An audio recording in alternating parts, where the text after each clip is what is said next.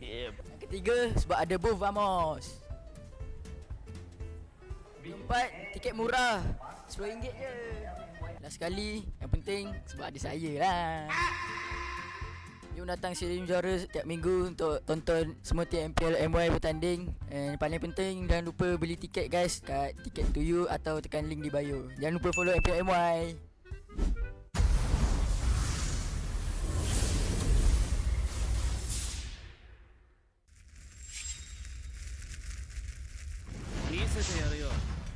Sharinganの本当の力をな。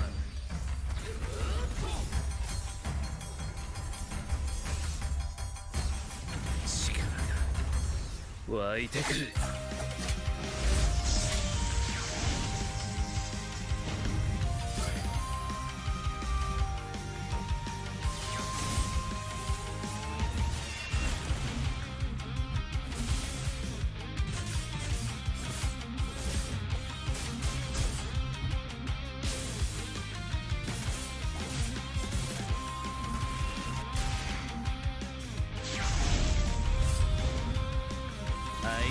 やかましいやつらだ。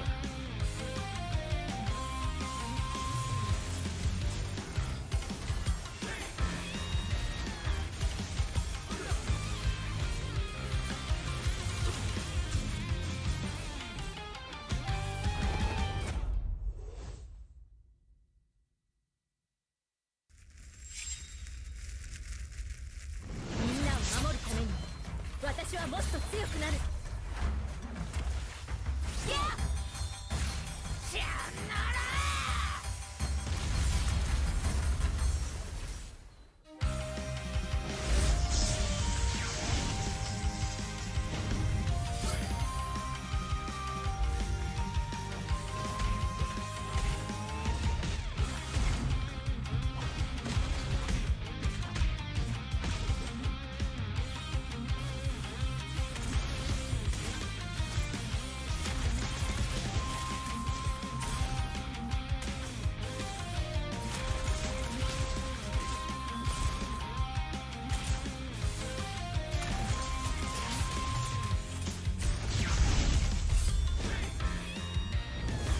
背中合わせでいくわよ。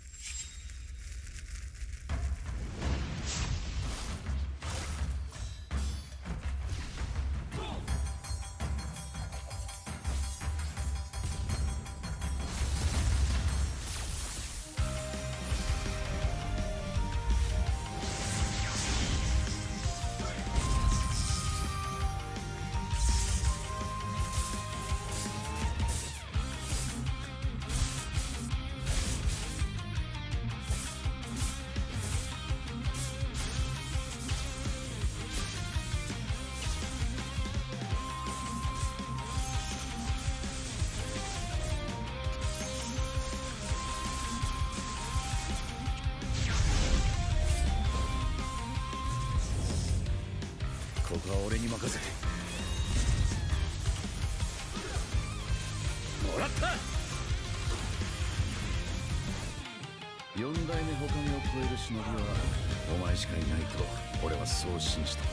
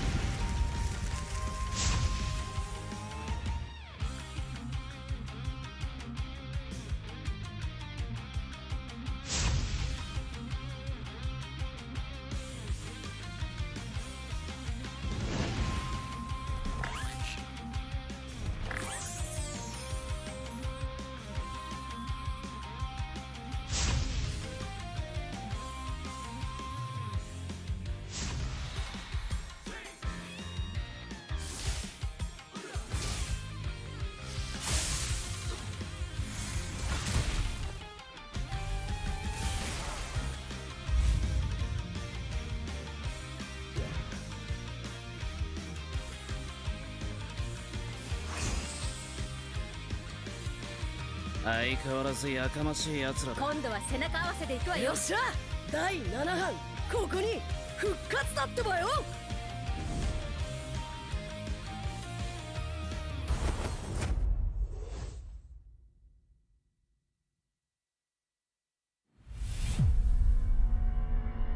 Trofi MPL Malaysia, dia adalah simbol untuk tunjuk kejayaan satu pasukan.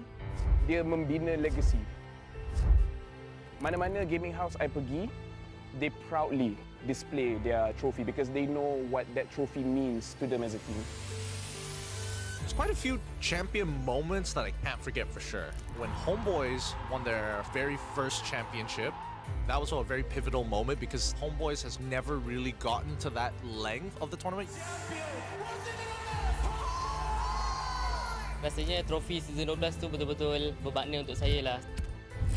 Last saya dapat trofi tu season 3. So saya tunggu lama lah untuk pegang trofi tu. Season 3 saya menang atas usaha yang kuat. So bila first kemenangan tu rasa macam tak percaya.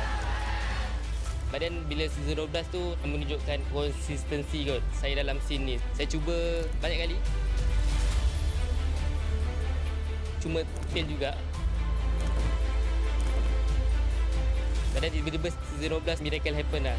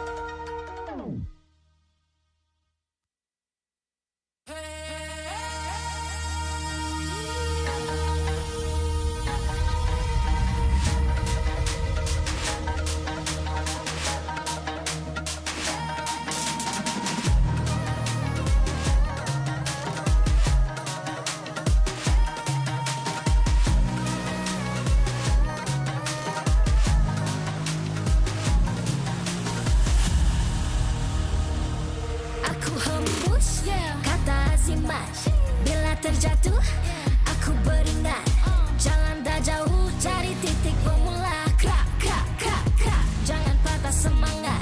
Semarak api bukan calon-calon, biar apa menghalang aku sambut datang. 1000 daya, 1000 alasan, harungi semua sampai di akhir garisan. Eo, eo. Kami tak senang mengalah, kami luar biasa. Semangat membara, harungi bersama. Langkahlah sama-sama langkah, bergema di kiri dan kanan. Tak berhenti marah ke hadapan, tak mengalah berdepan cabaran.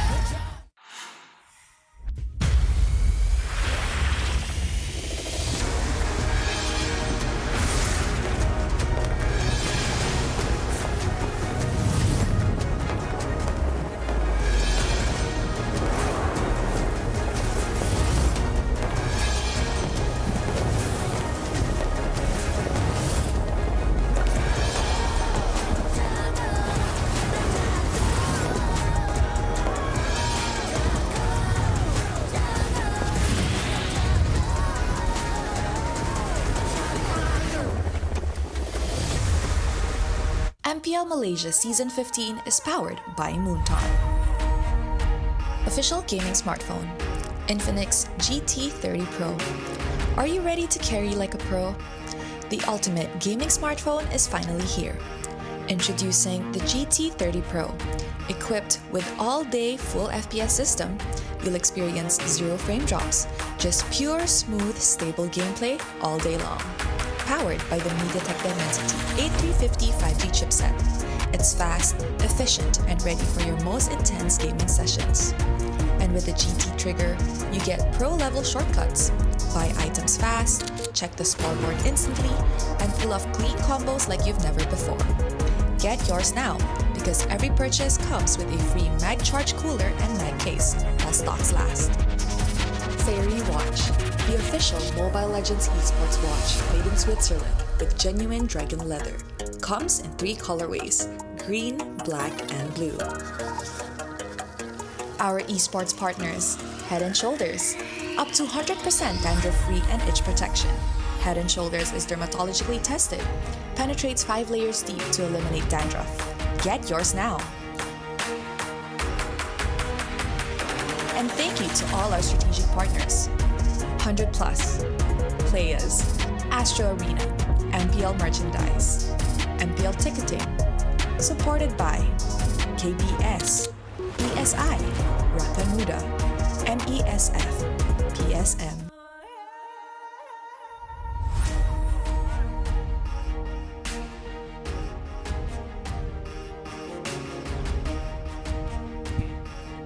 Selamat datang ke MPL hari kedua, minggu ke-6 di MPL MY season yang ke-15. Saya Rose, punya kawan, Poji nama saya. Dan sekarang kita semakin menghampiri ke penentuan yang terakhir, slot-slot penentu untuk ke playoff. Dan sekarang ni, kalau kita tengok sekarang, kebanyakannya dah pun tetap. Kita tengok ada Vamos, ada DX dan juga Toda untuk merebut slot yang terakhir ini. Hanya 2 sahaja lagi penentu. Dan semalam kita dapat tengok Aero berjaya mengekalkan tempat mereka dengan kemenangan 2-1 ke atas Monster Vicious. Dan hari ini kita akan tengok landscape tu akan berubah ke tidak bila pertemuan-pertemuan penentu antara JP dan juga DX hari ini. Jadi tanpa kita melengahkan masa, ayo kita tengok jadual perlawanan hari ini. Perlawanan yang pertama, DX Seoul menentang JP Niners. Jadi dekat dari sini, DX Seoul hanya perlukan 2 mata untuk mengesahkan slot ke playoff. Kekalahan hari ini akan menyebabkan mereka bergantung kepada keputusan pasukan lain. Sementara tu, JP Niners sekarang adalah mengelak kedudukan ke-9 dan rebut slot MPL daripada pasukan MAL. Perlawanan kedua antara tim Vamos menentang dengan Aero Esport. Aero dah pun musnahkan impian upper bracket Monster Vicious semalam. hari ini. Mampukah mereka tamatkan harapan Vamos dengan kemenangan 2-0? Kalau jadi, pintu ke playoff bagi Vamos hampir tertutup sepenuhnya. Perlawanan ketiga, HomeBois menentang Monster Vicious. Monster Vicious dah pun terlepas peluang ke upper bracket dan sekarang mereka tak punya apa-apa lagi untuk dipertahankan kecuali maruah dan juga momentum menjelang ke playoff. Menentang HomeBois, sebuah pasukan yang konsisten dan berpengalaman. Pengalaman ini bukan sekadar pemanas badan. Ini adalah ujian buat mereka. Itu dia barisan permainan dan juga pasukan yang akan bertanding pada hari ini. Di pentas kebanggaan kita, inilah yang kita saksikan detik-detik kebangkitan, kejatuhan dan kejayaan players. Jangan lupa untuk anda semua scan QR yang ada dekat bawah ni dan juga ambil kod yang telah kita sediakan untuk dapatkan pelbagai hadiah yang menarik. Dan tanpa kita melengahkan masa, pemain dah pun bersedia. Caster sudah pun bersedia juga untuk bercakap melaungkan semangat gegak gempita. Siapakah pemenang pada hari ini? Let's go to the caster.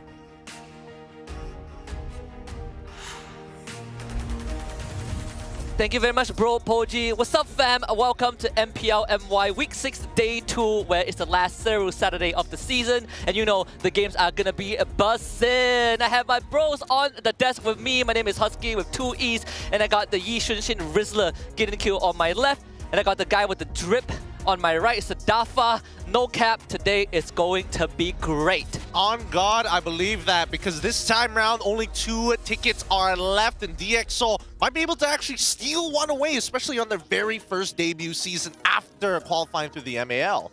Yep, I think there's a lot of interesting things to keep an eye out for. Even though we are in our final days of the regular season, doesn't mean that the matches are just worth skipping over, right? Even though many slots to the playoffs have already been locked in, there are still a couple of tickets open and many teams who want them. Yep, one of those teams is DxO, who needs 2 more points to lock in the 5th place in the playoff slot.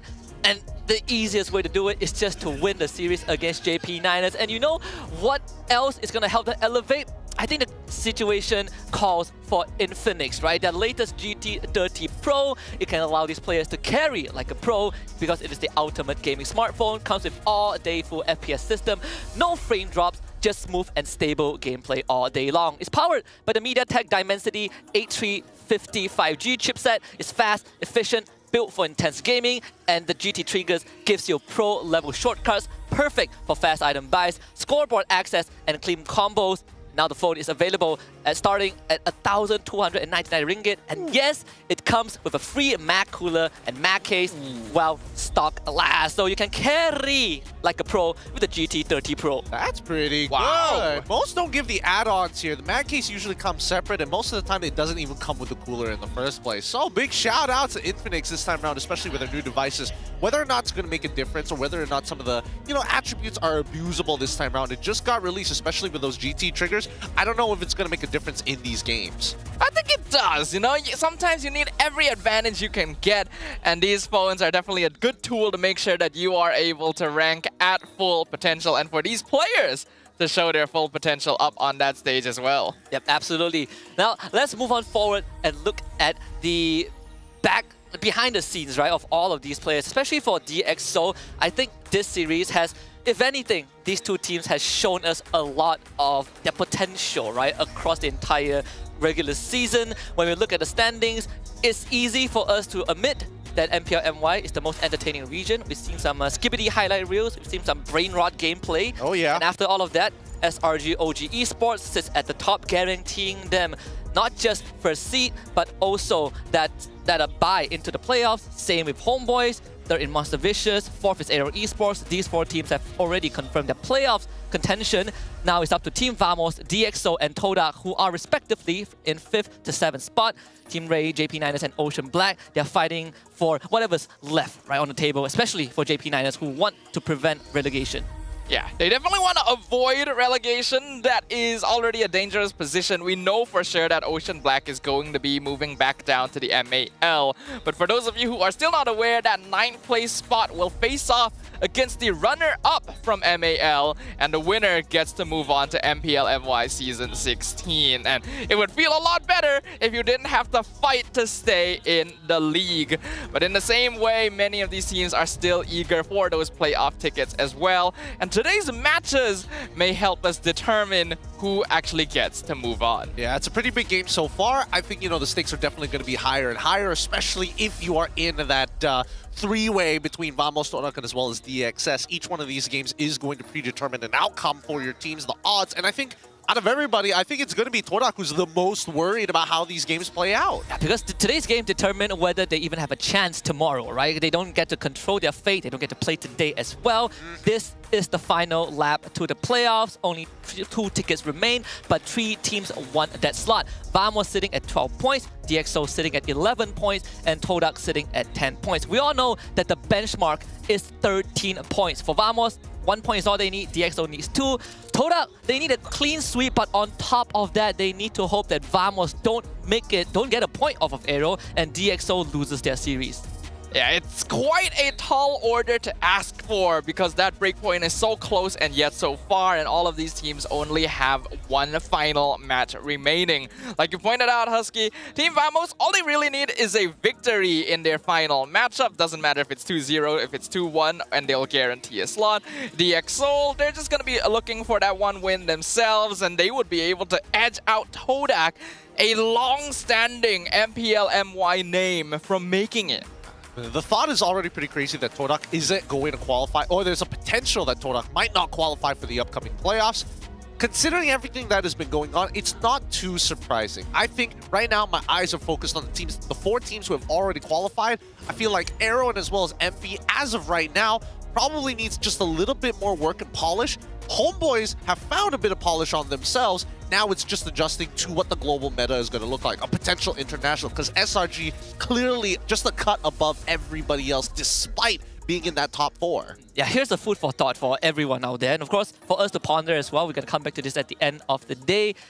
Is it fair to say that only the top 4 teams are true contenders amongst themselves, right? Will DxO and Vamos or Todak make that difference when we head to the playoffs? We'll hold that when we get to see the rest of the team plays. But right now, we need to talk about the team of the week, which is full SRG OG. Oh, yeah. Most are going to say that, oh, why so biased? What, aren't there other people or players who can actually fulfill these roles? You're absolutely correct, but SRG, what they showed us last week definitely puts them a cut above, a huge pedestal to actually try and catch up to. HomeBois made a pretty good attempt, got 2-0'd without much work needed to be done, and a play that didn't have too many holes. I mean, yes, they are trying to prepare for them, but SRG just really setting themselves above and beyond. Yeah, it just so happened that last week there were definitely some players who popped off as well, right? I think a lot of people made the argument that SkyZ should be up here since he did get 2 Savages, but there is just such a large gap. True, while SRG OG's gameplay didn't achieve the same impact as 2 Savages in 1 week, they cemented themselves as the true kings of the regular season and one of the most consistent lineups throughout multiple seasons of MPL Malaysia, and are simply a cut above the rest, which is why we awarded the full lineup team of the week. Including the coaching staffs. And I think a lot of people, they look at Savages, I understand, the pizzazz is there, right? It looks so fancy. 2 Savages in 1 week on a tournament setting, almost impossible to even imagine. But like you both have pointed out, SRG OG just shows their own kind of flair, right? They don't need fancy Savages. It's just clean gameplay. And SRG OG, they get to just chill until the end of the regular season. They have 1 more game tomorrow against Team Ray, but that is more for Team Ray to keep their pride. Yeah, I think coming back into this, right? Despite the Savages in all the plays and even SRG being a cut above, DxO and as well as JP is somewhat of an interesting matchup because now at this point, I'm curious what JP is going to go out with their lineup because DX, they picked up some very good players. And one of them is Stowm, and he's a player that comes from the Philippines, of course, one of the first few imports that we have that has popped off in MPL MY, right? Starting, I believe, with MPL PH with Brand Esports, but most of the time it was Phil that took that role in the mid lane. Then he moved to Omega in MPL PH Season 11, finishing 5th and 6th in the main lineup. Afterwards, joined RSG MY and gave us an amazing season with RSG MY, right? He was popping off, he was destroying everyone. And overall, the development as a player for Stowm has been great. From mid to roam, back to mid, and right now as one of the core leaders of DXS. He's played alongside some of the other imports that we see here in MPL MY, but I think most importantly, the fact is he has transitioned well to the Malaysian environment, not only inside of the game, but outside of the game as well. Yeah, but there definitely were roadblocks along the way as well, with Season 14 marking the lowest point for both Stowm and RSGMY, facing relegation for the very first time. Definitely not something you ever want to experience, and Stowm has definitely been able to regain that momentum by finding a new beginning with DX Seoul this season. And clearly, there is a renewed spirit. This is a team that is eager to gain the highest placement they can possibly find. And you look at his stats, the history of Stowm from Season 9 onwards, again, from Brand Esports, 7th to 8th place, but most of it was with Phil in the main roster. Season 10, Brand Esports finished 4th. 11, he joined Omega Esports, finishing 5th and 6th in the main lineup. And then comes to RSGMY, finishes 4th in his first season, 3rd in the second season, and then Season 14, like we all know, was the lowest point of RSGMY, you know, with Ripple, with Stowm, Loliao, they all had to go through that rough patch. And right now, he's back and he's joined by Rasi, Coach Steel, Backdoor, a very veteran coaching staff, and with a bunch of rookie players who are so good at their game.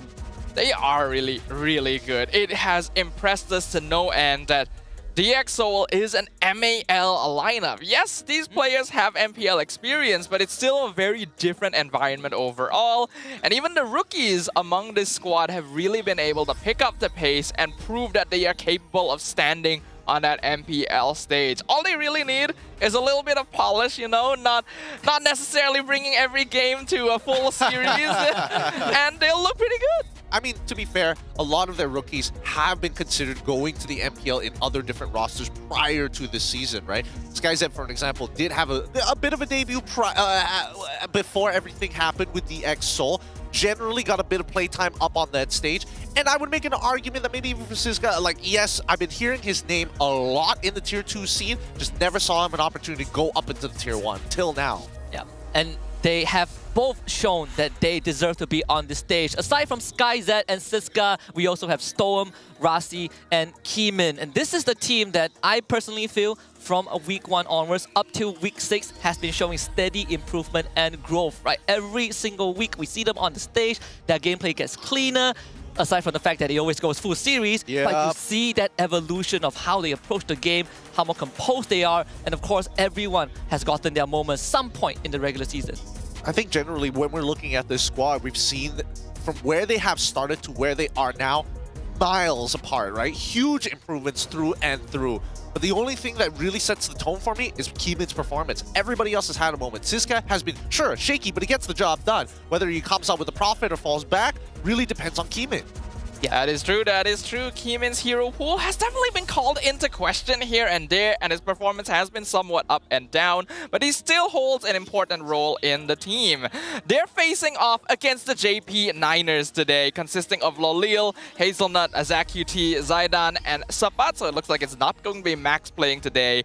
And I would argue that these two teams are polar opposites, because on this side we have multiple MPL veterans who simply have not been able to find their stride. Yeah, it's a very different dynamic, right? We've seen 3 different pairings of JP Niners. We've seen Warlord Max, Warlord Zidane, and now ZachQT and Zidane in arguably one of their most important match, right? They could stop DX Seoul from advancing to playoffs and give Todak a breathing chance. So we'll see if this JP Niners is going to fix the holes and plug whatever leaks that they have from last week. With that being said, the teams are ready to head onto the stage and go to the battle station. So without further ado, I think it is time to bring both teams onto the stage.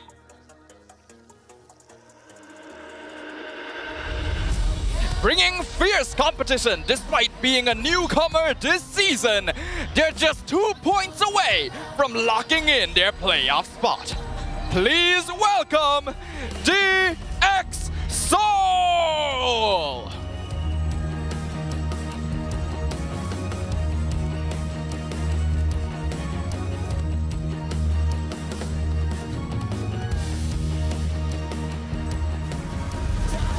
They may have missed the playoff cut this season, but the fight isn't over yet. They still have a chance to keep their slot and escape 9th place. Please welcome the Warriors from Negeri Sembilan, JP Niners!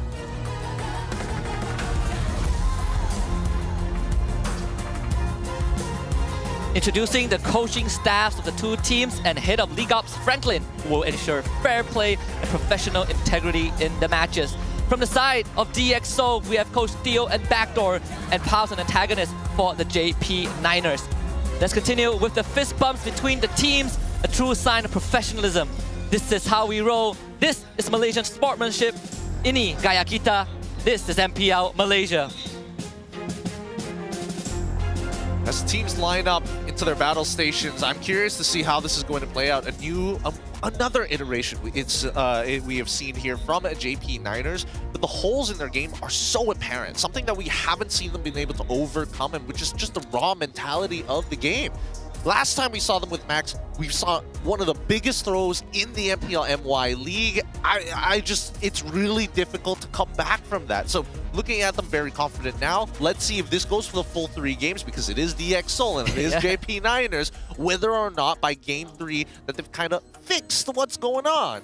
Yeah, there's definitely things that need to be fixed on both sides, but I think going into this game, DxO does feel more like the favorites, a team that feels a little more consistent, has a bit more faith in each of their players, and overall has the team synergy necessary to close out a games. I feel like that communication has been sorely lacking from the side of JP Niners, where oftentimes games seem to proceed with each player trying to make something happen on their own and having very loose connections that end up with big gaps in their gameplay. I agree. I think when we saw them in week 4, the main problem was the mid trio, right? It was very uncoordinated. It really felt like they were not getting the priority that they need for the draft that they got.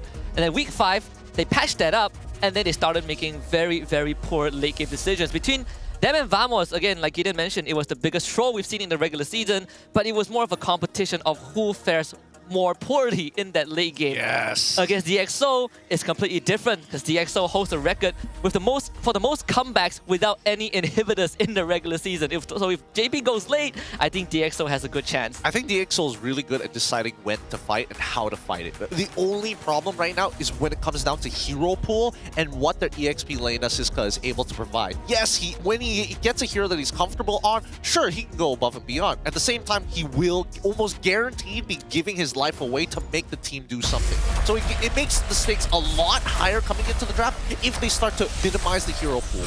Let's see what DxO has cooked up for us this time, because I really want to see a side of DxO where they can close this out 2-0, right? At least end on a clean sweep for once in the regular season.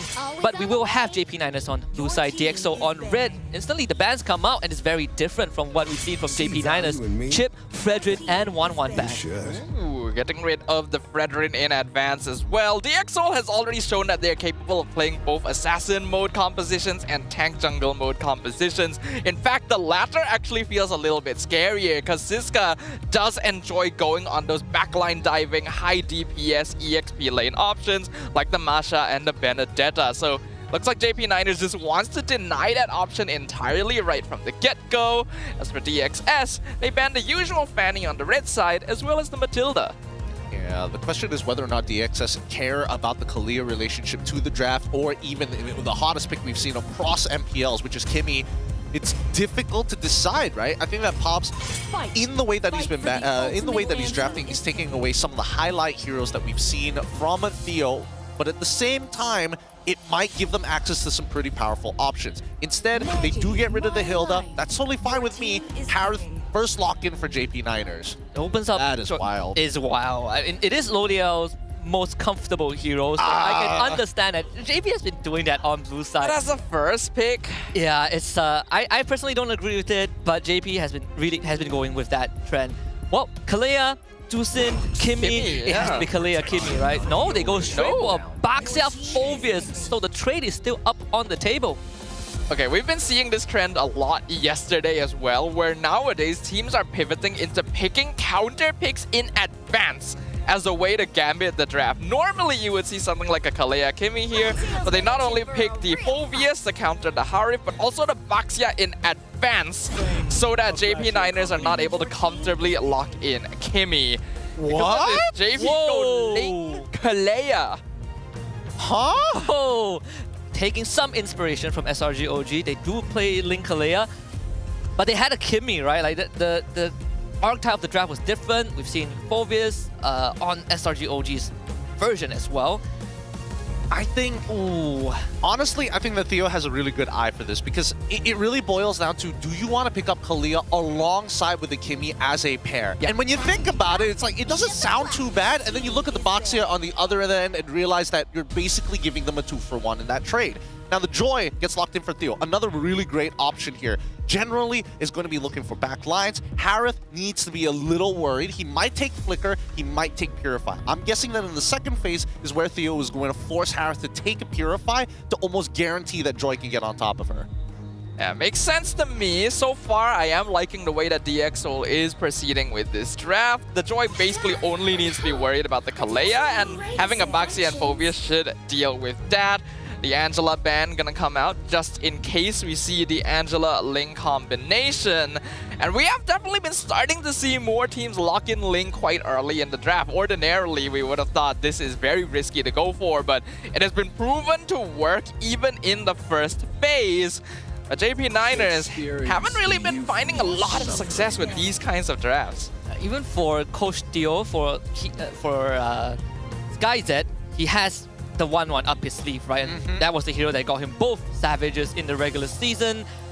So I think for DXS, they're not too worried about that gold lane pool being banned out. In fact, they are continuing to eliminate utility that hampers Zidane and Loliao in the long run. Yeah, if they are, they're going to get rid of Moskov alongside it for decided JP. DXS decide to get rid of Badang. Not a bad option overall, really just making sure that Siska doesn't have the good matchups. Now, the big problem here is whether or not JP is going to figure it out, right? If JP decides to lock in their glue early on, they have to take away the counter pick alongside it. If not, it's going to be a dead matchup there, and DXS knows that they can put them in that position.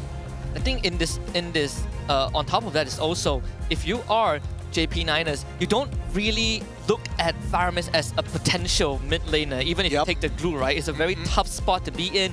DXS, they can just pick Skies as hero 4th and then see what JP Niners want for the last 2 picks. Oh, here we go. I'm expecting the Moscow ban from the side of JP Niners. No, instead they get rid of the Lo Yi. So they still want it on the table. I would say that DXS most probably is going to pick it up for themselves at this point. And it's not a bad trade, right? Because if the Lo Yi was let through, then it's a completely separate problem that they have to figure out entirely for the side of JP Niners. Yeah, normally you would want to be the one in control of global presence when you have a hero like Ling on your side, so Lo Yi denies a lot of that. And JP Niners probably just don't want to have to deal with it, especially since Kalea is not actually very good at opening up the map against Aloyi as well. So just removing that from the pool feels a lot more comfortable. As expected, the Moskov is going to get locked in for DxSoul. And now JP gonna need to consider how to close out their draft. The Drusin is still up on the table too, right? We've seen Vexana being picked up by DXS, like Stowm loves that hero every now and then. It's also what got them, I think, their win against, was it Vamos? It was, yeah, there was one crazy game. Either way, I think JP are caught in a very rough spot. They need to fill in that XP lane, but they also need to get a mid laner that has priority to work with this Kalea. Yeah, I mean, no matter what, it feels like JP is held in a hostage situation, right? No matter what, it's going to be a bad time, right? You get an artillery mage, Joy's going to get on top of you. There's a chance for Moskov SOD to also not only cancel you, but also mark you in the back line, right? If you choose glue, the counter matchup is going to get locked in straight away. So they go for the Swiss Army knife on top of the Farsa. Farsa, they needed the damage anyways. I think that Edith is a good way to kind of hold back what DXS is trying to provide. Yes, the Boxia could potentially gank, but a Valentina pick instead for DXS. Is there really no other mages that could have fit their build? I guess not. That way you can at least steal the Tsunami Slam. That's pretty much it. I mean, there are some Primal Wrap can be stolen. Fettered Airstrike would be the most obvious one, I think. Tsunami Slam is good as well.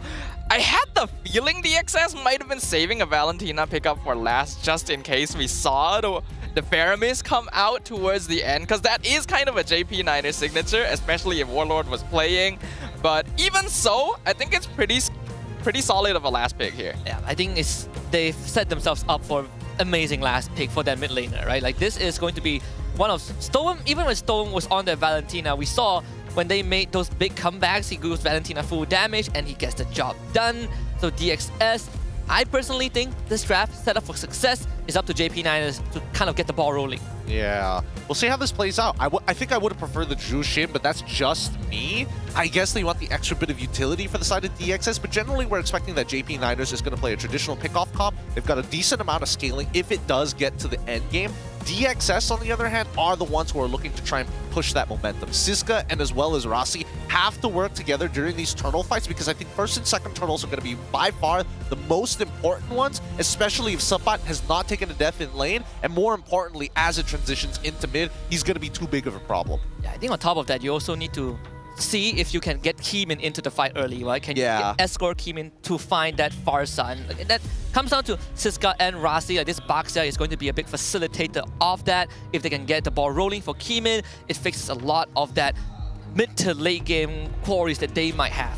Yeah, but I am a little bit worried about the early game for DXS. I feel like that is the point where, as Gideon pointed out, things are going to be the most tricky because there is a good amount of early game presence and catch in the form of Kalea, Edith, and then the Farsa combo coming out of JP that they could use the snowball and create space for this Ling and Harif. In comparison, it'll look a lot more comfortable for the EXO once they get to the mid game, and if Baxia and Phoveus can hold the early game long enough, then they shouldn't have to worry too much about late game scaling. I think the 2 points that we have to look at is Turtle 1 and Turtle 3, assuming that teams are going to be fighting for Turtle 3, right? Turtle 1, we can see that, yes, sometimes Link might not have the space, and they just decide to back off. We're going to go jump back into the game, but this is to keep in mind, right? First Turtle, if JP9ers decide to give it up, that's actually okay, because the level 4s are kind of on both sides. It really depends on the execution. If they don't want to risk it and get Zidane ahead, that's also a good decision to make. But Turtle 3 is one that you have to contest for. All right, makes a lot of sense to me, but we're now in the Land of Dawn for our very first game of Week 6, Day 2, and a very unfortunate timing there as Stowm is getting beaten up in the mid lane. Yeah, he will get the full wave, but might be forced to instantly recall after that. Well, at least it happens at the start of the game. We're going to get it checked out. In fact, I think it's called by the Niners. Oh, it's called by Zidane, actually. Zidane going to make the call early on here. Pretty decent. That means Stowm was just eating the shots for eating the shots. Yeah, it's a type 1 pause, so shouldn't take too long. We just have to make sure that he gets to perform as optimal, right? Again, he's on a Link. Cannot miss any beat. Yeah, you really can't. You slow down on your jungle farm and it packs you like 5 minutes later in the line, or like at least, well, usually within the next like 1 or 2 minutes, because then you can see that your jungle cycle is slower.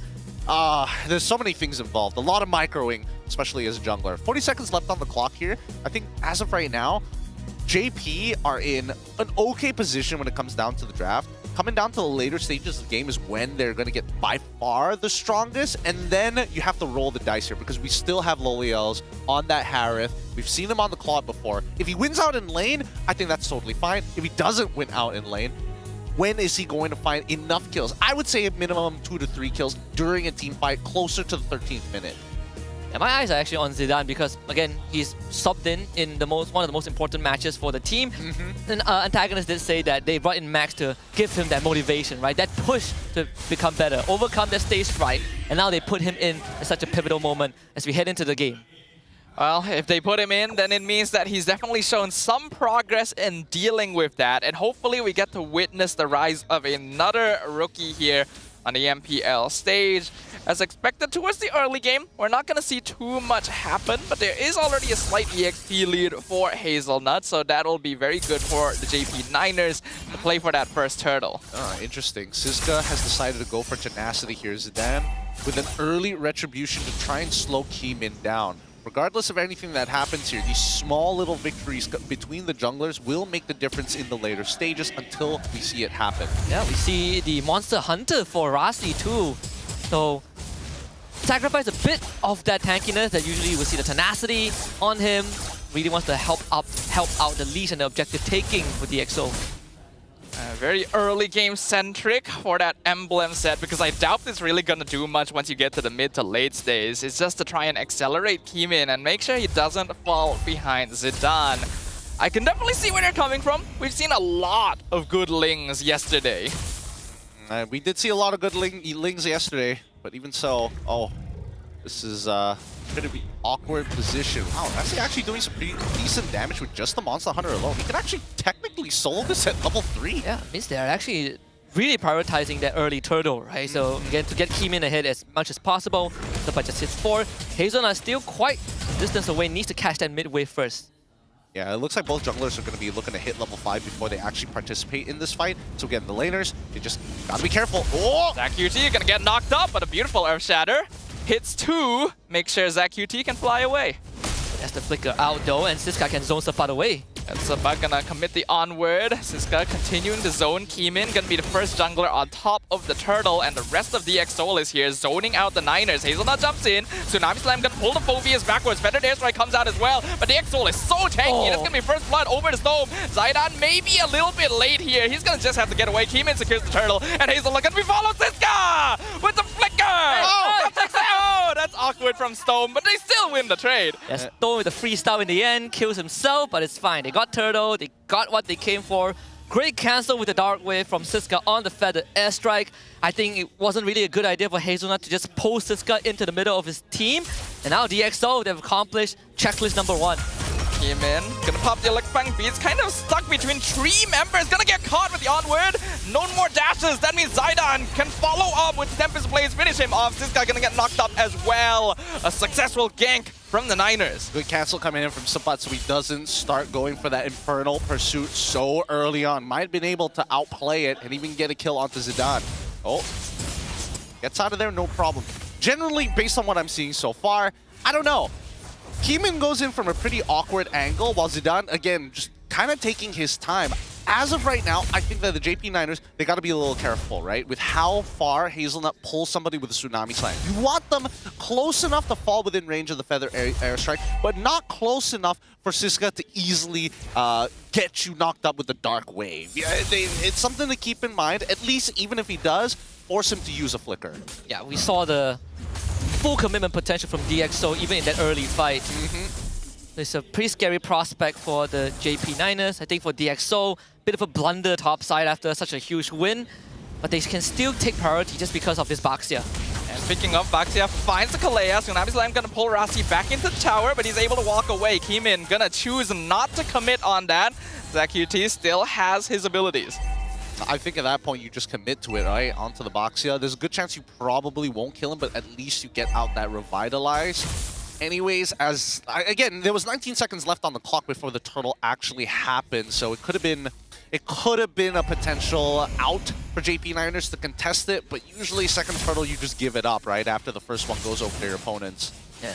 Now with Zach being forced away too, Hazelnut doesn't have to ult, so Stowm with the Primal Wrath in hand should be able to secure this. Earth Shatter knocks out Rasi. Loliel is here to start the fight. Revitalize comes out. Feather Dare Strike as well. Keemin secures the turtle away. Meanwhile, Stowm chasing ZachQT down in backline. Zidane already committing Tempest Blaze. Gonna return fire. Siska and Rasi fall to Primal Wrath. It's a double kill for Sabbat. And now Stowm in trouble. You're not gonna survive a 4-man rotation. JP Niners come out on top. Really good fight for the JP Niners. They really took their time with it. They don't mind sacrificing that turtle, and it all worked out in the end. Even ZachQT forcing the retribution out of Keemin gets him out of the way, and Skyzed unfortunately doesn't get to participate in the fight as often compared to Lolios, who just pushed out the lane, walked up. Skyzed through the SOD, didn't connect, and then got there late. And I think JP Niners, they just waited out the initial burst of damage from DxO. The counter engage was great, right? They covered distance with Zidane.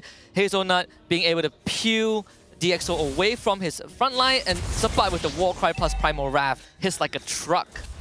Sabbat doing a big chunk of the damage in that previous fight. It would have still been more ideal if they gave kills to Loliel instead, but it's still not bad at all. Hazelnut gonna find Skyzed in the bush, not gonna commit the Tsunami Slam because Rasi is here, gonna collide with the Kalea, forces the Flicker out, and Stowm not quite able to catch. I'm pretty sure that Hazelnut had no idea he was in the bush in the first place. That was just a lucky clip. Even a Conceal was forced out. Not sure if DxO spotted that. And could relay the info for the next 90 seconds. There won't be any concealed plays from JP9ers. Rasi will start taking that bush control away from Hazelnut, which will give DxO some more space to play with, but probably might consider prepping for the top wave. They have lost the tier 1, but the third turtle is spawning there. So far, he's going to get his flicker back in about 3 seconds. Getting into an engagement now probably isn't worth their time. They're probably going to just play around the neutral objective again.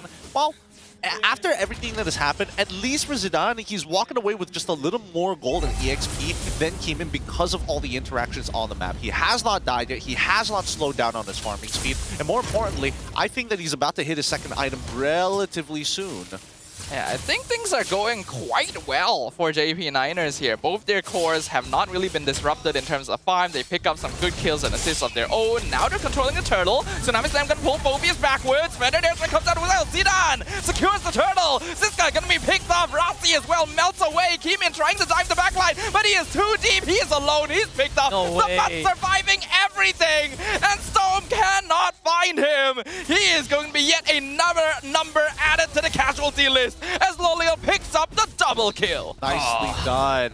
Very nicely done by the JP9ers. Again, getting Lolios involved in these fights is such a crucial part. And unfortunately for Skyzet, the most that they got was a T1, but wasn't able to land the SOD to get involved. Yeah, and now DxO needs to change how they approach these fights. They need to start understanding that Niners just have a lot more damage before Skyzet can actively participate in these fights. Keemin now needs time for his items, because if that Electrifying Beast doesn't get a kill, Niners is going to overpower them. Yeah, that 20% nerf really making the difference here so far. Not seeing the big one-shots from Keemin just yet. That's even before the Holy Crystal. Seeing just a little bit. 60 seconds until the very first Lord comes up, and so far JP9ers have a solid lead over DxO. A 2.9k about to turn 3k, and these fights have not been as even as I would imagine it. It's pretty lopsided one way or the other. You would have expected that DxO would be a little bit more capable of taking these direct team fights, but JP9ers do look a lot more coordinated than we gave them credit for going into this final week. The question is whether or not they can close it out, because they have been in this position before.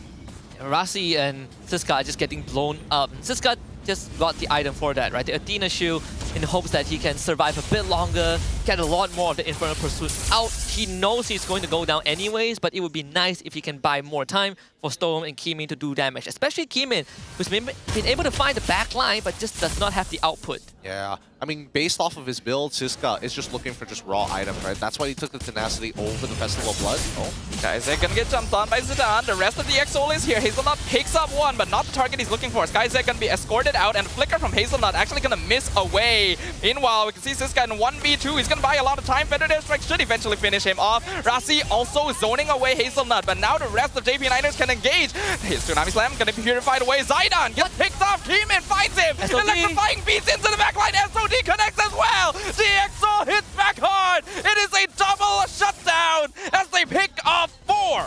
Oh, the Trinity out for Skyzet off of that. Loliao, Zidane, Sabat, all giving away big shutdown goals to DxO. Look at that goal swing. 3,000 evaporated in a matter of seconds. DxO can easily take this first Lord. Yep, and they will start rushing it. ZachQT is nearby. I don't know if they noticed him. Oh. I think that was a bit early. He revealed himself before the Feathered Airstrike, and now he actually trades for Stowm. But they do get the killing spree and the Lord in the end. Pretty funny, though. He did end up losing his flicker. Was it necessary? No. But does this buy a little bit of time? I guess. I mean, the Lord Wave isn't going to spawn until 11 minutes. At this point, they're just going to be big and chill. Going to have to wait. Death timers aren't too long as well. Yeah. I think ZachQT actually did DxO a favor, right? Delaying the Lord spawn. Could have gotten the Lord out instantly and maybe dealt with it. Now Skyzet is even going to freeze that wave. Yeah, they send something a little bit off, and that is good. Sabat and Hazelnut are actually both waiting in that mid bush for someone to show themselves. Lolil even trying to bait with it. But DxO took a good fight by delaying things. Let's see if they can repeat that success, because now they're baiting out the Zaman Force even. Oh, that's actually not too bad. I think that Loliels was trying to push his limits a little, trying to bait out. He dashes forward. DxO noticed that this is a potential mistake. If they walk forward even slightly, he gets the auto attack, and that's why he drops the Zaman Force to be able to disengage. Even so, Lord still knocking at their door. How does Keeman get into these fights? He just has to wait, basically. It's all about timing. He's waiting for resources to be utilized. The Lord will break the tier 2. Stowm pops the Primal Wrath. Not really gonna achieve much with it, but they also get the tier 1 mid. Well, it hurts. It actually hurts so much. Skyzet completing his Rose Gold media in the process as well, so giving him a bit more of that survivability against all these magical bursts from JP9ers. And Skyzet so far this entire game, despite missing his SOD in the earlier fights, he has been doing a lot of work, right? He's been setting up side waves. He's been the one that's taking out the tier 1, both the side lanes. And now he's hitting his item spikes and even a level ahead of Loliel. Yeah, so far it's pretty good. I think the marksmans generally just want to avoid each other in an honest 1v1. They want to do so much more by chunking out the rest of the team members. Loliel doesn't mind the 1v1 against Skyzet, but even so, he's got to wait for the Despair to come out. 60 seconds left on the next turtle, 12-8, a 3.2k for DXO off of that fight. And at the same time, it's anybody's game, right? Target priority is going to be key for Zach QT because it's not only Stowm that he has to be worried about. If he can get access to Skyzet, that would be ideal. Siska has kind of been of a non-issue at this point of time, especially if Zidane gets involved. But again, it's a scenario where DXO need to make certain things fall into place. Take the T2s, get Rasi to kind of get into that backline, or at the very least, threaten the position of Loliel's and Zach QT. For the Niners, it's up to Zidane to really split that map pressure. Playing side lanes as the lane, making sure that he gets the purple buff whenever possible. But DXO's Stowm has reached a point where Primal Wrath on him gives him double value in what Sepat gets, right? He's building full damage, you know, Stallium's Sight, Glowing Wand, Wishing Lantern, probably Blood Wings or Divine Glaive next. His Primal Wrath is going to eat up Loliel and Zidane alive. Oh yeah, they're going to start chomping them real soon. And so, we'll see whether or not how much value he's really going to get from this, right? He is running in pure rage. He didn't bother going for the Warcry in this particular scenario. He understands that it is a bit of a push and pull, and there's also a scenario where he just steals the Feathered Airstrike outright. Yeah, Skyzet, he's not worried at all about the Ling jumping onto him. He's going for Malefic Gun next. So it's all magic defense. As long as he survives Loliel and Zach QT, Zidane should be a very easy problem to solve. Rasi trying to start a fight, gonna roll in, hit Sepat, pops to revitalize, counter Zaman Force, will still end up falling to the Feathered Airstrike. Keeman looking for Zach QT, not able to connect. Oh, now no. this guy's been burned away, and a Tsunami Slam picks up Keeman. It's a shutdown, double kill for Loliel. DXO make a blunder. And Stowm, you really should not be here. Huge blunder from Rasi. Probably underestimated the amount of true damage Loliel dealt. He just blew up this box, which innately has damage reduction on his passive and his ultimate. So this Lord for JP9ers turns around another 3k goal in their favor. DXO experienced what JP9ers went through a couple minutes earlier, losing whatever lead that they've gotten. Oh, the back and forth. Both teams equally matched at this point. I mean, they understand what the assignment is supposed to be. But I think that DXO, if they're going to make a call together, they have to make it together. They can't be trickling in one by one, because that's exactly what this pickoff composition from JP9ers wants you to do. They want to tapper them out. They want to split apart the fight. And right now, the Lord going to be crashing in. The mid inhibitor will fall soon. Primal Wrap by Stowm. Baited out as well. The flicker inwards. Siska finishes him off, but Sepat also going to be jumped on. Stowm going to be picked off by Zidane with Tempest Blaze inside the base. He's going to go for the backline. Rasi loses immortality, but Loliel is finished off by Keeman. And Skyzet gets the double kill himself. He's punishing Zidane for pushing too deep. He's going forward more. It's a triple for Skyzet. My man's come online. He is free hitting the entire fight. Siska and Keeman, they finally accomplished what we want them to accomplish. Hazelnut. They want Hazel too. Almost goes down. We spent the draft saying that if Siska or Rasi can facilitate Keeman's dive to the backline, it's going to be great. And they did exactly that. Keeman diving on Siska first of all, finding Zach QT, and Keeman running down Loliel. Well, Skyzet clears out the Lord and the rest of JP9ers. I mean, these long-range missiles are finding their targets. The guides are getting their marks, and JP9ers, again, it's a game of not only scaling, but also having a collective team fight that is close enough to get maximum value, but not far enough that Zidane has to literally run around the world to make it happen. DXO, Keeman is in a very good position, looking to be able to one-shot that backline. I'm curious about the situational items from both sides. Do we have to go to a level where we stoop down to Winter Crowns? Or are we just going to just double down on the damage? Because it looks like, at least for Zach QT, he's not even thinking about the tanks. He's thinking about blowing up that backline as soon as possible. Bloodwings on top of having a lightning truncheon. Yeah, and so that means that he has plenty of burst damage, which in this case is going to be more than enough. We see that Winds of Nature finally out from SkyZ. But Stowm also going for a lightning truncheon himself.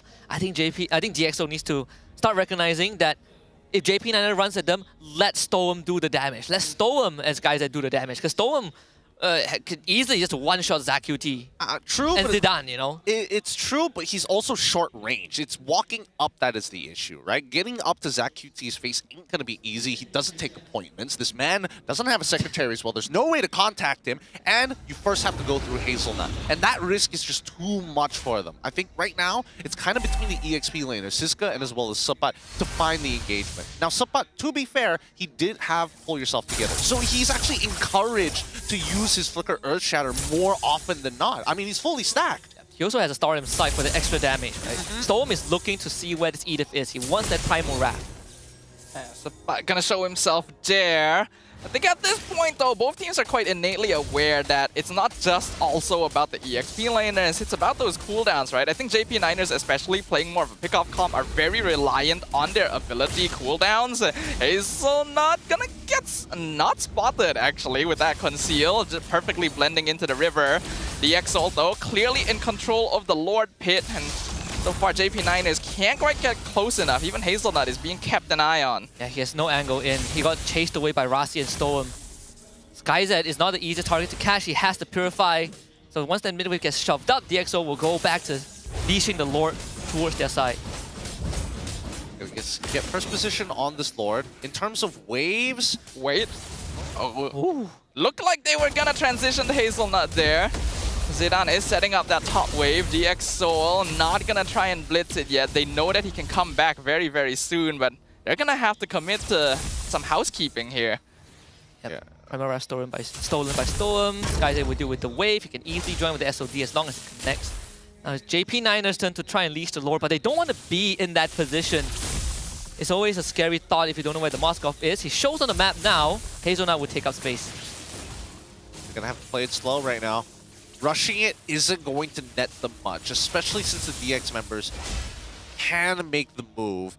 I think, both sides are utilizing the Lord the same way. They don't actually want the Lord. They're actually looking to fight more than, look for a pick-off for the side of JP9ers. DxO looking for a full-on fight. They're missing a mid inhibitor already, but controlling the mid lane is pretty easy. SkyZ is too scared to go by himself. Oh wait, Rasi gonna eat a lot of damage, but Summon Force has come out, and Rasi hasn't been forced to use Revitalize yet. So DxO feel a little more comfortable now. Siska gonna be zoning up Zapat, concealed from Hazelnut. He's looking for a chance, ideally SkyZ, but he's just dashed over. SOD connects with Lalil, pushes him against the wall. Meanwhile, the rest of DxO is stopping JP9ers. It's unstoppable for SkyZ. They pop the immortality. Hazelnut falls as well. ZachQT and Zidane, the only ones left. They're gonna have to make a hasty retreat. Hazelnut tunnel vision. He wanted to zone out the backline, but he forgot that SkyZ can reposition, and DxO, Rasi surviving through all of that. Lolia didn't have the resource to fight. DxO jump and pull the trigger and win out that fight. Now this Lord could be the potential game ender. I think it might just be here. I'm looking at wave clear. So far, wave clear is okay for the side of JP9ers. I think that DxO, do they have a better wave clear? It's roughly about the same. I don't think it's easy for the junglers to get involved. Siska will find another inhibitor. Unfortunately unable to defend his own inhibitor, but the Lord just spawns, and at this point, unless they are looking for an endgame scenario, which isn't easy to find, who does Zidane target at this point? SkyZ has been showing how elusive he is. Even Hazelnut walks halfway across the world to try and get onto SkyZ. That SOD reposition won them the fight. Yeah. He also cannot get Stowm, right? Stowm Purify's coming back up in less than 20 seconds. Has to Terrify. If he gets Primal Wrath, which he does, JP9 really doesn't really have a way to walk up to the course. Here, conceal from Hazelnut. I don't really know if he has a great target though. SkyZ still has Purify, and he's just gonna zone himself out. Lord gonna finally take down the inhibitor. Zaman Force can be used as well. JP9ers all collapse. Earth Shatter finds Rasi. But look at the DxO. They're already running down the backline, and SkyZ's focusing the Crystal. Hazel! He doesn't care about anyone in that fight. He's got his eyes on the prize, boys. That is DX Soul taking game number 1. They're still focused. They've been making some good decisions overall. But let's see whether they can close this out in game number 2, right? They do well in game number 1. Sometimes they don't do well in the follow-up game. Yeah, and this is why Innocent puts Skyzet in S tier. Not just because of the 2 Savages, but also because of another flawless game by this Moskov. His team was making some weird decisions, you know, trading back and forth, you know, giving goal lead away. But if there's one person who was consistent the entire game, it was Skyzet. Yep, he held his own pretty well, especially in the lane against Loliel's on top of it. He has a good matchup there. Well, somewhat of a good match and an even matchup against the Harem. So well done once again for DX Soul. JP Niners, they were pushing back. They were putting some good resistance, right? Trying to split up the map, to trying to keep them spread apart and then look for these types of team fights. But a call needed to be made. Like, Sapat had to throw himself at some point if he finds a valuable target. I feel like that was the concern that I was having towards that mid-game position, right? When JP Niners had the lead, had the map control, I was thinking, okay, this is not unusual, actually. They've been in this position before, and they have thrown these leads in the past. And I was worried about whether or not they would be able to reliably hold on to it. And literally right after I expressed that, they lost the next fight, and DX Soul started making their way back into the game. I agree with you guys. Calls needed to be cleaner, needed to be quicker, because DX Soul were the ones initiating a lot of the time. Which is pretty weird, because I feel like if you're DXO, you really don't want to be throwing your body at JP Niners, right? Yeah. There's this expression where JP Niners is maybe not used to winning, not used to having the lead. They're playing to not lose rather than to win. You know who's playing to win? Skyzet. Moskov, clean game, completely untouched, defended the base all on his own, finds Loliel all on his own, escapes every possible gang. This guy is definitely the up and coming. He literally is the team fight confirmer. If he lands on SOD, everybody jump in, let's brawl it out, because he's got a position to play for. Overall, we've seen him play time and time again. Yes, he is the most consistent out of all of the members, but his laning phase is what's making him so deadly, right? Nobody has really punished him per se in lane, even when they start calling for help towards his side of the map. If he gets his hero picks, that can clear out waves and kind of play passive generally, you'll see a good time from this man. Not to mention that Moskov as a hero is uniquely well designed to handle pick-off compositions. This is a marksman hero that is quite capable of protecting himself, has tools to get in and out of fights, as well as the counter-attack with the stun, and also punish over-aggressive positioning by landing that SOD onto important targets in the backline. Since Hazelnut and Sapat are oftentimes going to be in front looking to catch people, there's really no one protecting Loliel. Yeah, you look at the item builds from JP Niners specifically, right? They are built to win as hard as they can and snowball that lead, but the playstyle that they show was the complete opposite, right? Starlim's side wasn't really utilized much by Sapat at one point. This fleeting time from Hazelnut loses value because he couldn't get those ball rolling. Whereas for DXO, they decided to fight fire with fire. Stowm was like, I'm not going to care what you build. I go full damage and I convert my goal into actual value. I mean, I'm looking at Hazelnut and he already has the fleeting time. I think he should have instantly paired himself alongside Loliel's to just look for picks. You can kill the front line no problem as long as the Salmon Force is available. You have Zach QT as well. And you can see the 3 of them should be hitting the same targets over and over and over again. Rossi was being disrespectful. Stowm positioned pretty well overall. Even Siska was getting a little nervous, so somebody had to open up the map and Rossi was like, okay, it's me. And I think that should have been Hazelnut's cue, right? Like, yeah. They know they have the damage to at least force something out of Rossi. All he need was to just give him a big hug, bring him back into range for Zach QT and Loliel to do the cleanup job. But one teamfight loss at the Lord Pit, I think, really shook JP Niners up. Hazelnut started to look for the backline, but that's not what he needs to do. I think JP Niners started the tunnel vision a little bit the later into the game we got, and the more losses they were starting to take, where it's just like, we have to find a tick-off. That's what our comp is designed for. We have the position to find something. But in the first place, Hazel isn't really going to be able to safely open the map against a hero like the Baxia. That's why the DXO were so comfortable locking it in so early. Rossi was basically forming this invisible line at the river that prevented JP Niners from ever moving forward without their entire team together. And because of that, despite Zaidan's best efforts to try and keep the split push going, they needed too much manpower to actually do anything on the map. I would say that for the last Lord fight, the positioning of JP9ers, especially for Hazelnut, they realized there are too many angles that need to be covered, right? Yeah. Hazelnut was coming in from the top quadrant of the map through the river, gets is concealed, blown by Rasi and Stowm, falls back and never found a way back in to establish proper standing. They took the bush for a while, but once DxO regroups, Hazelnut gets forced away. Nothing much they could have really done there, unless they were just like the ones constantly initiating, right? Just walk up, start snowballing straight off the bat, pick somebody up, blow them up, rinse and repeat every single time. It's tough, and we saw how close this game actually got, 17-16 in 21 minutes. Rich Guy obviously going this guy Zed. Stowm actually takes the carry for the most amount of damage, and Rasi best windbang on top of the sandbag. 15 out of 16 total kills that he's involved in. Definitely doing all the work, fast rotation, great priority, and the Monster Hunter actually working out even in those late Lord takes. Yeah, I think one of the few things that we need to take into consideration is how Baxia is inadvertently making this meta a lot difficult to really difficult to play for anybody who wants to look for like just raw sustain, or better yet, it makes mages who don't need glowing wand first item more viable. It's actually surprising how long it's taken for Baxia to gain relevancy back in the meta again, considering how long sustain has been the main thing with all these Hildas and Gatots and Hyloses running around with Revitalize. Baxia finally gets a chance to show why he was the anti-heal hero in the first place. This game still ended up being fairly back and forth, with JP initially having that 3k lead and then throwing it all away after a singular fight. Yet, they weren't completely out of it because the net worth still evened up towards the later stages around the 15-minute mark.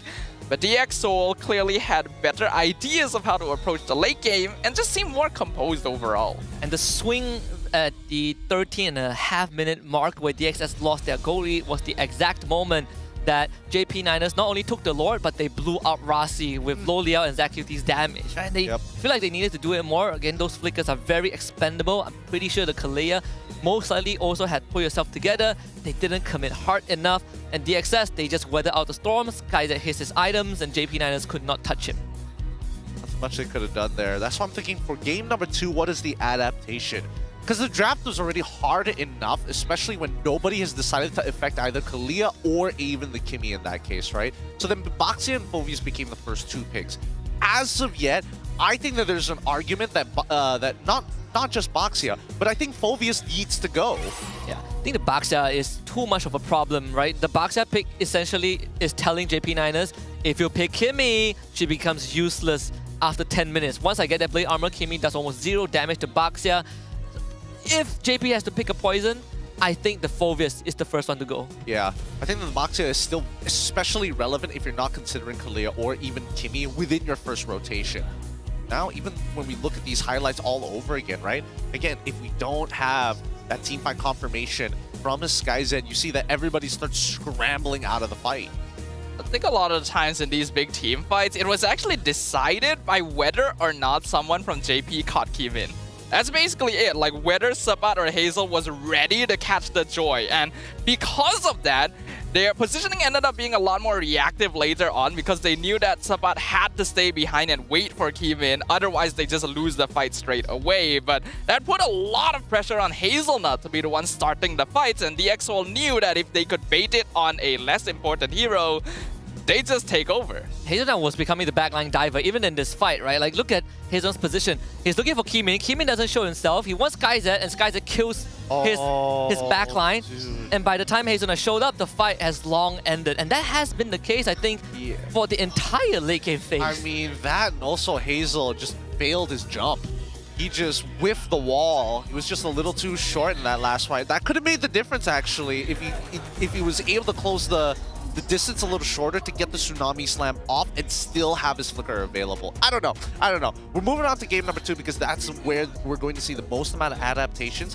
I think at the very least, who really like goes over the blue side or who really goes to the red side. Either way, it doesn't feel that great. Yeah, it doesn't feel great when you're in JP9's spot, but you definitely feel incredibly great if you have this particular accessory on you, and I think you can see it on the screen right now. It's called the fairy watch. And not just that, it comes in different colors. It's all the way from Switzerland, made with genuine dragon leather. Lafelle has one. To him, it's brown color, but it's actually green because it's colorblind. It also comes with mythic pendants for mythic players and features the first ever official MLBB jewelry collection, the luminous Mia jewelry, suitable for both men and women. So get yourself a fairy. I'm glad they brought up about the mythic pendants because again, there's a verification system that you have to, like, you know, go to your own account, wow, prove that it is your account and that it is you before you get the pendant itself. You have to be mythic. A mark of a mythic in real life. If you didn't feel good enough just flexing your mythic rank in a game, well, this is a good way for you to show off to your friends IRL as well. So make sure you guys go check that out. And also, check out the ticketing for Playoffs Phase 1 that will be released on 8 p.m. at 25th of May, so that you guys can catch all the action from the top 6 teams of Season 15. Scan that QR code and get yourself some slots. Remember, we have 2 playoff phases this season. Phase 1 and Phase 2. Phase 1 happens right after this week, actually. Next weekend will be Phase 1. It's 31st May and 1st June. Phase 2 is 14 and 15 June. So make sure you get the right tickets, at least for Phase 1. Come and support your favorite teams, because Phase 1, we're kicking out some teams. We're sending some of them back home. I mean, I don't know how Phase 1, whether or not Phase 1 is still going to have access to be like, could I still get Grand Finals tickets Phase 1? Well, there's only one way to find out, to scan that QR code. And also, don't forget, use the redeem code as well. Most people tend to miss that out. I know people like to redeem stuff. I know. Just rewind it wherever you're watching, and type it in. Plenty of stuff to go for. Now, Game 2, DXS, 1 foot through the door. If they win Game 2, they're through to playoff. And Todak is praying that that does not happen. But they have to rely on JP Niners. I feel like I saw some good things from the Niners here. You know, that early game was actually pretty solid. If they polish it up a little bit more, it might have been easier for them to hold on to that lead. But the things that I think need to change are an over-reliance on some form of catch, right? Because once Hazelnut was not able to get the initiation they needed, it was very easy for DxSoul to just run them down. And this dependency on a particular style of starting team fights caused JP Niners to look at the game a little bit too one-sidedly. Do you think that this gives us a bit of a mirror of what Team Rain was last season, very linear? Because if we look at from DxSoul's side, they have a different outlook, right? They say if we qualify for the playoffs, we hope to avoid SRG. Coach still feels that they're more confident going up against HomeBois because they've faced them many times and have always managed to take games off them, which coincidentally is the only point that they took, that HomeBois lost in the entire regular season. I think it's a fair outlook. I think that Theo understands that SRG is a cut above, and especially since the compositions that the compositional styles that they have been playing is very pick-off oriented and less full-blown team fights. And even when we see the full-blown team fights, right, still hasn't found as much success compared to their pickoffs.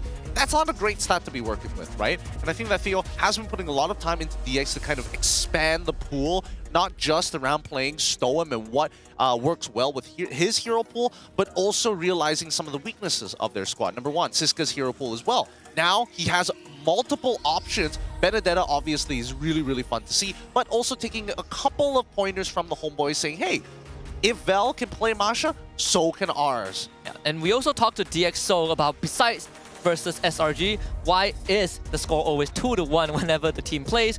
Rusty says, I don't really know. If you have an answer, you can tell us. For Keemin, he feels like it's a curse. And for Zkif, he feels like they just cannot sweep somehow. So before they close out the season, he really, really wants to 2-0. And guess what? They're 1 game away, just like they always have been. Well, we've heard apparently that the players sometimes get a little bit overhyped when they win Game 1, and that overconfidence gets to their heads and causes them to drop Game 2, which I can definitely see happening. There have also been cases where the draft just doesn't really allow them to play properly in that subsequent game as well. Oh, yeah. I agree. I really hope that DxSoul is able to take a 2-0 here just to break that curse before the playoffs begins. And this is going to be that test, right? Have they adjusted? Have they figured out, is it an ego issue? Is it a draft issue? Is it a curse? Have they hired an exorcist? We will find out. As we head into the draft for game number 2, DxSoul, if there's one thing that they can break, is the curse, but also the hearts of some of the Todak fans out there. This time, Coach Theo gets blue side, and we will have paths with JP9ers on red side. Okay, this is a side that I'm probably more comfortable with this time around. DXS still, when you see Keeman, you're not going to see him play that Fanny, so they're going to ban it out straight away. But this time, they're also getting rid of the Matilda pretty early on. Kimmy alongside the chip for the side of Pops. I guess, for most people, the Kalia problem has been solved. I think that having Kimmy as well as Kalia on the battlefield roughly can be answered rather justifiably if you are putting them in a package and not separating them. The Hilda banned out from Coach Theo once more is to shut down Sapat, which overall, most teams right now, if you ban out the Hilda, they don't really get too affected, right? Plenty of choices out there. But for JP9ers, I think Sapat has been locked in a very uncomfortable position ever since last season, where this season, very reliant on that Hilda. We've seen the magic that he can bring when they were up against Vamos, but with the Hilda removed from the pool, we see that Edith getting brought out, and they haven't found the same level of success. But instead of a Phobius ban, JP9ers go for Baxia. Interesting. Oh, that is interesting. When they banned the Kimmy, I was wondering if they were gonna do some kind of gambit with the Baxia in the draft instead, but they just get rid of both heroes right off the bat. That does mean we have quite a large pool open right now. The Harif, the Phobius, Kalea, all going to be available. Ling has clearly become a very contested hero ever since the start of this week, so I would not be surprised at all if we saw it picked up pretty early in this game as well. I think that, you know, all the teams, all our junglers here in Malaysia are pretty, I wouldn't say reliant, but at least adept at playing the Ling, right? For most assassins. Yeah. Phobius going to be the first pick for the side of DXS. Very strong opening here. I think Theo, he understands. Even if we take Kalia first, Gatot is going to be walking around unpunished without a Baxia in play, and there's no point looking to flex it. We might as well guarantee ourselves the Phobius. You take the Kalia, we can still play around it. But if they decide to take Kalia as well as Gatot, it's a bit of a risk just to guarantee that this combo works. And also the Kalia and Harif, which they have dealt with last game, right? Even though there's no Baxia, there is still the Phobius. So, JP9ers turn it up, Kalia and Fredrin. All right, Gatot here. That's what we're expecting from DXS. They're also probably going to want to play 1-1 at some point. Yeah, I think Skyzet... So if they don't lock it in here, it's going to get banned. Skyzet is looking at Coach Theo as like, you seeing what I'm seeing? Third Savage?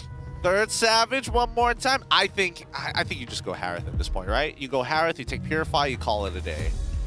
Yeah, I think Harith also works. Harith also works, take yes. Harith and... But you could get a third 1-1 Savage. You could get a third 1-1 Savage, but you're already up against the Fredrin. I would say that unless you're getting like a Trinity build type marksman or a hyper-scaling marksman like Harith, might be a little difficult. Oh, you know what? He's like, here we go. Third 1-1 Savage. Third 1-1 Savage. The core question is, you want the Savage or you want to go 3 games? There's a very little argument to that. But there's also the argument that they might get overexcited with the comfort pick and then lose game 2 again. Possibly. I feel like right now, going for the Badang is like, sure, okay. I would have much preferred if it was the Gatot at this point. Yeah. Kalia, yes, you can have inbuilt Purifies, totally fine, but Badang as well as Phobius, what are they going to do, right? They just basically have to eat it or win their lane so hard, and unfortunately, Badang's going to be in the roam position. He's naturally going to have less gold. Yeah, both Phobius and Badang, they are not going to have the easiest time if the Fredrin and Kalia are together, right? They're going to be taunted forever. They will just have to eat as much shot as possible, and with a Harith that is going to hyper skill, there's going to be a limit on their durability. Let's see how this plays out, right? Because now, next question is whether or not we're seeing JP flex this Fredrin around. But even so, it's not like they have great options. Everything can basically be purified by this Wanwan, even if you get on top of them. Like things like glue, for an example. Really doesn't matter. Yeah, there's things to worry about here. I do think the Fredrin as a flex is still possible, especially since Ling is still in the pool, unless the teams decide, okay, we're gonna ban it out and just not really think about it in this second phase. But I get the feeling that other things are gonna be on the main concern, including this Lucas, which surprisingly went through the entire first half of the draft. Marmis, they're trying to set up for glue, just forcefully ban glue, call it a day. It's also the setup for the crossbow tank. Yeah, I don't think DXS can even fit the group. I mean, but you can, even so, you can just Winter Crown it, right? It's not a necessity to have that farm. But you have to buy the Winter Crown. You don't have to buy Fairview. Every 50 seconds, you know. Every 50 seconds, you get another round. That is fair. That is fair. Still need to see these final bans come out. If they could ban Winter Crown, I'm sure they would do it too. I miss Winter Truncheon when only mages can buy it. Only mages had access to it. Light me up and watch. Export. Very interesting call here. I like the thought process coming in from JP. Generally, all right, both are okay matchups. I would say that it's a lot more punishing for the Fredrin if you had the X-Borg on the opposite end. The Lucas I felt was a little more manageable, but I guess that kind of tells us what they want to do with their mid lane, right? I still think Lo Yi, pretty good options here for the side of JP to rotate really, really fast, but they have that Kalia, so they need something that has burst, innate burst naturally. So Farsa? Yeah, Farsa feels like the default pick again. So the Masha ban by DXS. I think it's all to play towards Skyzet and possibly Keeman at this point. The Hayabusa was also led through the entire phase untouched. Puts DXS in a tough spot. I think that DXS is in a very good spot, right? It does mean that Siska gets to play one of his own winning matchups in comparison to Sapat. All of the potential, not only counter picks, but also picks that don't interact with him. It's going to force Sapat on one of the tank-style EXP laners, which again, generally has not been his forte, if not comfort. He can go glue if you want, but that's more setup for the Cloth. If we're avoiding tank, there is still CC. Yeah, that's true. But you would lose a lot of team fight presence if you go in that direction. Why don't they go high-lows? I think you might as well at this point, right? It's either you high-lows or you go CC. Benedetta. Oh, I had that in the back of my mind, but I didn't think they would do it. Yeah, I didn't think that. I mean, Sabat has played it in his MPL career before. Was I like, you know, sold over compared to the smooth Benedetta? Obviously not. But at the same time, it's a very risky game to play. You don't kill the 1-1, like, you don't kill the 1-1 unless you're directly on top of her. You can technically win out in neutral objective fights, but also is a strong way to combo with Kalia. Playing Benedetta into the guy that plays Benedetta. Yep. It's always great to see. And, I mean, you're giving extra the charges, extra cooldown reduction. Just this guy, so many fights. Dashes Yeah, on JP actually. He's going to be playing Bounce House this entire game. The Zaz comes out and the Hanzo. Very smart. Ooh. Very smart. I think I would have preferred the Hayabusa this time around for the side of DX. I am worried that the Hanzo body is going to get discovered very quickly, especially if Benedetta isn't there on the fight. Again, I think a lot of this comp is riding on the fact that you are trying to play a 1-4, but you want that Benedetta to be able to regroup with you a lot faster in comparison to DXS. So if Sapat wins out the lane, that's amazing. That actually does a lot for the JP Niners from early to mid, all the way until late. You will still feel his impact, assuming he hits the spells during team fights, assuming he wins the he wins the laning phase against the Phoveus. DXS doesn't have any burst this game. It's all continuous damage, right? All sustained damage, no big burst. So Farsa for the Niners once more to pair up with the Kalia, and they have even more damage thanks to the Benedetta and decent control with the Fredrin. A very high damage potential coming in from JP here, and good scaling. They'll generally have relevant DPS throughout the early to late stages, which means that DXL may have a little bit of difficulty. I do like the Zaz because it's a mid laner that can take care of itself, but I agree with you, Gideon. I feel like something like the Hayabusa or even the Ling may have been a little bit safer, because with a Benedetta around, that Hanzo body is gonna get discovered quite easily. Yeah, but I mean, there is still Kalia on the opposite side, right? So again, it's kind of a give and take, and Kimin says, you know what? I want to scale to the later stages. I want to beat up Zidane by myself. I can do that with this Hanzo. Eventually, I will melt him down. The Zask is a bit of an issue because, again, it's an anchor in the middle of that team fight. So I want to see how they play around that anchor as we jump into game number 2. All right, ladies and gentlemen, let's find out if DX Seoul can finally break their 2-1 curse to find a clean sweep at the end of the regular season and to make Toda cry, or if JP Niners will bite back and keep the trend going by evening it up with a Fredrin jungle. the start of the game, we can see Hazelnut just, as always, trying to get priority. But it's not easy into this Padang that just takes a fist break and straight up wins the trade. Siska having an amazing time against Sapat. Yep. You don't really get to trade against him. You kind of do, right? It really depends on how... You have to bait out the eye for an eye. That's a big one here. So far, when we're looking at the emblem set, it looks like Siska is going to go for that full tank rather than Festival of Blood. He knows that he just has to survive with the extra DR, but Master Assassin from the side of Sapat, he not only is looking to out-trade him, out-damage his opponent, but he is confident in doing so. A lot of this draft does depend on whether or not Sapat is able to release himself from lane and start affecting the map. Because while JP has a good amount of damage, a lot of the early part is going to be focused on ZQT and Sapat. So the earlier that he can join fights, the better. Just now they were trying to set up a better laning condition for Lo Liao too, but thankfully Rasi was able to stop them from happening. If not, Lo Liao could just freeze the wave on the SkyZ. So Niners called it off. Head towards the bottom side and just stick with Zidane. He is going to be that key to get the ball rolling. Slowly make their way up here. I think both sides understand. Yes, we want to affect this laning phase, but at the same time, it's not worth risking everything for it, right? They want to get that first initial push, but even so, I don't know if Zidane should be like hovering around here for this long. He still has camps in his own jungle to clear. He's taking resource away from Sapat too. Before 5 minutes, we're not really getting value by going into the wave of your laners, but they will start on this turtle. I think if you're DxO, Kimin, he has that level advantage. Will they still choose to contest though?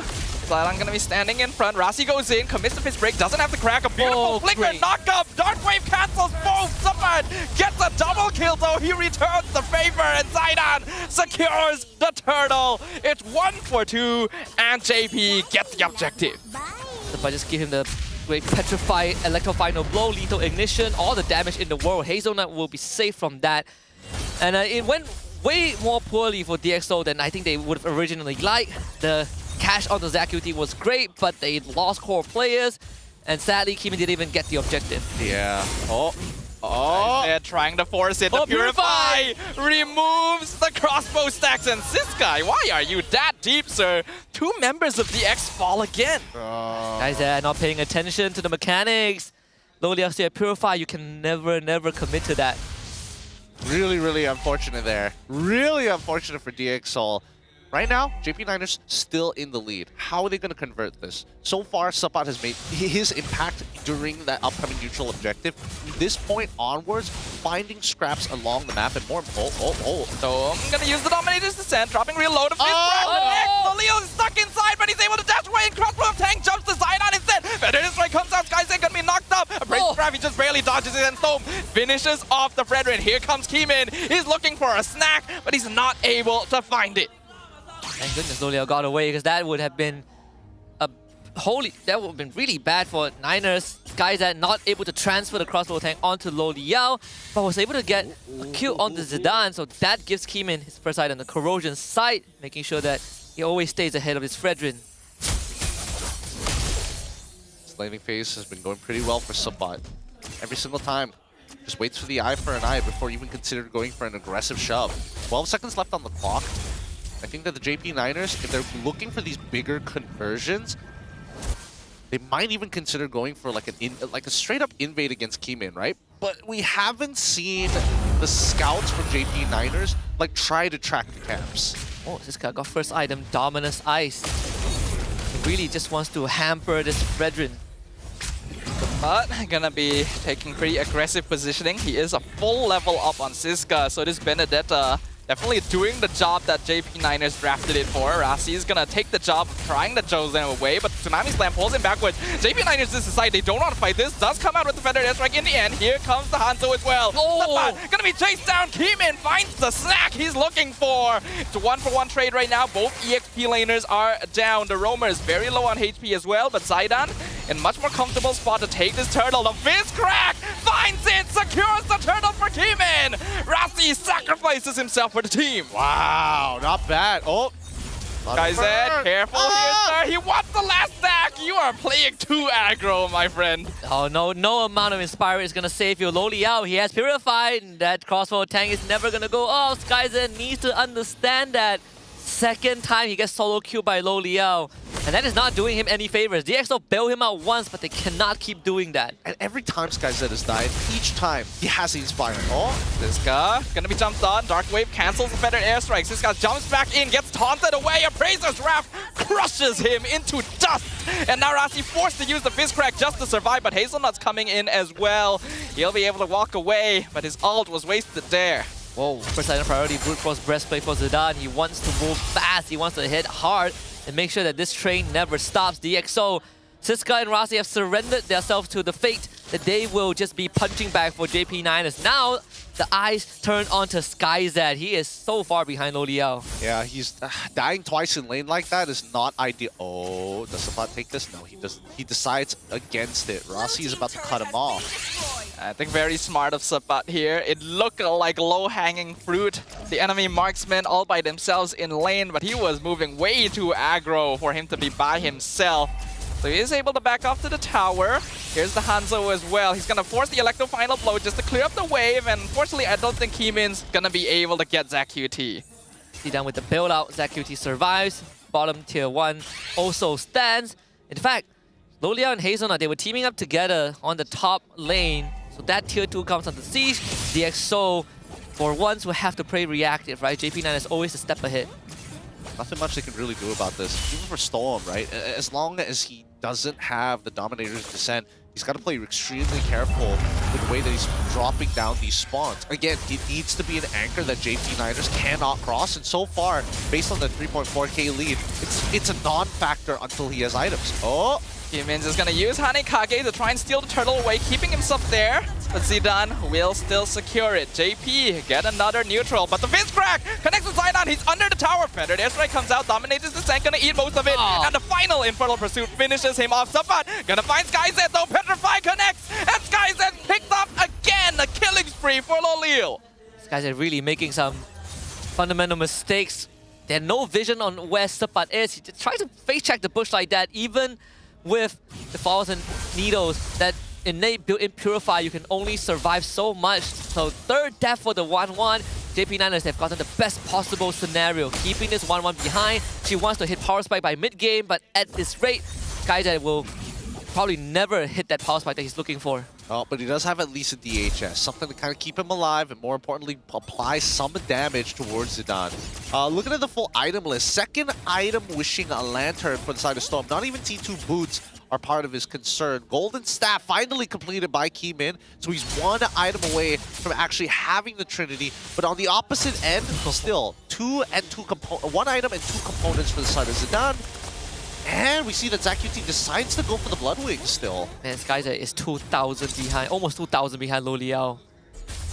2 deaths early on, fed to Lo Liao, and then another one being set up in the mid lane really puts you behind as that gold laner, and that is not ideal. DxO have drafted most of this composition around setting up for the 1-1. Keemin gonna try and find Lo Liao, but the Harif is feeling very good right now. Very frisky and a lot of space being created. Yeah. Bulk of the network for JP9ers sits on Lo Liao and Sabat at this point in time. So any shutdown would be great. They blew up the holy defense top lane and 9 minutes in. DxO just have to play from behind. They cannot be looking for these active fights right now. Oh, this is such a slow boiler here. JP9ers, they have a lead to inevitably force it onto DxO. Because again, they're playing super disrespectful to the fact that Stowm doesn't even bother taking Flicker in here. Rasi misses the Fizz Break, but the crack connects. Lo Liao push into the wall and eaten down. Wow. Shut down from Stowm. He found him. And now Hazelnut gonna be chased down as well. Keemin gonna be able to find another snack. That is tea time and dinner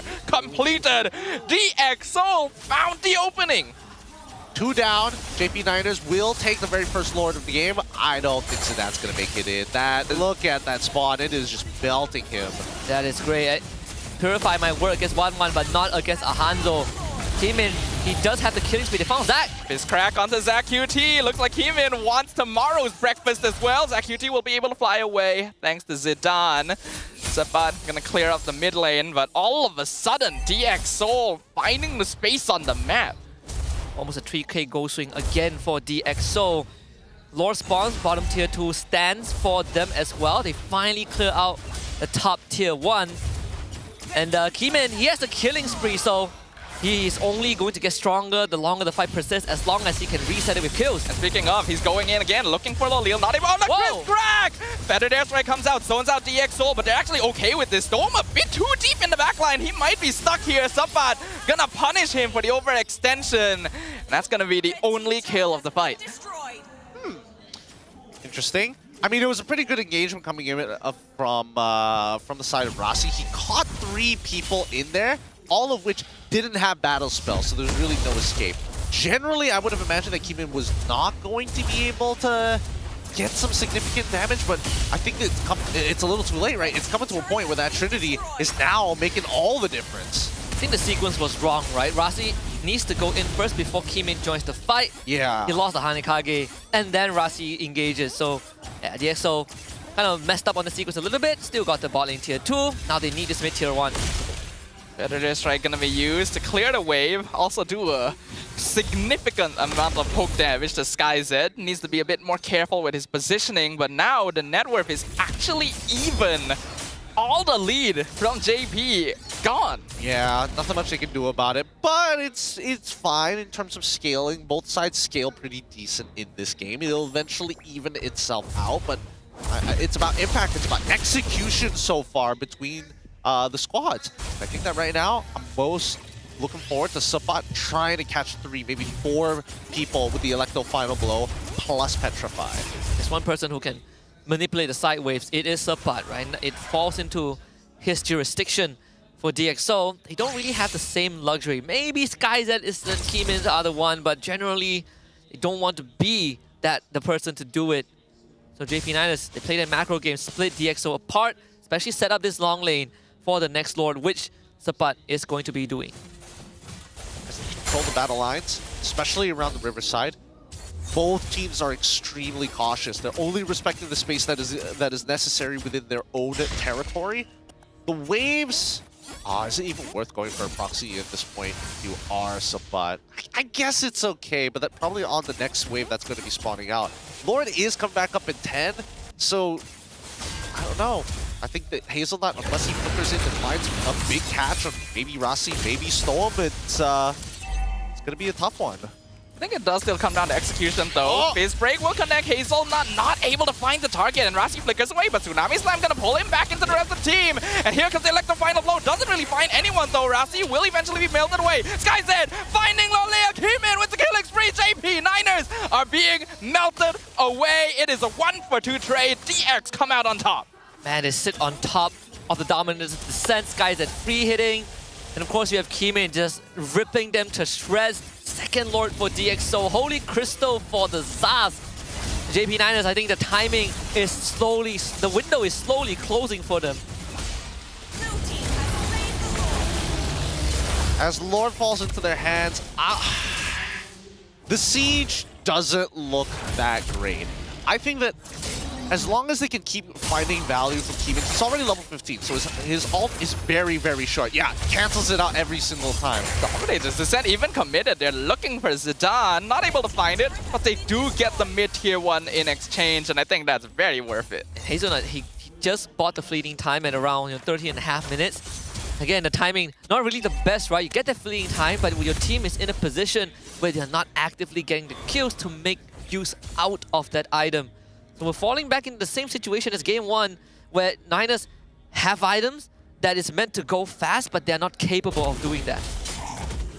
As they take their time in their own jungle, they need to start clearing out these waves without getting choked out. I think that Sapat needs to make it, eventually needs to make an attempt to try and cut the second waves just so that it alleviates some pressure. That, or they're waiting for a counter engage right by their inhibitor turrets. They can't wait for much longer. Feathered Airstrike used doesn't really achieve much, only to conceal, baited out from DX Soul to maneuver around. Lord will eventually fall, but the empowered minion waves are still pushing in, and JP only has their inhibitors left standing. DX Soul knocking straight on their front door. Rasi just got his flicker back up. I think it was up any earlier, he would have committed to it, but there is an opening at top. Wait. Oh, they're going to try for it off of this wave? No. And they're just gonna keep sending Hanekage in to be as annoying as possible. Hazelnut consistently just cannot find anything. The moment he jumps up into the air, DX soldiers all back off. They know how much JP is depending on this Tsunami Slam. Yeah, so far, I mean, it's just Modern Warfare right now. Instead of giant big planes, we have little drones like Heeman on this Hanzo throwing himself in to find some effective attacks. Another Dominator's Descent, and Hanekage take the top inhib, bait out the Feathered Airstrike, and it is just hit and run tactics. The guerrilla warfare from DX Seoul is excellent. ZQT being forced into to go extremely defensive, right? First we saw the Blood Wings, now a Winter Crown, good against the crossbow tank, and of course the Hanzo just barreling towards you. But DX Seoul with the top inhibitor taken down can now constantly have a wave in their favor with the next lord spawning bottom. Everything is falling into place. DX Seoul might just get what they're looking for, that 2-0 victory to kind of break this curse right on their last match. Straight into playoffs too. Yeah. Any victory will bring them there. They don't even need a 2-0, but a 2-0 would be great for the charts. Another Conceal. They're expecting someone to be pushing up in the wave, but no one is there right now. Sapat playing it a little bit safer himself, so he's not gonna get caught out there. I think we also have to remember JP Niners trying to avoid relegation in 9th place here. They need these points. This loss will send them straight to 9th place. There's no coming back after this. So they need to somehow bring it back, and then still need to rely on Team Race result against SRG OG. Really not an easy spot to be in. May not be an easy spot, but it's something that they've got to do. Divine Glaive being purchased by Loliels is now in a position where he is looking to hurt. Really, really hurt. The question is, when do you even drop that Salmon Force? There's so many situations we've seen that, oh, I dropped the Salmon Force, instantly Rasi is able to push him back into a corner. Yeah, there's a lot of zone denial from DX Seoul, where Rasi just walks in, Hanekage just dives the back line, or the Salmon Force gets cancelled out by a well-placed Dominator's Descent. DX Seoul have definitely drafted this to make Loliel's life fairly difficult, despite the early lead that he gained from repeated 1v1s. Zidane gonna be committed on. Feathered Airstrike comes out again a bit too early. DX Seoul just disengaged. And Sapat, he's debating whether he wants to join his team or to deal with the top wave, because that wave is going to crash. DX Seoul now can walk up. Another Conceal. JP keeping their distance. They do not want to get caught by Rasi here. Sapat still waiting for a chance to go on SkyZ, but he still has the house key at the top wave. Once he shows, DX Seoul will commit onto the Lord again. It's going to be push and pull, rinse and repeat. DX Seoul slowly taking more space in the river. Zidane no longer able to walk up safely. Conceal cancelled. Oh. The flicker forward. Tsunami Slam pulls Rasi back. Feathered Airstrike as well. But he just flickers away. And now Ziska's buying so much space and time. Sapat cannot enter. Hazelnut's already melted away. And Hanekage nearly kills Loliel all by himself. SkyZ looking for a chance to enter from the side. Ziska still standing strong in front. Immortality still intact. Okay, all right. So it's a 1-for-0 trade, but a majority of the members from DX Seoul is kind of low. Sabat, he might be able to find some angles here if he makes some good guesses. No Electro final blow for him. Has to wait for a while. There's a... oh, that alien just despawned. But Rasi, he's going to keep walking up forward. And DX Seoul can keep playing this, right? The top wave will always push in. They have plenty of chances to reset if Stowm can just let that alien die. There we go. Lord now at 40%. Rasi doing a great job of just standing in front. Doesn't quite get the wall, but still pushes Zidane back. Feathered Airstrike used. Stowm just jumps into his ult. He's alive. Heeman gets the Lord. Really cleanly done by DX Seoul. Yeah, JP Niners not even willing to contest. Not even willing to contest. To be fair, the game has been dragged on to 19 minutes at this point, so we're already in the full item build section of the game. And the extra gold for pure utility and item swaps. This is now the chokehold that DX Seoul has gotten JP Niners in. This Lord might not end the game, but certainly will crack almost the entire base of the Niners. Lord gonna be entering the top lane. Mid and bot inhibitor are still alive, so it's a bit hard to enter. Conceal comes out. Rasi, 2-man fist crack. Feathered Airstrike comes out. Hanekage gonna enter again. Eats a lot of damage. Dominator's taking a 3-man stun. 3-man knockup from Keeman. And Siska's in the backline. backline. SkyZ finishes off Lolil, but Sabat finally finds his proxy. Rasi gets a 3-man wall, but Sabat gets the double. JP Niners able to keep themselves top, still 4-man strong. They halt the advance of DX. All right, so another Lord goes by, and actually all three inhibitors end up falling. I thought they managed to save at least one of them. That's a little unfortunate, but what can you say? DX Soul, they tried. They got very, very close, but there's just a lot of artillery from the side of JP Niners, especially once they're near and safe to their structures. It's good to see that Sapat still has that Benedetta in him. He's been getting a good amount of catches over all of that backline. Ooh, here comes Team in again. Stowm gonna be found. Sapat chases him down. And Hanekage, unfortunately, not able to find the finish. Better airstrike. Ooh! Kimin just barely dashes away. That would have been disastrous. Okay, DXO needs to calm down a little bit, right? Those death timers are being staggered. They will respawn in time for the next Lord, but JP Niners finds a very much needed breathing space, punishing Stowm, who has been a thorn in their side the entire game, and Sabat getting crucial picks in the last 2 fights. I mean, let's look at the damage dealt, right? Stowm currently sitting on top, very, very high. Kimin, again, nearly a 20,000 damage difference between the two. Right now, even ZQT and Lolios not being able to keep up with it. So it just comes down to whether or not we see DX Soul take the initiative in these Guys, he's gonna find Sabat in the bush. Sabat gets the petrify, goes in, but he gets the Wind of Nature, and the Fist Crack cancels it.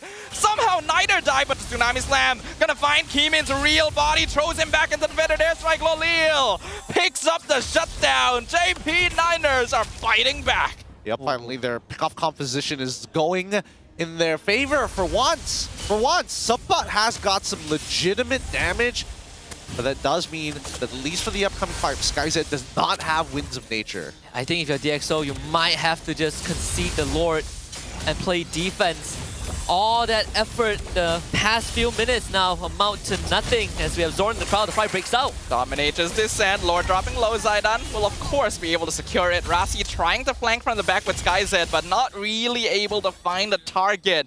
DXO will just have to back off and regroup. Yeah, once again back to the drawing board one more time. At least have the Lord in your hands. Oh man! Whoa, we said Sabat is the key. Really coming out huge in this late game. He's single-handedly keeping his team in the game. He really is. I mean, looking at his build, he's making sure that it's just pure, raw damage, not even thinking about hard sustainability. It's all about being able to blow up your targets with the least amount of spells as possible.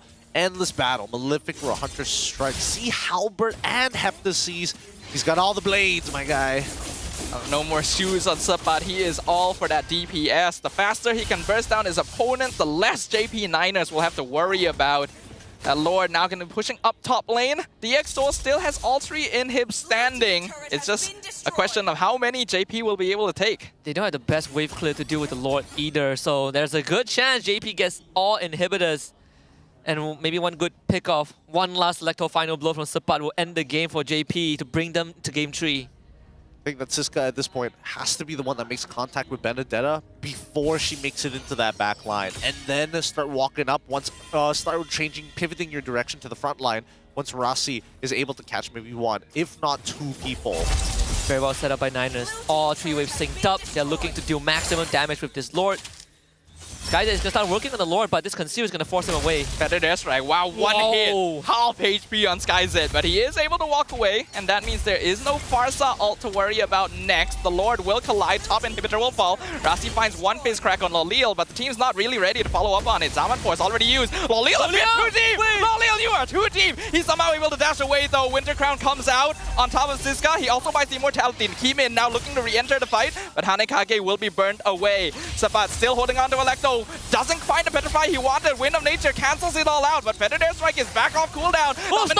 Stowm finishes off the Immortality on Sabat, but he loses his own life in exchange. The Exalt, though, do defend their crystal. How is this playing out the way that it's playing out? Oh my goodness. So Oracle for Loliao, there's still one fat bottom wave. DXO again, their wave clear is horrendous. They should be able to deal with the bottom wave and keep one last inhib alive, but Lord is back up without Stowm. Kimi needs to steal off his career to bring DXO back into the game. How did JP get to this point? I don't know. That's the thing. Every single time, it's just you catch somebody slacking. Oh, wait, DX? DX are trying to contest this mid. Aero comes out again. The 3-man fist crack. Lolil gets the Lord away, and now DX all are stuck, but they find the shutdown. Sabat has been removed from the fight, and that means SkyZ is free to enter. JP Niners, they're taking defensive positions, though. They have the Lord on their side, and that means DX needs to back it off. Oh boy. That is a bit of respite. Taking out Sabat, but JP Niners, they're going to start walking up, escort this Lord. Maybe try to use it to end the game if they can. That bottom wave is going to take a while, but all things considered, DxO, they will have an easier time dealing with all 3 lanes as is extremely staggered. JP Niners will let the Lord walk down mid at least. They're slowing down the waves too, not pushing them too quickly. The best case scenario would be for them to delay it long enough for Sabat to rejoin, though he is still 25 seconds off, so I'm not sure if that's going to happen. That means the DxO can mount the 5v4, and they're going to use Conceal in advance for some reason. Lord will enter the base. JP Niners can't quite find the opening because Keeman is scouting out the front line. Zayran gonna stand there. Predator's fight comes out. Rasi misses the fist break. Tsunami Slam pulls him backwards. He's gonna flicker away and try and buy time, but that's a killing spree for Lolil. It is now officially a 4v4, but the Lord has been dealt with. Dominator's Descent is gone as well. SkyZ has not been able to find the crossbow of Tang, but they're still standing. Still holding for as long as possible in this game with 65 seconds left on the clock before the turtle actually, the Lord actually spawns another Winds of Nature purchase from SkyZ. They are blowing through their investments very, very quickly. And I think that, unfortunately, despite everything that has happened, it's great that we see that Sabat on this Benedetta is housekeeping and also pulling off on these fights. That was what's kept DxO in this game, right? A fat bottom wave that Sabat needed to deal with, and of course the early stagger timer. Wait a minute. Hanikage dropping Lolil to half, but it's fine. He's got Hazelnut and Zidane with him. How do they do with this bottom wave though? If they can keep it inhibit life, it's gonna be great. Hazelnut forward, finds the Tsunami Slam, pulls Stowm forward! He didn't get the pop Dominators! Electro final blow, Petrify, stops! The Phobia's in his tracks. Keeman trying to look for a counter, but he's already lost Hanikage. And all of JP Niners are still alive. This is now a 3v5 defense. Praise's Wrath comes out. A Winter Crown gonna keep Ziska alive in the air, but not for very long. He will fall as well. Rasi gonna respawn. He's able to rejoin the fight. Hanikage comes out again. JP Niners doesn't quite have the minion waves, but they do have Fetid Airstrike. Hanikage gonna drop down once more. Tsunami Slam again landing on Rasi. It's a mega kill for Lolil, and now the crystal is finally exposed. The curse is not broken. JP Niners take game number 2. How did we get to this point? JP Niners stay alive in the series, and DxO really dropping the ball. They had every single recipe to success, but just could not figure out how to deal with Sabat's Benedetta. And then late game teamfight started getting really sloppy. People throwing their bodies just to keep the game alive, but these staggered respawn timers ended up costing them big time. Yeah, I think it really comes down to how strong can you close out your games. And I think they gave too much time to JP Niners, and they had no real way, as you mentioned before, to deal with them. I think that at least if you're in the position of DxO, all you're thinking about is, how do we play these neutral fights better? Because we can secure them. We have been getting our very first 2 Lords off of huge leads. And from that point onwards, they have to re-simulate the scenarios all over again. Losing those inhibitors really costed them a lot. Benedetta maintains a 100% win rate. Let's go! Sabat doing it justice. Again, he's the one that's kept the team alive the entire game. He's getting crucial pickoffs. And JP Niners, for once, handled that late game as well as they could.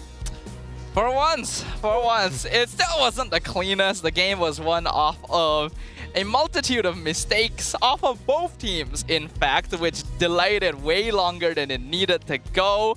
But kudos to JP Niners for being able to play off the space that Sabat was creating and finally play this 4-to-1 composition that they've been trying to succeed with the entire season. I feel like there were still moments that DxO could have made the turnaround, but there was a lot of desperation coming out towards the end, which resulted in them getting picked off one by one, which is never a good thing. And I mean, even if DxO loses, right, loses 1-2, Todak is still not out of the water. They need to 2-0 JP Niners because if not, they lose in aggregate points. Yeah. Todak not really out of the waters just yet, but Sepat definitely bailed JP Niners off of game 2. Yeah, chuck that 100 plus. You deserve it, my man. No sugar, 0 calories, and great Benedetta gameplay.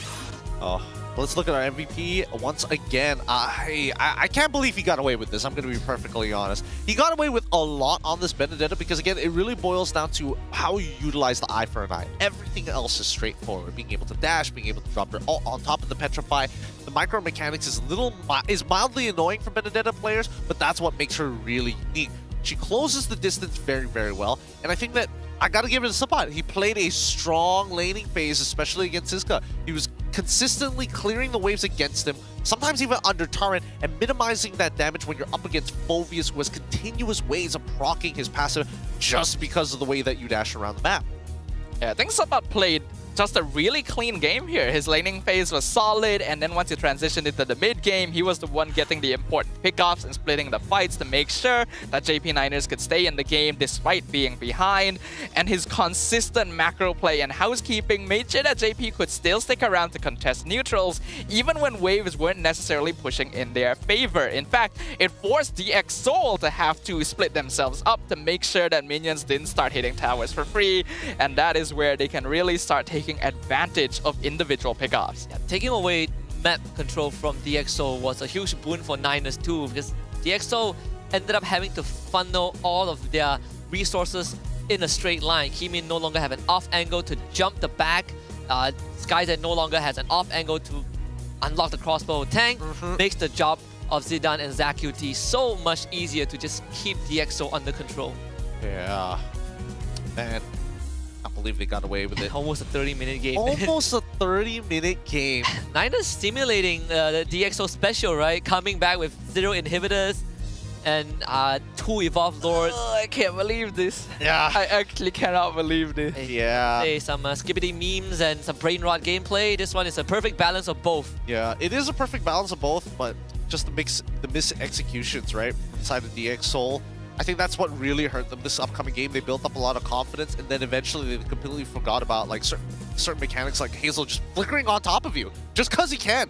The fact that nobody took Purify was rather surprising. 1-1, understandable. But if you're in Stowm's position, how often are you going to be like, I need a flicker away from this scenario? If you're going into that Dominator's Descent, you better be ready to die for it. That, and you just don't want to walk up, right? Like, Stowm was forced to walk up to start clearing waves on his own, and didn't really have a good time doing so. He could. It was still so comebackable initially when they lost that base push.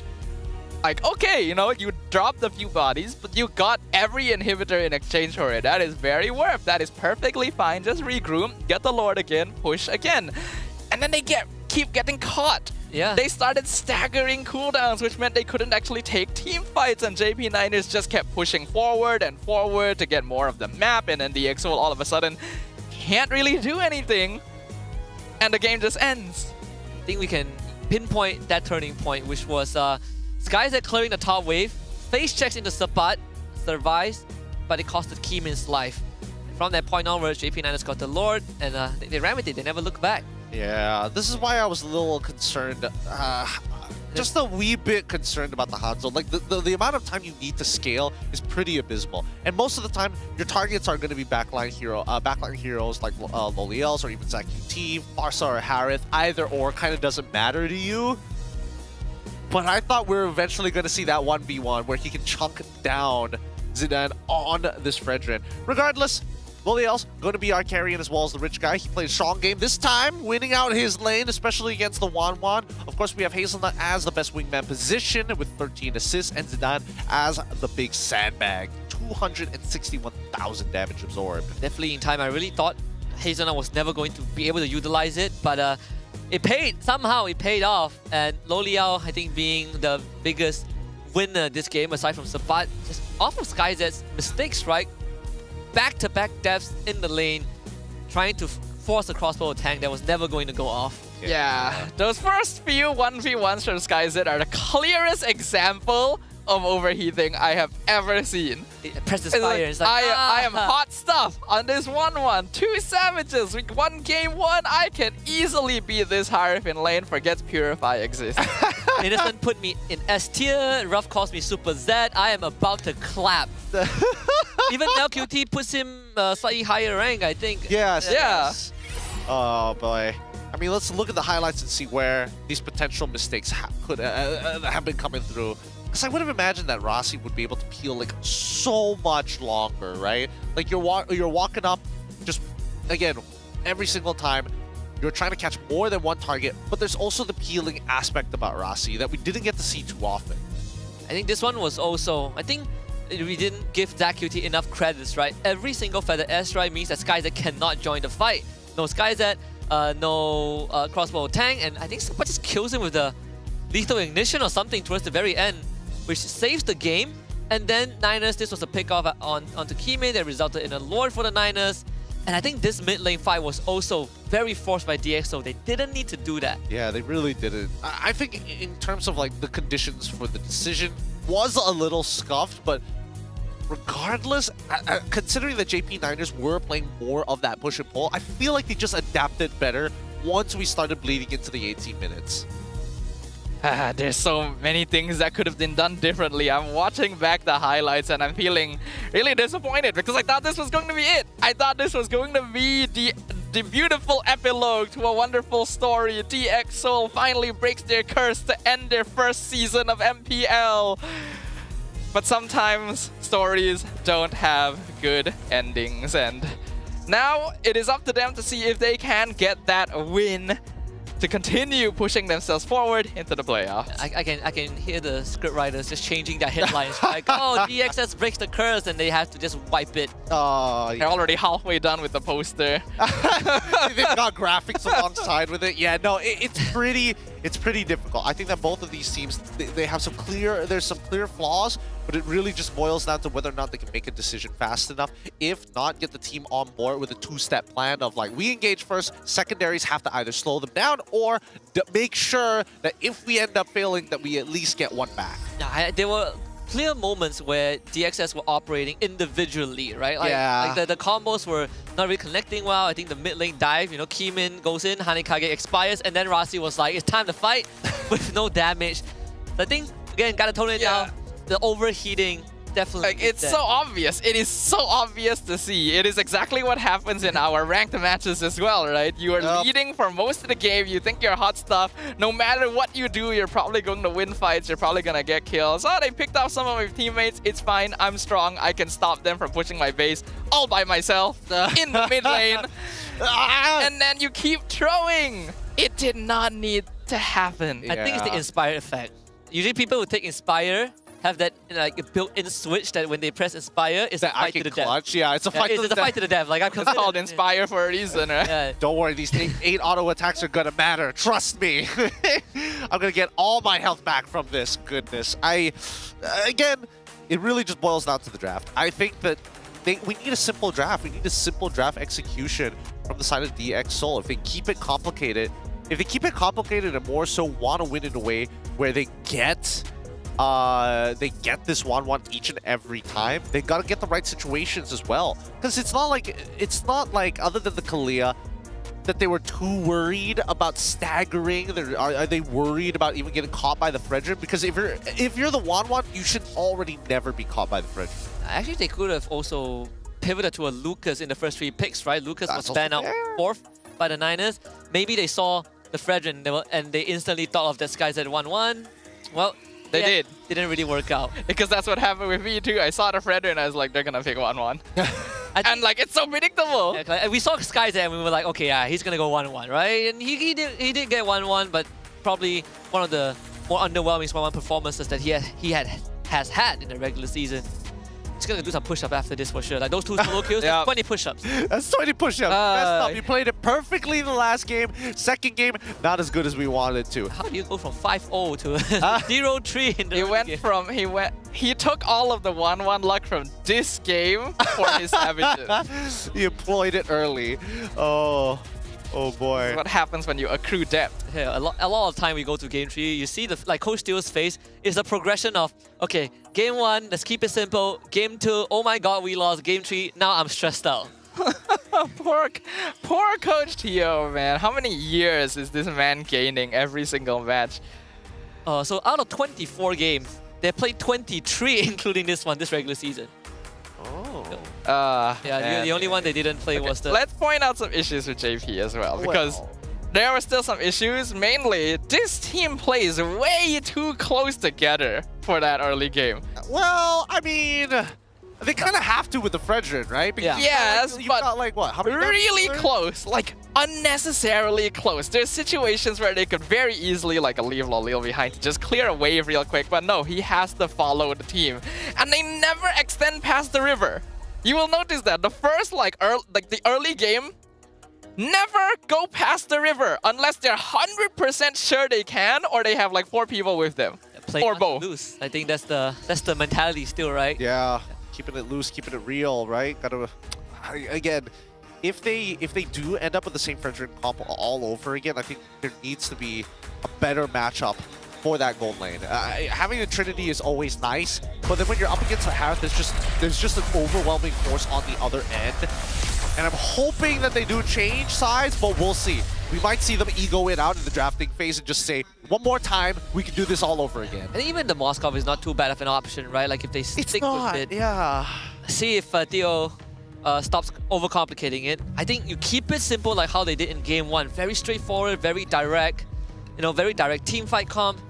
The bans are most likely going to be the same. So Chip, Fanny, I know Paus did ban a Fredrin in the first game too. See if he wants to go back to that. I have a feeling Fredrin will get banned again. Yeah, it would make sense. To me, Maybe it would make sense. I mean, if we're going based off of just like pure trajectory, it looks like it's going to be there again. Like Pops, he's already got Chip as well. Stowm wouldn't be too surprised if he follows the same path. And did you guys know, I'm pretty sure everyone knows, that except against SRG OG, DXS has always stretched every series to a full 3 games. They played 23 out of 24 possible games in the regular season. It's a confirmed curse.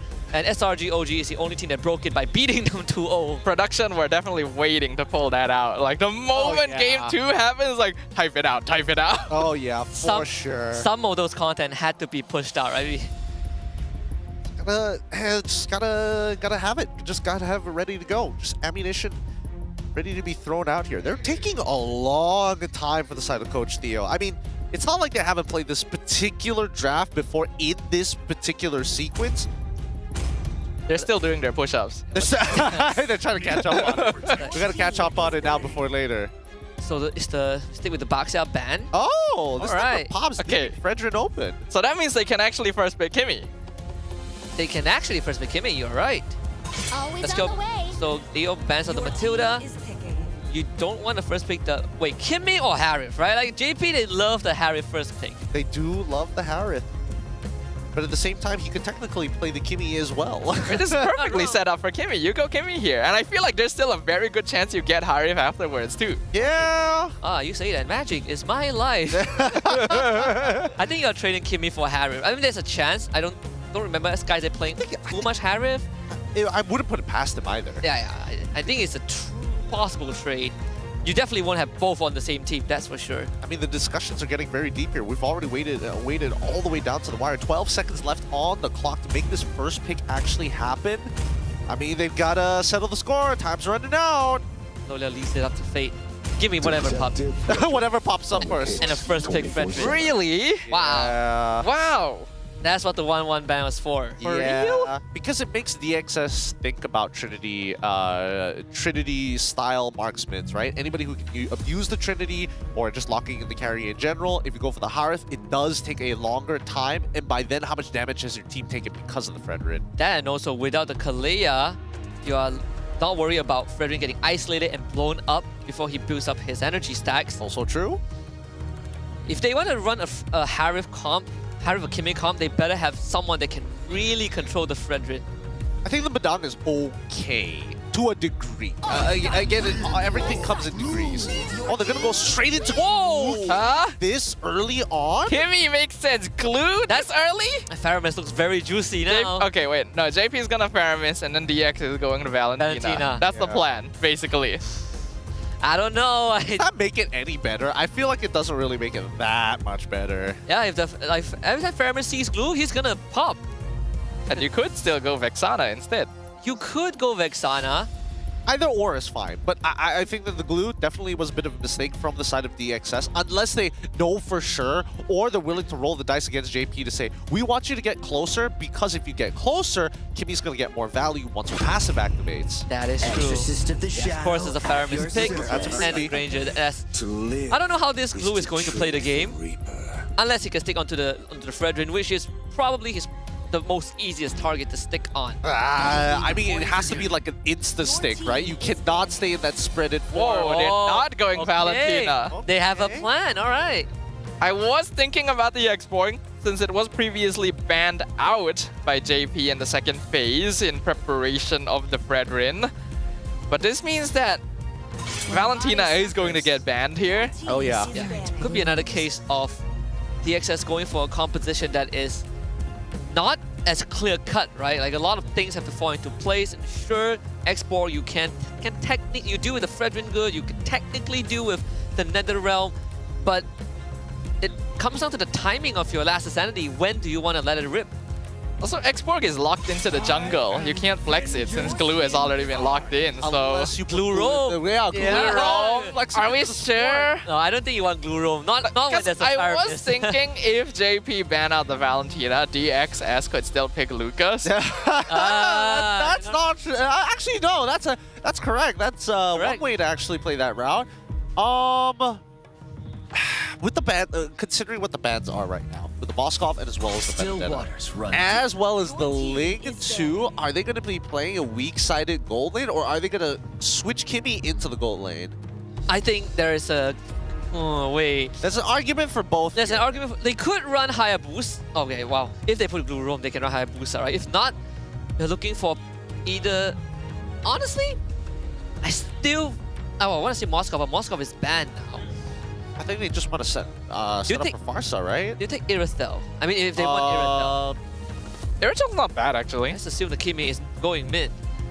I actually think Iritel's pretty good here. It is the original lane counter, the Granger, and the AoE would help break the NetherRealm. Yeah, and Fredrin has an incredibly hard time catching up to her too. Planes exists the equilibrium. They don't ban Valentina? Wow. Really? I think they don't necessarily have to. I think that Valentina, again, the question is how many resources do you want to be able to invest in to deal with just the Fredrin? Because I think that Valentina sure does okay into the Fredrin, but it doesn't really deal with the Faramis. Neither does it deal with the Granger very, very well. And plus, we're going in blind, so we don't know what other matchups that she has to worry about. I think you keep, Irithel. I think you keep the mid lane for last since you saw the Faramis, right? Yeah. Like Valentina is going to be there anyways. Bigger problem is, the bigger question for DXS is, how do you balance out the defensive options, right? Like if I go Valentina, the bulk of our damage is going to be in a double marksman. Can they end the fight through What the if you go like healing support?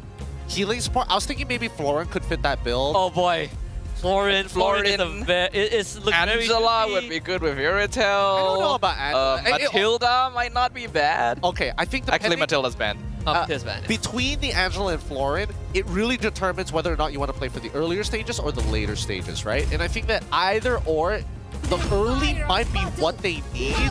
Oh man. Okay, there we go.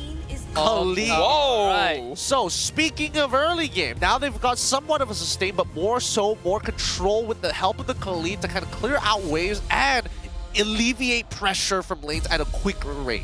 Yo, Masha has 4 health bars. Masha has 4 health bars, and it also makes the enemy goal laner just, again, Irithel, what are you supposed to do? You just get 1 tap sometimes 2 tapped. Literally in your face kind of comp.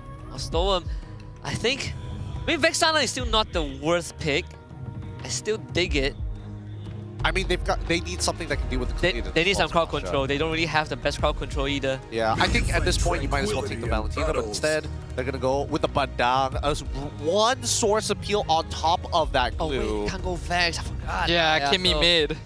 Oh wait, yeah. Yeah, I would have liked it. I would have liked it to be Valentina at that point, but they're locked into it, right? They've got the Bandang for raw peel. They've got the glue for peel as well, but it gets hard countered by this Faramis, and JP, they just know it. They've got a really good draft on their side. I still question why the glue came out so early if you weren't planning on getting the Valentina as some kind of counter pick, but I guess we'll see, right? Yeah, we saw that glue, and you know, people who play Fireman's, their mouths will water. This is a very straightforward Fireman's game. It is a straightforward Fireman's game, so now it really depends on the performance of Stowm as well as Skyzed. Everybody is designed to get rid of the Call, sorry, not the Call Altar, but the Nether Realm, and more importantly, burn down Zidane. Unless we see something huge from Loliels, this game, it might go up to 20 minutes again. Well, DX Soul are battling with playoffs on the line, while JP Niners are battling to avoid relegation on the line. We have come full circle to a game tree once more to keep the streak going, but who will be the one to close it out at the end of the regular season? Well, if anything, Sapat has definitely found his comfort zone, right? Not really the most proficient in the current XP lane meta, but you give me some damage dealers, Benedetta, Masha, at least he feels more like himself. Obviously mid-name prior, given over to the Kimmy every time she has the max stack on her energies. Rasi playing the exact same pattern. Think DxO making sure that they get Stowm out of the lane so they can start facilitating the side waves. XP lane is going to be a dead lane anyways. Yeah, nothing's really going to happen there. First with the Wanderer. Also to the hands of Zidane. Again, it's all about these small wins, right? The early game is not in the favor of DxO, especially with Hazelnut on this Khalid. He's just got a lot of damage to deal with in the earlier stages of the game, that it's just not worth investing your time because he's just going to heal it back up, right? Even for Rasi, all the shots that he's taking is almost basically permanent unless he's got the regenerate. And the information that we see from Hazel to double confirm the position of Keyman allows JP Niners the flexibility of macro decision making. You see JP Niners just playing incredibly tight together, like Siddhartha mentioned earlier on, but this comp warrants that, right? Also, you are together. The moment Zakuti hits level 4, these objective fights are going to favor the Niners unless DxO makes a huge play or Niner blunders. It makes sense for them to rotate fairly closely, especially early on with a comp like this, but I'm hoping that they at least try to rotate a little more aggressively as well. They definitely have the presence to be able to do that. Zidane gonna be helping out in the top lane with that wave clear, try to break the equilibrium. Takes a good beating from Rasi and Siska, but they're totally fine. Yeah, I don't know why they keep on doing this, right? Is this just to make sure that they clear the EXP lane in time so that everybody can participate? Because he's giving up level 5 for this. Then Hazelnut can do that too, right? More convenient as a Khalid. This break gonna catch Zidane in the back line. Traction pulse misses, unfortunately. Sabat looking for Stowm. Pops the Thunderclap. Doesn't have the damage. Keeman finishes off the turtle. NetherRealm comes out as well. JP Niners are quite low though, and grab secures first blood on Zidane. Vizcrack as well. Locks down ZaQT. DxO come out on top. And Stowm gets away from Sabat, who tries to give him a couple Thunderclaps, committing the flicker, but Stowm escapes.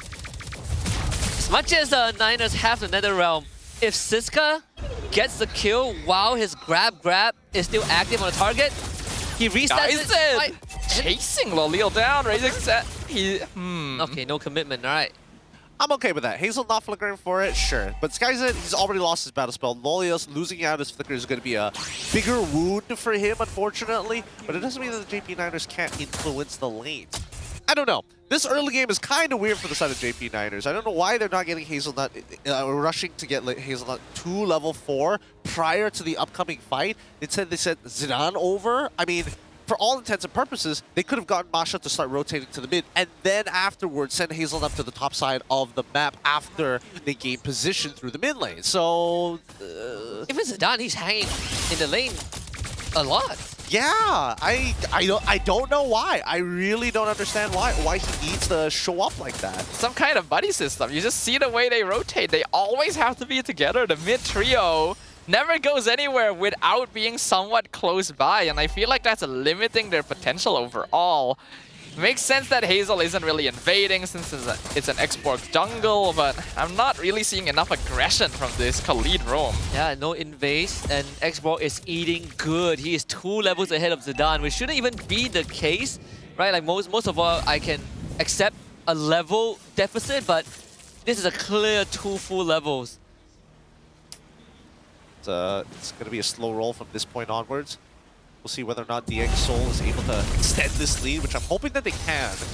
Siska gets to walk in for free. They've got vision over ZachUT, so he can technically just start laying it in on them. Turtle should be free here. Lolil tries to snipe it, but he reveals himself. Direction pulse, fist crack, 2 combo, and he's dead. Why? Why? Your Fredrin is not there. There's no need to do it. Just give the turtle away. It's the second turtle. And now this lane collapses, right? Like Skyzet cuts the wave. You get a guaranteed push. Orange buff now is going to be stolen. Rassi's just stopping Zidane. Did he get that? No, it was stolen away. Keeman continuing the level lead. Unfortunate. Oh, man. Unfortunate. First item priority starting to come through, and things are getting a little uncomfortable for JP. I don't know. They're keeping the grips on the noose a little light, you know, but it's definitely there. It's looming for sure. Yeah, it's getting pretty sloppy too. This looping ends up having a lot more value than, you know, Niners would have liked. 3.6k gold lead, 5.5 minutes in. Like, DxO they shouldn't be allowed to be this disrespectful, right? Just walking up, pelting you with the Kimmy, with the export, a sub-out force away from his own turret. This is not going well for Niners. It really isn't. Oh, another fight breaks out. This crack doesn't really connect, but it's totally fine because the DxO are quite okay not getting anything there anyway. And Hazel's positioning feels so awkward to me. Like, he's just hovering near Faramis Fredrin, but not really doing anything with it. I mean, he's a contact magnet, right? He wants people to hit him. He wants, instead of having to instigate the fight, he wants people to naturally have the need to harass. And I think that's why Hazel that's trying to punish his opponents with. But all of the abilities that I see from the side of DxO, even if they want to harass them, are very non-committal. So again, it's basically just a negative effect. Oh! Fraction Pulse doesn't quite find anyone there. Def Sonata keeps DxO away. Rassi scouts out Hazelnut. He is by himself, but they're not looking for aggressive plays right now. I don't think you want to contest this. Why is Zidane walking towards the turtle? There's no point of contention. Yeah, they're not gonna try this, surely. Okay, they'll back it off. Oh man, you know what? He could have went bottoms it, get the beetle, get the orange buff, you know, get that farm rolling. Yeah. But no, he's waste times going top. He still gets the purple buff, and there's still the path. But with Rassi going bot, this guy trying to find Lolil, forces the flicker out. Good flicker, good flicker. If he did flicker, he would have been caught by that traction pulse. Either way. Yeah, this pathing from Zidane really is not as efficient as you want it to be. Yeah, I mean, again, it's not like he is playing the Fredrin. It's not the fastest clear in the world, but I would have imagined that Hazelnut could have sped up that process. If not, why linger around? Because again, bullied out of this lane entirely. Like, Siska gets to walk up in enemy territory, knowing ZachUT can kill him at basically any time. The DxO are living in their jungle. Thunderclap on Rassi doesn't do much damage yet. Traction Pulse pulls Zidane back into the flamethrower. Raging Sandstorm misses. Hazel, you have flicker. He gets picked off by Stowm, and then the last Insanity finishes off ZachUT. You're right, he had flicker. He had flicker, not anymore. He flickered afterwards. Oh man, I hate to say this, but this game is almost pretty much done. It's getting there. It's getting there. It may not be a 10K'er, but I think like an 8K'er should be enough to get them over the edge. The next couple of item power spikes should be able to make sure that they don't have... wait, no. Stowm should technically already have the anti-heal. Same goes for his... Actually, where is Sapat on his trajectory for items? Is that a Divine Glaive for Stowm already? What? Glowing one Divine Glaive. Man, look at the big screen. Oh my god. I think I need new glass. And then he's going for concentrated energy. That is a little greedy, admittedly, but I think in the position that they're currently in right now, it is completely and utterly justified. ZachUT is put in a very tough spot too, because you don't really want to press Nether Realm as soon as the fight starts, but he had no choice. Yep, people were about to start, bodies were about to be dropping. This is a butt. Player Hepstasis is going to see Halbert. He is nowhere close to being online. Yikes. Yikes. He's 1.5 items only. Fist crack, they find, oh my goodness, Stowm does so much damage. Hazelnut, you cannot heal through this, friend. That's another free kill. Oh boy, this is going from bad to worse. I think you give this Lord. I don't think you even want to attempt to contest this. There's no contest angle. They're trying, but Siska by himself. This is the glue that's being countered by Faramis. By the way, he's just standing there and eating everything, and it's totally fine. Keeman gets the Lord. DxO are so so far ahead. You're not putting enough pressure. You gotta put pressure on the glue in that early game, which, again, they were sending Zidane to do that, and this guy was like, oh, you sent a Fredrin at me? Sure, I'll take that fight any day. I really think they're underutilizing Hazel, because Hazel, the great thing about him is that there is no committal to him. If you want a wave to be cleared out, he can easily do that no problem and share EXP and gold with you alongside. If not, why would you take the Concussive Blast? Why would you be taking the lead in the first place? He's cruising around the map. I think he's spending a lot more time cruising around and, you know, getting some effective trades in, but I think the window has closed. The EXO looking for another tower. JP9ers, what can they do? They literally can't do anything. They cannot walk up at all, even though they're supposed to have bulky boys on their side. They just cannot threaten anything. Ziska is walking up top lane with impunity. Hazel, I don't know what you're doing over here. What was that? Just hovering, man. I mean, they will survive this push. Just the first Lord. Okay, I mean, technically he's pulling attention away. I don't think they really care about him. I agree as well, but as soon as he starts walking to the backline towards Sky Z, I think that's when they start getting a little nervous. See? Even Stowm by himself is able to zone him out. He's level 9. He's lower level than anyone on the EXO. They don't care that he's behind them. I mean, considering that they're still, like, I don't know, hovering around towards that bottom side rather than focusing everything they have on that inhibitor, means that there is respect to be given involved, right? Let's look at the items, because so far, 2 items already finished by Sabat with rapid boots. Wants to get around the map fast. And Lolios, with his 3, just needs somebody to chunk them out. Traction Pulse pulls in Zidane again. But the minion wave has been cleared up. So the EXO not going to get too much more done here. They'll just go ahead and steal. The jungle camps away. And the same trend is just going to continue. Sabat is getting some split push done though.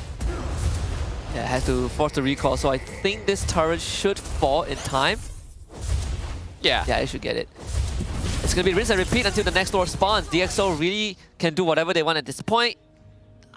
JP9 has sort of missed all the windows, right? Like, Winds of Nature is going to be the next item for Stowm. Yep. Guys are going Malefic Gun. Unless Sabat commits a flicker, he's not going to get any kills in the backline. And even if he does, there is no guarantee. By the way, Hazelnut went Thunderbelt first item. I'm very curious how many stacks he has.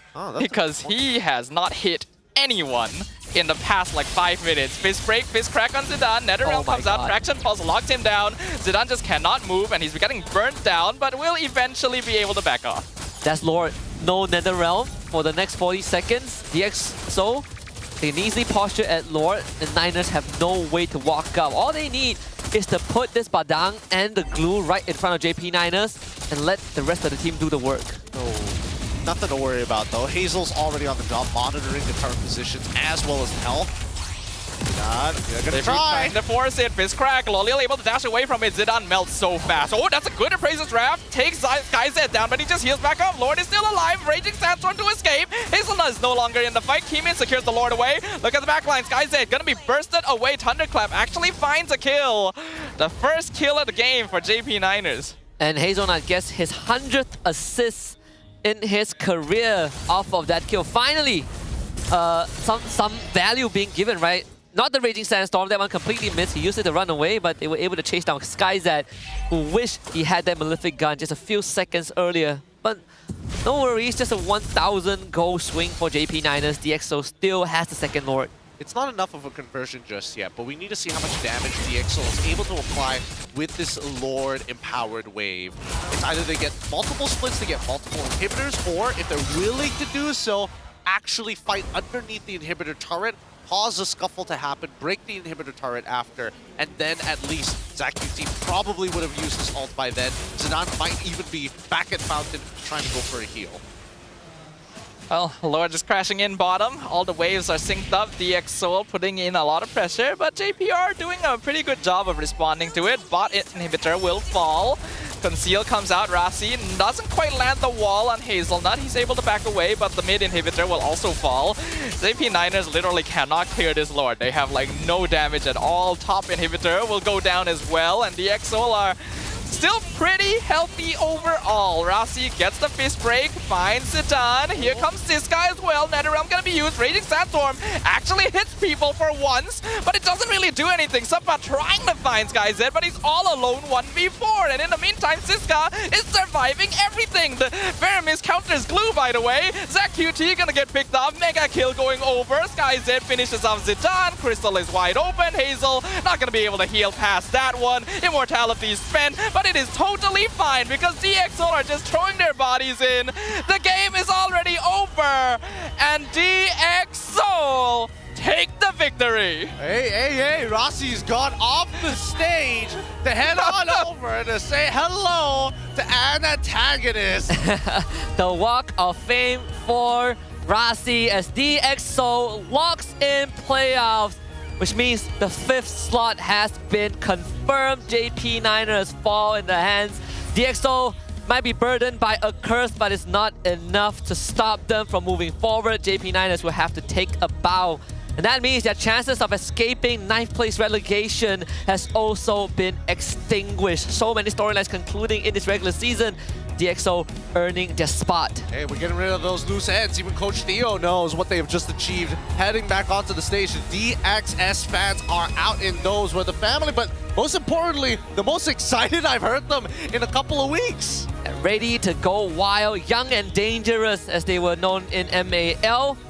They spent Season 1 losing out in the best of 5 against Barracuda, and now they make it in after a full year and straight into playoffs. History has definitely been made by these bunch of rookies / veterans who have been looking to make a name for themselves across these few seasons. With that being said, let's throw it to Poji to talk to DXO on the stage about their qualification. Poji, stage is yours. Tahniah DXO secara rasmi layak ke pentas playoff. Dan kepada semua penonton sekarang ni, tinggal satu saja slot lagi di antara Vamos ataupun Toda. Semangat. Alright, tapi sekarang soalan yang pertama kepada Rasi. Maman. Rasi, you rasa you dah dapat buktikan something ke dekat you punya bekas pasukan? Sebab tadi nampak you pergi depan dan you do something dekat dorang tu. Kalau itu gurau je dengan Anca sebab aku dekat last season dengan Anca. Alright, tapi Rasi dapat buktikan sesuatu tak sekarang ni? Rasi main dekat sini dan pergi ke playoff. Of course, dengan Rasi kita pergi playoff, brother. Woo! Saya ingat statement tu. Alright, tapi sekarang mungkin terima kasih dengan jawapan tu. Siska, saya nak cakap dengan Siska. Soalan dengan Siska ni a bit personal. Apa jadi dengan korang? Kenapa selalu 2-1 Tak tahu lah. Sebelum saya dah cakap dah memang curse tak tahu lah 2-1. Sebab dekat dalam game pertama kita nampak korang dah betul-betul jadi. Game kedua pun jadi juga. Tapi dekat dalam game yang kedua tu, oh my god. Tapi game yang ketiga lain macam, brother. Playoff, apa perasaannya? Happy lah. Dan ni juga first season saya dan saya dapat apa? First season, first playoff juga. First playoff. Okay, baik-baik. Tahniah. Tapi bila kita dah cakap pasal playoff, Stowm. Kita ada Stowm. Stowm, last season you didn't manage to get into playoff, but this season you managed to get into playoff with the X-Souls. So how do you feel about it? Really happy because I really miss competing in the playoffs, and I really still want to redeem myself from all the losses before. Alright. So but then for your personal opinion, who do you want to face in playoff? Is there any specific team? HomeBois. Definitely HomeBois. I think that since all eyes are on them right now because they have win streak, I really want to beat them. All right, no, HomeBois no win streak. Because my idol mid laner is there. SRG. SRG win streak. SRG no. they in their own world. HomeBois dulu. Okay, tapi itu respect kepada HomeBois juga. Sebenarnya ada team yang bersedia untuk bersaing dengan anda. Thank you, Stowm. Dan sekarang saya rasa kita dah pun bersedia untuk announce kita punya MVP. So, kepada family members, siapa MVP in 3, 2, 1. Alright. Saya rasa Coach Theo. Macam tu kan. Anyone? Wah, rahsianya. Siska. Alright, Siska. Tahniah sekali lagi. Jadi, Siska menjadi MVP lagi sekali dan mungkin juga berpeluang menjadi, macam kita sedia faham lah kan, pemain terbaik untuk rookie season ni. Apa perasaan anda? Happy lah. Happy? Happy. Macam biasa happy. Perasaan panjang sikit lah, panjang sikit. Selain macam happy, mungkin kepada peminat ataupun keluarga yang mendoakan ke macam mana? Mungkin sebab family saya datang, saya macam ada buff sikit, boleh MVP. Wow, semua orang, semua ahli keluarga ada dekat sini ke? Tak ada, dan fans-fans juga datang. Family Kimi semua. Okay. Jadi seronok lah. Okay, mungkin boleh share sikit dengan Coach Tio. Coach Tio, I have something to ask to you. So, Coach, you once mentioned that you want to help your team discover their potential. But now that your team has managed to get into playoff, that you think you already managed to prove it to all of the team that this is the best of your team?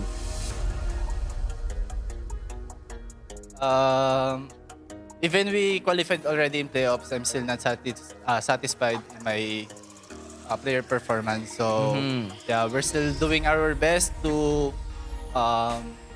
show their full potential. Alright. But right now, I'm still happy because it's their first season, and then yeah, they qualified in playoffs. Baik. Okay. Thank you. Actually, saya tanya dia sebab dia pernah cakap dia nak mencari potensi sebenar pemain-pemain diorang ni. Adakah dia dah berpuas hati dan juga seronok sebab dah layak ke playoff. Tapi dia cakap dia masih lagi belum puas hati dan dia masih lagi nak push selagi boleh. Dan itu adalah dia punya cita-cita juga. Terima kasih kepada Coach. Dan juga soalan terakhir, saya nak tanya dekat Kimin. Mana Kimin kita? Kita punya jungle kita. Alright Kimin, sekali lagi keluarga awak datang. Setakat keluarga je, kakak ada, fan-fan yang ada banner banting semua dekat situ. Ada tak apa-apa yang awak nak ucapkan kepada mereka semua? Sebab Siska pun cakap semua ini adalah buff kepada pasukan anda. Untuk my family, untuk Kak Long, ibu, abang saya juga. Terima kasih datang. Dengan budak-budak taman sekali datang. Wow. Thank you for always be my side always. Thank you. Korang memang mantap. The real family members. Alright. Itu sahaja daripada pemain-pemain kita. Korang dah pun buktikan playoff tempat korang. Tahniah lagi sekali. Dan sekarang tanpa kita melengahkan masa, let's go back to the cast untuk dengar dekat mana kesilapan JP9ers kat game tadi. Let's go. Thank you very much, Poji. You heard it from DXO. Once again, congratulations making it to playoffs in their first season in the league. And one of the biggest winners is Siska, our MVP of the match, playing Phovius and Glue in both the games that they won, and really just being a total menace to JP9ers. Siska loves being a menace, and he does the job so well. The Phovius was so difficult to delete in game number 1 that it bought so much space for the rest of DX. And then in game 3, literally getting countered by the Faramis. We questioned this pick so much for being locked in so early in the draft because we knew Faramis is gonna blow this hero up. And Siska says, no, I'm gonna be impossible to delete anyway. Yeah, I don't know. I can't believe that he got away with this. Yes, he was extremely careful with the way that he, spreads in the middle of the fight. But even so, he got the job done. I think a lot of it just really boils down to the utilization of JP9ers. How do they influence the lanes to get priority when necessary? That's a big thing that they missed in this previous game, because at that point, with nothing going for them, DXO was able to convert a lot of the movements that they got away from JP9ers into structures, into stolen camps, and that technically should not be the case. You know what the craziest thing is? The game ends, JP9er is 3-12 in terms of total kills. Lolia almost has the same net worth as SkyZ. Yep. Olia's trying, man. And he just needed a little more time. I think not just him. I think, unfortunately, even Subbot needed to start participating in these fights earlier. And that's only when you see SkyZ, right? That's the big issue. We didn't see SkyZ in a majority of these fights. And by the time he actually comes in, he comes in super late because Stowm was already dealing a lot of damage. And maybe what Innocent said was right. He said that Lo Liao just needed a team that can carry him. Oh, who knows?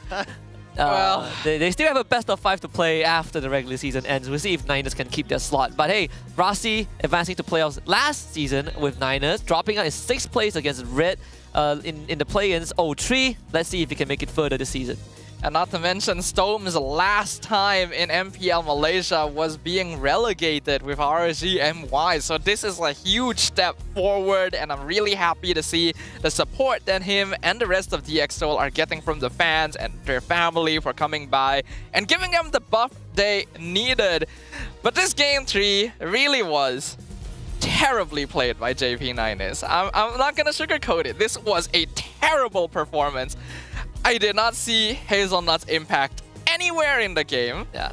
They were stuck too close together without making use of it to try and move into enemy half of the map. There were no ganks, there was no pressure, there was no like forcing resources. They played literally like AI. I'm gonna say it right now. The epic gameplay, we call it. The skills balance themselves out. And I think one thing that when you look at Varamin's countering Glue is also the timing, right? The timing to punish Glue has completely changed. Back then you wait for the ult, but this time you're waiting for spread. And if he grabs onto someone, Varamin loses the entire counter properties. And that's something that I think JP9ers maybe are not used to dealing with. I don't ever think I saw any fireworks in that game. I never got a Ghost Bursters onto Siska when he's in the Gobu form. And then there's the Zidane running around like a headless chicken, which was also pretty confusing. I think overall JP9ers just started autopiloting at one point. Yeah, definitely autopiloting, but at the same time it was like playing to scale and hoping that the side lanes were going to be enough. Let's look at our key players though. It's going to be Keeman from the side DX Soul getting our rich guy, the carry going over the Loliels, Zidane as the sandbag, and Rasi as the best wingman. I don't know. I feel like Rasi's game was a lot more straightforward in comparison to, because again, he wasn't overthinking the scenario. I think that JP9ers were the ones overthinking and not truly utilizing Hazelnut's concussive blast and the tornadoes to actually generate pressure, if not at least gain priority over the lane so that everybody can move out of it at the same time. Because a lot of times you see Hazelnut and Rasi, they were just hovering around each other, right? Like sometimes you would go for the engage, and sure, you know, you're not going to damage Rasi too much, but you want that pressure. And Hazelnut, he's cruising. It's he got his first assist at like what, 10 minutes into the game? I don't remember. Yeah, pretty chill. Yeah, he was chilling. I really want to know how many Thunderbelt stacks he had at the end, because I don't feel like it was a good number. Just look, what's he doing here? What is he doing? Just go somewhere else if you're not gonna join the fight. And then like DX Soul can literally do whatever they want, right? Look at Hazelnut. It's so easy. And then there's this one. The pain. I guess I mean, it really depends on what the comms sounded like. Was it like, oh, I can look for an engage, I've got that flicker, and then JP9ers call it off as he's ulting. It's just like, don't do it, don't go. Please, I don't know. No, don't flick. We can't follow it up, no damage. I don't even understand. I don't know what I was looking at this game. This is one of the worst games I have seen the whole season. Don't worry. I'm pretty sure this is not the worst on record. On record. On record is not, but so far today, it definitely is a low note to end on for JP9ers. After the Game 2 victory, you would think that Game 3, they had a clear idea, right? With the draft, it was very straightforward what they wanted to do. I think even Palms and Antagonists had the right direction for the team. But I don't know, is it outclassed by Theo, or is JP9ers really just lagging behind this game? I think they're just lagging behind this game, unfortunately. Just not in the right headspace to be able to like think a little bit further ahead. If not, think about the overall rotations. I think right now they're kind of just lost in the sauce right now. They're lost. DxO last game in the regular season has that, you know, is it a good note, even though they didn't break the curse? I mean, they didn't break the curse, but I think it's a good note. Yeah. You get the win, your third game was very convincing, and you get playoffs on your debut season. I think there's nothing to be like disappointed about. Yes, it would have been nice if you got the clean sweep, but what matters is now you have the chance to move on to the playoffs and improve on that. Yeah, just a great story for DXS, right? Started when they came in week 1, their first series was against OB, and we were saying that this is a MAL classic, you know, we had some doubts. Week 2, or like the second series, play HomeBois, took a game, and we were like, okay, this team has something to prove. By week 6, I agree, I think they have proven more than enough. Coming up though, Vamos against Aero, another important match, one last playoff slots. Vamos just needs 1 point. Quick words, expectations. Expectations, high expectations. I think it'll be fun and very interesting to see the new jungler. With that being said, we're gonna head for a short break and leave you with a mic check. When we come back later on, it's another important best of 3 between Team Vamos and Aero Esports. We'll be right back. Dia paksa aku guys. Aku ulti ni. Aku tutup ulti Moskov. Sumpah dia mati guys. Sumpah dia mati guys. Sumpah dia mati. Nice. Ingat respect guys. Respect. Aman. Tengok lane juga. Moskov Dapat. Pede enggak? Pede. Orang di pop edit. Konsil. Bakap sika. I go to Parsha guys. Tengok konsil. Parsha no flick. Ling. Nice. West. Just load, you cannot help. Or can. Can. Minion spawn. Just reset first, you guys. Aku lihat orang. Ling. Tahu. Boleh. Boleh kah? Boleh. Sorry guys. Aman. Bagus. Yes. Dia lock tower. Lock. Copy lah. Bisa. Stand dah kali ya. I stand Harit no puri. Mati. Stand Harit. Dia ulti aku kali ya. Si Bennett. Boleh main kali ya. Fighting guys. Bennett solo. Kali. Mati. Set alert. Aku macam boleh dapat Zaz. Guys. Cen ni. Baik. Tahu. Nice move Zen. Boleh trail lagi ni. Dah beli kan? Boleh main lagi. Aku stand. Main slow. Tengok one-one-nya. Kalau boleh. Yang belum one-one-nya. Spy. Dulu. Neng. Bodoh. Aku aman. Ada badang guys. Back pun. 8 second. Alhamdulillah. Lama tak rasa menang. Lama tak rasa menang. Nice. Fox unlock in peace. Nice game. Let's try. Boleh lagi sih. Coba. Simi. Ranger. No dash. Hero. Mati. Hero. Masya is kiri. Aku masih aku kan. Tagi. Aman. Hero. Don't 50. Nice. Geng. Dok aku kan. Boleh maju enggak? Ada orang kat belakang ni. Santai. Glue. Far away. Aku kuat. 3 second. Endoble. Santai guys.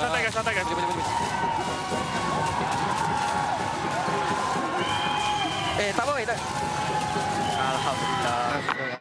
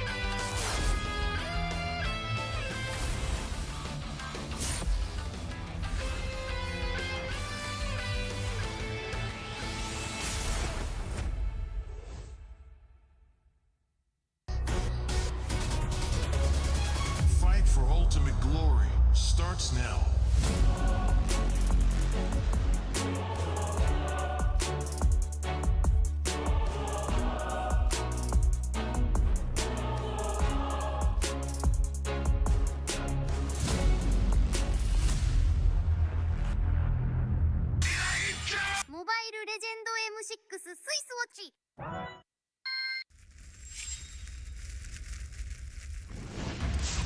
みんな、渦巻きナルトが帰ってきたぞ。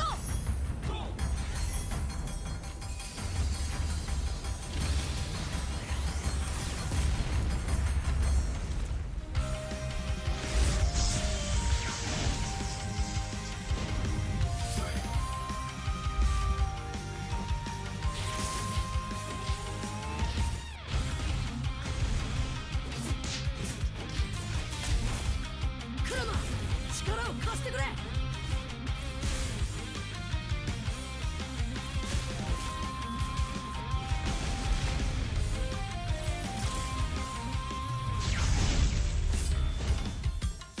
っしゃ、第7班ここに復活だってばよ。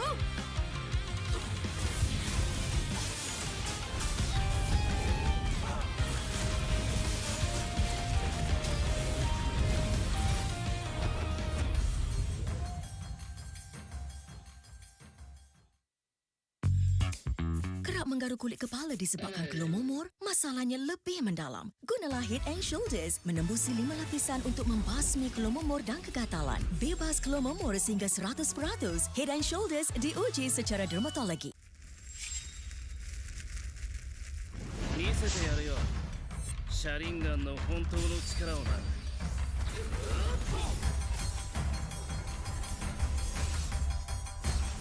力が湧いてくる。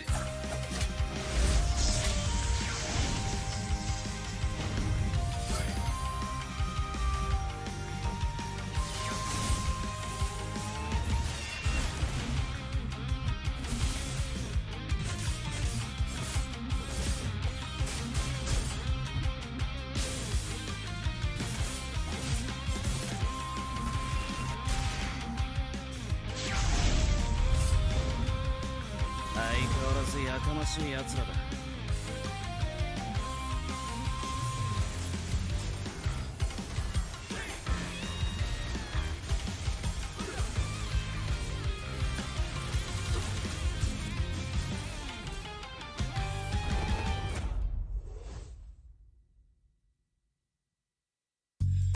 You keep scratching the surface for dandruff?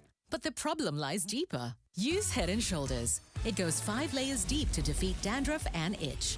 Be up to 100% dandruff-free. Head and Shoulders, dermatologically tested. みんなを守るために私はもっと強くなる。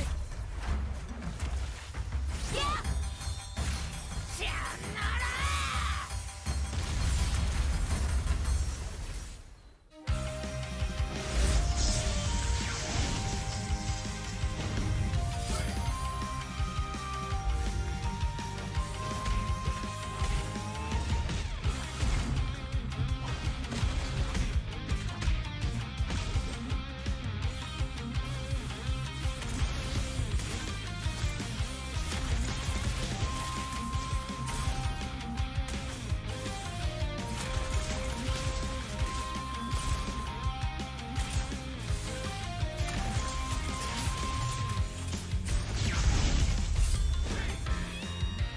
今度は背中合わせでいくわよ。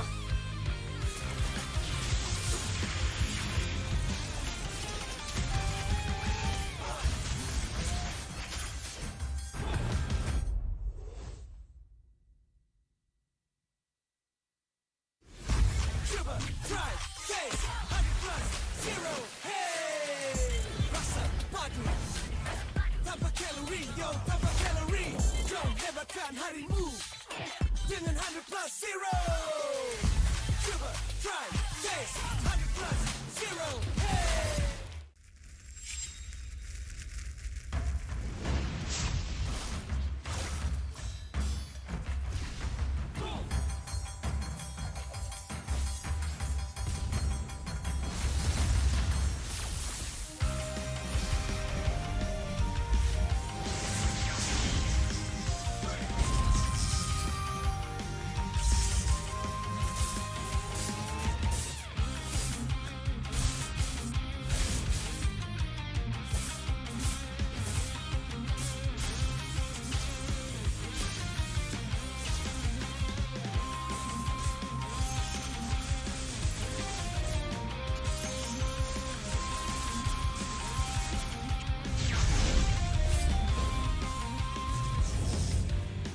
ここは俺に任せてもらった4代目他目を超える忍びはお前しかいないと俺はそう信じた。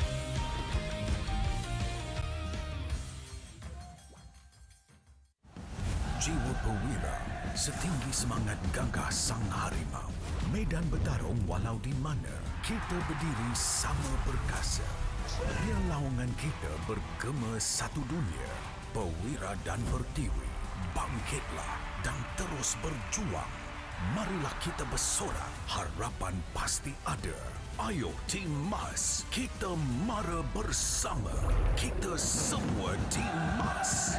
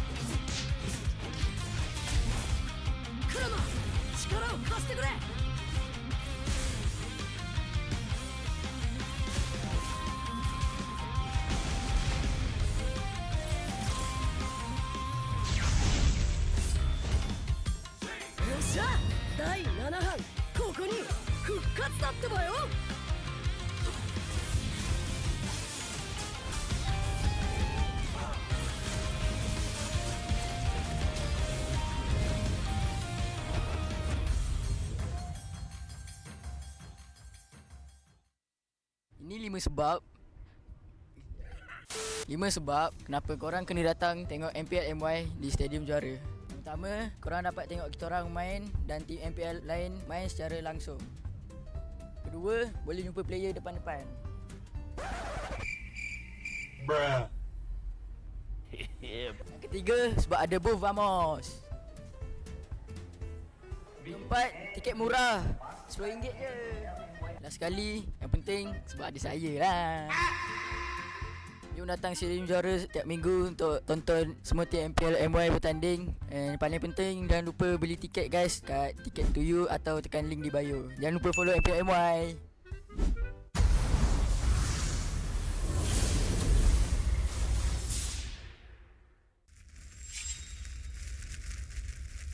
Misete yaru yo. Sharingan no hontou no chikara o na.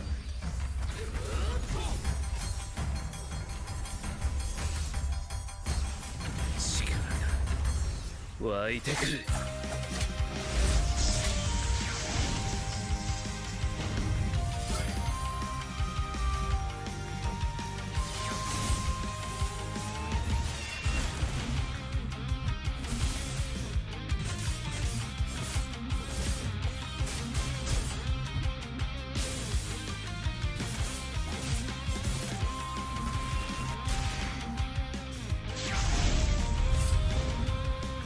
相変わらずやかましい奴らだ。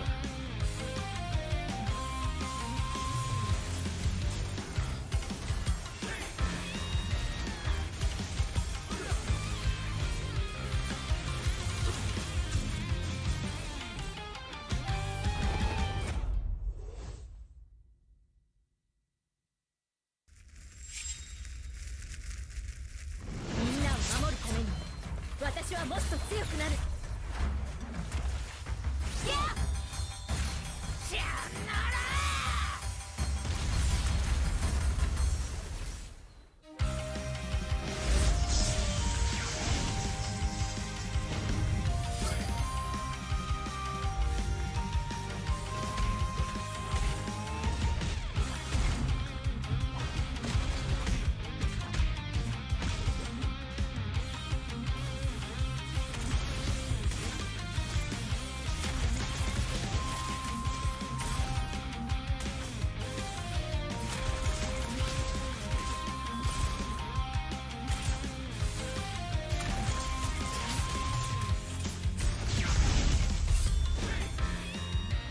今度は背中合わせでいくわよ。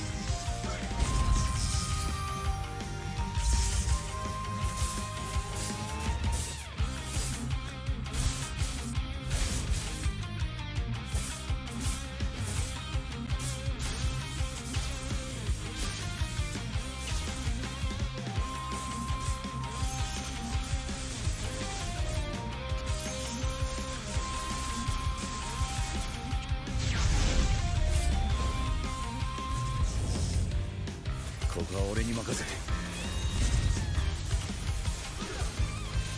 もらった。4代目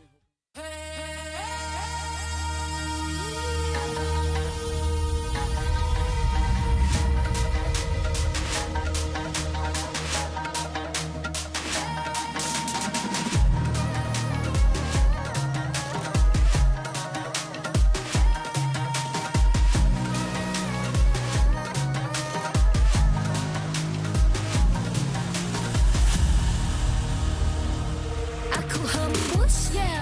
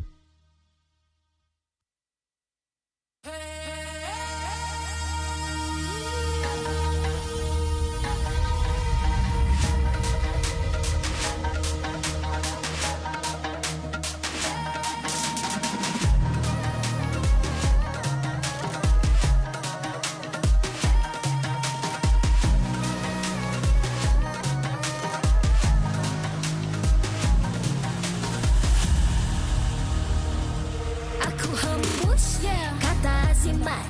Bila terjatuh aku beringat. Jalan dah jauh cari titik bermula. Krak, krak, krak, krak. Jangan patah semangat. Semarak api bukan calon cadang. Biar apa menghalang aku sambut datang.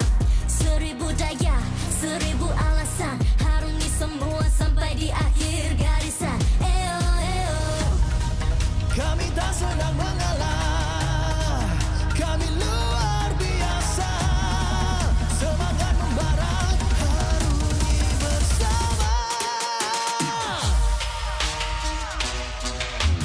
Lakukanlah sama-sama lakukan. Bergema di kiri dan kanan. Tak berhenti marah ke hadapan. Tak mengalah berdepan cabaran.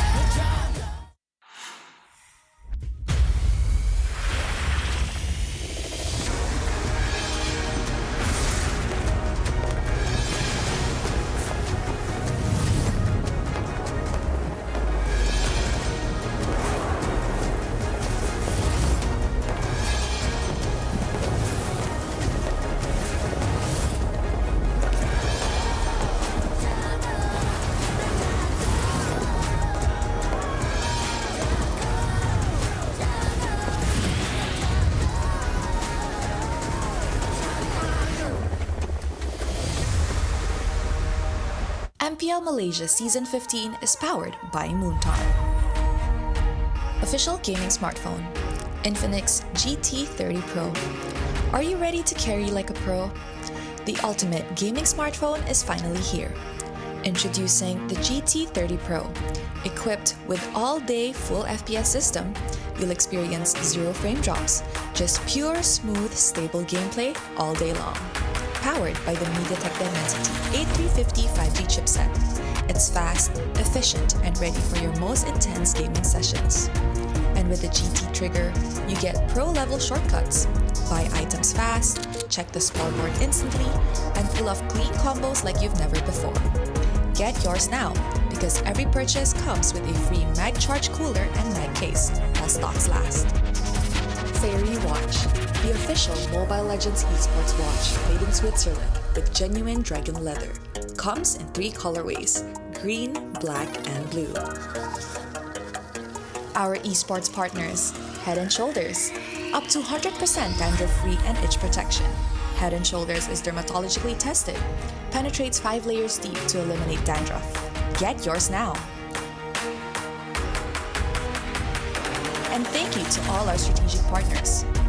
100 Plus, Playas, Astro Arena, MPL Merchandise, MPL Ticketing, supported by KBS, ESI, Rapamuda, MESF, PSM. The run to playoffs continues as we just witnessed DxO lock in the 5th slot in the top 6, which means only 1 more opening remains. And the race is between Vamos and Todak. Welcome back to the MPL MY Season 15, Week 6, Day 2. And between Vamos and Todak, Vamos gets first dip. They get to call shotgun as they go up against Aero Esports next to see if they can lock Todak out of playoff contention forever. My name is Husky, and on the desk with me, I got Gideon on my left and Sadafa on my right. This one is a series to behold because it either sends Vamos straight into playoffs or Todak gets to fight tomorrow.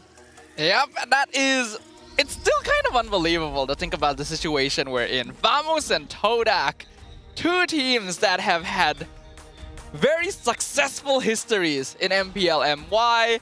Literally 2nd and 3rd place last season are now vying for the final playoff spot. I don't know how it ended up like this, but you're right, Husky. It is now down to Vamos. If they're able to get a victory against Aero, they instantly can wave bye-bye to Todak and move on to the playoffs. But if they don't get even a single point here, there's still a chance for Todak to claw their way back. I think this is a reflection of the quality of games that we're getting here out of MPL MY. As teams get better, especially for those in the upper echelon, and not to mention that now it's not just about, hey, we've got an MAL to think about. On top of it, there are less spots for the playoffs for teams of that caliber, of that quality. And it's very evident here in this particular season. And even last year's season as well, we were starting to see a couple of shapes that kind of look like it. As much as we are dominated by usually two teams coming in looking for an EWC spot, if not M7 happening down the road, I think that at this point, they just need to protect themselves,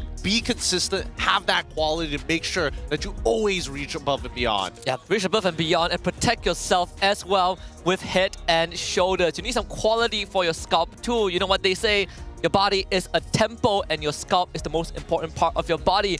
The Head & Shoulders is our official shampoo partner, up to 100% dandruff-free, plus itch protection. 100% protection, you can wipe out dandruff and itch. It's dermatologically tested. It goes 5 layers deep to defeat dandruff and itches, so get yours now. And also, make sure that you look clean and shiny on stage. Yep, as we've heard from the surveys, 100% of people would rather lose their less predominant hand than their scalp. Keep that in mind as you're going in. Got to protect yourself 5 times. Penetration keeps it clean. Now, hopefully, the games are going to be clean in this upcoming game, because after watching our first best of 3 series, we're hoping that at least there's a bump in quality, or at least a real fight that's going to happen rather than just rolling over and just letting it happen. Yeah, and that goes for either side as well, because everyone needs to remember that Hazel is not going to be with Aero Esports today, as far as we're aware. So we'll have to see whether or not the new jungler to come in will be able to handle things, especially up against Team Vamos. Yeah, Team Vamos have also had a very rough season, right? Probably the lowest points in not just the organization, but for some of the players involved, right? They have been at the highest of highs, have won trophies, they have made it to the international stage 2 seasons in a row, but now the line is drawn. 1 point and Vamos breaks through. I think seeing Vamos' journey, like Sadafa mentioned, from getting the first slot to M6 and now needing the first slot into 6th place to qualify for playoffs is a drastic, change. I think Vamos still has a good chance, right? Looking at the state of Aero right now and the roster that they're going to be bringing in. Here's the shocking thing about Vamos. I personally felt like coming into this, what this meta is asking for, a snowball-heavy meta since, beginning of last year, right? Halfway through last year. Coming into this year, I think a lot of other teams have adjusted a lot better to the meta. I think that one of those teams being Aero, and that's when they had Hazel, because initially the big problem was I can't get into position to land my retribution. I can't even steal these objectives away, and neither am I winning the 1v1 matchup on the opposite end. So they bring Hazel into the lineup, and you see that the team kind of really turns into a real team once these smaller issues have been settled. So now that without Hazel, does that mean that Aero is going back into that position of I cannot even contest you in retribution, or do they take a completely new approach? Yeah, we've seen Aero cycle through 3 different junglers, right? We had Rindo, Hazel, and now it's RanQT. We've seen him play in the ML. In fact, he was in Barracuda Beta, which was the team that MelQT was in back in Season 1. So coming in onto the MPL stage in a very, very crucial series for them, it's to fight for 3rd place, but most importantly is to try and stop Vamos from advancing. Yeah, it would be pretty petty to do so, especially considering that Aero Esports is basically locked in on their spot, already heading on to the playoffs with no real chance of moving up to the upper brackets. The only thing on the line is going to be that pride of a victory. And now, we want to talk a little bit of the impact of the different transfer players throughout this season. Wow, and I gotta say, this is, for those who want a better depiction, on the left side, on the white side of it, are transfers that have impact. On the right, not so much. Not so much. As you can tell, the transfers also include imports, with Ivan, Vel, Rundell, and as well as Hazel all having really big impacts as soon as we saw them touch the Land of Dawn and really changing the landscape for their respective teams. On the right side, however, I really thought that Clockhood and as well as Aero 404 could give a completely different look to what Vamos was offering us last season, but that wasn't enough. Gebe and Magma, I would have to say, unfortunately, just didn't make that cut. Maxon as well as Hazelnut definitely was needed for the JP Niners, but we only see Hazelnut at the very end. And of course, Dinesh for Team Ray. Even for him, I think they needed a mid laner. And I think, unfortunately, he's probably at the same level as AJ. Yeah, I think, you know, he doesn't really bring any new flavor. Yep. It's same archetype as what AJ brings to the table, at least from references we can take from last season. Yeah, I mean, Gabby Magma is the punching bag, right? You gotta ask for a refund. If we look directly at the numbers, Gabby and Magma have unfortunately had the most notable negative impact on the win rate of their team. They cut the win rate by half. Literally in half. We have to remember that the first half of games for Todak was against easier teams, and then the later half was against tougher teams, but there's also a pretty obvious example. And then on the opposite side, you have Ivan and Vel, who literally shot up the win rate of 12% last season to 87 this season. So yeah, numbers don't lie. Numbers don't lie. I mean, HomeBois almost got relegated, right? And now they are locked in second place in seeded in the playoffs. But this is not about the HomeBois, right? This is about the HomeBois who are now Team Vamos. So let's take a look at who has Vamos fielded for this series, as we have Clawkun, Zorn, Chibi, Nespresso, and Smooth. Personally, I would prefer to see Aero 404, Chibi taking a 1 weekend worth of break before coming back into one of their most important series. But I felt like Aero 404 was giving us the right flavor for the team. I don't know what you guys think. I think that Aero 404 was definitely more suited for this meta than Chibi is, right? His pocket picks don't really work in this particular scenario of what the meta is willing to offer, unless his team is highly coordinated at every stage of the game. Is this Nolan doable? Yes, technically is Martis. Yeah, to a degree, you know, really specific scenarios, but it was mainly that Nolan I was hoping to see overall, because Aero 404, he plays a mean Fanny, and it makes their blue side so much better. Yeah, don't have to ban, not needing to ban Fanny on blue side is always great. But they're up against Aero Esports, who also has a different jungler instead of Hazel. We have RanQT joined by Aaron this time instead of Reza in the XP lane with Kim, Zkif, and Kusei. An interesting bit of a shift up, perhaps to give Aaron a little bit more of a chance to prove himself up on that stage, since previously we had heard that Reza was officially part of the main lineup after his performance in scrims. This is going to be a testing point, not just for RanQT, but for the Aero Esports roster as a whole, to see whether or not Hazel has left a lasting impact rather than just being a pillar that they gravitate towards. How well can they perform in his absence? Yeah, on top of that is also the Kingdoms, and everyone online was saying that because Hazel brought such a big change to Aero, is it really just Hazel, or did Aero as a whole improve? I think this is a great testing ground to see Aero without Hazel. Are they going to revert to what Gideon mentioned, how they were before, or are they going to keep on evolving? The teams are ready to get on stage for the most important series of their lives. Let's bring them onto the stage.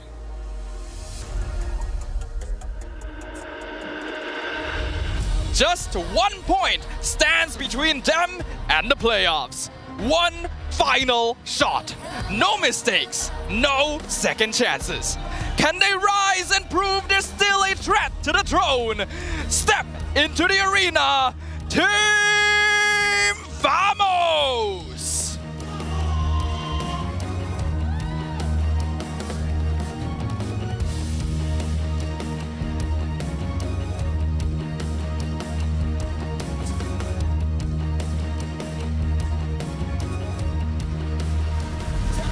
No mercy was shown as they shattered MV's upper bracket hopes yesterday.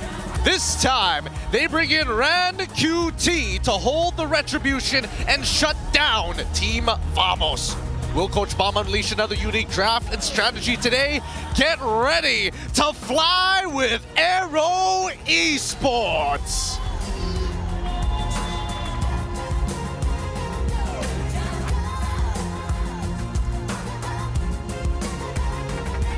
And now introducing the coaching staffs of the two teams and head of League House Franklin, who will ensure fair play and professional integrity in the matches.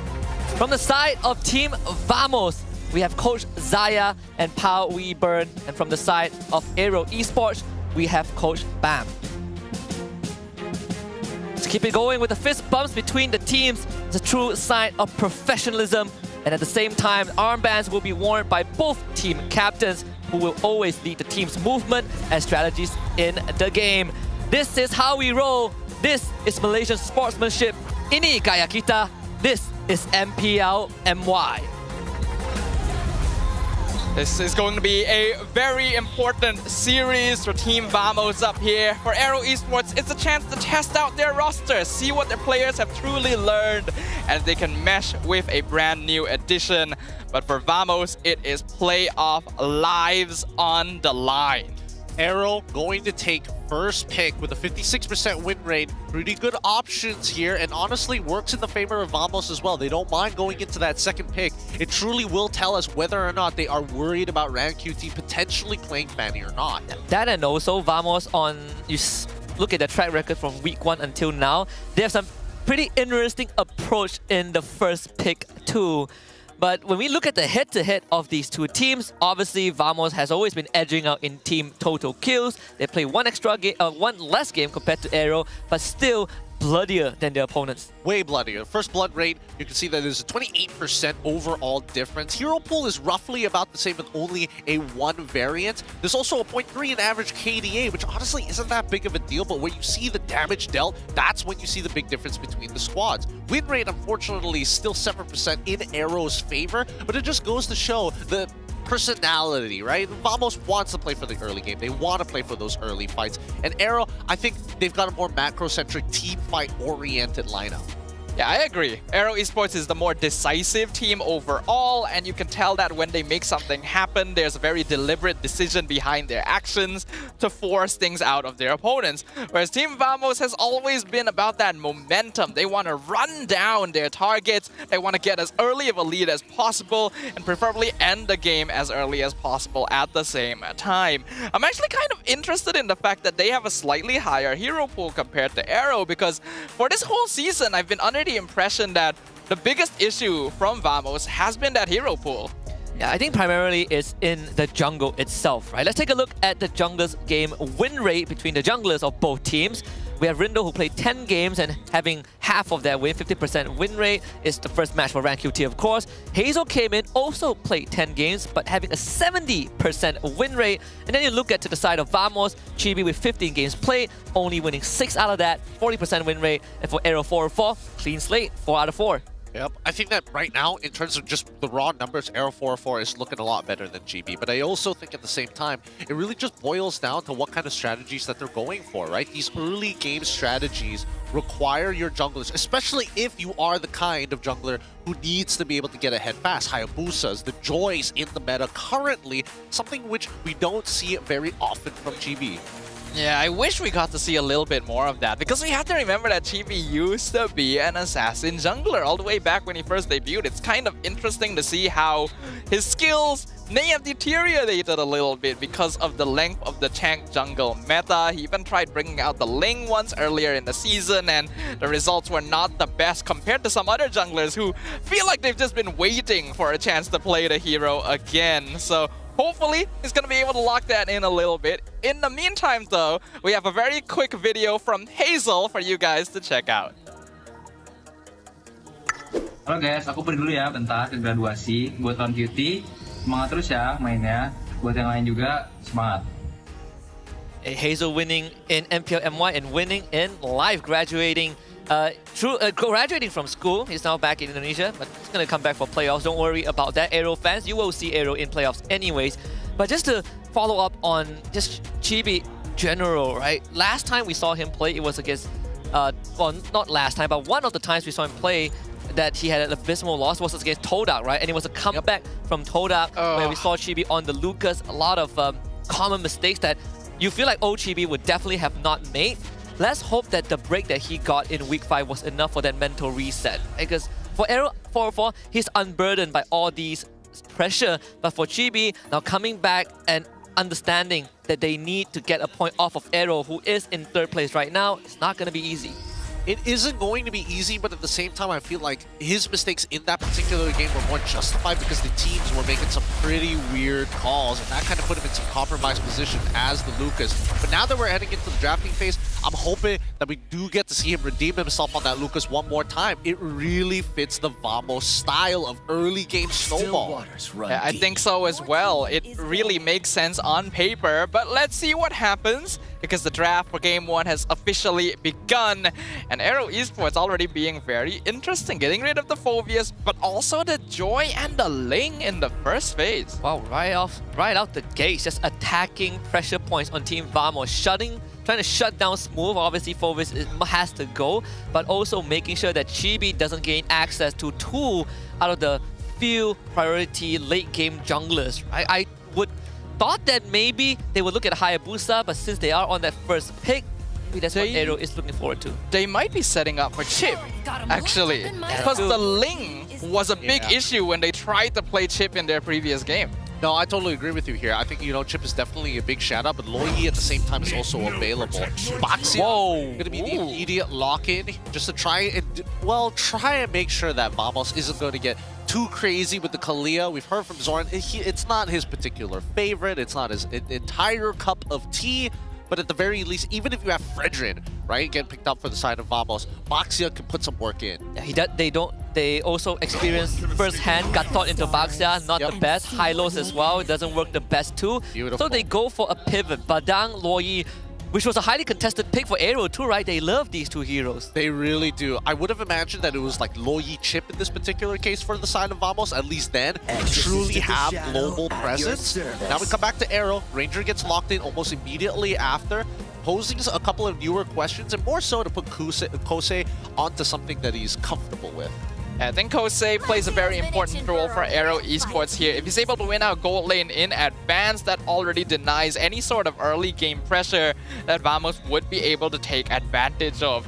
It's going to be paired up alongside that Kalea, so with Kalea Baxia, Aero should have pretty solid early game rotation ability. It does also mean that Baxia is locked into that EXP lane. Do you think there's a chance that Baxia still goes jungle? I mean, we've seen it once. I guess it's been a while. Yeah. It was played by Onyx ID, if I remember correctly. But we'll see if that's the case, right? Some flex potential still remains for Aero, but Lucas comes out once more for Vamos. Okay, I'm all down for Lucas here. Let's see how the second phase is going to go, because Valentina going to be the immediate ban. Zaya taking full advantage of this red side, which, again, Vamos is a lot more comfortable on. So far, this is looking pretty solid for Vamos, actually. Their opening draft feels very their style and very solid overall. And the fact that they've stolen away signature picks from both Kim and Zkif at the same time is a great way to start things off. And Lucas is one of the few heroes that really doesn't mind just going right on top of a Loyi diversion or coming through a chip portal, because he can just press ultimate, get that extra stat, be immune to crowd control, and go to work, right? So the risk factor involved is lower than any other particular hero. Aero starting to attack Nespresko's hero pool with that Moscow ban. We already have eliminated Kimmy, Ranger, and also the Harif. So I wonder if Nets will start thinking about a carry, for example. Well, I think right now the big issue is what do these carries want to play into, and I think that they get rid of the Novaria. I'm not I don't know about this one, because Vamos could have done 2 things. One, either they immediately figure out what matchup they want and then go for the other, because now it's either Hayabusa or even the Fredrin going to the side of Aero Esports for all intents and purposes, and then we have to wonder about what are their answers to it, because now 2 Trinity Marksmen are gone. One that deals with tanks very, very well. The others that's able to kite but does pretty well against assassins in particular. But what this also means is that in general, almost all of Nespresko's comfort picks in the gold lane have been banned away, right? Yeah. The Moskov carry and Harif are all gone, and these are usually the heroes that he will default to, even with other meta options available. So Aero Esports is definitely targeting on that part. As for Novaria ban, I think it makes a lot of sense, because this is something you'd commonly get rid of if you're playing the Loyi, to make sure they just don't scout out your diversion. That, and also you have Kalea, Granger, right? Artillery, go for the Claude for Vamos. I pretty much expected, right? Like Sadafa just mentioned, even if there are things like Irithel, Clint 1-1, they will still go for the Claude as a safe pick. Benedetta picked up again, but this time it's on the side of Aero Esports for Eren. Okay. No, this can't be Eren. Eren never plays Benedetta. Is it Benedetta jungle? It could be. I think it is. Played before, yeah. It is a Benedetta jungle. And then a Cho, last pick, Zorn's signature hero. Let's see who's gonna be playing this. No, it's Eren. Really? It is Eren Benedetta. Okay. So that Baxia does get flexed into the jungle. Wow. Okay. Alright. I have always known Aaron to be more of a utility sandbag EXP lane style. This is probably something he's played before sometime in the past, but it has been so long that I genuinely don't remember. I mean, Aaron used to be the Yuzong Paquito guy. Yes, he had a couple of games on Benedetta, but nothing that stood out too much in comparison to his counterparts. Either way, we got a packed house to watch this game. Let's break it down for you. From the side of Aero, it's all about sandbagging your opponents, right? Making sure that Chibi doesn't get too far ahead. With force priority from their side of the EXP, that means they can take that position first. If Clawkun can't get behind them, I don't know, man. Because Selena, she's going to be keeping her eyes pried open to find them. Well, one thing's for sure, both these teams are eager for victory, whether for pride, rather to hold on to an everlasting throne that seems to be slipping away. There is equal parts a goal, and that is victory in game number 1. As we jump into the land of Dawn, let's see what RanQT can bring to the table. Baxia, we all know him to be very disruptive and pretty fast with just the clear, just because he moves around the map way quicker than most of the heroes in the game, despite being a tank, right? Like, and, having that reset on his wheel makes it great as well. But it's more towards Team Vamos. They have a comp that has a decent mix of early, mid, and late game damage. Nespresso is going to be the insurance policy when the game goes late. There's very little threat when he faces off against Kusei thanks to BMI. Zord and Clawkun will be the one that's trying to move around and make plays happen. Yeah, these are all the moves that we're expecting to see. But if we're let's look for a bit from Team Vamos' side, right? Because they have a very simple style, and it's all about getting that early game. Clawkun gonna get jumped on. A beautiful shield unity. First blood going over to Kim straight away. Really nicely done. They forced out his Purify as well. Some good arrows, and even Kim really capitalizing on the situation, flickering forward despite the fact that they could have given the kill over to RanQT. No chances, no options. But again, Team Vamos want to play for this early game strategy. It starts at level 4, but up till then, unless Chibi can find an ideal 1v1 with plenty of space to run down his opponents, I don't see it happening. Trying to set up for bait too, but I think Ziggy is not going to take it. Everyone's trying to bait them. Looks like GB will try to go for the flank. Here comes RanQT as well. Oh, wow. Doing good damage, but the flicker out. ZK gonna survive all of it. GB gets the 2-man flash combo, but he still ends up dying. The Kim's arrow, point blank, that was the extra tick of damage that was needed to take down Chibi. Aero already off to a great start. You stop the Lucas. That's his first Sacred Beast from Muse. Now he will fall behind in level. RanQT can take a purple buff and have Retribution back up for the turtle. Or let's go straight for the turtle. Hey man, I mean, Chibi died pretty early in that transformation. He still has plenty of meter left. He still has his ult ready to go. He can unleash the beast, but I don't think that Aero Esports ain't gonna do it without punishment. Aaron gonna eat a lot of damage. Eye for an eye! Wow! Man stun! Tsunami Slam, pulse move into electrify the blow, and Kim gets the snipe on Zorn in the backline. Here comes the diversion. Clawkun gonna bring Chibi with him. Does he pop the Sacred Beast Bomb? He's gonna hold on to it for a bit, eventually uses it, and gets the Beast Bomb snipe, finishing Aaron off. But what does it cost? His own life in return. I think that's totally fine. Dying in a situation, especially in a trade like that, yes, it's unideal, but at least even RanQT was being part of that fight. So, you don't lose as much. Oh my god. The Abyssal Arrow, it actually connected, but they know it's better not to commit on that one. Thank god. Zorn is level 4 and is nearby to deter them. Overall, things have been going well, but Kim Selena right now doing a lot of work. I mean, the 2-stun eye for an eye from Aaron is already pretty good, but let's see if they can kind of keep up with this pace. He's gonna get dragged into the tower, petrified! Oh, no! Smooth has just been outplayed on his own signature hero. Oh. This is not looking good for Vamos, at least for the first 3.5 minutes. The people on Aero who wants to snowball are having a great game. 2-0 for Kim, 2-0 for RanQT, and now Aaron solo kill Smooth in the XP lane. Aero Esports have essentially freed all of their lanes up. Oh yeah, a 2.3k lead at this point of time. I'm looking at the difference in terms of EXP. Kim is a level above Clawkun. Aaron's a level above Smooth, who just got his Thunder Belt, so he's still pretty relevant, assuming that he can get more stacks. RanQT also has a full level on Chibi. It's just all across the board looking so good for Vamos. Oh, the Tsunami Slam pulls Zorn backwards. He has to flicker away. He'll survive and make sure Chibi gets the buff, but that's no battle spell for the roamer.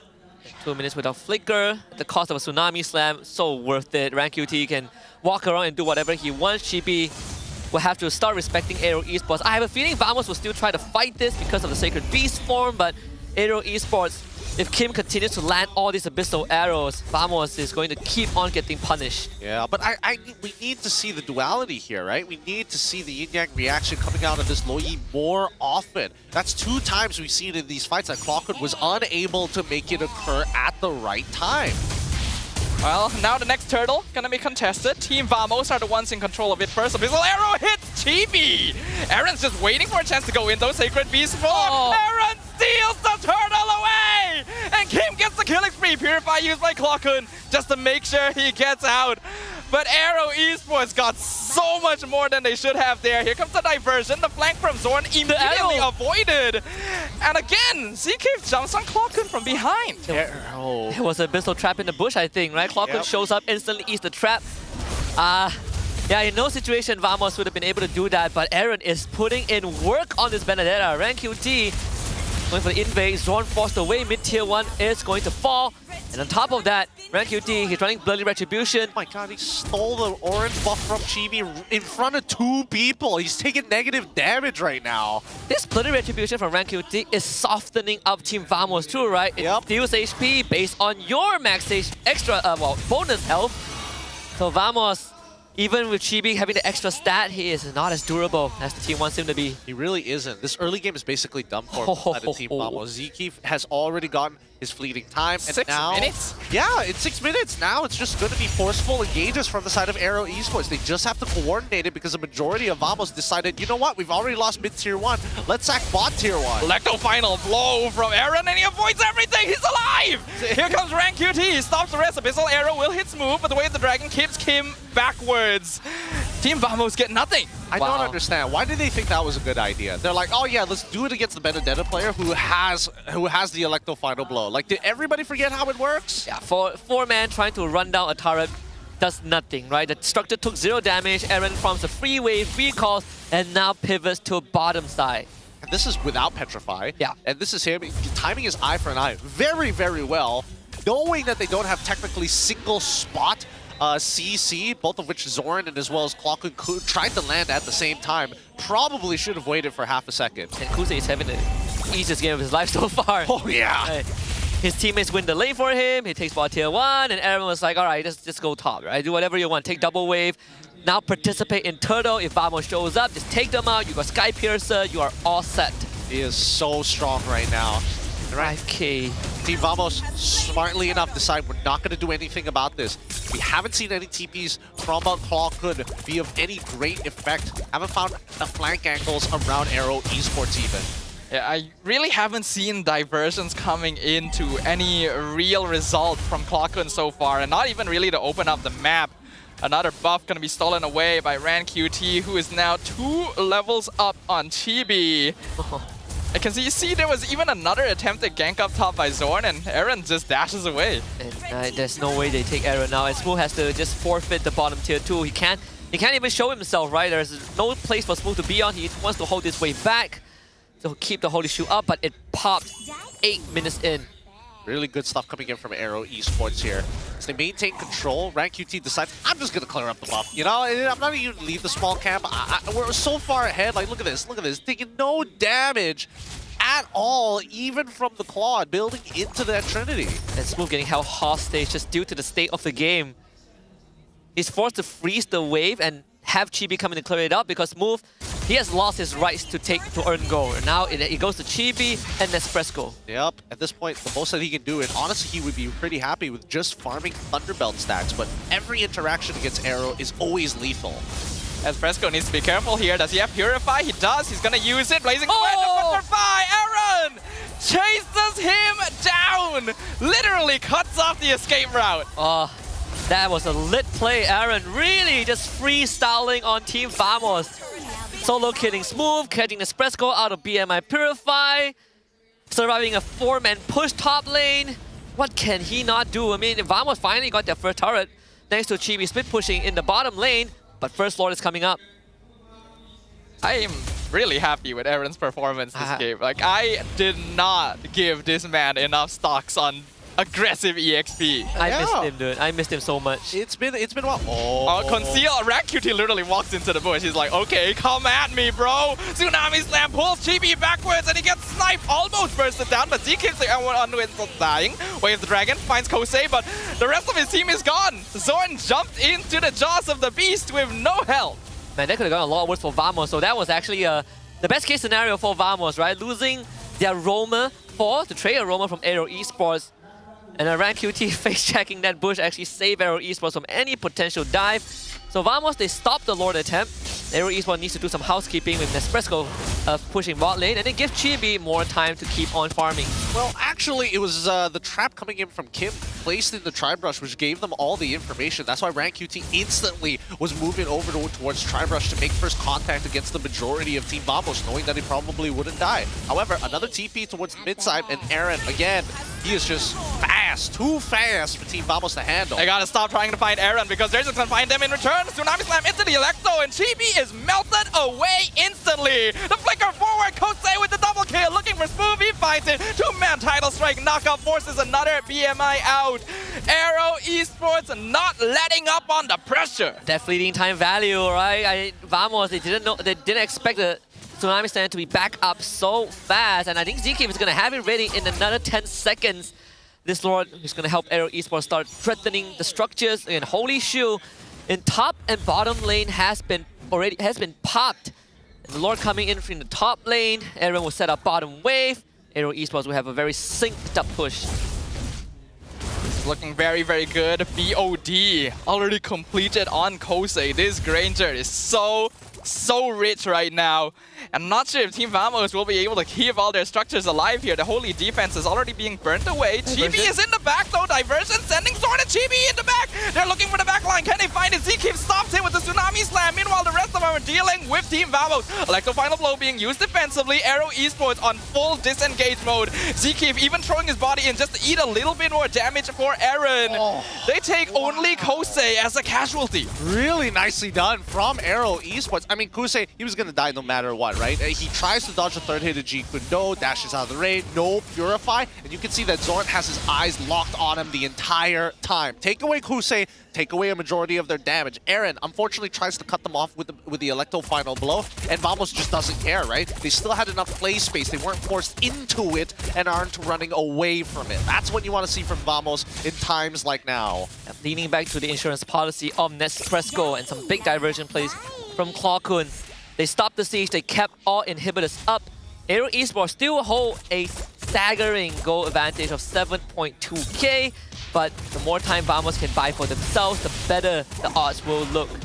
Yeah, they do still have Nespresso to potentially rely on towards the late game. The Claude has only died once actually, and he has already completed 3 items. Went for the Malefic Gun to finish things off, and now the Trinity is officially completed.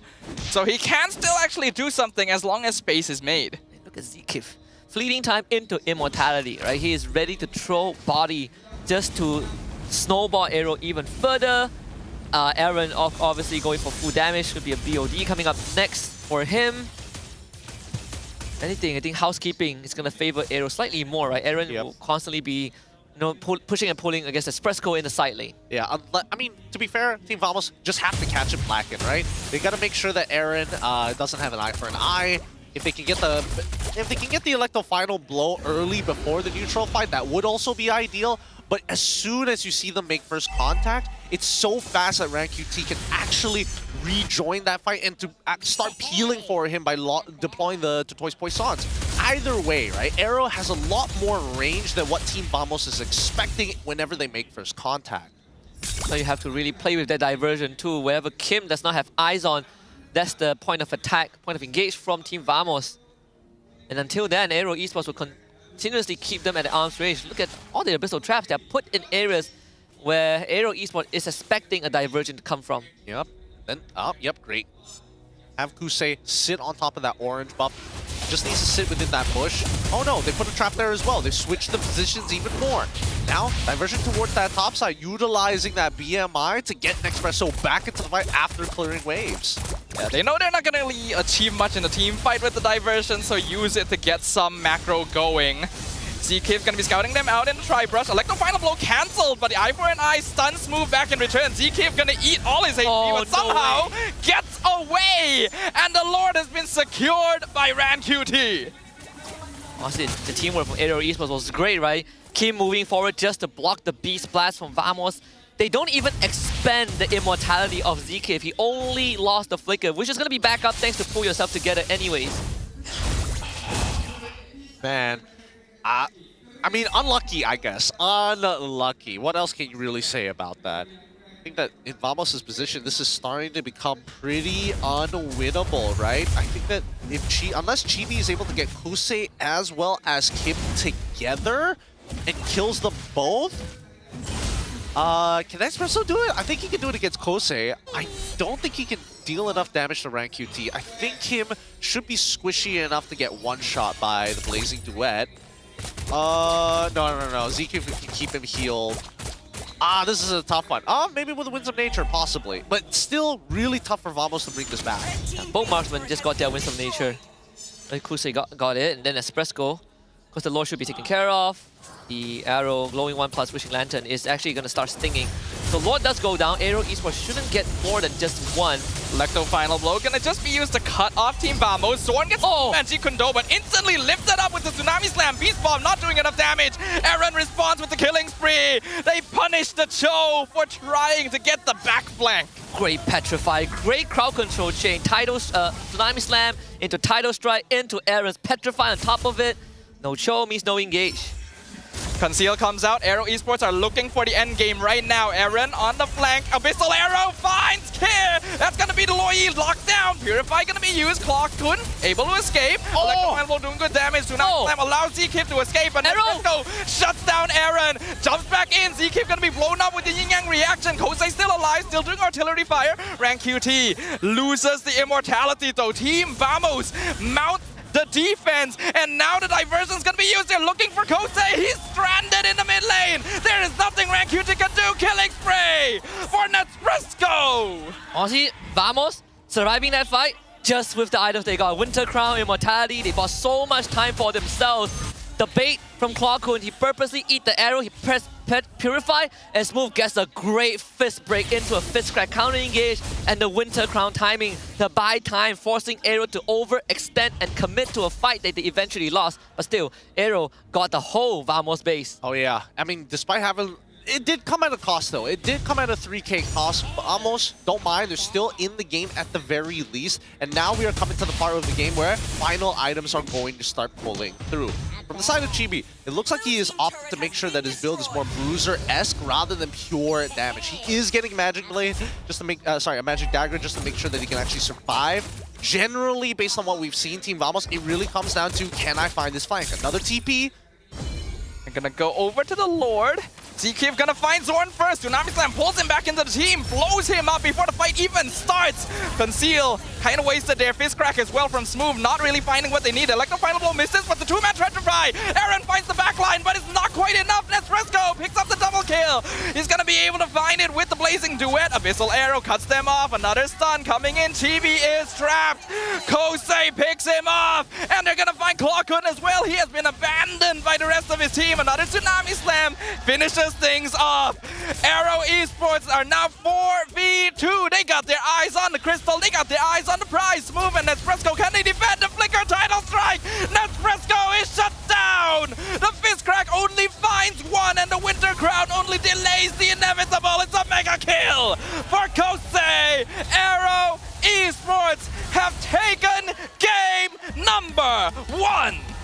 Fighting fire with fire. Vamos likes to play fast, and Aero accepted the challenge and play even faster. First, they won out the game with individual brilliance and freestyling from Aaron, from Kim, from Ran, and then it transitioned to a full-on team performance towards the end. Really snowballing their way through. That's an early game we wanted to see from Vamos, dished out by Aero. I think so far, RanQT on this box here definitely provided a lot of help, and you can see even Coach Bam. Holy, Aaron, that was one hell of a Benedetta game to get them over the first obstacle of the early to mid game. How many years has it been since Aaron has played a hero like Benedetta on the MPL stage? And when he finally shows it off again, he escapes the 4-man gank up top. He gets a 2-man eye for an eye stun, cuts off the BMI, and is consistently a thorn in the side of Team Vamos. Aero Esports has shown us that Hazel has left an impact all right, and they do not need him around to still perform. I think, you know, no discredit to Hazel, but like that was an Aaron show, and as well as Kim. Again, both of these guys who are supposedly the utility team players now taking hard carry roles and hard initiation roles. Some great Abyssal Arrow pickoffs, some great Electo final blows to cut the team fights in half. Generally, they look more like a team right now. Great communication, because again, majority of the game was, oh, is Zekeef in a position? Oh, we just saw them TP over here. Let's instantly engage on Zorn, who's standing right next to a trap. Yeah, I feel like I've seen this play out before, right? And it goes all the way back to week 1 when SRG OG played Vamos, punish Zorn, right? He's on that show, we got a Kalea, we punish him, we remove him from the picture. Smooth was also, coincidentally, on that Badang, that series, that game itself. Aero Esports definitely taking some notes from the past. But let's go backstage and check out the MVP of game number 1 from Aero Esports. It is going to be Kim on that Selena. And you only got the MVP because Aaron died twice, right? Hey, he's still paying tribute to his boy, Hazel. You know, shout outs to him. Our MVP this game, it's great to see him on a more carry-oriented style, right?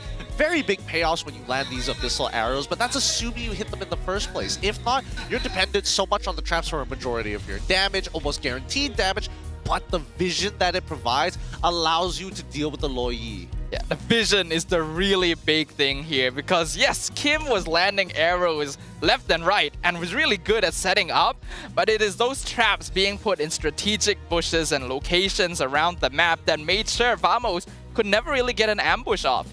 Vamos specifically banned out Novaria to make sure that they could like diversion or set up traps around the map, and then Kim just says, well, I have other options. And there's also a very small detail, right? Every single time he lands an arrow on the Chibi, Chibi has to instantly make a choice. Do I out now? Right? He's baiting out the Sacred Beast form earlier than Vamos would have liked. I mean, Vamos, credits to them, have some very good ideas as well with Clocko's diversion, picking off Kusei 2 times, and saving the game with great item utilization. But Aero Esports were just too far ahead with their lead.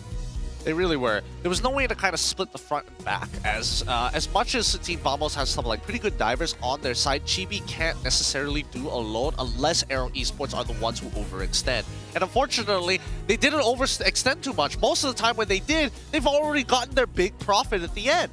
See a lot of situations where the fight got really close between both teams, but Aero somehow always managed to cut their losses, right? Like the way that they move, the way that they protect each other. So many times, Zekeef gets away with almost no health, saves his immortality. Kim blocking shots for his teammate, as is on a Selena. Aero Esports really were working as a unit.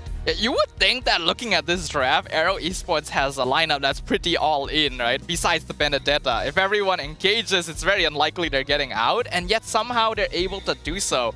Even in a situation where they're pushing up against the base, and Chibi gets sent into the backline with the diversion and picks off Kosei, Aero Esports somehow doesn't lose anyone else. It is so good to see how cleanly they disengage from all of these and force Vamos into uncomfortable spots on the map. It's really tough to say how they've improved in this short period of time, right? Did they, open up the next chapter? Did Coach Bob unlock something inside of them? Is this something that Ran QT is providing to the team inside of the game that we are not seeing other than his raw mechanics? I think it's just the fact that now there's another option for their jungler pool, which is the Baxia, makes Aero Esports even more unpredictable, right? Like, who would thought that a draft like this is going to come out with Benedetta, Selena, and then a Baxia? And mind you, this is the Baxia first pick that I think it dissuades Vamos from going for Gatot, Hylos, Kalea. But on top of that, it became a flex that Aero utilized in the second phase. Looking at these numbers as well, it's insane. Ran QT ate 140,000 damage, which is literally about as much as the total output of Team Vamos. If you look at all their numbers put together, that's how much damage Ran QT ate. Kim barely got tickled the entire game as well. Their positioning was so good. I think... Yeah. No, you're right. You're absolutely right on that. In terms of the numbers, there's no denying that the values are extremely high. I just would have imagined that there'd be more impact off of the counter initiation from Smooth during these team fights, right? I think that Team Vamos, it's not like they couldn't clap back hard enough. It's just very small micro-mechanic mistakes. Yeah, and a lot of times it comes down to the stagger that Zkif and Aaron provides, right? All the constant crowd control that is disrupting Team Vamos. Smooth, once he throws out all his abilities and loses that CC immunity, he just gets controlled. Man, this gets locked down too hard. Even you look at the Hall of Fame, like Nets is the only one, who's on it as the rich guy on the clock, right? Playing safe for majority of the game, but there's only so much that he can contribute compared to Kusei as the carry, RanQT as both the wingman and the sandbag. As the jungler, by the way, this is one way to make a statement back on the stage. Everyone gonna be comparing you against one of the most notable new import junglers we've had this season. I imagine it's a lot of pressure, very big shoes to fill, and yet RanQT has done exactly that. I think we can all be very impressed by what he has been able to achieve here. And yeah, Aero Esports had just really good team synergy. The way they moved around the map together, the shot calls were clean, and you could tell that the team was ready to follow up on it. In comparison, Vamos felt very scattered a lot of the time. I think Aero, from the first... when we first saw the roster prior to the start of the season, there were high expectations for the first rendition of the roster. And then the first 2 weeks, not really the best. Week 3, some improvements, but still a lot of holes to pluck. Hazel comes in, big shift in their performance, and now they're on the up and up. They really are. I think that right now, at least for Aero, if they can keep up with this pace, that'd be great coming into the playoffs as well. Even so, Vamos, not exactly in the most comfortable position. I think that, man, I just wasn't expecting Aero Esports to play like so early game, get such a lead that early on. Like, I would have imagined that Aaron, only once you start hitting level 4, it starts to happen. But even prior to that, Kim just landing arrows, forcing out Clawcut to use his Purify, calling in the cavalry of RanQT at level 3, might I add. At level 3 is what surprised me the most about this squad. Yeah, I'm really surprised, honestly, by how quickly Aaron was unlocked from his lane. We knew that Benedetta was probably going to have prio against Move, but the way Aaron so effortlessly handled one of the best EXP laners in MPL MY speaks to his confidence and the faith he has in his abilities and the role he plays in this team. The fact that he's able to rack up such a lead and create that space, and Aero Esports are immediately capable of taking advantage of it, shows that there has been an improvement in the way they view the game as a whole. And now, I'm sweating a little bit for Vamos. Can they actually take the point they need? It became slightly harder for Team Vamos, and August Todak, they're breathing half a sigh of relief. If this goes 0-2, it's going to be great for Todak's chances tomorrow. And again, Aero, Hazel coming in was the time that they started going on the up. Yep. And it was also the exact moment they took that 1 point from SRG OG. Coincidence? Maybe at that time, but right now, I think not. And I think it's a good time to also calm down a bit and take a swig of that 100+ refresh with 0 sugar and 0 calories and the same great 100+ taste that you've always loved. No matter the occasion, sugar-free and calorie-free 100+ 0 is here to keep you replenished so you can get the most out of every moment. Every single moment is going to matter here, especially for Vamos. I think right now, there's a very high likelihood, if they continue to play the same way that they did in their previous game, that they could be bowing out 2-0 against Aero. Of all teams, another team who has already secured their spot in the playoffs. And that's the last thing you want happening, right? There is literally no stakes on the line for Aero Esports right now. Whether they win, whether they lose, it does not affect their placement in the playoffs at all. And Team Vamos are the ones who are desperately hoping to make it to the next stage. Again, runner-up from Season 14, by the way. So, there's a lot on the line. There's a lot. Even the players, right? Except for Aero 404, everyone has a track record leading up to this point. But for now, we want to hear what Poji has to say with a special edition of Courtside Report. Poji, take it away. Hello semua, dan ini adalah saya Poji. Sekarang ni kita ada segmen yang terbaru iaitu Beyond The Meta, satu segmen yang akan menceritakan berkenaan dengan berita terkini dalam dunia Mobile Legends daripada Malaysia hingga ke negara serantau. Tak kisahlah berita, gosip ataupun apa-apa sahaja update-update terkini mengenai MLBB lah kan. Dan sekarang tanpa kita melengahkan masa, berita yang pertama adalah berkenaan dengan farewell dekat pasukan Todak pada 19 Mei hari itu. Badan Pengurusan Todak telah pun mengucapkan selamat tinggal kepada manager Ashi, Coach Kuja dan juga Coach Saiful. Bayangkan kalau hari itu birthday dia kena farewell. Sakit dan juga berat. Tapi tak apa, itu adalah keputusan daripada badan pengurusan dan juga yang paling penting sekali, untuk pertembungan esok Todak takkan ada coach. Jadi apa yang bakal mereka lakukan kita tak tahu, dan sama-sama juga kita harapkan yang terbaik untuk Todak, sebab sekarang ni Zaim dan juga Momo belum pernah lagi terlepas playoff. Kalau kata diorang terlepas playoff, sakit. Tapi itu berita daripada Malaysia. Berita dekat Indonesia pula sekarang. Skor sekarang adalah 1-0 untuk pasukan EVOS yang sedang menentang pasukan Navi. Tapi untuk pasukan EVOS ni, sedih jugalah kalau kita fikirkan semula, sebab EVOS pun belum pernah terlepas untuk ke playoff bagi Albert dan juga Kayeye. Sayangnya cubaan mereka untuk ke playoff hanyalah tinggal kenangan dan juga harapan kerana segala-galanya telah terlepas. Boleh cuba usaha, bukan season kali ni, season depan buat semula. Berita yang ketiga daripada Filipina, iaitu untuk Filipina ni jangan lupa untuk pusingan play-in akan bermula pada 28 Mei ini. Jadi anda jangan lupa untuk tune in dan enjoy bersama-sama tentang perkembangan pasukan Filipina, sebab kita akan tengok sama ada pasukan Onyx Filipina ataupun Falcon Filipina ni untuk mendominasi untuk cawangan sana. Dan kan kita tahu diorang tu pasukan-pasukan yang kuat. Tapi pada masa yang sama juga, korang jangan lupa untuk dapatkan tiket playoff bagi phase yang pertama. Itu pada 31 dan juga 1 Jun nanti, sebab tiket dah pun mula dijual sekarang dekat Tiket To You. Kalau kata korang masih lagi belum beli tiket, inilah masanya. Kalau nanti dah sold out, korang dah tak dapat apa-apa dah. Dan sekarang ni kita dah pun bersedia untuk masuk semula dekat pertembungan kita di antara Vamos dan juga Aero Esport. Boleh ke Vamos ni cuba mendapatkan 1 poin cepat? Cuma 1 saja poin diperlukan untuk mereka melayakkan diri ke pusingan playoff. Kalau kata tak dapat, ini juga adalah kali pertama untuk pasukan Vamos gagal ke peringkat playoff. Dan juga untuk pasukan Aero, begitu dahsyat anda. Ya, kita doakan kedua-duanya kejayaan dan apa-apa pun. Itu saja daripada saya. Kita tengok apa kata caster sekarang. Let's go. Thank you, Poji. Yes, just like he mentioned, this is going to be the first time Vamos misses playoffs if they lose 0-2 to Aero and if Todak 2-0 JP9ers tomorrow. But you know what they say, the hardest point to get is that last point. Crossing the finishing line. It's not how you start, it's how you end. And Vamos, they just need 1 point, but that game 1 is not giving us enough confidence.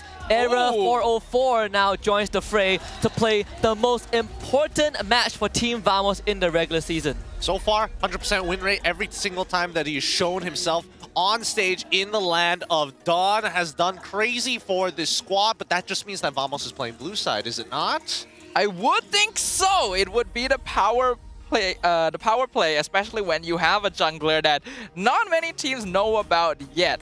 Aero 404 may have a 100% win rate, but all things considered, he doesn't actually have that many games on the MPL stage yet. So it could be a chance for Vamos to take a victory through a surprise play. Yeah. We also talked to Coach Bam about playing without Hazel for today, and he says that playing without Hazel is a good test to see where we stand, especially for our local players. Netizens say that Hazel carries the team, but MLBB is a team game and Hazel cannot carry all 4 of them alone. And I agree, right? Hazel, sure, he has great highlight reel moments, but the rest of Aeros also stepped up to the occasion. In fact, sometimes I forget that Zkif is a rookie in the league with his level of performance. Oh yeah, I definitely think he has been one of the better performing players on the team. Same goes for Kim as well. But now we're seeing a completely different side of them. I don't know why it took this long to finally see Aero in a position where they can get stuff done in the games. But at the same time, it feels like Rank QT is a decent fill-in. I feel, at least in terms of the raw chemistry and the way that they're playing the game, they're moving together at the very least. But he's not a tank jungler, right? Which doesn't really tell you, oh, how great are his mechanics so far. It's just, he can play for a team, that's one attribute down. Does he have the raw mechanics to play other assassins? Because now he faces off against a younger jungler. And honestly, I think it's going to be difficult. He might just end up on Frederick for all we know. Oh, that would be something that I would like to see. But Aero Esports, we also talked to them. How did they bounce back after the first game against MV? And Kusei said that they just couldn't play that game at that time, right? But because they feel like Chip is pretty hard to use in tournaments. And for ZKF, he says that, yeah, if the enemy has high mobility, Chip is harder to play, and he himself is not that good at the hero, so don't ban Chip.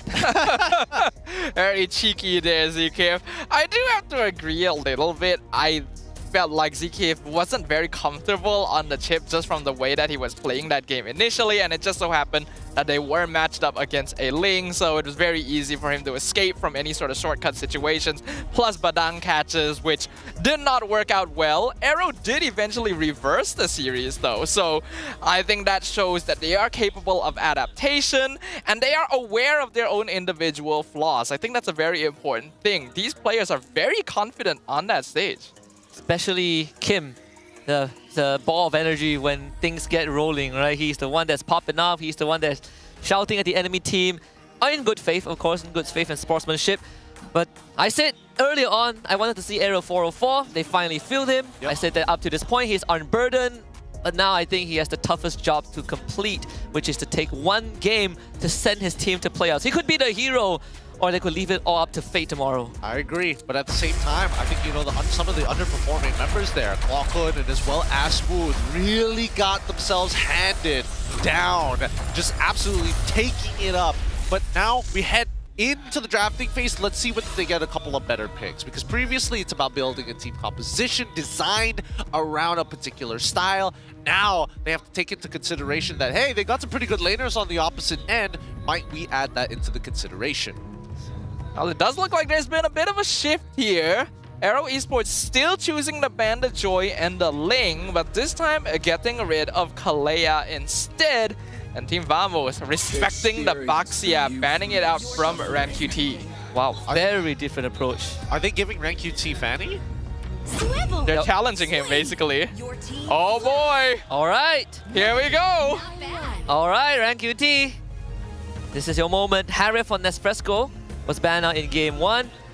There is a couple of solutions, right? I mean, we've seen Vamos, they looked to Franco, they first faced Franco before for Zorn. That could be one way to deal with it. The Phobius is still up on the table if they want to take it for Smooth. Yeah. Previously banned out in game 1 by Aero. So that could be a good opening tool, Phobius Harif.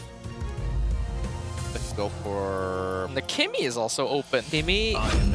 Yeah, but Kimmy Harif feels like a... Yeah, it's like an overkill, you know? I feel like you're super squishy, like especially when you're Kimmy into the Fanny. Like, what are you realistically going to do? But that means Aero has a chance of picking it up themselves. I think it makes more sense for them than it is for Vamos. Yeah, I agree. Though they they love the Loi Pei, right? Like they played the Loi Badang. That's how they took games off of SRG. Put the Hylos in as well as that sandbag.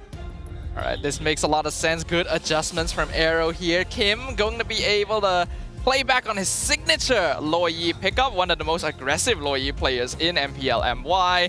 And since we have RanQT on a damage jungler this time, we will see the Hylos return, most likely going to EXP, but it can still be flexed. Not to mention, there's still the glue left on the table for Aero, right? Yeah. I think that the Hylos is definitely going to be flexed. The Suyo is a good Swiss Army knife for Vamos. You have ways to get on top of Loi, outplay, maybe even potentially outplay the Fanny. Some CC as well in the mix. I think it's fine. I think right now I'm curious to know what Vamos' position is on that second phase, whether or not they even consider glue to be a threat in the first place, and if so, do they have a support that can actually deal with a potential high loss in that EXP against the Phobius, right? It's gonna sandbag, so therefore you need an initiator. The thing is, because the second phase, Vamos is gonna be the first one that starts banning, right? So by the time you get to the last map for Aero, if they're setting up for glue, Vamos has even tougher decisions to make. So they go with the Kimmy ban first, which I do agree, as it could be a possibility for Kusei without the Granger. Granger and Kimmy banned out. Normally you would see something like the Moskov being locked in versus Harif, but that is also countered by the Phobia. So Vamos might feel okay with letting it through. The Selena gonna be banned out by Aero instead, since they already have their mid laner locked in. The ZK Badang is still open, but I wonder if it's something Aero would go for, since those walls could actually disrupt a Fanny depending on how they're placed. I mean, I suppose, but I think there's also a couple of picks that are kind of slipping through the cracks right now, and I wonder if Coach Bam is aware of them. One of them is going to be the chip. We haven't seen it banned out throughout the second phase at all, or even the first phase. It was banned out in game number 1, but now Zaya is the one who's banning it out, and they are the ones who have first pick of the second phase. Because I had a feeling when Vamos, they picked chip twice and they lost against HomeBois. I think ever since then they have been straying away from the chip themselves. They're feeling less confident about it, but it's going to be a Badang ban by Aero. So all the familiar picks are out of the picture. This one, is it going to be a Claw Kun hero? Do they want to save Zorn for last? Oh, this one is really, really tough. I don't think there's a way to get out of this. Oh, it's a Cho again. All right. I mean, they got to, right? They've got to lock in the Cho. I would have imagined it being the Badang this time around, because at least against the Fanny, there is a good enough way to like try to throw out your abilities without getting punished too hard for it. Even so, what if go Jawhead, like pick off, right? I think Jawhead for pick off. I think even if they wanted to play glue, it's not too bad. Yeah, they go I with agree. the Farmist, Loi is going to counter anybody who tries to clump up against them. Takes a Purify against the Cho. Yeah, they've got a lot of decent answers. Yeah, I agree. So, but they opt for the Tigreal. It's full out team fight and a 1-1. Wow, okay, very interesting. Pretty high execution ceiling coming in from Aero Esports, since both Fanny and 1-1 are gonna need the space and capacity to actually outplay Vamos. Tigreal, I feel like, is gonna have a little bit of difficulty here, because Cho and Phobias both have very easy ways of cancelling the Implosion or Sacred Hammer, potentially, if they catch him at an inopportune timing. But if he is able to land it, the yin-yang reactions are gonna hit very hard. Yeah, they've got some nice synergies here from the side of Aero. I'm just not sure about the 1-1. Was the 1-1 necessary here? Wasn't there... I mean, Moskov is not too bad in these types of scenarios. Irithel, Claude.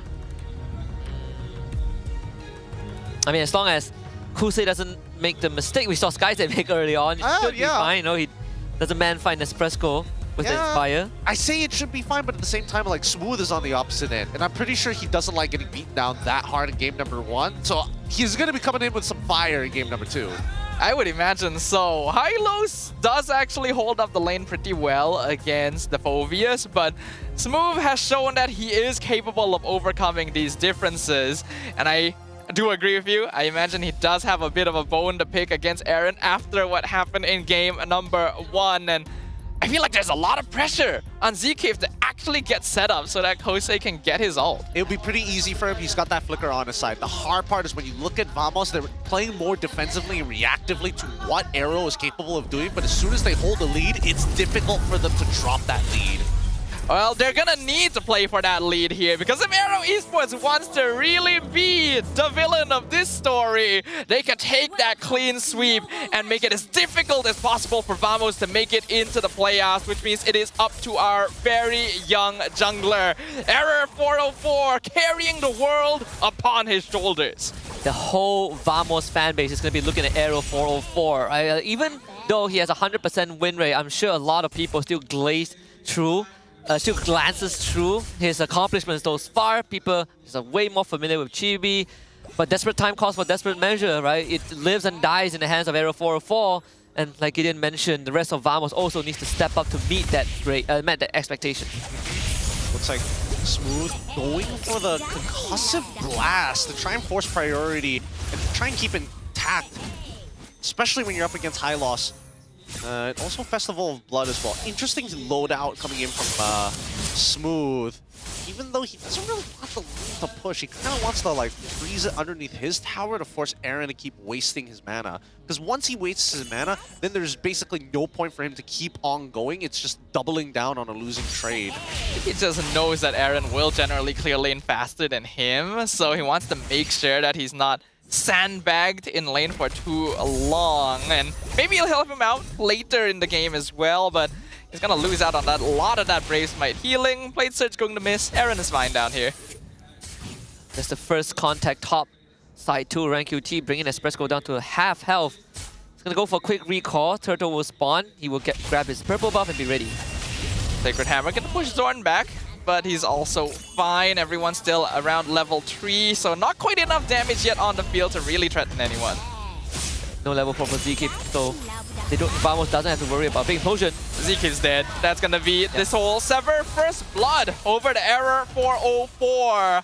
I feel like it's too far up. It's pretty clear that Aero is not really intending to contest this diversion. They're looking for Nespresso instead, sending RanQT up top. Net's gonna hide behind the tower. RanQT not able to find him. Yeah, really nicely played by Nespresso. Popping that Diamond Force to kind of slow his targets, but more importantly, keep his back against the wall so 1-1 cannot find the crossbow of Tang. I mean, to be fair, they did at least get the Inspire out of Kusei, but besides that, Nespresso loses basically nothing. Yes, so Vamos getting the first blood for Aero 404 also speeds things up right now. Zorn and Clockhood will be playing for the top side of the map in case RanQT decides to show up once more. I think Aero Esports, they don't mind losing that first blood, though DK will be slow on that implosion, still looking for his level 4. It's taken some time for him to actually hit it. At this point, making a little too much gold. So, we'll hit this level 4 on time. As you see the members defend against this, right, we're seeing not a lot of movement coming out from Kim specifically. His waves are always going to be shoved up against Clockwood. Yes, it is annoying, but now any flank angle, any one of these TPs being thrown by Kim could be a changer for the side lanes. They really need to send ZK into a good angle here. We can see that the Tigreal having a little bit of trouble before that level 4. We have to note, this hero is actually not as tanky as we remember him being. Diamond Force comes out, Blade Surge connects, forces a Purify, and Kosei cannot escape! That's gonna be the goal laner picked off. Bit of a mistake from Kusei to walk up like that, right? I think if you're the 1-1, you're not going to be able to man fight the Harif anyways. Keep the wave under your tower, call for help if need, but never engage in a fight like that. So Kusei giving up his life when I feel like it's preventable. Vamos now really starting to pump on the gas. Purple buff stolen by Aero 404. He gets his as well. RanQT will now have to play from behind. This is a rough spot for a Fanny. RanQT definitely depending on that purple buff, and the first couple of ganks that he's tried to go for have just not succeeded. This Fanny has not made an impact on the map yet.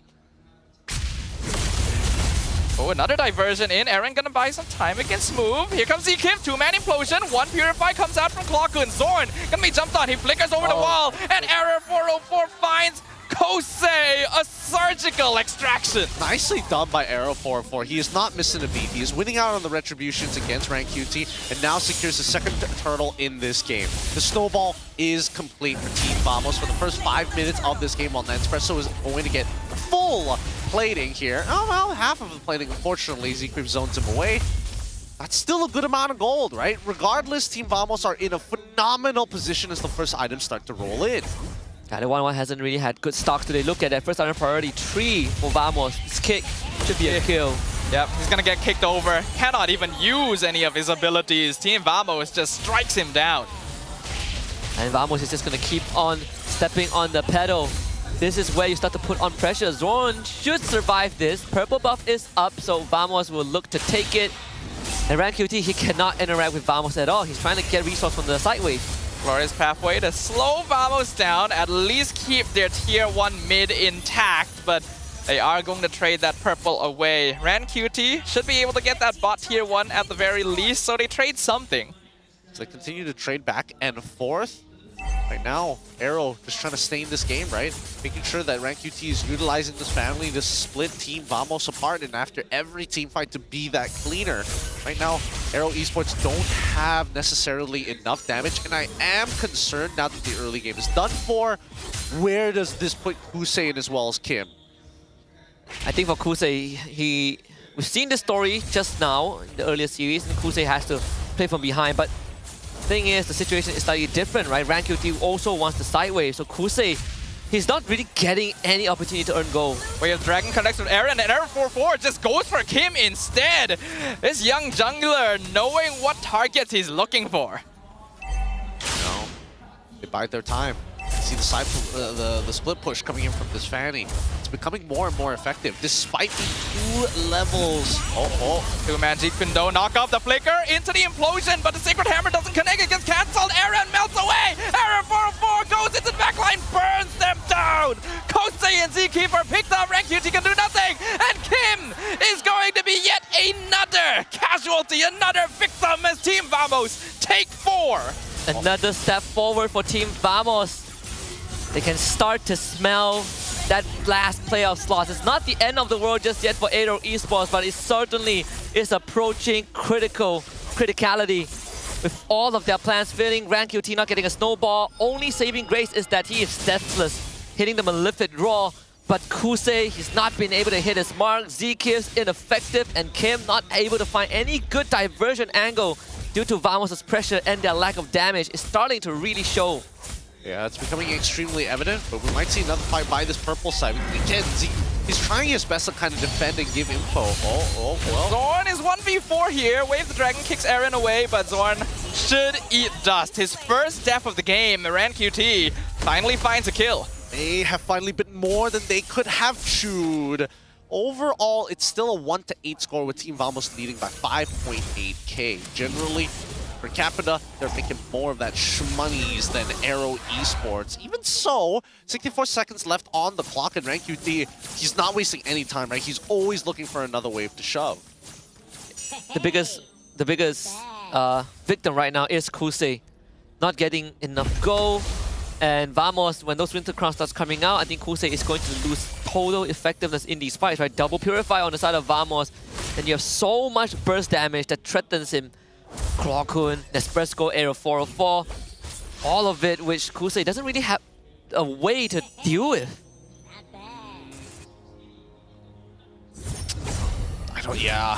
Yeah, they don't have like a direct answer to it. I would have hoped at the very least that they were building towards an item that could potentially turn things around, but even so, it really just depends on whether or not we see this Harith pop off when the time comes. Smooth, I'm surprised that he decided to go for the Winter Crown, but mainly just to deal with the crossbow of Tang. I'm assuming he wants to get on top of Kusei and get as many free resets, if not on top of him, generally close to him.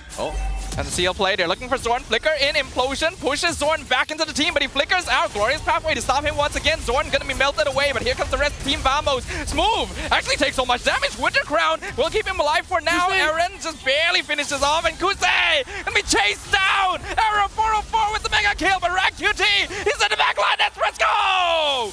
With the double kill! Team Vamos denies the attempt. Smooth is the hero of that game.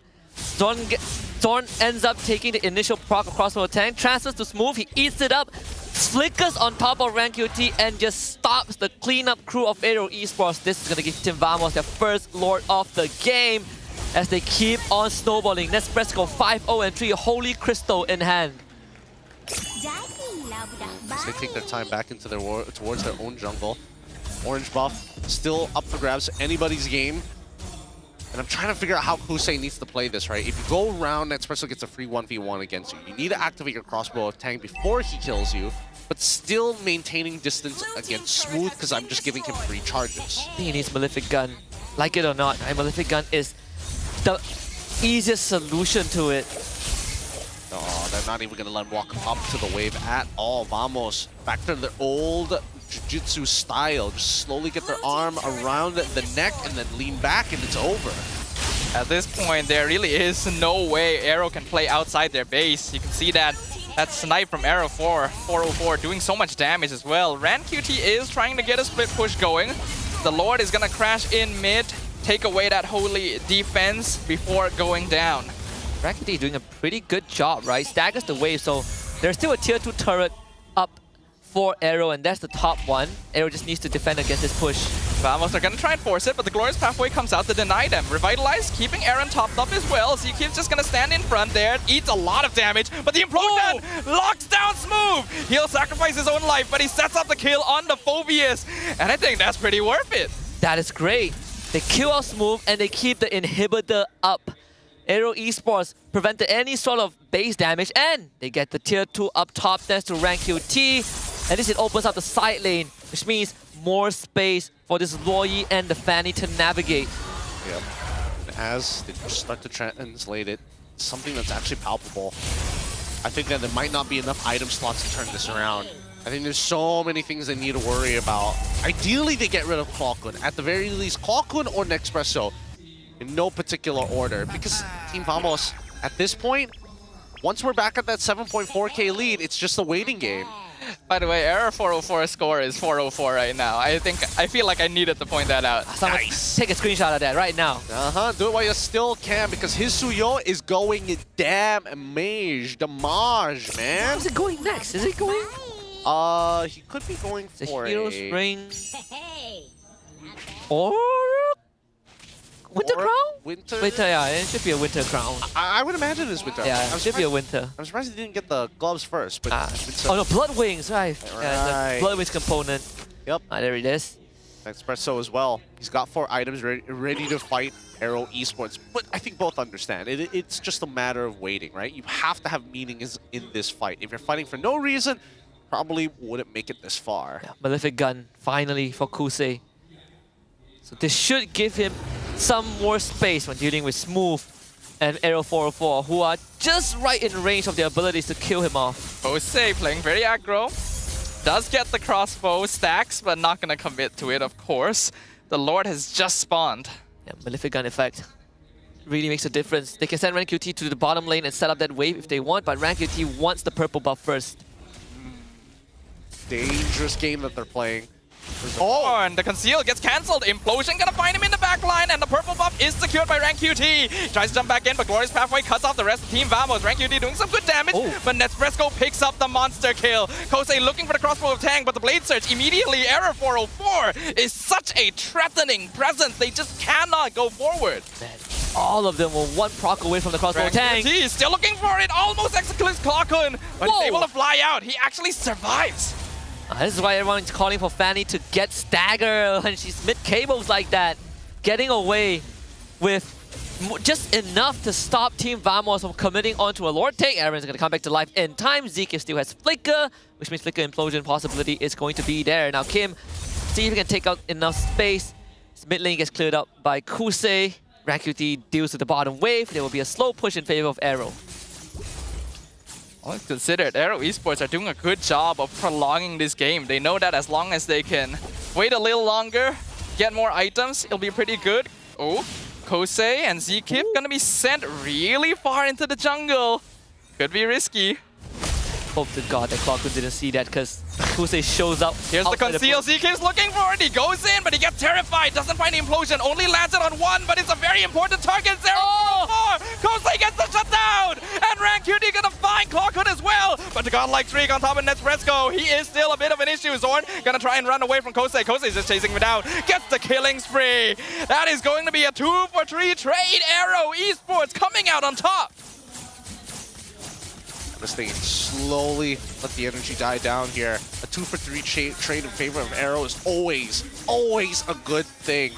Once this purple buff is secured, I'm imagining that at least for Rank QT, he's thinking about this Lord, and he's thinking about it big time. Oh! Rank QT looking for it. Nespresso does so much damage. Legendary for the Hari. Hey, gotta respect Lord Smooth, dude. The Phobias, the stagger is deadly towards the Fanny. Rank QT, the amount of times that he got ran at by Smooth and died as a result of the stagger.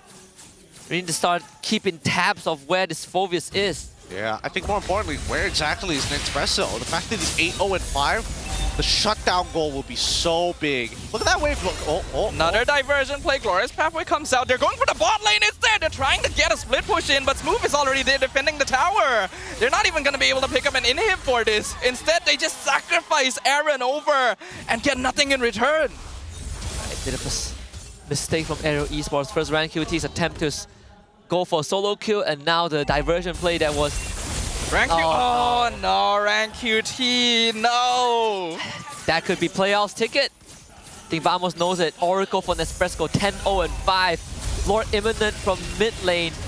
Rank QT is still 30 seconds out, so Aero might have to play this 4v5 for a while.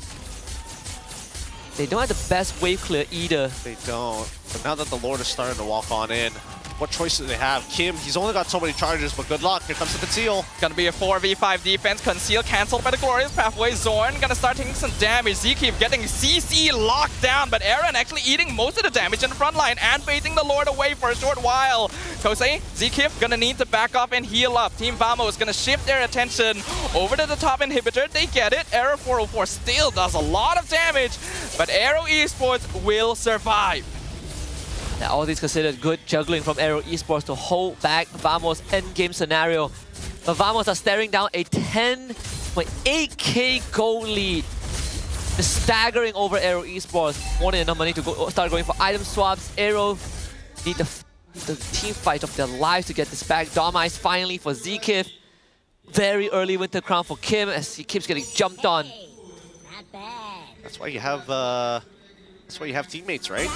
Make sure start opening up the map, or you just stay as 5 to ensure that they don't fall through. Either or. Now that we're like we're in the 50s, right? Sorry, not the year, but the amount of gold accumulated by both of these teams. So far, Phobia's full tank build. That is necessary, but I think they just need to peel for Nespresso because he's been doing so much work. He basically like kills everybody on the opposite side given the right amount of time, and ideally you want to get rid of Kusei, then Kim, and then Rank QT is kind of dependent whether or not he shows up. Can 2-tap the core members for sure. And now this is problem for Aero. Not the best wave clear. This Fanny is not going to be able to handle huge wave alone. Neither does anyone else on Aero's side. So Vamos, this is checkmate angle. All they need to do, set up the waves, get the next Lord, and run it down for playoffs. Remember, all Vamos needs is a single point, a single win. If they're able to take this one, doesn't matter what the result is in Game 3, Vamos will secure the final playoff spot and deny it from Todak. And that is the main thing on their mind right now. Rank QT will be able to take the purple away. Zorn with the flicker kick! Rank QT sent into the jaws of the beast. Legendary streak for Nespresso. He finds the double kill. They're still stuck in the glorious pathway. Kusei looking for it, but he gets picked off smooth! And Nespresso deals so much damage. It's a triple kill for the Hurry! And a full team wipe for Vamos! Aero Esports have been shown the error of their ways as Team Vamos will demonstrate who the true victors are! With a single victory, Team Vamos will claim the final spot to the MPL MY Season 15 playoffs! V for Vendetta, V for victory, V for Vamos. They have officially locked in slot number 6 for the playoffs. And Todak fans, their hearts will bleed as tomorrow matters no more. The race is over. Final playoff slot for MPL MY Season 15 has been officially secured by Team Vamos. Congratulations. And Aero 404, 5 out of 5 in the regular season. You can see all the members from the front room to the backstab. Everybody is happy that Vamos manages to squeeze out and make sure that they get into the playoffs. On the opposite end, Aero is just like, it's just chill, dude. It's all chill, bro. Nothing to worry about. It's like, they got one game off of us, but hey, we're in playoffs. We're in playoffs. That's all it really matters in the end for Vamos, which means that this Game 3 is now a chance for both teams to just have a good time. This Game 3 is for fun. It's for fun and games, you know. It's for the giggles. For the fun bucks, man. I mean, yes, it does take away a little bit, but it's unfortunate to see because now Todak on the opposite end not going to be able to make it through, right? Yeah. And with Vamos, in their current position, the way that they are winning this game against Aero, somebody has to be doing really, really well. And then they start corralling against that one person who does well. I want to see multiple outs from this team, right? As a means to an end.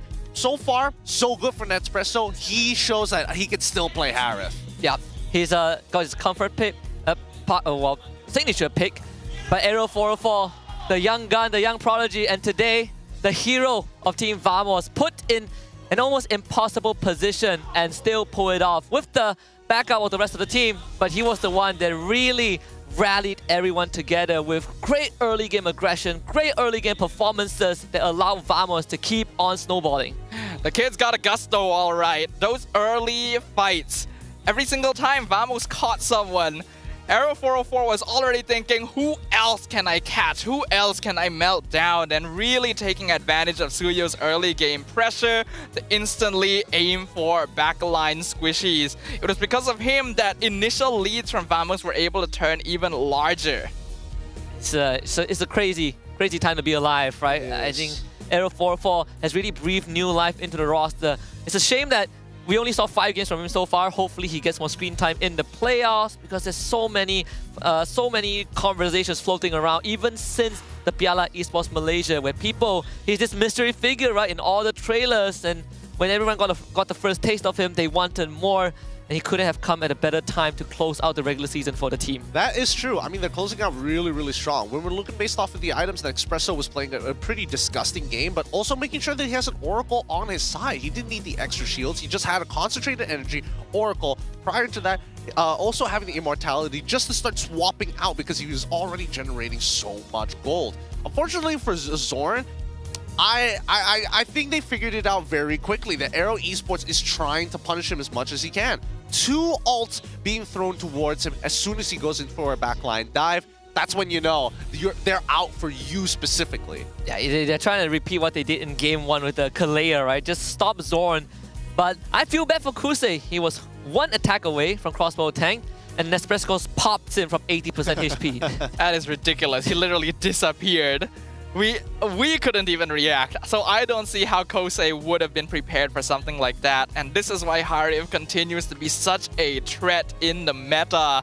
Once you get into that late game, once he's max build, he hits so hard that literally no one from Aero Esports could stand up to him. Rank QT wants to go in, maybe get a cheeky kill. Nope, he's just wiped off the face of the earth. It's one of the few heroes that is like, oh, Divine Glaive gives you magic penetration, but do I really need it if I do true damage? You know, the magic penetration is overrated for Harith. I mean, especially with the lineup that, like, oh, what do I need to make sure that I have magic penetration from? Oh, Zeke, he can like hardly afford it half the game. Same goes for Aaron as well, and they're more worried about Aero 404, who's currently just chunking out the rest of his team. Either or, at least, you know, Smooth, he has a much better showing this time being the frontliner compared to game at number 1, where he just got beaten down and Benedetta just flew right past him. Yeah, it's making Rank QT look like a fool. Every time Rank QT cables in, gets hit with the passive, gets jumped on. There's really no space for this Fanny to play at all, right? The Harith, Phobius, Red Side 1-2 is a very popular, very honest opening sequence, but into a Fanny, it just makes so much sense. Good damage to pop the Fanny, and good crowd control to keep her under control. Fanny is a hotly contested hero, but it unfortunately is a pretty conditional hero as well. You gotta really get that snowball going. Early kills will contribute very heavily to your continued relevance in the game, and if you're not able to keep that up, then it's kind of difficult for you to actually maintain a certain presence in the Land of Dawn. The people that needed to set that up for him, Zekip especially, had a really rough time, and this was what I was worried about. I feel like having a Cho and a Phobius just really denies you opening up the map. That's why I was thinking of like something like a Jawhead, right? Something that can go for those quick pickoffs instead of focusing on big team fighters. They put Glorious Pathway. Whoever runs in has to deal with Claw Kun first, and Claw Kun just keeps them away. Right? Just the Terrify, the Eternal Guard, very hard for Aero Esports to cut through.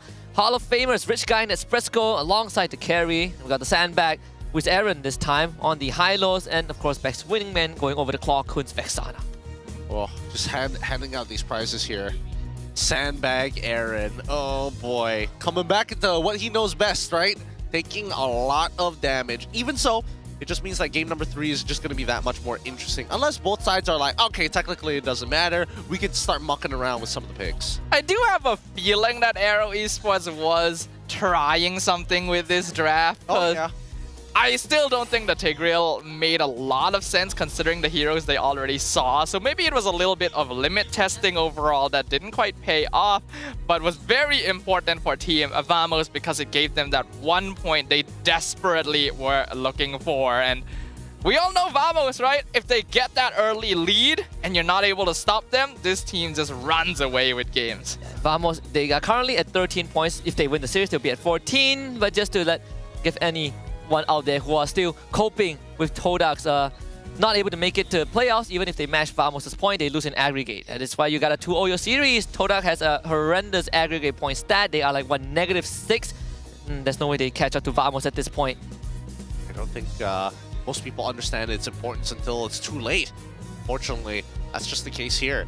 Even so, I'm gonna say that at least RanQT, his cable placements and managements are all right. They're not insane per se, but it's just good enough to get away with some of the basic stuff that happens around. However, once you start disrespecting the opponents, Harith, that's when a lot of your problems will begin. I feel like there needed to be a slightly bigger focus, because there were a couple of fights where they were very close to picking off nets. And if that shutdown gold went over to Kosei, it would have turned the game around instantly. Yeah. But Nets kept his position, made sure that he wouldn't ever be picked off, thanks to partly Aero Esports splitting up the fight a bit too much themselves as well. Team Vamos were able to find the game. All Kosei needed was one crossbow tank, and that fight would have ended. Maybe he could have solo ran it down for that 2-0. But some fairy tales are not meant to be. Again, doesn't really affect Aero too much, just losing 1 point. But again, Vamos locks in the final slot for playoff. Now from this point onwards, we are also unburdened. No stakes for us, no stakes for the teams. It's time to just have fun. Game 3 coming up for Vamos and Aero. How much fun are they gonna have? That's what I'm curious about. We haven't seen the team really like let loose in a while, knowing that they've already qualified for the playoffs, so therefore this is kind of like a, well, I wouldn't say a nothing game, but it's like, sure, it doesn't really change your standings. The last time we saw that, teams were really mucking about, and that's when it became hard to watch. This time around, after having seen it for like, what, 2-3 seasons? Yeah. Give or take 3. Yeah. Give or take 3. I would assume that they are going to be like, oh, here's a core of meta, and then a couple of weirder picks on the side. Yeah, Probably. Even SRG OG, when they played OB, they went full out. They went all out. Around, it was a different weight class, but they did it anyways. Ugh, these guys. Yeah, I do feel like there's been a shift in the way that MPL MY plays things, where we don't mess around quite as much as we used to. So I agree with Gideon thinking that it's not going to be complete troll. There's still going to be like some kind of solid meta core, and then maybe you'll add on 1 or 2 weirder picks just to test them out. I think if you are Vamos, right, it's at this point, it's a big morale boost. They made the playoffs, and I think it's also a good time for them to get a even more reset, right? That game 2 was one of the, I would arguably say, the best game from Vamos we have seen in quite a while throughout the regular season, because a lot of the games that they win really didn't feel like they were in control, but that game 2 against Aero, with Aero 4-4, they were in total control. Yeah, they were exploiting a lot of the mechanics that, again, set plays from Aero, especially in the earlier stages. We got to see a bit of a glimpse of both, right? We saw how Vamos was able to kind of take these small incremental leads and then look for that big 10x down the road. Aero, on the other hand, were trying to fight a little bit on the earlier side, but unfortunately weren't able to get as much information because, again, it's a low Yi. You're kind of going in blind. You have to have that Emperor's Eye to kind of foresee and predict what exactly is happening on the map, even if they don't visually show themselves.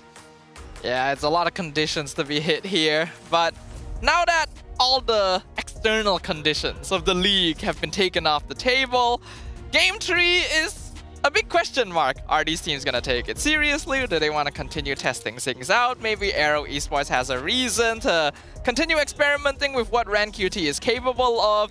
Maybe Vamos just wants to take a game for pride. We don't know. We have no idea what exactly is going to happen. I personally would prefer if they just play as if there's still stakes, right? And yeah. Internet's gonna start complaining once you start picking Johnson, so keep it serious, keep it serious, keep it fun. Use it as a chance to sharpen your skills, right? Every game counts. I think for Vamos, every single game counts. This is not indicative of, oh, they are gonna survive playoffs. We still don't know. We still need to see the seedings, but one step at a time as we head into the drafting phase of Game 3. Can't wait to see what they're willing to bring out to the table. I want to see some damage EXP laters. I want to see an actual brawl happen in the laning phase. 3 kills and 3 deaths on either side because they're just, throwing fists at each other. Triple assassin ban by Aero Esports. I guess Coach Ban was not not the most satisfied with Ran QT's Fanny. I mean, he bans the Fanny so that Ran couldn't pick it, you know? That's, sometimes you gotta take some risks, but they do take the Harif away from Nespresso this time. So you take Phoveus if you're smooth? Probably, right? It's Phoveus, Kimmy, there's I think you just take the Kimmy. I mean, Ling is already banned as well. I feel like you have all the resources necessary to make it work. Kalia, yep. Again, Kimmy looks kind of good. You might be able to pair it up with like a Hayabusa just in case you're worried about an assassin jumping on her. Yeah. Granger, okay. And Phoveus. Yep. Phoveus definitely makes sense. There's already a Harif on the opposite side. You don't want to give them Harif and Phoveus, so you obviously lock in the potential counter for yourself. And then you grab the Granger as well for some late game potential. Ooh, Matilda Fredrin gameplay from Aero Esports. Alright. Go back to the classic. We've seen this before. When Vamos played against Niners, they had the same exact answer to a Matilda Fredrin with the Franco. Lock them down, you can't take the guiding winds, and then Matilda still has a bit of a channel time to get the circling eagle to knock you up. That way, plenty of answers. The Fredrin might be a little difficult, especially if he gets a bit of a lead. Even so, I'm curious because we're running out of junglers to play. So what are we getting? We're banning the Paramis. So this to protect the Franco as well. So Lucas for Vamos. I wonder if they'll go all the way and just ban the Suyo as well, right? That would be so funny. Test error 404's hero pool. I mean, why not, right? Ban the Suyo, then there's Hayabusa left. Hayabusa would be the only one left, actually. Yeah, if we're talking about assassins purely, Baxia out of the way. Yeah, there's no Baxia. Fredrin picked up. You look at Hayabusa. I mean, Hanzo is still around. Hayabusa, Hanzo, Alpha. Unless he goes Yishun Shin. Unless he goes, unless he goes Yishun Shin. And even then, it's not that great, right? Because as soon as the tank jungler starts walking up and starts stealing your green caps, like in front of your face, that's when it becomes unfun. Loyi, good ban for the side of Coach Zaya from Vamos. We come back to Aero and instantly getting rid of the Hayabusa.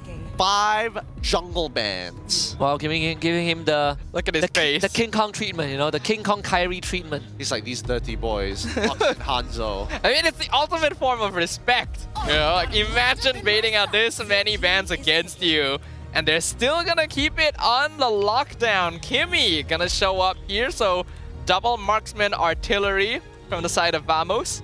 Yeah. Coach Paui Burn and Aero 404 having a good time. Seems like they've already figured out the solution. Maybe the Hanzo is not okay. Actually, Hanzo is not the easiest to play with a Matilda Fredrin on the other side. Wonder if there's any alternatives that he can show in jungle. Can't really think of any, honestly. Selena jungle. I mean, Alpha's still not too bad. Yeah, Alpha is like okay, but there's Matilda on the opposite end, right? So no matter how hard you commit, unless you one-shot the Fredrin, it doesn't really matter because he's just gonna get pulled away by Matilda. Export? Oh yeah. Not bad. Oh, there we go. Gloves are off. There we go.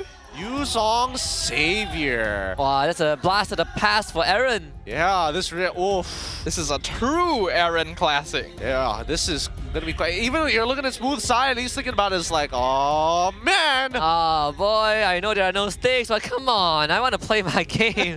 He's like, you should have told me earlier, and then we could have had the fun matchups. Yeah, I could have picked Benedetta, you know. Yeah, that would have been pretty. Damn you, Zaya! Shaking his fist on the other end. All right, Suyo going to be the lock-in here. Oh boy.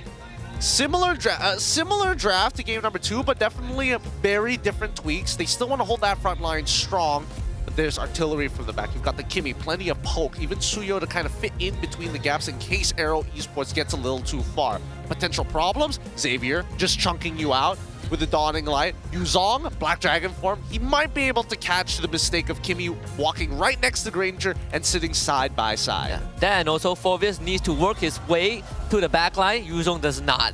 He just runs right through you. That is the power of the dragon right there. But Yuzong is pretty dependent on being somewhat even or even ahead ideally in that lane. So there's a little bit of pressure from Aaron to make sure that he's able to win that out so that he's able to start joining fights alongside this Matilda brethren.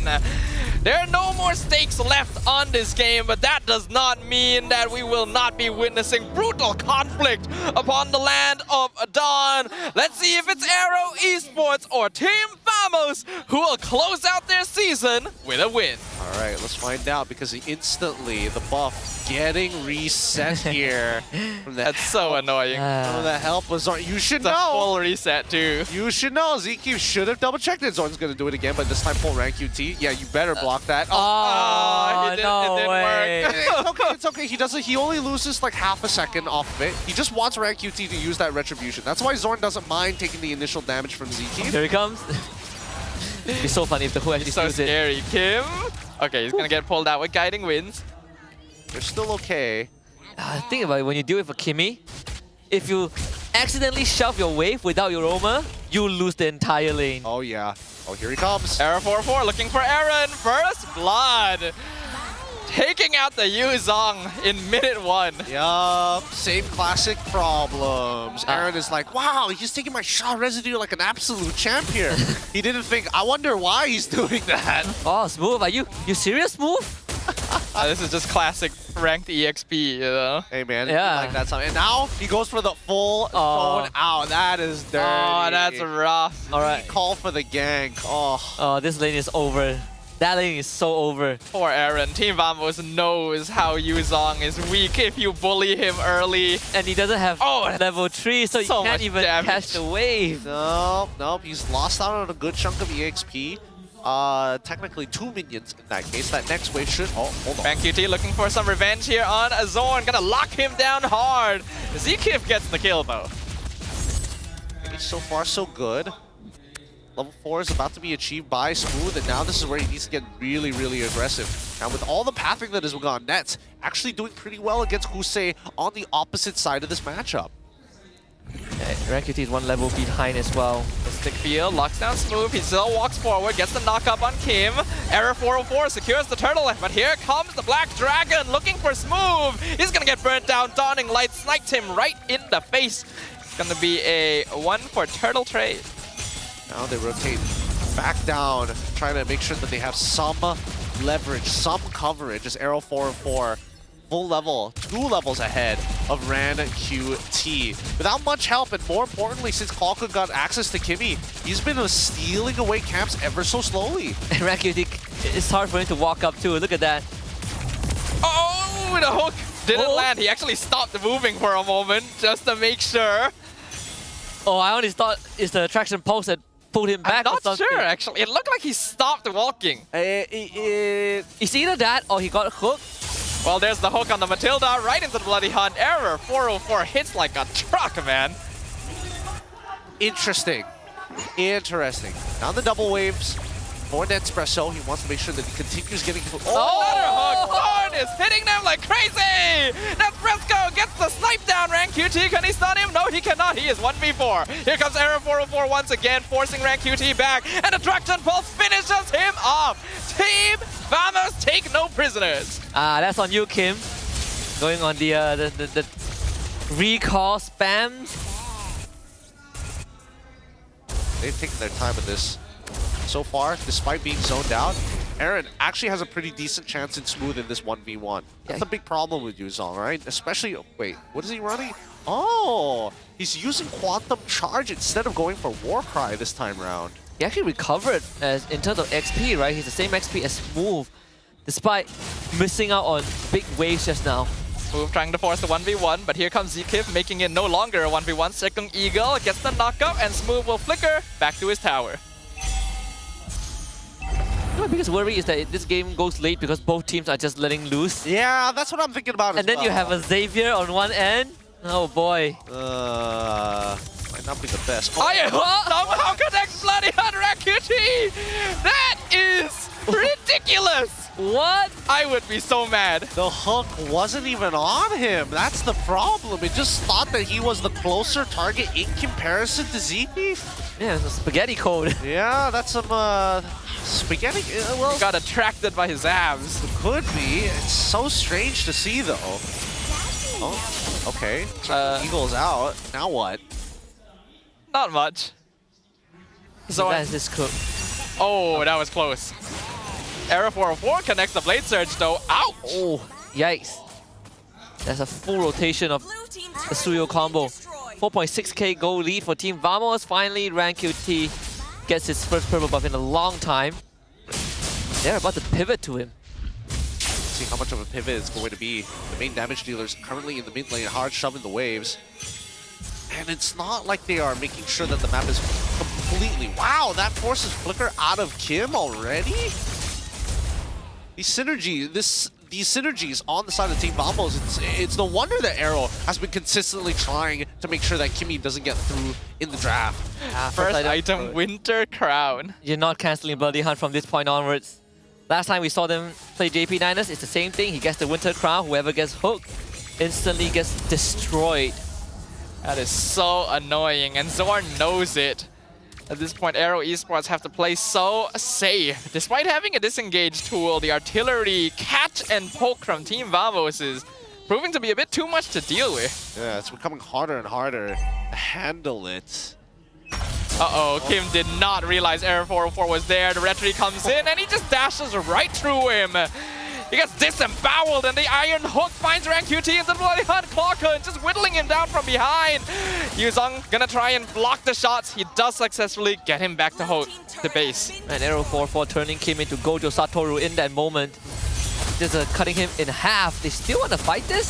Second Eagle gets a knock up, sets up for Black Dragon form. Here comes for Aero 404. He is so scary. Literally the boogeyman under your bed. But it gets him to the stun. He dashes away. No way. Frames the dawning light. Oh, no. And Aaron cannot chase him. In fact, the Starlium Dean stuns two of them in return. Traction Pulse locks down ZK. Smooth chases them away. The shielding keeping Aero alive. But their dignity is taking a lot of damage.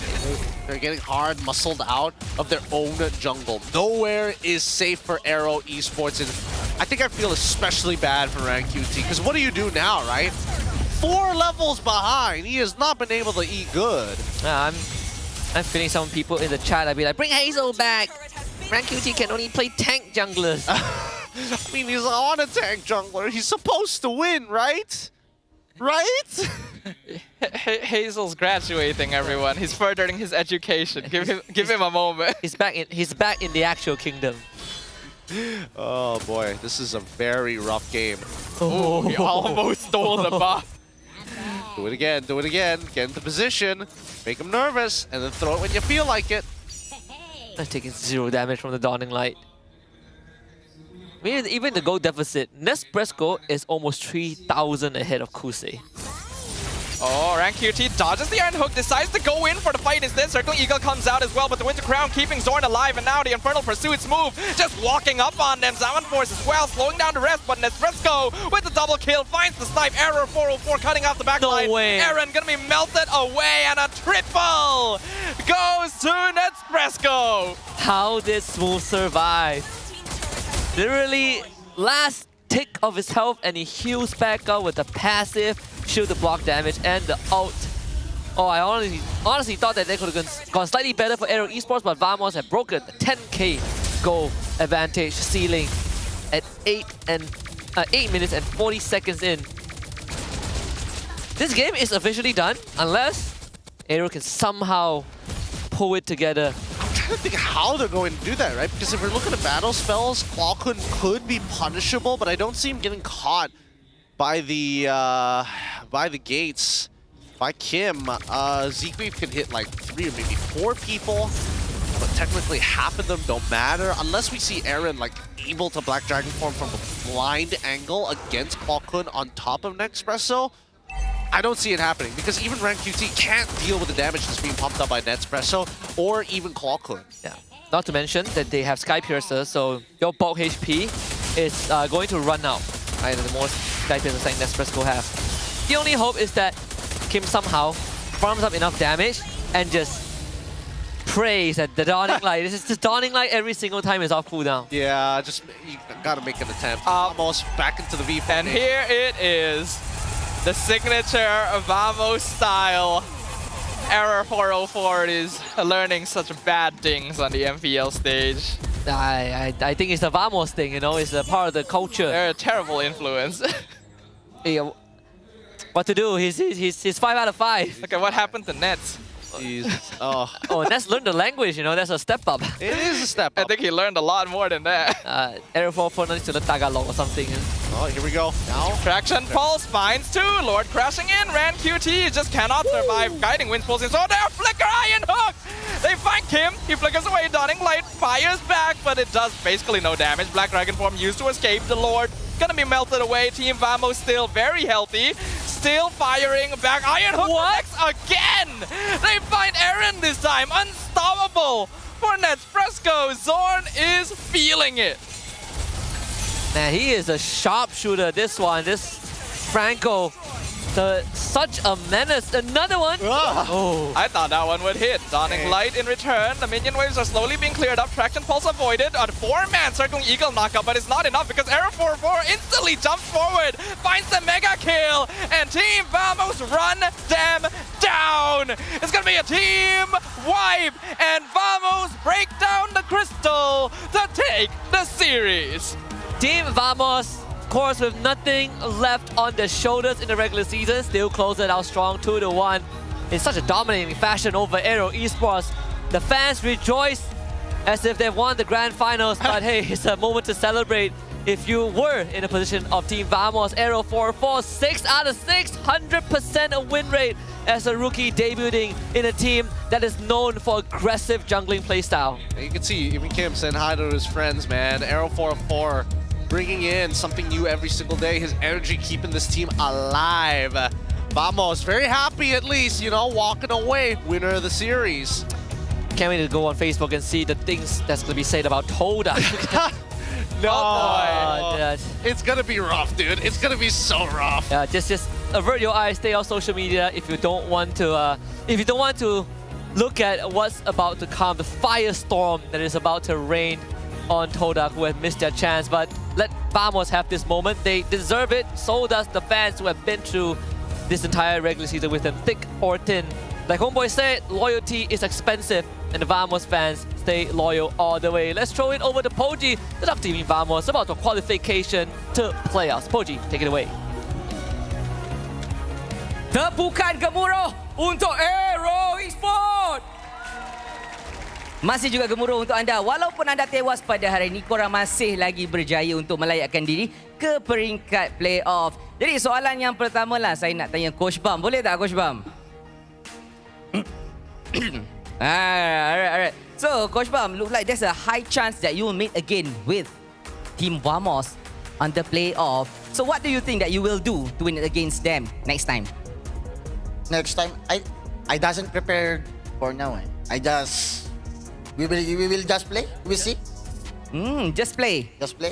Not quite too spicy. Maybe Kim, kita ada brother spicy kita. Kim, apa benda? Kalau korang jumpa Vamos lagi dekat playoff, sebab dia ada kebarangkalian yang tinggi, korang akan jumpa diorang lagi. Hari ni korang kalah, tapi dekat playoff korang akan tebus balik tak kekalahan tu? Mungkin sebab Vamos perlukan 1 poin je kan untuk playoff. So mungkin kekalahan hari ni bukan kecewa lah. So mungkin kita boleh repeat kat playoff lah. Baik. Terima kasih. Nice. Nak, semua family and friends semua ada kat sini. Dan juga sekarang untuk kita punya OG, Eren. Anything nak cakap dekat semua peminat-peminat Aero Esports yang datang hari ini dan memberikan sokongan kepada anda? Okay, untuk fans-fans yang datang hari ini, terima kasih sebab support kita orang. Untuk fans Vamos juga. Untuk bos saya kat PEN, bos kita orang. Terima kasih sebab datang. Terima kasih banyak-banyak. Dan itu sahaja daripada Aero Esports. Thank you again. Thank you. Korang dah boleh turun. Enjoy korang punya game hari ini. Dan sekarang kita nak panggil pasukan yang menang hari ini. Team Vamos. Mana Vamos kita? Tak apa, Vamos tak ada. Saya wakil. Hai, saya Aero. Bukan. Alright, ini dah sampai. Aero 404 kita. Woohoo! Jemput naik. Jangan malu. Anggap je macam rumah terbuka. Okey. Baik. So, soalan lah kan. Tak ada soalan lah. Sebenarnya tahniah kah kepada pasukan korang semua. Okey. Zon. Ya. Soalan yang pertama lah. Apa perasaannya hari ni? Korang dah tunjukkan yang Vamos is back. Alhamdulillah, kita rasa bersyukur lah sebab kita orang lepas playoff satu dan dapat tunjuk gameplay kita orang lah. Nice. Tepuklah sikit guys. Woo. Dah lepas playoff kan. Korang rasa macam sekarang bila korang dapat je like ke playoff, sebenarnya ada satu berita yang korang senang untuk pasukan yang lain. So untuk pasukan yang gagal ke playoff, anything nak cakap kat diorang tak? Try again ke macam mana? Oh, kepada yang gagal Betul lah. Lumrah guys. Kita hidup kan. Memang ada menang, ada kalah. So pada korang yang kalah, it's okay. Sebab aku pun pernah lalui guys. Tak lepas playoff. Tak lepas mana-mana kan. So it's okay lah. Walaupun korang tak lepas, korang boleh cuba lagi next season. Tengok berapa lama aku cuba. 15 season main. Teruskan juga. Deep. Itu deep. Tapi sekarang kita punya Aero 404. Sini ha. Kita punya bukan Aero 404 tapi Hero 404. Sebab Aero 404 sekarang masih mengekalkan win streak 100% setiap kali dia main. Alright, untuk Aero. Tak. So sekarang masih belum kalah, tak pernah rasa kalah. Rasa akan rasa lagi tak pengalaman menang dan menang seterusnya melayakkan diri ke MSC? Boleh ke? Boleh. Tapi hari ni luck. Sebab luck? Rezeki. Wah.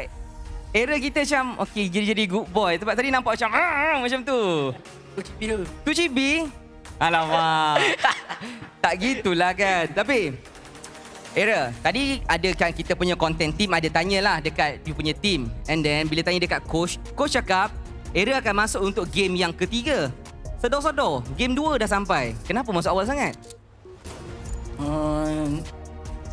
Saleh. Oh, dia tak boleh jawab. Mungkin Coach Zaya boleh jawab. Coach Zaya. Hello, yes. Coach. Because tadi ada kita punya content team. Tanya dekat you, Era main tak hari ni? And then you cakap, Era akan main game yang ketiga. Tapi sedar-sedar game yang kedua. Kenapa awal sangat? Aku mau pick hero lain. Kayak Fanny something. Fanny nak counter lah macam tu. Alright. Good answer. Okay, coach saya juga. Saya nak tanya sikit lah kan. Actually for you guys untuk Vamos kan. Apakah cabaran terbesar untuk Vamos lah sepanjang season ni? Sebab it's not a good season, but then again you guys qualified to play off kan. Ada naik, ada turun. So is there any pengajaran sepanjang season ni? Of course, this season is like a roller coaster. So many up and down. So we have to endure the hardship of the season, but at least we qualifying for playoff. So this is like the God give us a chance. Good. Baik. Terima kasih. Alright. So berita dah sampai. Sekarang kita nak announce MVP. So korang rasa siapa MVP? Alright. Kita tengok dekat atas. In 3, 2, 1, let's go. Zon ke? Zon dah ready nampaknya. Jauh. Aduh. Wow. Zon kecewa tak dapat MVP. Tapi tak apa Zon. Satu tim. Setiap kali main, tadi saya cakap awak win rate, menang. Ini bukan setakat menang, setiap kali main je MVP. Ya, minggu lepas tak dapat. Saya tak datang kot. Ya kot. Tapi okey lah, jadi MVP ni kan. Adakah ini awak nak cakap ke orang lain? Kalau awak turun main je, jaga-jaga, error kat sini, macam tu. Anything nak cakap tak dekat tim-tim yang korang bakal jumpa lepas ni? Good luck lah. Jangan lupa ban Assassin. Nice. Alright. So saya nak tanya dekat Smooth dululah, Smooth. So lepas Smooth kita tanya Net, lepas tu kita tanya Smooth, kita bagi Smooth peluang. So untuk Smooth lah kan. Ada besar kemungkinan yang korang akan bertemu Selangor Red Giant juga. Kalau korang bertemu dengan Selangor Red Giant, korang dah prepare ke untuk bertemu dengan diorang? Sebab kalau kita ingat, itu masa week 1, berat keputusannya. Tapi kali ni macam mana? Dah ready ke? Rasanya kita orang belum ready. Kita orang akan prepare semua benda tu minggu depan. Semua minggu depan? Okey lah, minggu depan. Jangan future. Betul. Alright, nice. Okay, untuk next lah kita nak tanya next. Our King Semut nak. Ramai yang mention King Semut. Okay, next. Wow, macam-macam bahasa dekat bawah tu. Next, anything you want to say to all of your fans, family, girlfriend, ex or anyone yang dia datang kat sini? Untuk fans Vamos, terima kasih pergi dekat stadium juara, and thank you juga dekat fans Aero and sponsor saya Realme, Dotet, apa tu? Zempirex, Dotet lagi. Dan bos, thank you, and jumpa di playoffs. Let's go! Alright, itu dia satu laungan dan juga satu gerakan gempita daripada pasukan Vamos kita. Dan itu sahaja berita yang baik untuk pasukan Vamos. Tahniah ke playoff. Dan itu sahaja daripada saya dan juga pasukan Vamos. Let's go. Kita tengok apakah titik kemenangan untuk pasukan Vamos hari ini. Let's go. Thank you, Poji. You've heard it. For Aero, they will prep. Well, they didn't really prep much. They will see what happens next week. For Vamos, they're also looking forward. But I know everyone has always been looking forward to Aero 404, which is our MVP of the match. Both games on the Suyo, both near flawless performance. No surprises that he was going to get the MVP after both the times in the matches. He's still making plays, man. This kid, he knows what he's doing. He knows how to re-gank for your EXP, which again, doesn't happen very often, but puts Smooth in an amazing position, and obviously capitalizing upon Zorn's picks. My God, how many times did he land those hooks to make this kid shine? It's not just even capitalizing on Zorn's picks as well. Aero 404, I feel like, is playing exactly the essence of what an assassin should be. He just pops out somewhere random on the screen when you least expect it. You think, oh, this is a front-to-back fight. All of a sudden, Aero 404 is right next to you, and he just melts you away in an instant. Then he just leaves. That's exactly what you need. That's exactly what we want to see. And ever since the season started, so many people had their eyes on Aero 404. This is such a young jungler, unproven on the professional stage. How will he perform? And I think he's answered that question. Yep.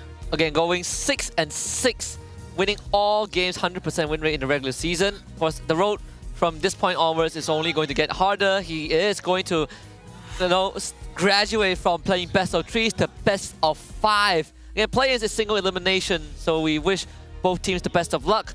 But this game, I mean, you can hardly call it a game. Aero Easters were clearly outclassed. Oh, no, it's just small incremental wins, right? Zorn buys an extra second of time by, pulling the buff and resetting it from rank QT, then pulling rank QT after. That's 2 seconds worth of time. With the laning phase considerably going okay for every side from the side laners of Team Vamos. You have Aero 404 re-ganking for Smooth after clearing his entire jungle, but made sure to leave his red side open to fall back into, to then walk away to re-gank down by EXP. So therefore, losing 0 gold throughout the entire process. It's all the small incremental moments that we see from Team Vamos, which collectively gave them their 15 kills and really put Aero Esports behind. There's genuinely a lot of forethought that Team Vamos put into those early rotations. Like you pointed out, Gideon, they were making sure that their pathing would be the most ideal for not just getting farm in the jungle, but also ganking. The initial hooks from Zorn put Zkiev into defense position, basically having to keep an eye on RanQT's farm. And Team Vamos took advantage of that to immediately gank Aaron, the hero they knew would be the most problematic early if they didn't put a lid on him. And they basically denied him from laning at all. Yeah, the early game for Aero 404, kill off Aaron twice, cut off his wave, and even though Aaron recovered in XP, the network was never the same, right? Because spills over to Kusei's lane and punishing rank QT, he was like, what, 5 levels behind Aero 404 by the end of the game. It's crazy how everybody on Aero Esports equally, level 10, level 10, level 10, level 10, level 10, each one of them. None of them were able to find any kind of advantages at this point. I'm surprised that but Zkiev caught up to the same level as the rest of his teammates. I mean, he can only... I don't think he has the highest net worth, obviously. But like, when you know you don't have enough EXP, you just stop gaining it. That's just the roam boots for you. True, and I highly doubt Zekif was the one dying in a lot of the team fights because he's trying to pull people out, but it's not really working because Zorn is pulling harder, let's just say. And Team Vamos were running them over. Aero Esports definitely went into this game with the thought of messing around a little bit. But Team Vamos were saying, we invented messing around. And also, I mean... What is that GPM? Oh, he has 1,051 GPM. That's the Espresso our rich guy, as well as the carry. Sandbag goes over the rank QT with Zorn with the best swingman at 13 highest assists. And with the Bloody Hunt, there's really nothing you can do to get away, and once you get the Winter Crown, it is over. And he's landed some ridiculous hooks this game. Hooks that didn't make sense, hooks that needs to be checked, but you know, who's to say anything, right? Vamos, they've gotten it in the back from the start. I think for Aero, like they said, this win is really nothing to be disappointed about. Not to be disappointed, but like I still think that at least for Aero's side, Game 1 was probably the best standard that they've got to work with. They know how to deal with Chibi. But then with a different jungler, it could be a little difficult if Zorn gets a, I don't know, an Iron Hook of Destiny here. Like, geez, this is some disgusting stuff that we saw from him. Like, what? Like, what? Every single time. It threats the needle. Oh, really cutting it close. And even though Zorn is just standing there recalling, Nespresso is still able to get away from rank QT and they get the kill in return. The Iron Hook, this one! That is ridiculous! That is actually ridiculous. That makes no sense. Hey, Does Zekif just like, you know, skip over the hook or something? Like the hook didn't connect with Ran. Ran connected with the hook. Basically, yes. It's giving the, I didn't hit him with my car, he ran into my car. Just bad vibes, man. Just bad vibes. So sad. Look at Smooth. The passive shoe. Lives, hides up in the air, comes back down to get it. Brave Smite difference. Brave Smite difference. What can I say? Oh, too many moments in this game where it is a little unbelievable. But it's at least nice to see every once in a while that it's like, hey, at least you're able to bring Yuzong into the game. At least you were able to bring in Xavier. Might not exactly have the perfect team composition to make it work, but it was like getting there. Yeah, I mean, but Kim better have a good explanation for Stormy for ruining a 100% win rate on Xavier. Stormy be watching this game thinking, Kim, you better not do it, Kim. That is my win rate. Now they have to meet in playoffs. They have to meet in playoffs. There's no other way. Oh, dude. A good fun game here. A 2-1 victory for the side of Vamos at the very least. They get to breathe. They get to move on. But the journey's not over just yet, man. At least for Aero, we can see that they can work without their jungler, and Rank QT kind of fits that role, but we didn't get to see the full extent of him as well. Yeah, we didn't really have... we've seen three different junglers from Aero Esports. So I guess there's more time for them to prep for playoffs, for phase 1 of playoffs. But for the first time since MPL MY Season 4, Todak misses playoffs. I know when they started missing M Series, it was hard to accept, but people also were willing to open up to the idea that other teams are getting better, receptive towards that idea. But missing playoffs has never been heard of if you're a Todak fan. Yeah, no, they've had some glory days, but I mean, the golden era is over for Todak, and I think now is back to the drawing board to try and rebuild what they have once lost. Yeah, from third place, from 1 series away to M6 to missing playoffs the next season. And this is off of a 2-year rebuild, right? 2-year rebuild that led to a close shave, and now another reset button. I still don't really understand it. The 2-year rebuild looked like it was going in a good direction. Then they decide we're going to take the other direction instead. And this is just the result of that. Hopefully Todak will take this as a learning process. We know that there's going to be a lot of changes coming to the roster coming in the future. But that also means that officially all 6 playoff spots have been secured. And now truly begins the race for MSC. Yeah, and the stakes are slightly lower this time. You don't have to be the MPL champion. You just need to be the grand finalist and you book a direct slot to MSC in Saudi Arabia, Riyadh. You don't even need to play wildcards. Yep. Gotta make it through. Top 2 is what every team is looking out here. Thankfully, SRG allowed us to get that second slot, but this is it. This is it. Yeah, gotta survive phase 1 first. Phase 1 is the play-ins, right? Single elimination, best of 5. If you don't make it through day number 1, which is next Saturday, the season ends here. But those who make it through to Sunday, at least you get to play upper brackets. At least you get that double elimination format.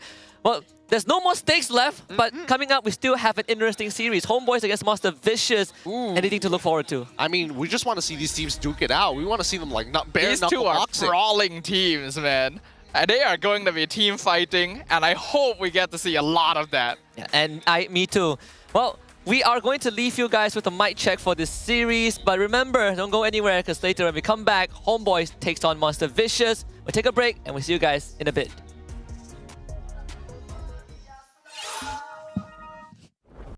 Tu baca. Balik. Nice. Tipi ang. Ada tipi yang. Sabar. Ini kita pikirin kan. Tipi. Kurang. Sini, maju. Dorong kanan, gas. Dapat kick. Nice one. Boleh. Eren jaga atas Eren. Boleh. Look this tau. Korang kiting untuk aku. I'm blocking Chok. Go. Keep. Boleh keep. Nice one, keep. No chow. 1 HP bro. Mati. Aku nak entry. Just war. Boleh bro. Mati. Aku stun dua. Kiting. I can sustain you guys. No one. Boleh ah? Ya. Got lot. Ya. Boleh end bro. Just end bro. Careful. Ya. Aku ulti je lah. Nampak agak kick ulti. Boleh bro. Kenapa solo kill lo? Ya. Kill. Okay. Bye. Nice one guys. Thank you guys. Nice one run. Dulu lah, Ranger. Aku 5 second. 4. 3. Bulat dah sikit guys. Aku defend ni. Boleh end lagi. Ui, kena angkat lagi. Let's try. Yo. Jaga dia grill lah. Aku Kiting. Ada dalam tower. Beritahu. Penny. Komen. Ini no flick. Dino! Tengok net. Nice one. Rata dia. Udah. Dah, jangan mati. Chill. Atas. Sumpah di season. Waiter. Sumpah. Dino! Alhamdulillah. Man, tarik dulu bro. Dia tak ada ni petrify. Dapat guys. Pancing mania. Ada minat. Main lagi. Ada pancingan mania ni. Clear back dulu lah. Siapa nak kena pancing mania? Aku. Sabar nak pelikir. Mana stand kau? Hero dulu guys. Hero. Dapat tu lah. Hero. Ya. Dapat Fredrin. Tarik pancing mania. Alah mati. Allah. Tak ada minat. Ada. Minyak. Nice game. Alhamdulillah.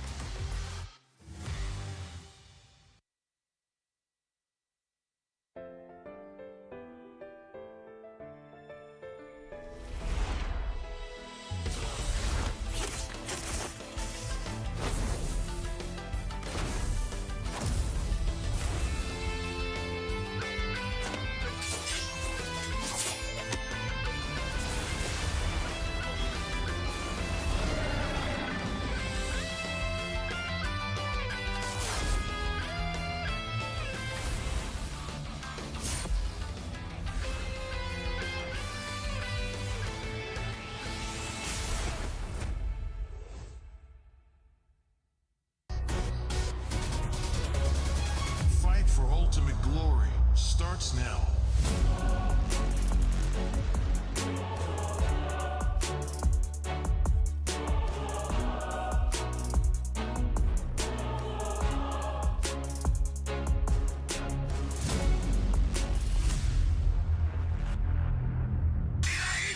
Mobile Legend M6 スイスウォッチ。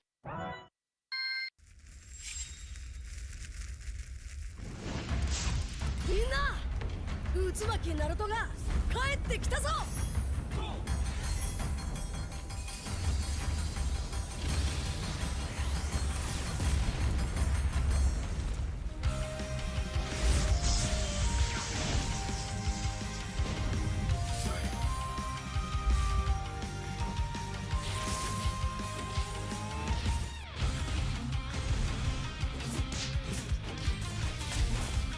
クラマ、力を貸してくれ。よ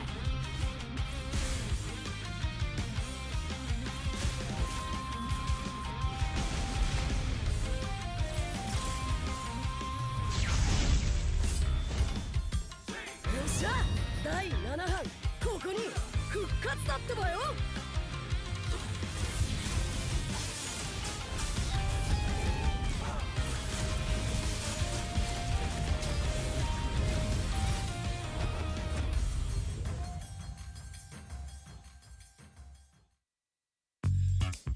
Kerap menggaruk kulit kepala disebabkan keluh mumur, masalahnya lebih mendalam. Gunalah Head and Shoulders menembusi 5 lapisan untuk membasmi keluh mumur dan kegatalan. Bebas keluh mumur sehingga 100%. Head and Shoulders diuji secara dermatologi. 見せてやるよ、シャリンガンの本当の力をな。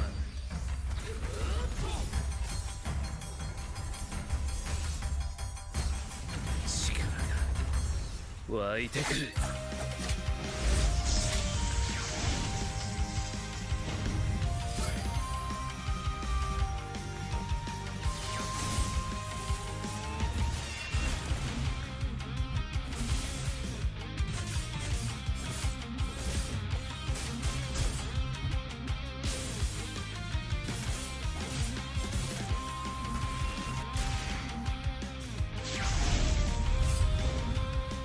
相変わらずやかましい奴らだ。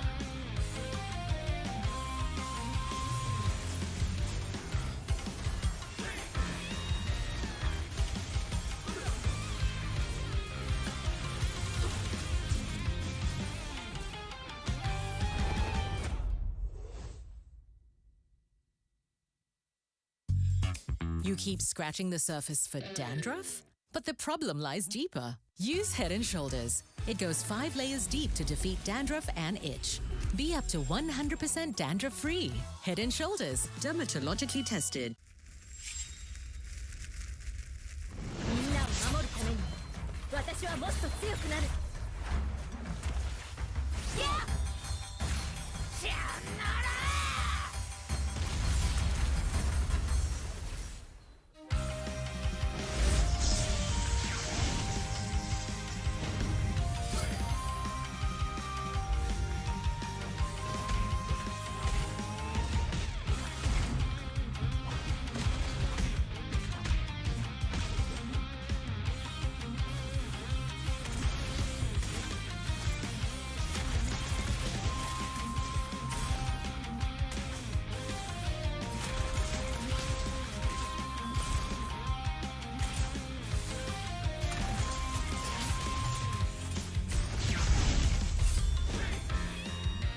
今度は背中合わせでいくわよ。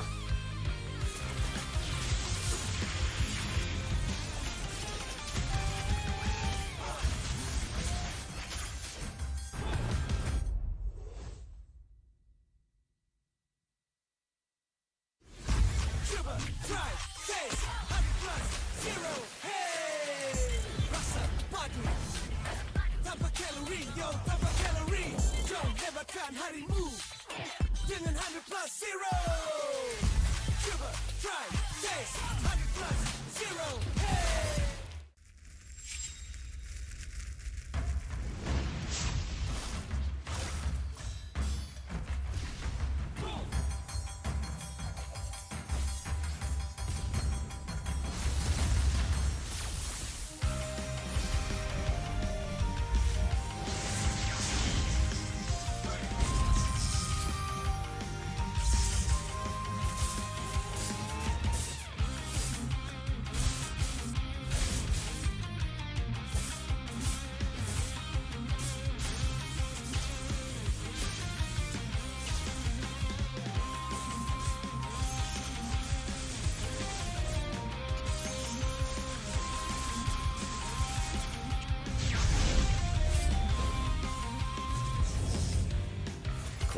任せてもらった。4代目他目を超える忍びはお前しかいないと俺はそう信じた。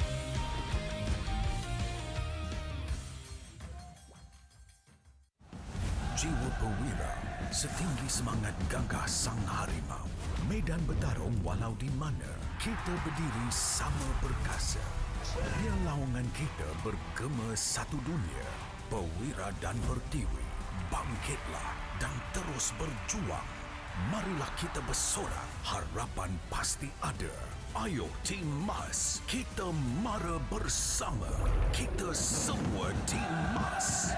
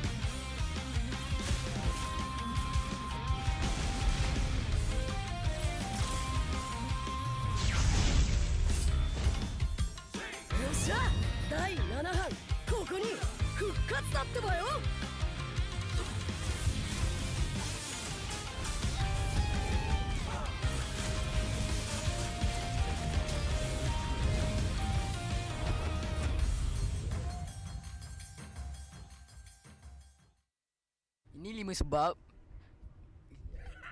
5 sebab kenapa korang kena datang tengok MPL MY di Stadium Juara. Pertama, korang dapat tengok kita orang main dan tim MPL lain main secara langsung. Kedua, boleh jumpa player depan-depan.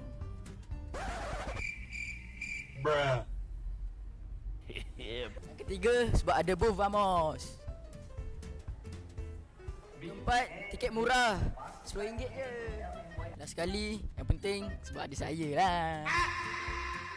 Jom datang Stadium Juara setiap minggu untuk tonton semua tim MPL MY bertanding. And paling penting, jangan lupa beli tiket guys kat Ticket to You atau tekan link di bio. Jangan lupa follow MPL MY.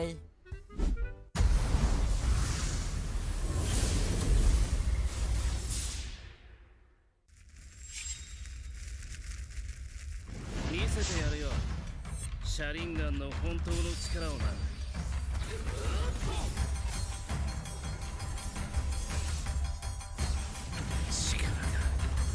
湧いてくる。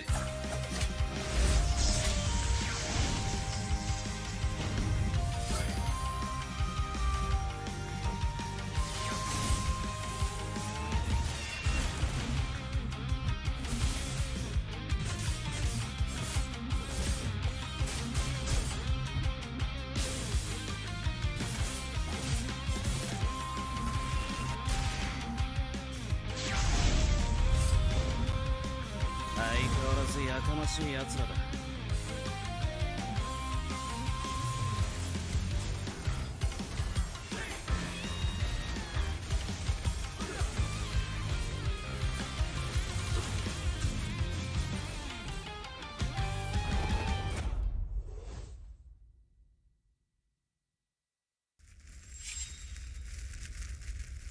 みんなを守るために私はもっと強くなる。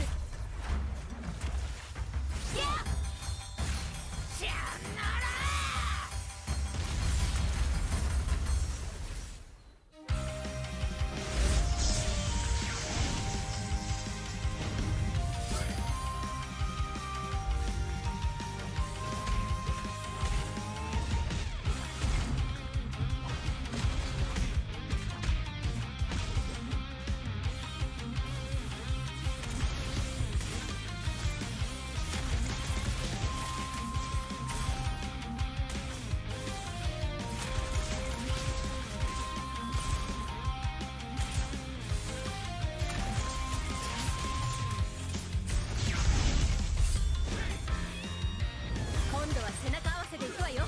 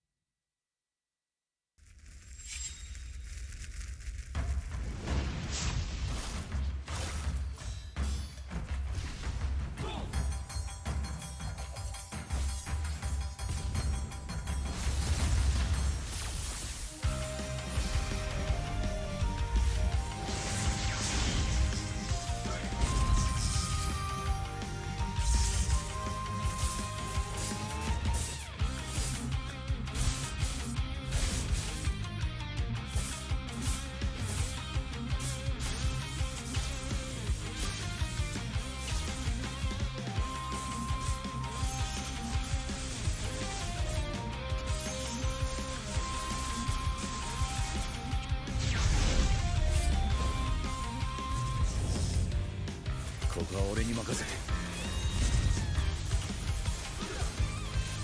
もらった。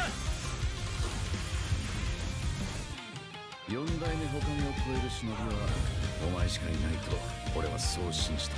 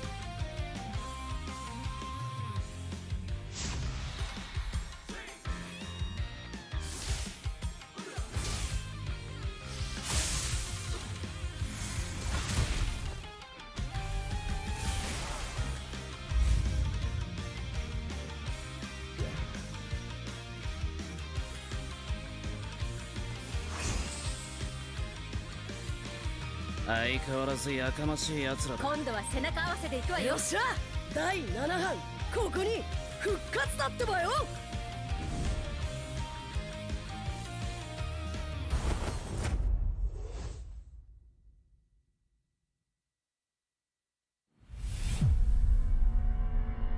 Trofi MPL Malaysia, dia adalah simbol untuk tunjuk kejayaan satu pasukan. Dia membina legasi. Mana-mana gaming house I pergi, they proudly display their trophy because they know what that trophy means to them as a team. There's quite a few champion moments that I can't forget for sure. When HomeBois won their very first championship, that was a very pivotal moment because HomeBois has never really gotten to that length of the tournament. Rasanya trofi season 12 tu betul-betul bermakna untuk saya lah. Last saya dapat trofi tu season 3. So saya tunggu lama lah untuk pegang trofi tu.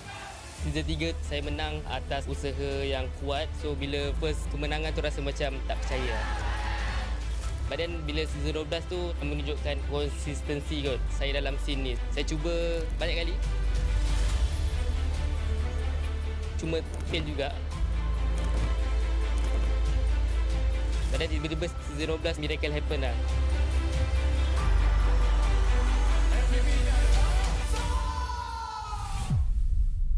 Season yang saya tak boleh lupakan is season 9 sebab itu first time saya champion.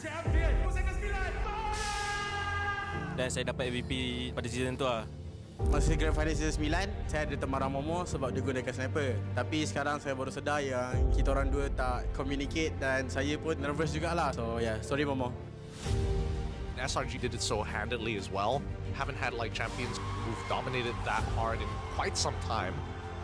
Time season 13 bermula, Maria from WTM datang interview saya dekat sekolah saya and saya ada cakap saya boleh kalahkan Chibi or being better than him, then it's just come true lah what I said.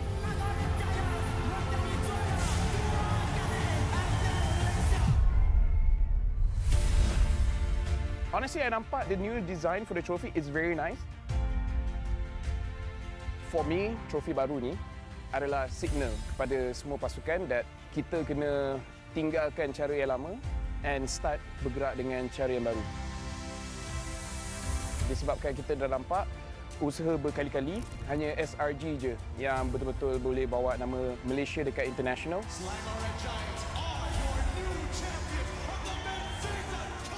So pastikan you come very, very prepared. Hopefully dengan trofi baru, kita pun akan nampak banyak player baru ataupun organisation baru yang boleh step up and wakil Malaysia dekat international.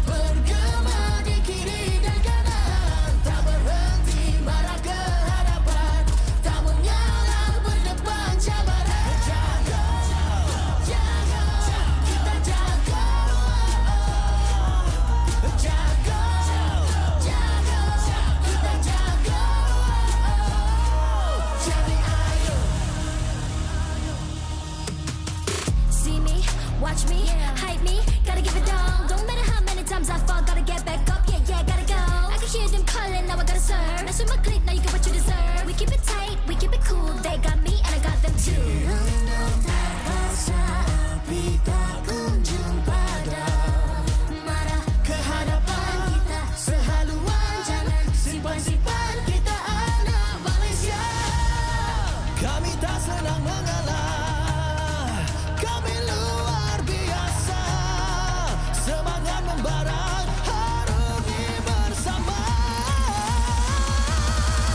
Jaga, jaga, kita jaga. Jaga, jaga, kita jaga. Jadi ayo. Yeah.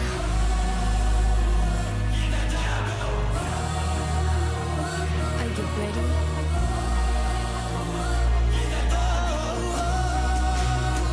Can you feel me now? Yeah, yeah, yeah, yeah. Let me hear you say.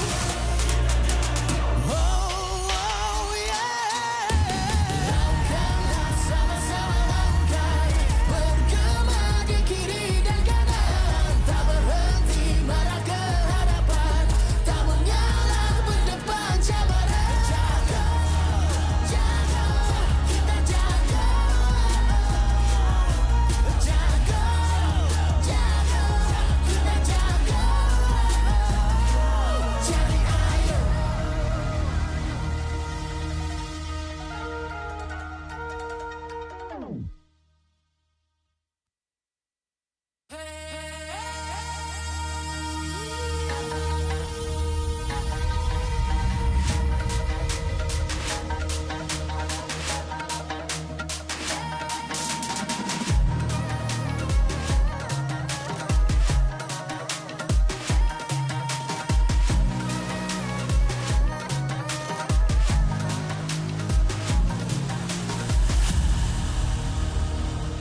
Aku hembus kata simpan.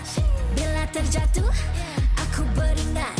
Jalan dah jauh cari titik bermula. Krak, krak, krak, krak. Jangan patah semangat. Semarak api bukan calon cadangan. Biar apa menghalang aku sambut datang. 1000 daya, 1000 alasan. Harungi semua sampai di akhir garisan. Eo, eo. Kami tak senang mengalah. Kami luar biasa. Semangat membara. Harungi bersama. Langkahlah sama-sama langkah. Bergema di kiri dan kanan. Tak berhenti marah ke hadapan. Tak mengalah berdepan cabaran.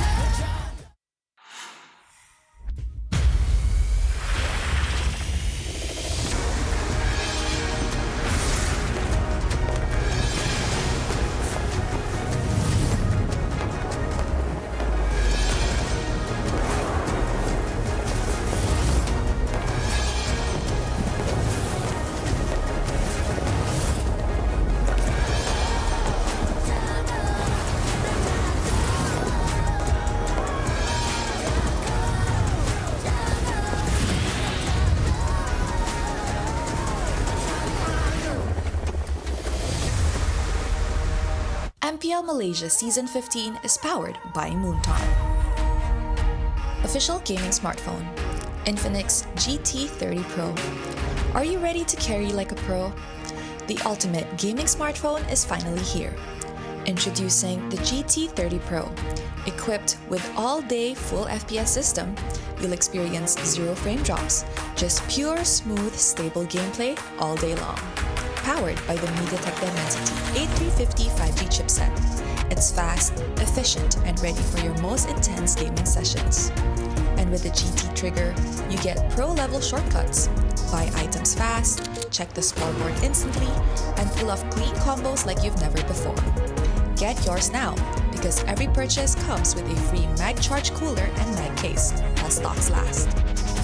Fairy Watch, the official Mobile Legends esports watch made in Switzerland with genuine dragon leather. Comes in 3 colorways, green, black, and blue. Our esports partners, Head & Shoulders. Up to 100% dandruff-free and itch protection. Head & Shoulders is dermatologically tested. Penetrates 5 layers deep to eliminate dandruff. Get yours now. And thank you to all our strategic partners. 100 Plus, Players, Astro Arena, MPL Merchandise, MPL Ticketing. Supported by KBS, ESI, Rapanuda, MESF, PSM. Welcome back to MPL Malaysia Season 15, Week 6, Day number 2. After a gruesome full best of 3 between Vamos and Aero Esports, the weight has been lifted off of everyone else. There's nothing else at stake, but we still have games to go through. My name is Husky. Alongside me is Gideon Q and Sadafa as we prep ourselves for the final series of the day. It's HomeBois and Monster Vicious. This one's going to be interesting. Of course, everybody was hoping there was going to be more weight on it, but considering that these are the teams who are moving on to the playoffs, MV has shown a lot of promise. HomeBois have shown a lot of promise. Unfortunately, both have lost to SRG, so who among them are better? Ooh, that is a good question, isn't it? I think there's some similarities in the way that these two teams play, right? They're both brawl types. They like catching, they like team fighting. Mid-game tends to be that power spike.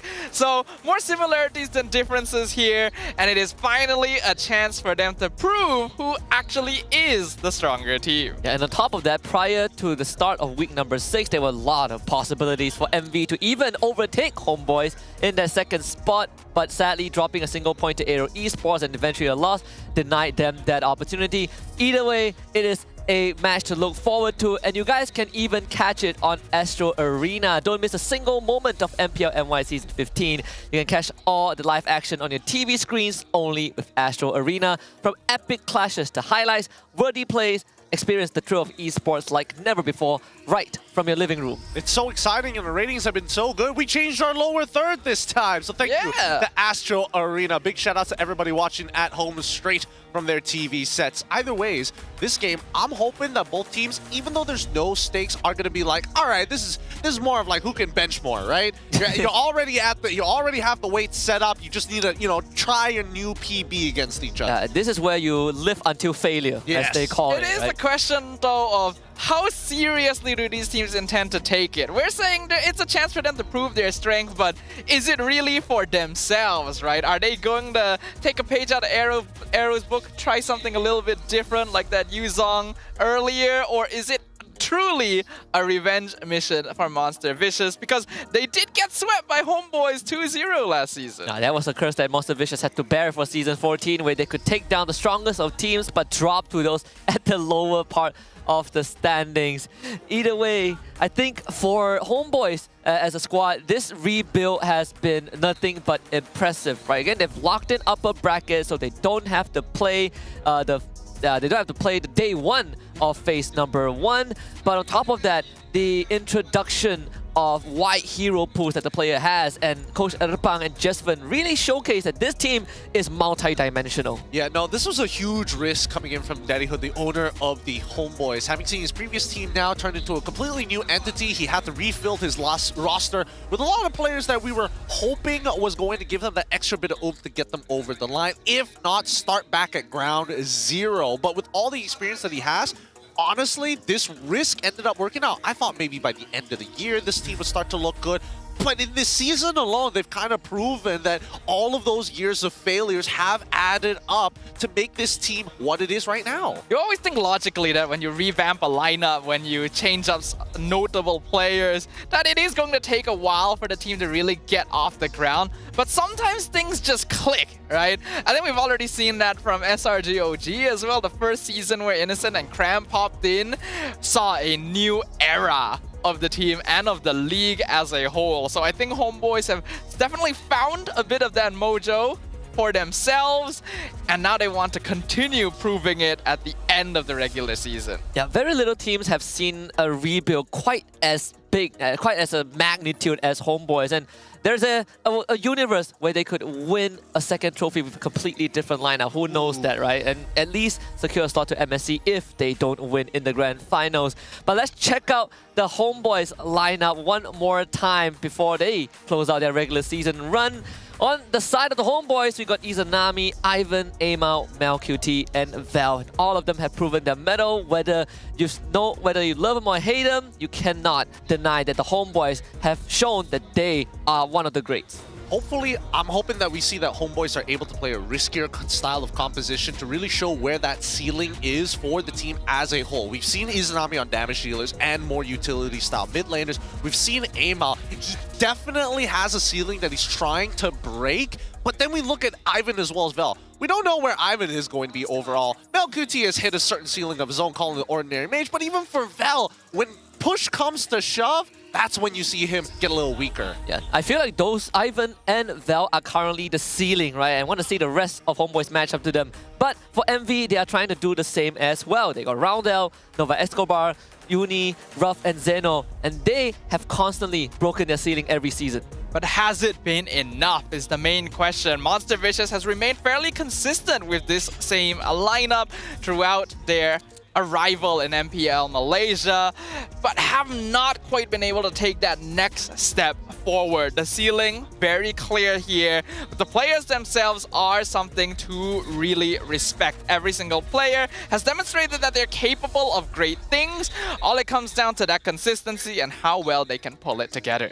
This is the best testing ground for MV. If they can just even draw a single game for HomeBois, it would be some cause for celebration. Let's bring both teams onto the stage. They failed to qualify for the playoffs last season, but they never gave up. And now they have risen stronger to lock in an upper bracket slot. Will the new era rise all the way and claim their second trophy? Give it up for HomeBois!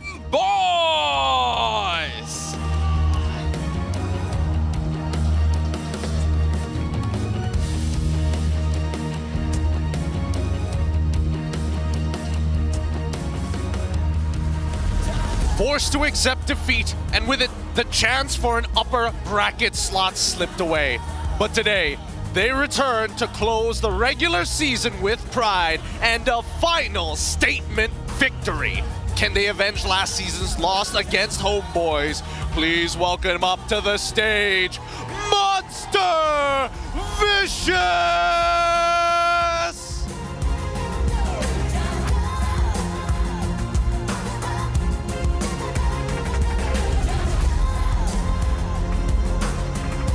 Introducing the brains of the coaching staff of both teams and the head of League Offs, Franklin, will ensure fair play and professional integrity in all of the matches. From the side of HomeBois, we got Coach Erpang and Jesven, and from the side of Monster Vicious is Coach Haru and Sora. Let's keep it going with fist bumps between the teams, and armbands will be worn by both team captains who will lead the team's movements and strategies in the game. This is a true sign of professionalism. This is how we roll. This is Malaysian sportsmanship. Ini gaya kita. This is MPL Malaysia. Let's get it rolling, people. The ball is officially in the court and it is rolling all right, ladies and gentlemen. This is the best time to place your bets because both these teams are honestly equally matched considering the circumstances. Again, a big focus onto that team fighting as well as general flexibility in the drafts will be the main factors that determine who comes out on top. I think when it comes to the drafting phase, HomeBois have a significant advantage. We've seen, both teams have made the mistake of over-preparing for a particular matchup just to get sidebarred at the end. In terms of adaptability, it feels like Erpang is that kind of guy. If he doesn't overthink the scenario, is able to get a pretty good draft. However, Monster Vicious, on the other hand, they're very, well, I would say their drafting style is very selfish towards themselves, and that could go either way. Yeah, and let's take a look at the comparison for HomeBois match win-lose from Season 14 and 15, right? Season 15 so far, they've only dropped one series, and that's against SRG OG. Aside from that, they clean sweep everyone else, dropping one game to DxSo. You compare it to Season 14, it is a great improvement where they've only won 2 series, clean sweeping RSGMY and Monster Vicious. To be fair, if Monster Vicious are able to win out in this match, that means at least from Season 14 to Season 15, HomeBois have reversed their scores. It would also mean that they remain consistent, right? MV, known as the team that is able to win against strong teams, lose to weak teams. HomeBois was definitely a weak team last season. So now that they're a strong team, maybe MV will get a indirect buff. Hey, I don't know, but MV is starting to look more and more like a Bigatron or like a Geek fan. You don't know when they're gonna start like having a little too much fun, or when they're like, okay, it's game time, boys.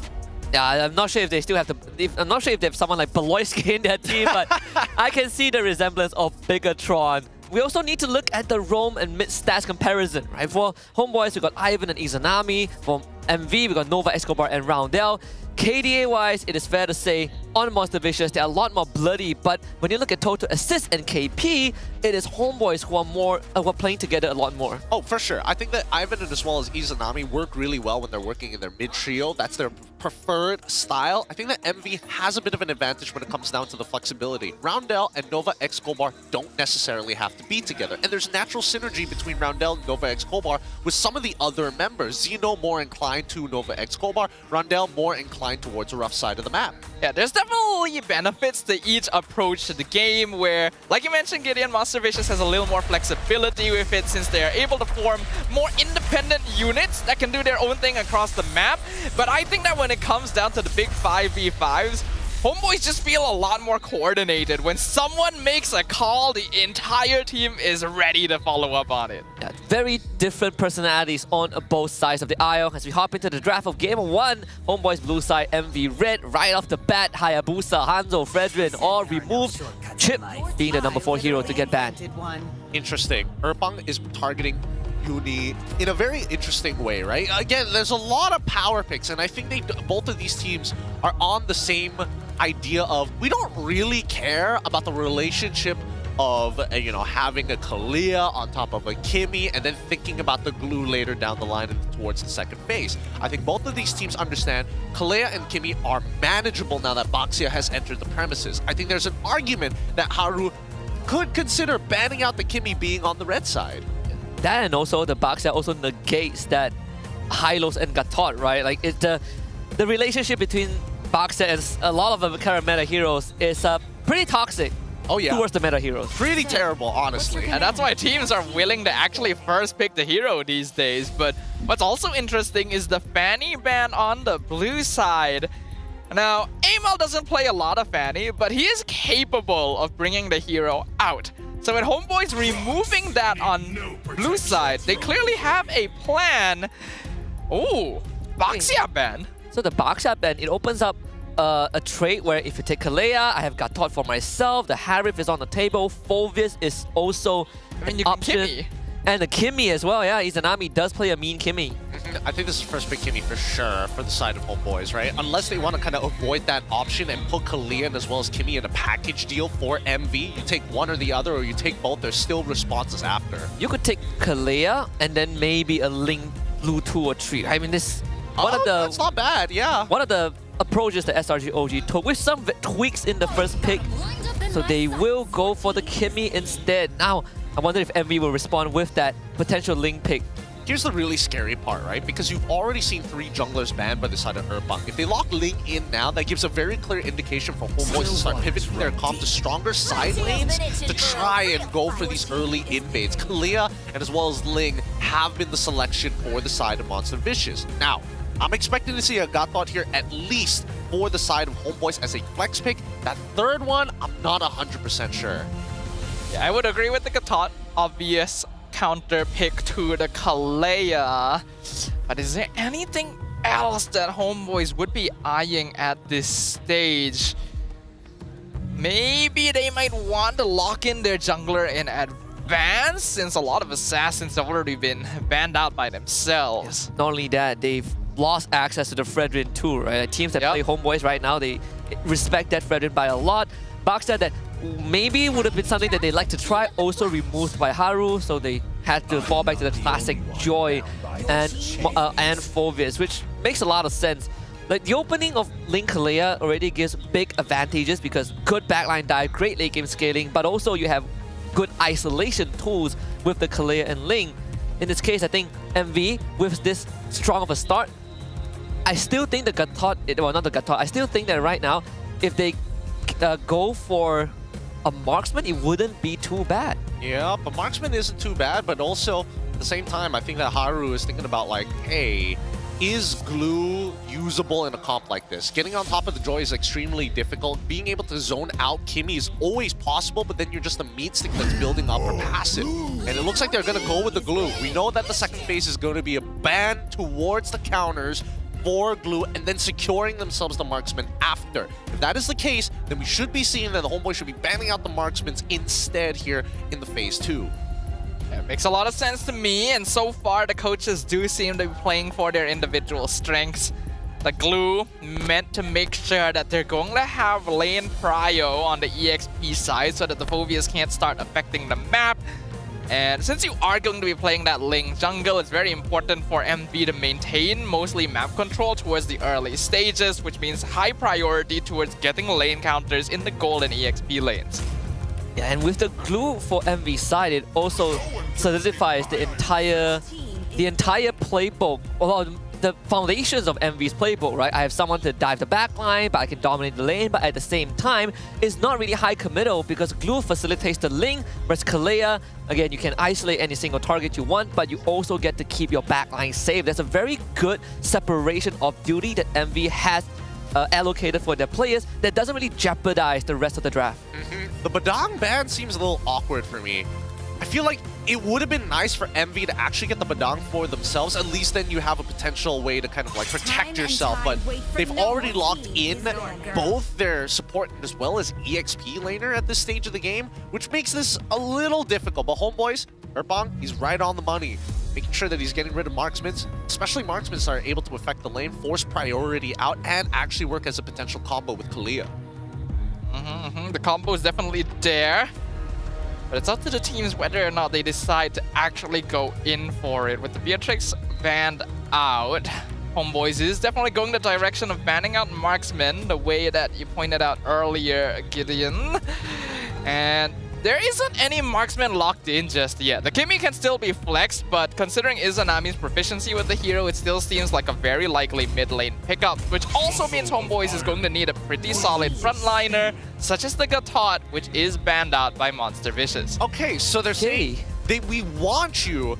All right, so MV is playing the gamble here. They're going to be locking in their marksman. I'm guessing it's going to be a Moskov on the side of MV, right? Now, Kimmy has two options. Either I get flexed into the gold lane or get thrown into the mid lane. I doubt it's going to be in the mid lane more so that, again, Haru has conveniently let open a majority of the bans. Yeah, there's the Moskov, there is Irithel, I think Ruff has plenty of options. Even in the mid, if I still want someone to pair with the Kalea, I have the Farsight, which is the most direct option. Or if they are feeling comfortable for round there, the Xavier is not too bad of a pick as well, right? You get to really sandbag HomeBois.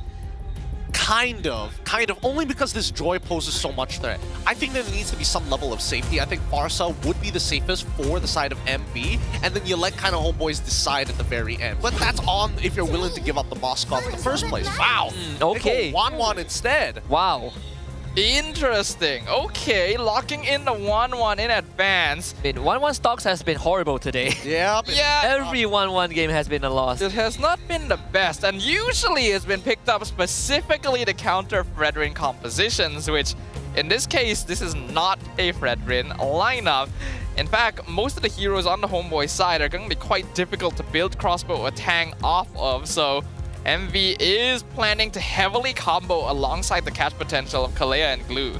And Kimmy does make it slightly hard for 1-1 to navigate. If you get hit by Traction Pulse, you cannot use your built-in Purify until the suction happens, and by the time it happens, it's already too late. Unless you're Kelra. Unless you're Kelra, then you're different. Then you're different. Then you just dodge it at the frame, you know? On frame on 1. frame. You just dodge it on frame 1 when it procs. Whoa! Rangers as well as the Franco for the side of the HomeBois. I like this a lot. At least with Franco, you can completely say, no, you don't get, one person doesn't get to play that game. And if it happens to be Glue, that's totally fine because Kalea, 1-1, and Ling are a lot more manageable, and it does force them to use abilities to try to go for the cancel in the first place. Hovia, HomeBois needs to make sure that this link is in check. If anybody is low, then that's perfect for the Joy. Kimmy must play a self-sustaining game alongside with the pressure that Franco is able to provide for her. As soon as that hook is done, that's when Kimmy is like, "Okay, thanks, bye, I'm out of here, Franco." Yeah, there's a very high requirement for individual performance coming in from the side of the HomeBois, because now HomeBois is going to be the main tank. Franco is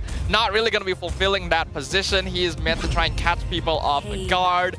And there's a lot of dive potential from MV that the backliners of HomeBois will have to kind of handle on their own, especially now that the Farsa is out as well. They'll even have artillery to worry about. So it's gonna take a good amount of solid gameplay to make this happen. Yep, we've got a winning lane in EXP for the side of Monster Vicious. The gold lane is where it gets a little 50-50. It's more inclined for the Granger, but that's only until the later stages of the game. And the real question is, how many Death Sonata shots can you actually land against a constant moving Wan at level 4? When it comes down to the mid lane, it's generally pretty even. We've seen Izanami work with Ivan before, but when it comes down to just raw wave clear, how much is Nova X Gobar willing to sacrifice to make that happen? This is assuming level 1 and then immediately after Little Wanderer. Yeah, I think, you know, for HomeBois, at least Izanami is a lot more independent on the Kimmy, right? Charge up an energy bar, that wave clear, he won't be threatened.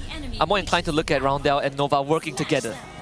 But will it be enough is the question, because this is now a brawl, a duel between two teams that are specialized in team fighting. HomeBois sitting comfortably from their perch in the upper bracket, challenging the monsters who were eager to climb for that throne. And now they meet in the land of Dawn to vie for supremacy. Interesting.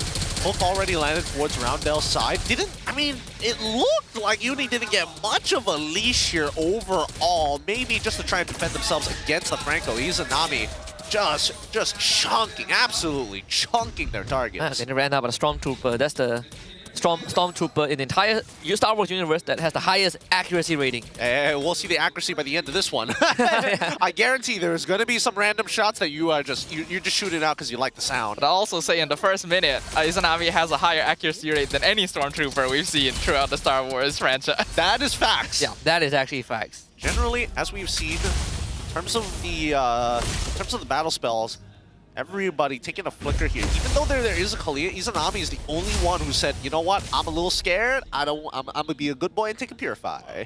Also went for Quantum Charge, so this is not meant to be a super late game scaling Kimmy, but I think that is the right choice since Envy has so much dive. Honestly, I think that that making sure that you have a Quantum Charge is actually really good in these types of matchups, especially against mages. Oh, you want to close the distance? Proc it, and then just start running at your target.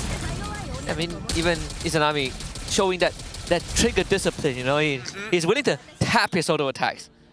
Most gamers I've seen don't let go of the attack button. They start spinning around with it. Spinning around. So far, Nova X Gobar looking to hit level 4.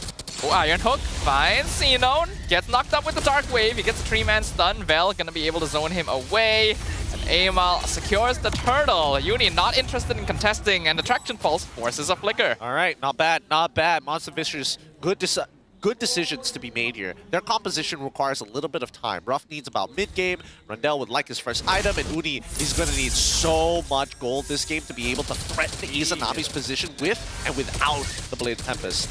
And with that turtle, Amal already finds himself a level ahead of this Ling, which means Monster Vicious needs a lot more time, and I think they got their priorities straight, right? It's about getting this Ling online so that he can start threatening the backline, and of course, through Ivan's Bloody Hunt as well, something that Monster Vicious needs to consider once that game goes late. Traction Pulse right into the Iron Hook. A beautiful setup. Gives first blood to Amal and instantly runs into the back with the electrifying beats.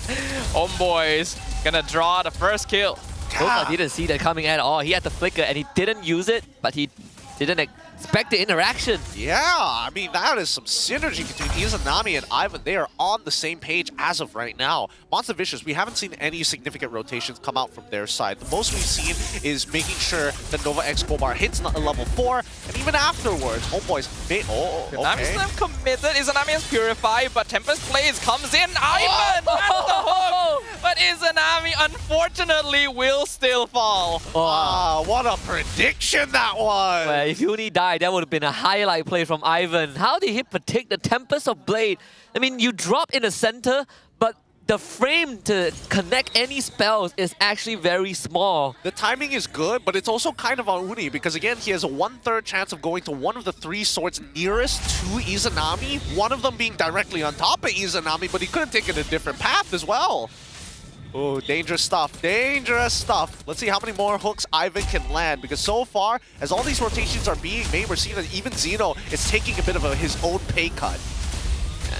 He's been trying to help out his team with those rotations, and so far, he was forced to blow his flicker. We just came back off cooldown, but at the same time, not able to save Izanami. Ivan's just gonna walk on flicker. He cannot land the bloody hunt. Ruff dashes away from him. MLBB dashes away, but here comes Amal. Electrifying beats will finish the job. Beautifully played. Poor dude. He just wanted that last weakness points. Ivan just would not let him get near him. He's just walking at a 45-degree angle so that auto attack will only hit the exposed points. Ivan, the hook bloody hunt sets up the kill. MelQT finds one. God damn it, just miss a hook. Look a little human. Value for money for MelQT.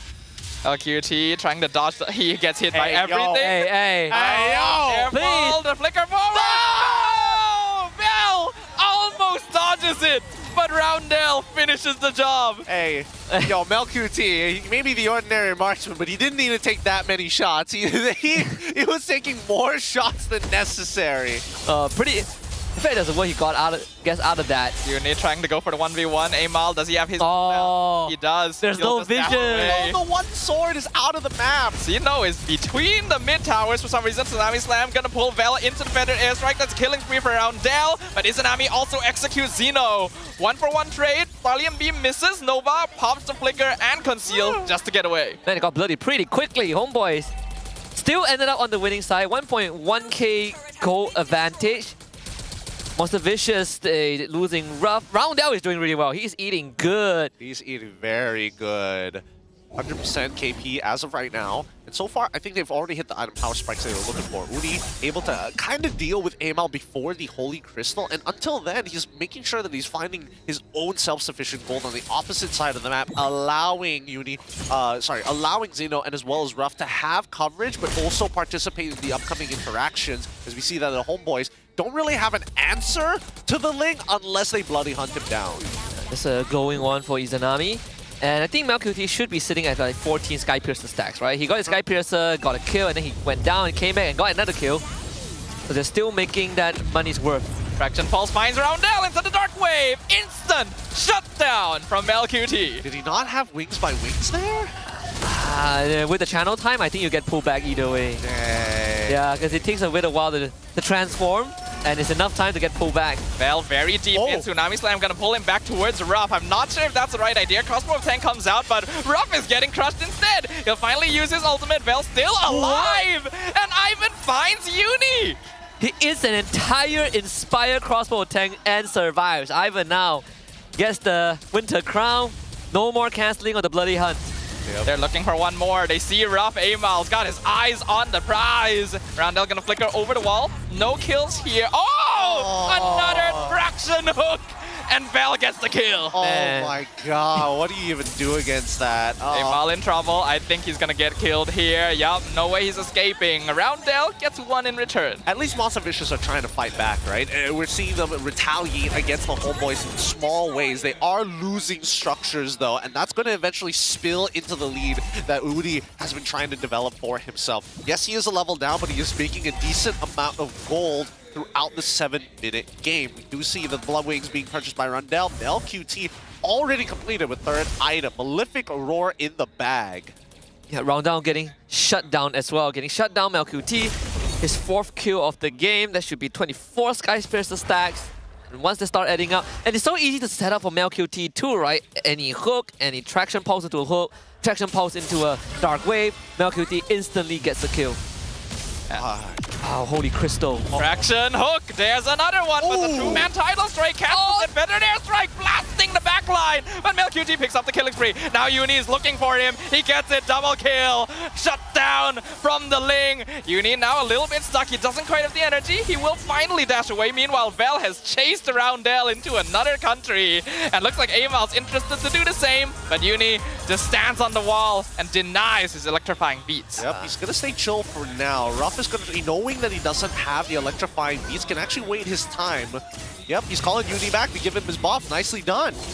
Oh my god, this traction hook is ridiculous. Even when you see the counter engage coming in from Nova X Kobar, I think the only one who can really save the scenario is Xeno. And like, I don't know if he gets on top of Ivan and pulls him out of the way mid-bloody hunt. That should cancel the channel. But Ivan has the Winter Crown, right? So you can't even target him. And right. Nova jumped in and instantly got bloody hunted. Oh. Yeah, they posed Xeno, but they got Nova.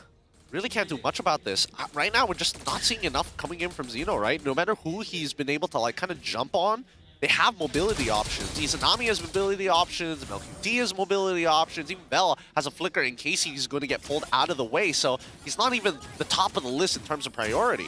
I think we can ask the content team to just make a compilation of the amount of traction hooks.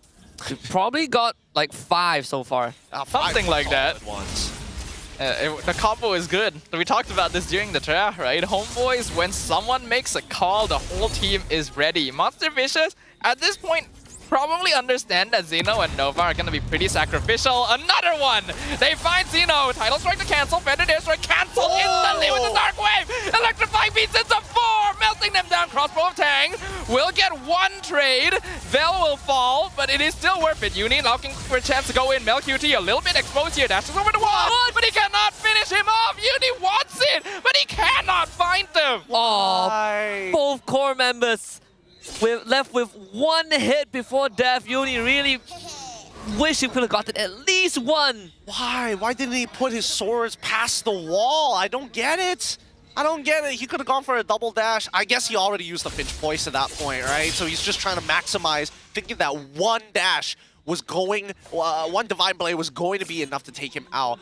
I mean, Uni is there. He's got the 3 items. He has the confidence to do so. But MelQT now, having the Winds of Nature, going to be able to protect himself. Izanami has been the main target time and time again.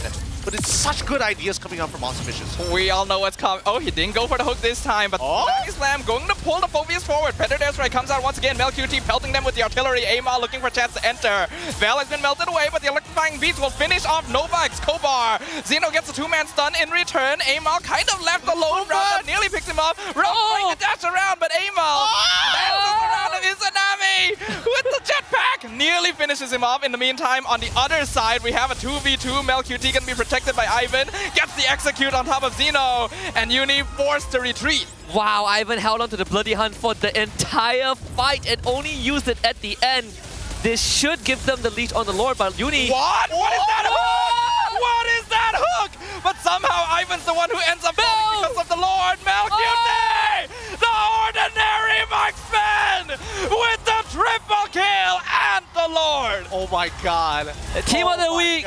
He is going into the Team of the Week recommendation for this. Forget about the traction hook. That is the ordinary marksman doing extraordinary stuff. The timings are impeccable. First a hook into a Lord knockup. He kills Roundel, flickers, Winds of Nature, blows up Uni, and runs down the rest of MV. Just instant replay. One more time. Look at this. Oh my... What is that? Oh, that hook! Okay, look, there's a good chance that it could have been an accident. He was looking for Uni, and it just so happened that Randell was wings by wings just behind the wall. You know what I'm saying? Like, how else can we explain that? Ah, look at it. It's a plane, it's a bird, it's Ling. Oh, I got Farsa. I got Farsa instead because the Feathered Airstrike had already been used at that point. The only person you wanted to stop is Uni to contest the retreat, right? So it's technically Uni's fault that Roundel got hooked. The Iron Hook finds Xeno! How? Immortality gone, Title Strike misses, finds a Tsunami Slam onto Amal, pulls him back into team. That's gonna be one no, Amal's still alive.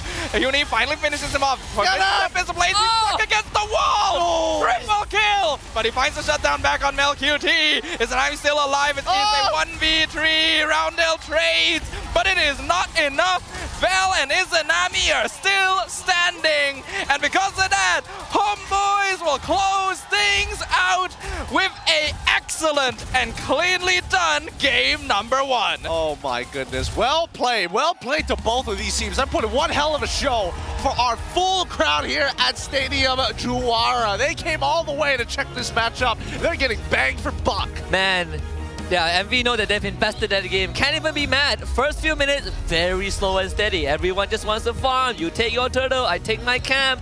Halfway through, 6 minutes onwards, got pretty bloody. People started brawling, throwing haymakers at one another. And then it's just HomeBois styling on everyone. Izanami has his highlights, Ivan has his highlight, Val soloing the entire MV team. And then there's MelQT just doing Mel stuff. Holy cow, what a game that was. What an absolute banger of a game. And you can see that even MV was trying to make adjustments in the game itself. Nova changing targets from I'm gonna pick up anybody I see to I'm gonna need to take these tanks out. Literally engages in onto Franco, flickers to pick up Phoveus to bring it deeper into his side after seeing him use the Dark Wave. What an absolute Chad move. Oh man, what a game though. We knew that the match between these two teams was going to be very brawly. But that, I think, already exceeded even those expectations. This is officially the coining of a new combo. We are going to see KV Franco duos in ranked from now on, and I am not looking forward to it. But HomeBois did so well. Man, I'm 14 stars from Immortal, man. Please don't introduce these new stuff right before season ends. We got MelQT, MVP of the game, you know, just styling on MV like he does on against every other team. In a content piece, he put Ruff as E rank. But if he keeps doing this, Ruff is gonna fall down to F rank. It's gonna be brutal. It's gonna be so brutal. 14 kills, 3 deaths, 4 assists. Unfortunately, it just wasn't enough when it comes down to the junglers. Uni, so many times, every single time that he wanted to go for the big play, puts a sword, if not 2 swords, into out-of-bound regions, literally outside of the map. No access to it. He could have killed like 3 or 4 people 3 to 4 times in this game alone. There was even an instance at the top lane. One of his sword was outside the bush. Oh yeah. The other one, one was outside bounds. The other one, he picked it up, didn't have vision. He was poking grass. He was poking nothing, dude. Oh, that's so sad. Some of these were definitely Uni's blunders, but some of them were also manipulated by the HomeBois. I think in that final base push, when they saw the Tempest come out, they all grabbed to the wall. Yeah. Right, making sure you're not getting all your swords here, sir. And that's exactly what happened. Which do you want? You want some quick damage, or do you want the knock up? Which is it, buddy? You gotta pick and choose. Oh my goodness, what a crazy game this was. MelQT picking up a majority of those kills, but Izanami walking away with 17 assists. You would have imagined that he got at least one of those kills, which he did, but more than that at least. Now I'm looking over at Ivan, also 17 assists. That's how many times? Nothing speaks more than a dynamic duo than Izanami and Ivan. Both getting 1 kills, both same assists. And just together, Izanami has, Ivan is ready. That was so crazy. I still remember back in season 7, I think, when they won champion as part of RSG, Izanami was part of the Izaka Tsunami duo. I think it's officially time to coin the new duo, right? The Ivan Nami team is too good. It's too strong. Every single time a call is made, the team is ready to follow up on it.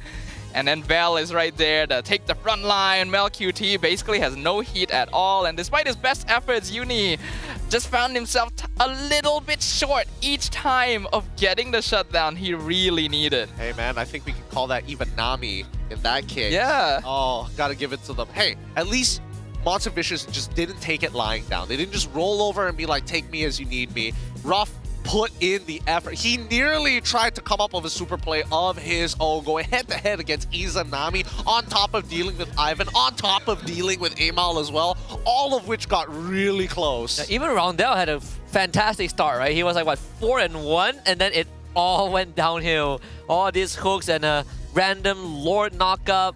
But the one that I feel the worst for is Zeno. Oh yeah. Didn't really get to do much. Didn't get to play much of the game. He's like, I gotta get on top of Vel. Vel jumps for my backline. I gotta stop everybody else. Ivan is already in the middle of the Bloody Hunt and he can't stop it.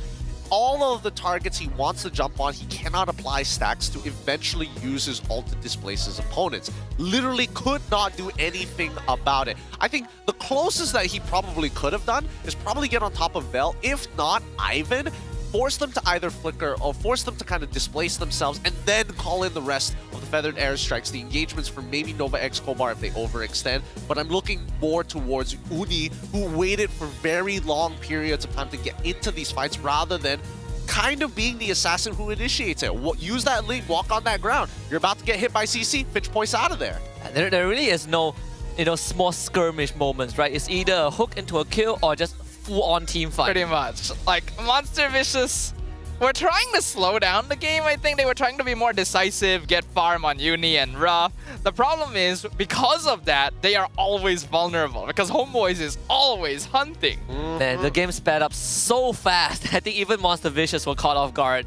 Honestly, I hope Monster Vicious and HomeBois are like regular scrim partners, because their scrims would be so fun to watch. Jeez. Hopefully these boys had a good time, because now we need to start thinking about adaptations, right? Even though our rich guy is going to be, and Carry is going to be Mel QT, Zeno, and as well as, best moving man, Ivan. Zeno, unfortunately, yes, he is a sandbag. I do expect a little bit more if you're going to be able to lock in glue confidently, knowing that the draft has to pivot to ensure that, hey, we might need to consider a couple of counter picks. I think they just had no solution for the Franco pick, right? The Franco pick was a big deterrent. Only Glue can kind of go in, because if Nova goes in, he just straight up dies. But without Nova, Glue can't really function on its own too. It's a rough spot that Monster Vicious has been put in, but Erpang's brilliance. I really didn't expect this Franco to be an option. Yeah, the thing is, when we talked about this during the draft as well, is that HomeBois draft is supposed to be a little harder to execute. Again, depends very heavily on individual mechanics, since the heroes don't really have a logical positioning in teamfights, whereas Monster Vicious should, on paper, be able to dive them quite often. But then we saw the duos, we saw the combos, and man, it is so clean every single time. Oh yeah, and it's not even just the Iron Hook. It's also the Dark Wave coming in from Vel sometimes. Sometimes it's even just Mel QT slowing them down just enough to make sure that Ivan lands that hook. And then this hook, of course, targeting Uni, but ended up pulling in Roundel. And then the hero play from Mel QT, thinking, this is my moment. Jumps in, gets one kill. Wind of Nature gets another, secures the triple, and even the Lord at the same time. There's just so many bullets flying around from HomeBois, right? You can't even differentiate which one. Look at that, they both have the same color tone. Which one is Mel? Oh, which one is which? I don't know. I don't know. Oh, but poor Uni. He tried his best. He really tried his best. Can't even get his sword. Oh, man. Ivan's hook accuracy. I wonder how much hooks he landed. Probably 90% this game. Yeah, I don't think he missed too many, to be fair. And even if he missed, he hit somebody else. Oh, it works out well, but now it's time for adaptations, because this is a combination that MV is going to be thinking about for a while. It's like, okay, we thought letting Kimmy through was a good idea, but now letting Kimmy as well as Franco walk by, probably not as great. I think Kimmy is the one that you need to ban now, right? They banned Fredrin, they banned Baxia, and then they realized that, okay, maybe Baxia might be a tad overkill. If they ban Kimmy, Baxia becomes a secondary problem. Yeah, I think, like, what MV was trying to think about was just to get some of that late game scaling in so that they have a fallback, but you can't really afford to give over early prior to a team like HomeBois. Yeah, it's pretty tough, but here we gotta shout out our streamers as well, our re-streamers. Of course, the leaderboard on your screen. We got X-Men Jahat in 5th, Obot Cop 96 in 4 solos, Maharaja Solos in 3rd place, Ombong Haha in 2nd, and of course, the ordinary marksman guy. The guy who said Malkuti is an ordinary marksman. Fix, don't say it's not you, it is you. The origin of the name right here. I I will never forget the reaction. It's like, it's not me. No, it's you. No. It's you. Come on, it's you. I know you don't watch English, but it's you. Oh boy. Memang kau lah orangnya. Hey! Shout out Sultan Rig. Shout out to all the restreamers on the leaderboard. For those who are looking to get on that leaderboard, here is your competition. It's time competition. It keeps on changing every single time. But also a big shout out to everybody who follows the social media. Yes, of course, MPL MY has social media. Don't forget to follow the MPL MY social pages now to stay updated with all the latest and exciting information about MPL MY. You can find various updates and info about the teams and the players there. We're on every platform, including X, the Everything app. If you want a side piece that you might missed out on live broadcast, is there interviews, press conference, match results, upcoming matches, and good memes. Instagram threads. Anything is possible. We've got all sorts of things. So maybe you're followed on some of the platforms, but not the others. Make sure to follow on there as well. You never know what you might be missing. Yeah, and we don't want to miss anything. I want to keep this action going, but I heard that Poji has something special for us. So, Poji, courtside, what you got? Terima kasih, Caster. Dan sekarang saya Poji dalam slot kita seperti biasa. Beyond the meta. Sebab sekarang ni playoff dah semakin hampir, tapi jangan lupa MSC pun dah dekat. Kita memetik sedikitlah bak kata pepatah Ros. Kawan di luar gelanggang, lawan di land of dawn. Jadi kita kena tahu siapakah lawan-lawan kita yang dah pun book slot untuk MSC.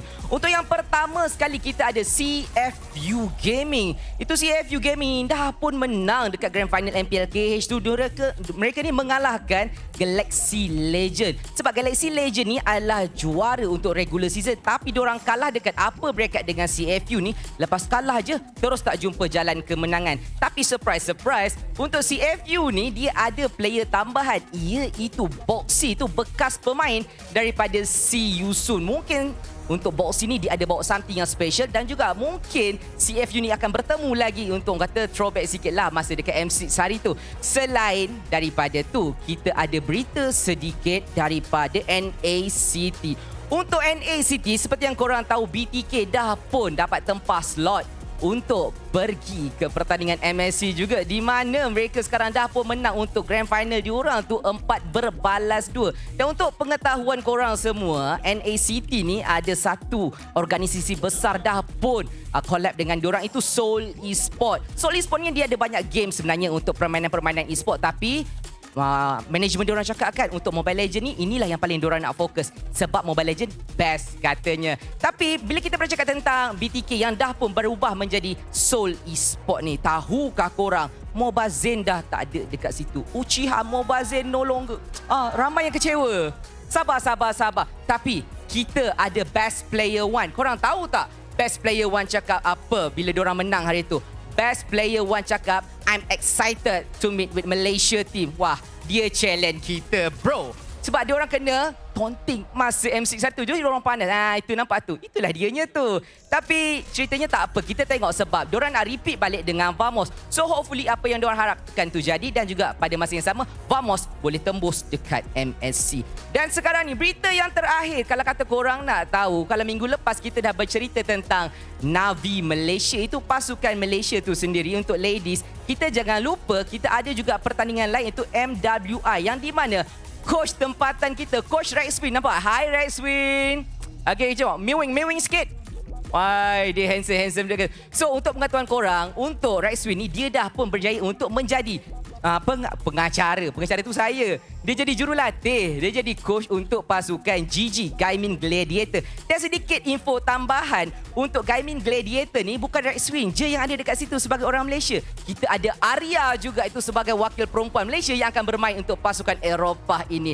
Dan itu sahaja berita terkini untuk seluruh berita serantau berkenaan dengan Mobile Legend. Seluruh tim ni dah pun book slot untuk MSC. Dekat Malaysia, kita belum tahu lagi siapa. Itu sahaja daripada saya untuk What's Behind the Meta. Macam tu. So inilah gosip, inilah cerita, inilah semua kisah tentang Mobile Legend punya isu. Sampai kita berjumpa lagi. Let's go. Thank you very much, Poji, for the updates on the global scene of MLBB. So CFU Gaming and Seoul Esports, formerly known as Blood 30 King, will be in MSC. You know, Japanese qualifiers is also happening. You know, Division Gaming, Kingdom of Magic. Cool. It was pretty cool as well. We also have 2 slots for that. I'm looking forward to seeing BP1 because I can't wait to send them packing. Sorry, Trex. Hey, I'm actually a fan of BP1. You know, I follow his streams. I've been catching up with what he's been up to. I'm just personally traumatized by the name CFU Gaming. Remember what happened? Hey, we have Innocent, right? At M6. It was close. It was very close. Hey, man, without CFU, we wouldn't have made some of the greatest plays of all time. Yeah, you are traumatized by CFU, they are traumatized by Innocent. That's true. So we talked to Jeswin about the loss against SRG OG. Since losing to SRG, is there any stress to catch up to them? And he said after the SRG match, we were more aware of our weaknesses in our gameplay. We're not too focused on the win streak anymore. Daddyhood also said it's better to lose now than in the playoffs. So for now, the team's condition is still fine. Okay. Since at least they have the correct mentality about it, right? It's better to lose now, get improved later, you know, the rough gist of it. Overall, at least based on what we're seeing, the HomeBois are in a very good spot compared to everybody else in the league. Even MV, as we saw previously, can't expect everything to go well for them. I think it's also, this series also is a test to see the gap between the second place team and the third place team, right? If HomeBois are giving MV a beating like what they received from SRG OG, then I think we might have a power gap issue heading into the playoffs. Yeah, it would kind of be saying in advance that we already know who our MSC representatives are going to be, and while that it would be nice to know that our teams are this strong, it also takes away a little bit of that mystery that we want to have around. So let's see if Monster Vicious are going to be able to fight back in game number 2. Hey, things can change. Things can change in a short period of time. It looks like the draft is exactly the same. Same, yeah. So HomeBois still get blue side. So they can Kimmy first pick again. Of course they will Kimmy first pick. Yeah, they're not going to say more than that. MV will just... MV was like, I'm tired of your shenanigans. Franco. I'm sick of this. Let me show you what Nova X Kobar can do. Tigreal. Tigreal, instant response. No, that's still Kalea, right? You pick Kalea here, right? But I feel like to say there's a reason. There's also like a reason to let the Kalea go, right? I think. And then you take roll the dice. Yeah. You roll the dice with Kalea? I think you roll the dice, yeah. Go for it, Kalea. Now the second pick. Valentina. They're gonna switch to Lucas here. They want Lucas. Seems that way.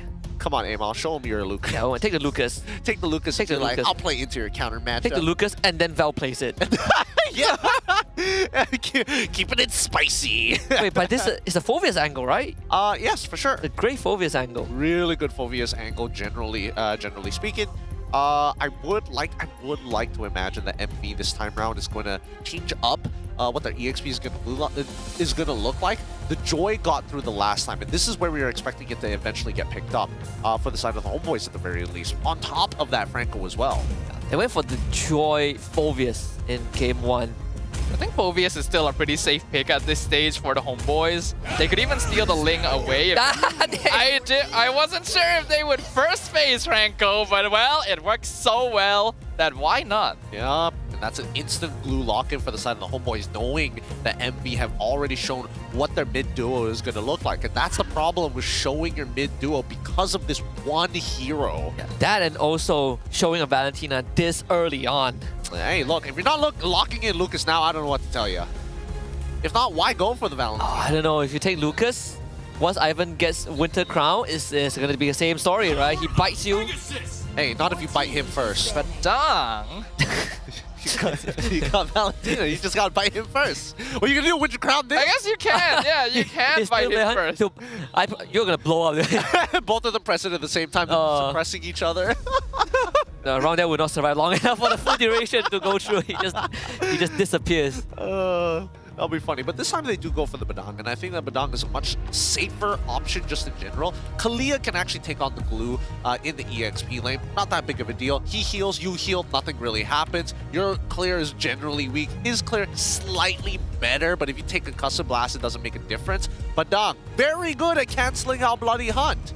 He is, so I'm somewhat okay with the Badang, but showing Valentina and Badang in the first phase is something that I'm really not a big fan of. It feels a little bit too safe. And again, you're not going to get a lot of priority with these two particular picks, so that's something to worry about. And now both teams can be targeting the junglers, with Suyo and Joy both being banned first. Man, aside from Chip, it has all been jungler ban. So what do we have left? We have... Well, there's no Hayabusa left. There's no Joy. There's no Link. Joy. Alpha, Ling. There's Alpha. There is Alpha. I mean, Alpha is kind of like okay in these. Not gonna play Harley? No, I don't think they'll play Harley. The lineup's too tanky, and there's no guaranteed way for like you to get your damage onto Kimmy, while everybody else is just body blocking the cards. Lucas is just being left open as Gambit. Yeah. I think for all intents and purposes, it makes sense for MB. Okay, they ban Alpha. Now HomeBois needs to choose, right? Who like do you ban on the last jungler? Ban Ling and roll the dice. Ban Ling and see if they take Lucas. Yeah, or you ban out Lucas, roll the dice. It makes much more sense to ban Lucas at this point. Yeah, and if they take Ling, what else is there for Amal? Yi Shin, baby! Let's go! That's the only reason what I'm setting this up for. There's no other reason to have it. At this point, you might as well just go Julian at this point. Oh, there is I'm actually kind of surprised we haven't seen Julian. Let's play Amon. Probably not. I mean, there's Actually, it's not the worst, mainly because going invisible is very helpful against single target lockdown. Yeah, against like Nova. Yeah, against Nova Escobar on this Kalia. So they roll the Lucas dice. Ignoring Lucas? Give it to him! Give it to Uni. You know you want it. Or, joke's on you, sir. Uni will play Yi Shin, and God. HomeBois locks in the Lucas. I think the game ends and the jungle matchup is already skewed. It is, well, it kind of depends on the performance. It does feel like MV is trying to force HomeBois to pick Lucas. Yeah, I mean, Lucas jungle did lose earlier on. Well, I mean, MV is the prominent holder of winning on Lucas. Yes. They've got a decent win rate on it. It's not bad. Yeah. It's even first phase, right? Like, this is probably one of the only few series that they don't first phase the Lucas. If they really want to force it, pick Marksman first. Yep, okay. Okay, alright. I'll give the question to you, I see you. Why 1-1 again? They gotta fix the win rate, dude. He's at 0 out of 3 today. Oh my goodness. One been having a rough day, but surprisingly, Ruff's performance on 1-1 was the best out of the 3 games we've seen. I'll give it to him because again, glue is particularly difficult if you're a marksman. If you're a marksman who can't really react to what glue does in the game, right? If glue is able to get onto your backline, stack up, and stick on you, if he just has a glowing wand, if not just a cursed helm, it hurts. It does. It really hurts. This is without the abilities. He's just punching you. HomeBois can probably just lock in Granger again, I imagine. Let's see what jungler is going to be. Day 2, alright. Oh, they go Beatrix. Okay, what else does MV have left?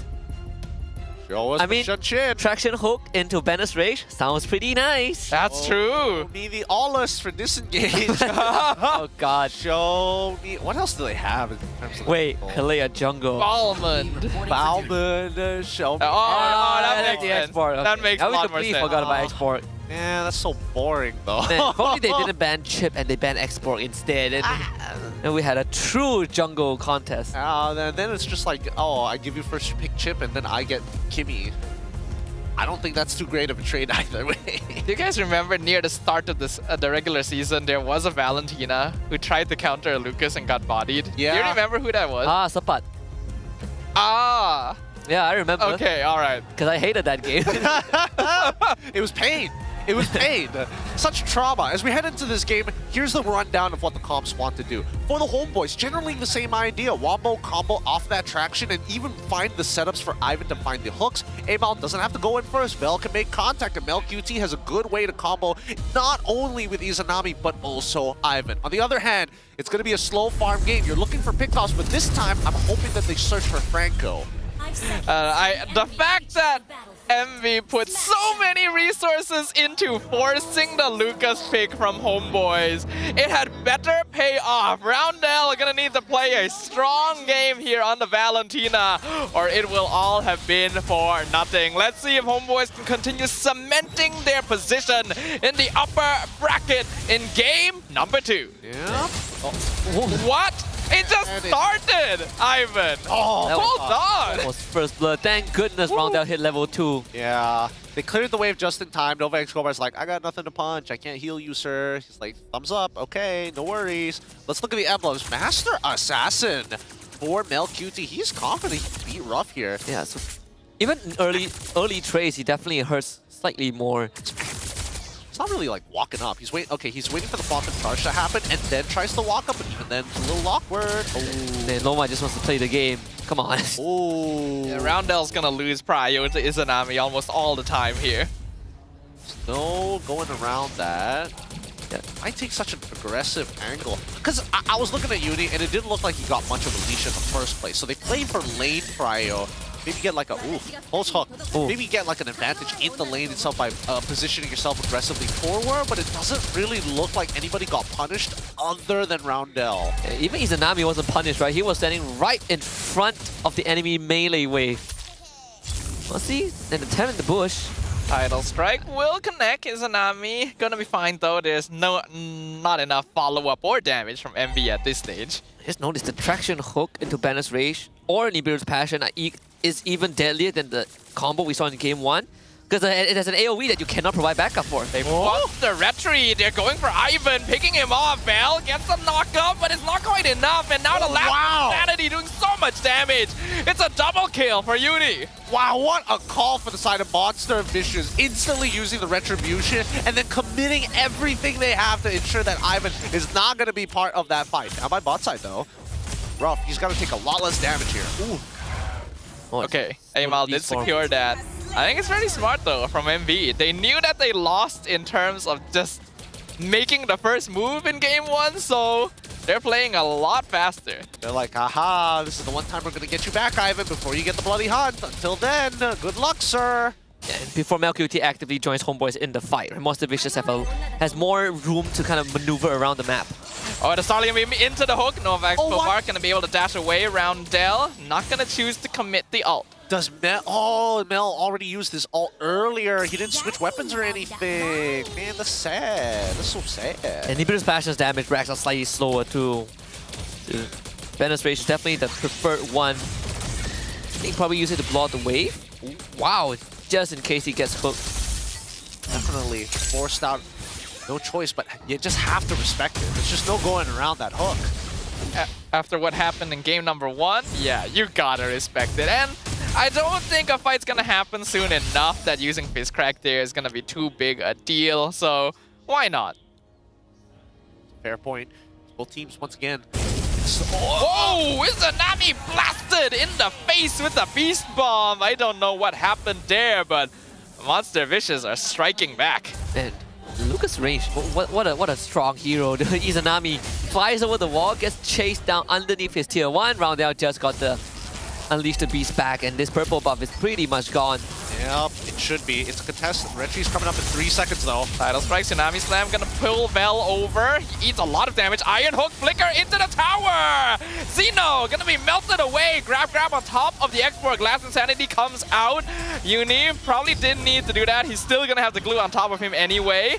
And Vel's continuing the zone because Roundel has ran out of his Sacred Beast form. HomeBois finding 2. Great stuff from Ivan Izanami.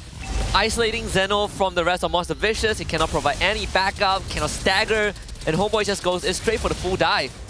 Uni trying to dash in. Last Insanity committed. Who got it? Amal secures the turtle. Now Uni needs to get away. Traction Pulse pulls him back in. That's a dream, man. Pulled back, but the Fist Crack allows the counter attack. Xeno saving the fight for his team and picking up a double kill in return. Quantum charge, baby, on top of the river current just gave him way too much speed. Literally, man became speed. Oh my goodness. Can we just have an entire season of this? Like, this is great. Both teams willing to fight. Both teams adapting to be more aggressive than the other. First person who makes a move, that's the one who wins. You have to have that comp. Wait, does MLBB see the conceal? Yes, he does. He does. Oh, nice flicker. Just barely gets away from Nova. You can hear that crowd just going, oh! Yep. That's the sound of the collective butt clenching across the entire stadium. Ooh, the whole team is playing well. Monster Vicious, let's see how long they can actually keep this lead for. HomeBois, they only started getting aggressive once we started hitting close to the 7th to the 8th minute. We don't see a huge snowball happening either, but a 2.6k lead is more manageable. And we're looking to crack this bottom tier 1 too. HomeBois is trying to provide backup, but Uni just puts himself in between the lane and guarantees to rough the tier 1. LQT just completed that VOD.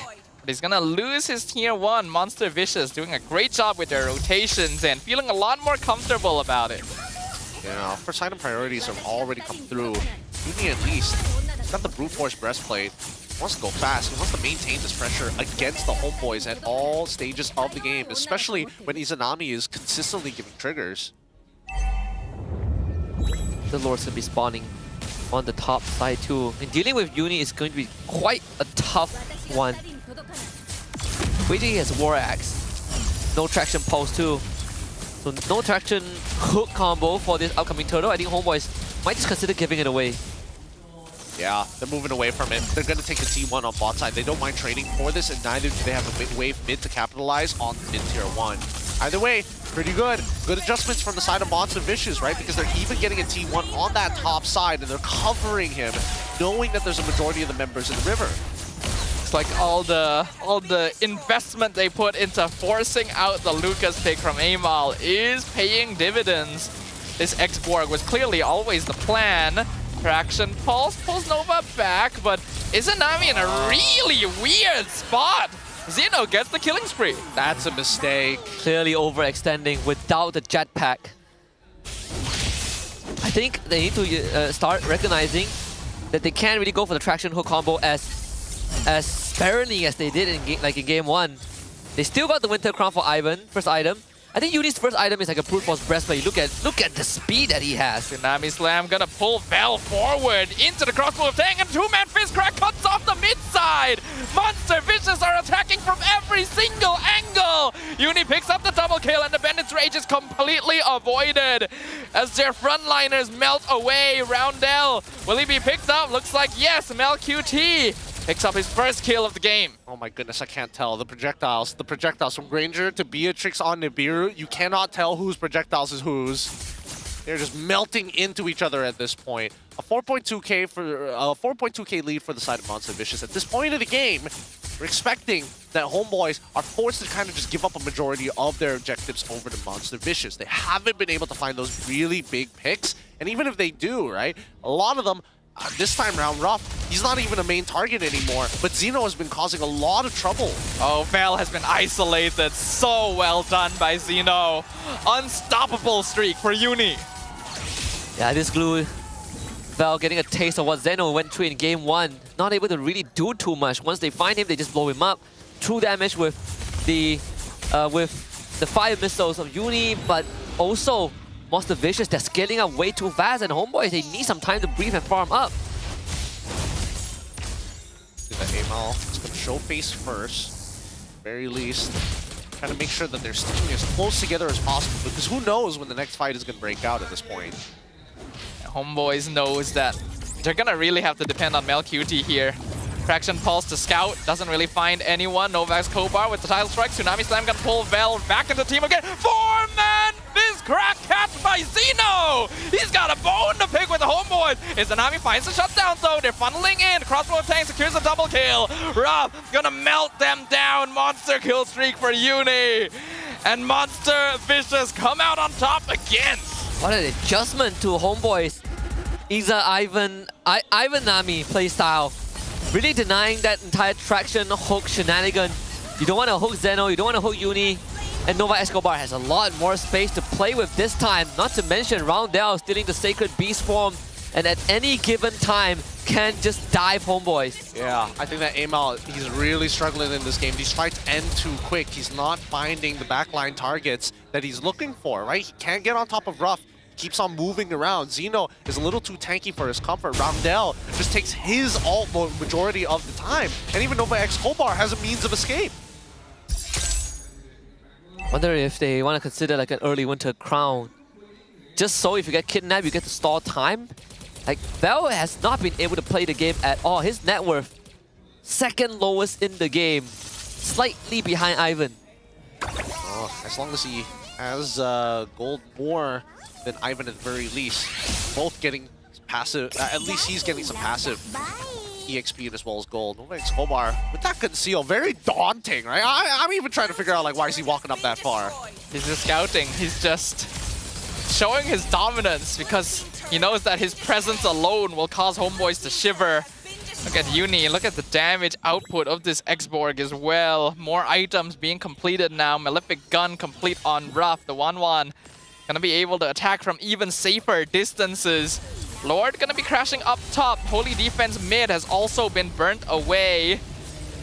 Lord will fall, but there's still enhanced minion waves. Kidnap again on Vel. Traction Pulse pulls him in, but Uni already got the Godlike. The glue melts so quickly. Flicker, Bloody Hunt, but it's not enough. Bennett's Rage does pick up Zeno though. Melqt looking for an aim out, jumps back in. Monster Vicious is so low, but the crossbow of Tang has come out. Bounces to everyone. He gets a triple. Win on nature, Melqt in a 1v3 situation. He's trying to hit Flicker forward. He picks up the 1-1, but he gets shut down. It is going to be a team-wide. Monster Vicious have free reign in the base of the HomeBois. Vel, he will respawn, but he's 1v3 and he's so squishy. Tsunami Slam, they just kidnap him to the other side of the base because he's trying to stop Uni, but how can one man stop Tree? He's trying to pull him away, but Roundel's still there. We are going to another full series, ladies and gentlemen. And that is why we are the most entertaining region. 3 games, 3 series, served up hot.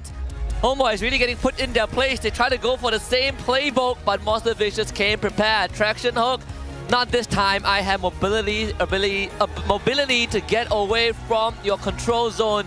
And that last fight, great item utilization. Winter Crown to juggle the aggro of the turret. Melqt almost saved the game, but Monster Vicious were just too far ahead. Too far ahead indeed. Well played. This crowd, our full house here at Stadium Juara, is getting every little bit of value from this game. All 3 matches and each one very, very exciting. I think so far, at least this is a good adjustment from the side of Coach Haru and as well Sorapayo. Both of them really came up with something great here, making sure that having the X-Borg is a good means of attack, but making sure that they changed their priority list. Now it's, okay, sure, you can have the Kimmy, but until she has her passive up, we're just going to kill your Franco instead. Yeah, that, and also I think this is a minor badge of honor. Monster Vicious becoming the 3rd team in the regular season that was able to draw a game from HomeBois, right? SRG OG beating them. DXS was the first team that did so, but MV, welcome to the Hall of Fame. All right. Yay! Turns out that the power gap among the top 3 may be not quite as large as we thought previously. But I do feel like things could have gone a little bit better if the bait wasn't bitten at the end, right? If the Lucas was just kind of ignored the whole time, I do get the feeling that HomeBois may have forgotten about the X-Borg until the very end there, and that cost them. Yeah, I think we also forgot about the X-Borg. We were like, oh, if they pick Lucas, what else is there? X-Borg was the solution. And of course, the X-Borg player, Uni, MVP of the game. I mean, what do you even do against him, right? And of course, the Chinese writing, 台上10年功, 台上10分钟, 台下10年功. 10 minutes on the stage takes 10 years of hard work behind the scenes. Yep. I'm gonna... Yes! Yes! That's what it said. Yes! I totally knew that. Give it up for our MVP of the game, Uni. 7-1-12, 805 GPM. Goes for tank emblems, impure rage, monster hunter, and an extra bit of vitality to ensure that he survives 100% kill participation. Yeah, this is greedy little guy. Went for brute force breastplate first item. It's not even the war axe. He went for brute force breastplate first. and people wonder why he was running so fast. So too quick. He's got that speed. He's got that speed in him. When you really look back at how this game went, you can tell that this was the plan all along. Forced them to pick the Lucas into the Valentina, into the X-Borg, by banning literally everything else. And if it didn't work, if Amal had some other pick in the back pocket, there's a good chance that Monster Vicious's plans would not have gone quite as well. But sometimes you gotta take those risks, and those risks paid off this time. There was not a single traction hook combo coming out. Vel was just melting down every single time, and MelQT tried. You saw the embers, the attempts, but it's a bit too much of an uphill battle. Yeah, if he had just a bit more time, maybe a rose gold meteor, or even a magic blade, that could have made all the difference in this game. Either way, I think for HomeBois, Game 2, they clearly got really comfortable after Game 1's win. They went for almost the exact same archetype. The core identity is the same. Traction pulse into a hook, into a big combo. But they never really got to pull it off because MV just kept on running at them. Oh yeah, didn't give them time to recuperate, to breathe even. Amal unfortunately wasn't able to recover from the damage. 2 items at max he was able to complete. Third one just in the middle on the way. Really needed that extra bit of survivability. Really needed those Queen's wings. Even so, Izanami also getting pretty heavily punished by the last Insanity from Uri. If he gets put down to at least 2/3 of his health, Uri just goes right in. Long lasting, and if you happen to break it early, that means, unfortunately, Izanami dies faster. Even Val committed to the pull yourself together, right? Like, he really wants to get into the thick of it, but he cannot move. I've never seen a glue getting punished like this, well, except for the previous game. Glue hasn't had a good series so far. Zeno and Val just trading places here. And although Uni was the MVP, I think we do need to give a shout out to Zeno this game. He got some really good catches, locking down Val in really awkward positions. Then that big 4-man fist crack in the back line when Monster Vicious initiated on Val near the bottom lane. He had a great eye for opportunity and the space to do so. This first pick, Valentina, ended up working out well, right? Again, because of them forcing that Lucas pick. But overall, for MV, contrary to Game 1, where HomeBois dominated MV, Game 2, MV did the exact same thing. I think I mean, it is a strange place to be because that game only took 11 minutes 57 seconds, 3 seconds off from actually turning to 12. I want to see how Game 3 is going to go. Are we going to see HomeBois back on the blue side and Monster Vicious on the red side to make this happen all over again and be like, who gets X-Borg first? Don't forget, X-Borg's a thing. Yeah, very honest gameplay from both teams so far. It's not like they are throwing in some random jabs. They are just going straight for the haymakers, the knockout punch. And the game, they speeds up so fast. The game actually felt longer than it was so honest that I feel like MV was basically showing their hand in the draft the whole time. Yeah. it literally felt like, please pick Lucas. Please, here you go. You have to pick Lucas. If not, this doesn't work as well as we think it does. Erpan was like, okay. All right, sure. All right, we'll do it. We took a game off of you. You take a game off of us. Last one, it's a free-for-all. MVP, Hall of Famers, we got Rich Guy, who is Uni on the X-Borg, the carry, MelQT on his Beatrix, Sandbag, Val on the glue, and of course the X-Borg again, best wingman.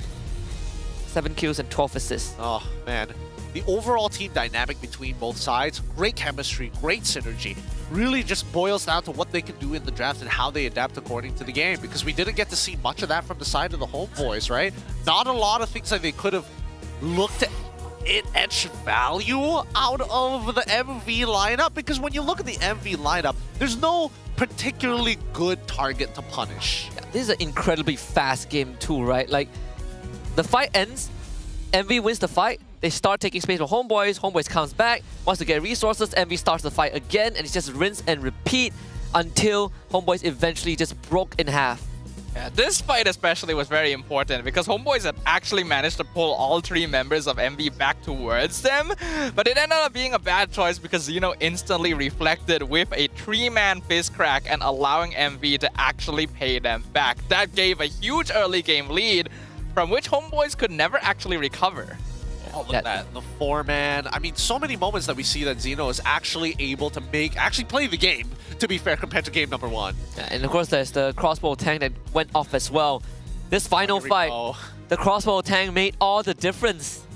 All Mel QT needed was one more hit, one more shot. LQT was doing such a good job. He was literally doing all the damage. The Bandit's Rage and Nibiru's Passion all landed on the targets they needed to. If not for this crossbow, I think Mel could have actually won the fight on his own. And even then, he was still able to trade for Ruff. So close from the ordinary marksman. So doing extraordinary things. Mel QT cementing himself as one of the race, right? Some people might have forgotten about him, but good to see him back on the main stage. One more game and we will find out who's the victor between these two. Maybe the lines really are blurred, right? Maybe maybe they aren't really that far apart now that MV is able to match HomeBois' pace and beat them at it.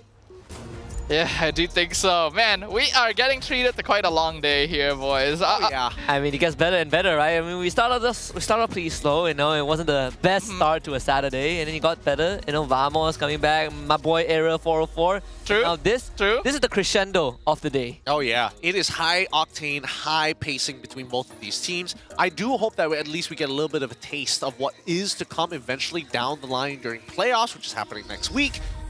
This could be one of the few matchups people can legitimately get excited for if they happen to meet each other. Yeah, especially for MV, right? Depending on the bracket that they fall into, which we will find out tomorrow, if they do go to play-ins, they've already set a new record for themselves. Because last season, they fell in play-ins 2-3 against Todak. Which brings me to Ruff. He played with Todak before Season 14. Yep. Lost to SRG. And then play against Todak, lost to Todak. Hey, but at least he doesn't have to worry about Todak this season. Hey, Ruff not is moving up the world.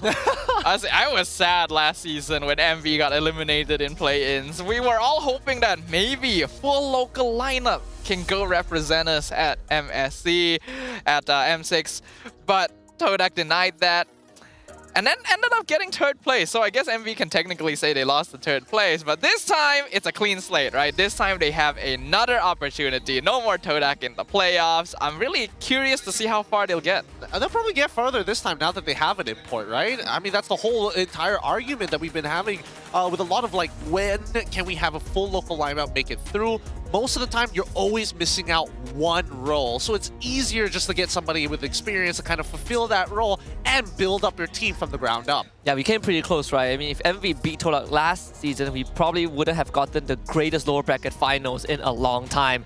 Either way, one last game before we close up shop for today. And I think for HomeBois and MV, there's still some holes that needs to be plugged when you look back at both games. It so far has been extremely brawly, right? Like, I want to see some of the more technical parts of the game. When things die down, when we are not fighting as much, what is there left in the tank? And I also want to remind you guys that we have the MPL merch. So remember, if you want to get some, you can drop by the TikTok Live at Sunday on 25th May, 6 p.m. and scan the QR code. We have plenty of designs. If you are here at Stadium Drara or you've been here at Stadium Drara, you should know that we showcase them outside the stadium. So grab yourself one because they all look pretty good. Hey, don't forget that GoJust as well as Rippo is going to be a part of the $10, 10 ringgit discount drop at 6:30 p.m. So make sure on the 25th of May, happening tomorrow, join us on that TikTok live stream.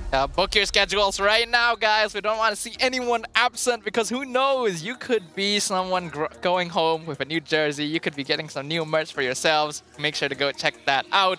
For now, the final game of the day is coming up. Will it be the same sort of drafts? Is it finally time to see something different? I personally want to see something slightly different. I think all these brawls is gonna it's tiring. Tires the players out too, you know. I don't know how long they can fight like that. Especially in both games, XP laners have been really receiving quite a beating.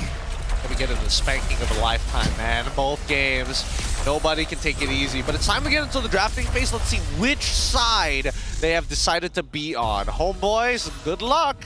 The fact that HomeBois won on blue side and MV just won on red side, right? It gives us a very good balance of what these two teams, the coaching staffs, have brought to the table. But the ban so far has... History is repeating itself. All right, let's speed this up. We know what's gonna happen. We know what's gonna happen. Is there really no other ban that needed to be prioritized? Apparently so. This is what they prepared for. They're playing chess, you know, this... Well, what is it, London opening for all 3 games? It's the same thing. They know exactly what they want. Okay, the Fanny ban here. All right. All right. Kimmy first pick. Kimmy or Kalea. Kimmy, show us Kimmy. If not, you're changing it up, Puck. All right, it's Kimmy. Also Kalea. Oh, Kalea. Kalea. They're willing to give it over. All right, let's see. All right, now we see Kimmy pick Kimmy Franco. He just swap drafts. That'll be so funny. God, that'll be too Kimmy good. Phobius? Kimmy Fove? Kimmy Fove? Are there any other Or Harry Phobius would be the one of the safer ones. Probably. You can also go like Kimmy Gatot straight away. That's true. Surprised at how little Gatot we've been seeing. We haven't seen Gatot. We've seen like one Gatot today, right? Oh no, I don't think we've seen we're still a in the Gatot. Japanese qualifiers, not. Yeah. Yeah. But I don't think we've seen a Gatot this week so far, actually. No. Even though it's meant to be a hero that works pretty well into Kalea. Oh, there we go. There you go. Let's go. You just have to wish for it hard enough. Magma changed the game when he picked that Baxia Roman. He broke the meta. HomeBois, this time around, where are they going to go for, right? They see the Gatot, a direct counter to the setup that Kalea provides. The Kimmy is now gone, but can technically be flexed out to rough. If not, Rundell is more than happy to pick it up for himself. So what's HomeBois' approach to it? You pick Valentina here for Izanami. And then you start banning out junglers again? And be like, do you want Lucas or do you want Export? Choose! Surely the same trick doesn't work twice. Especially against the team who came up with it. Hey, I don't know here. We might see a Franco from the side of MB. Okay, I was wondering if they might lock in Ling in advance here. And the Parsa, alright. It's almost the same as what SRG OG play against them. Oh yeah. So Lucas goes over to Uni. So they'll ban Valentina this time, right? I have no idea how this Link is gonna deal with the Lucas. I mean, there's no need to ban out for the Valentina because Farsa has already been locked in, right? Oh, that's true. Lucas, I mean, you already get a 2-for-1, right? Farsa usually combos with Kalea. Gatot, if he can encapsulate both of them in his AOG, that's more than enough, right? Secondly, Lucas does really well in the early game, deals well against Ling in the earlier stages, gets outscaled later on, but even though he gets outscaled later on, Ling can still potentially get one-shot by the Lucas. Yeah, of course. They still ban out the Valentina. Maybe Val plays Valentina XP. I guess they're concerned about Valentina XP, yeah. We've only seen it once this season, and that was a loss. Yeah, did not. No, we saw it yesterday, actually. Oh, yesterday and as it well? went really well. It was Reza, yes. Reza from Aero. He played a really good Valentina, Lucas. There's a 50% win rate. in the XP lane. In the XP lane so far. So far. Valentina gets banned out for the side of MV. Moskov, the follow-up from the side of the HomeBois. Interesting. Interesting. They don't want Moskov here. So they want to force the Kimmy to go gold. I would expect, I would imagine that at least for MV, they at least make sure they get rid of the, what's her face called again? Oh no, Beatrix is right there in front of me. I think HomeBois is just getting rid of the marksman that can handle backline dives by the Ling. Oh. Huh. MV banned the carry. Oh, so they play another tank? Glue? I mean, I'm all for it. They could. Now the carry is gone. There's no risk of fair miss anymore, too. Yeah. Phobius doesn't really do enough. In fact, it's a pick that facilitates this entire comp, right? Yes. You want to get deep into HomeBois' backline? Who can do that? Oh, interesting decisions that need to be made here. The first variants we see in a while. Let's HomeBois read that. They get rid of Harith instead. All right. I think if MV really wants glue, you pick it now, right? So you keep this Kimmy as a flex. If you really want glue, you go for it. Now, are there any other EXP laners that we might be forgetting about? Not really. They would take export and put him jungle. Unless they're looking for like options like, oh, let's get a little bit more mobility. We can play into like, we can play into the, what's it called again? Hylos, Badang even, both of which are completely fine. They end up picking the Badang. Oh, there's so much crowd control. Yeah. So much crowd control, so much stagger too. they're just trying to make sure that Izanami can't really play the game. They've shifted their focus to like say, let's answer as many things in the comp as possible to, no, let's just answer one guy specifically. Yes, it does well into the Kalea, but if you were to switch it to Glue to look to cancel out the Farsa, at the very least Kalea, oh, you hop onto Farsa, Kalea is able to heal you back up, you lose a lot of your value in the middle of that fight. You grab anyone, Gator is going to come flying in. You grab the Lucas, you kill your Farsight in the process. Yeah, it's tough decisions. So Granger becomes the choice for HomeBois. Last pick being the Phoveus. So very classic draft from HomeBois. Very honest. And Gatot does pretty okay into the Phoveus. It's a very non-existent lane.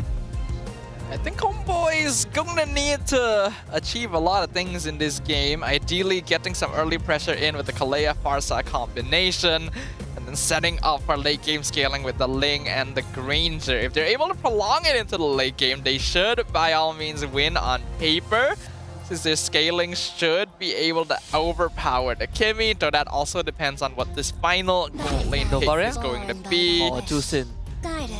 So it is the Kimi gold lane. Right? I'm okay with this. Generally, I'm okay with this because their frontliners can really take a lot of space. Zushin is going to be able to punish anybody who kind of sticks around in the fight for too long. And long fights is perfect for Kimi in the first place. So now, we'll see how this plays out because I think it's currently up to HomeBois' jungler Amal to make the difference on this lane. Yeah, it's quite a low commitment draft, right? They have ways to fight with their cooldowns, but they have also ways to fight when their crucial abilities are on cooldown. So I think for MV, they've diversified their ways to take on HomeBois, but for HomeBois, it's up to ultimates for the Airstrike, Tsunami Slam, and Tempest of Blades. Well, one thing's for sure, it all comes down to this one final game for pride and glory. Our second and third place of the MPL MY Season 15 regular season will go head-to-head for one final time in the Land of Dawn to determine who truly stands on top of the rest. Let's kick things off, ladies and gentlemen. Let's begin. First, it's going to be a purple start for Amal. Same goes for Yuni. They're going to be on mirrored sides of the map, but end up on opposite lanes. Usually they started on the same side, but they have different priorities this time round. Looks like the gold lane is right on top, so it's going to be Yuni headed towards Ruff's lane. The HomeBois, Amal, he's going to be making his way down towards Zeno. See the Wooden's Blessing bringing Izanami to the top lane, but Ruff reached that instantly. Look at the rotation. Izanami trying to go on Ruff. He flickers away. Now Novak's Kobar and Roundel are here, and Izanami is in trouble. He may have to flicker out. Yes, he does. Nice. At least they trade one for one in terms of flickers. The only issue with it is that it's still not going to get back Ruff's EXP and gold. He's still level 1. Yeah, it's already losing out, so they're trying to bail him out of it. With Nova being around, Ruff charges up his energy meter and then just hot shoves the wave, right? He can opt for recall if he wants to. If not, he can start moving together with Nova and Uni. Decides to go for Warrior Boots this time. Wants to make sure he minimizes the damage. Izanami is really moving on the map right now. Going for Zeno, forces the flicker out, Tempest the Blades. Amal really wants this one. Vel secures the first blood. Really good rotation here. Even opts to sacrifice the wave just to make it happen. You break this Badang into pieces and you start putting pressure. Bot, Amal gets to collect all the gold. Here comes a backup. Yeah, he gets away. I was wondering if I saw that. Yeah, Izanami went for Swift Boots. That's why he's so fast. The Super Prince Nitro 3000. Vel has to flicker out. All right. All right, the Nitro 3000 is working out, right? Because now that means that Ivan has been able to actually gather 2 waves worth of EXP. And Izanami, honestly, he just needs a little bit of that bottom wave to hit level 4. Here, everybody, level 4, perfectly on time. Oh, it's going to be a pretty even turtle fight here. Amal is just going to go for his purple buff first before he joins the team. Roundel scattering some intel, but I think HomeBois can stall this out first. Ideally. Ivan! That was a messed up flicker right there. Feathered Airstrike comes out. Uni will secure the turtle, even though Amal came in. Dark Wave knocks up Zeno. Fizz Crack in return on Vel. Right into the Beast Bomb. Vel eats it. Alright, Vel didn't have to die for you, Ivan, but it is what it is. Monster Vicious gets the turtle, and now they can start searching for Amal, which Izanami will try and protect. Now QT in the mid lane, quadrant 2. Keeping Slam pulls Nova back. Revitalize keeps him topped up. Uni is here. Tempest of Blades gonna be committed as well. Wow, Uni explodes to the feathered airstrike. Ivan's alive to flicker forward. Sets up on Roundel. Well played. Magic Worship coming through. Huge. Sorry, Lethal Ignition coming out huge for Izanami. Oh, Ruff. Izanami is so fast. Traction Pulse doesn't even stop them. Ruff is stuck between a rock and a hard place. The rock is called MelQT and the hard place is Izanami. And they're willing to commit MelQT's flicker just for that kill too, to accelerate the game. And now Monster Vision suddenly finds themselves needing to react to HomeBois' movements, right? Some plating topside given over, Roundel. Izanami is doing so much on the map right now. Feathered Airstrike drops Roundel to 20% again. He's gonna have to back it off after this wave. And Izanami is everywhere.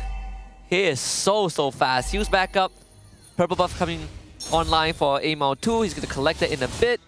Monster Vicious down by almost 2,000. A small lead, but we've seen how these leads eventually start rolling into big dough. First items are finally in. Hunter Strike completed by Uni, but we haven't seen much of him just yet, right? These fights haven't caused him to use his ult.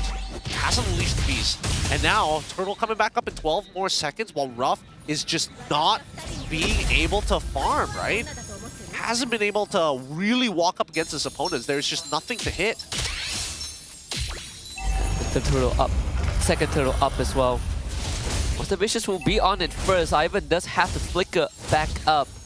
Well, we try it again. Lantern picks up Vel, drops him into the pit. He's still fine though.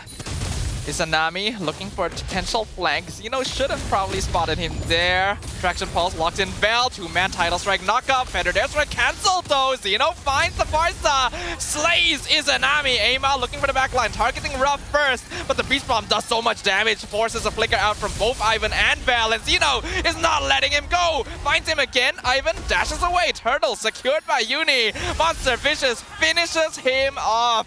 Not allowing the HomeBois to escape. Will MelQT be able to punish Ruff? No, he jetpacks out of there. Oh, Roundel doesn't have enough mana to lift MelQT back. Izanami first item, Genius 1. That is very different. I thought he would opt for the usual glowing. Izanami drops a very early Feathered Airstrike, but will zone out MV.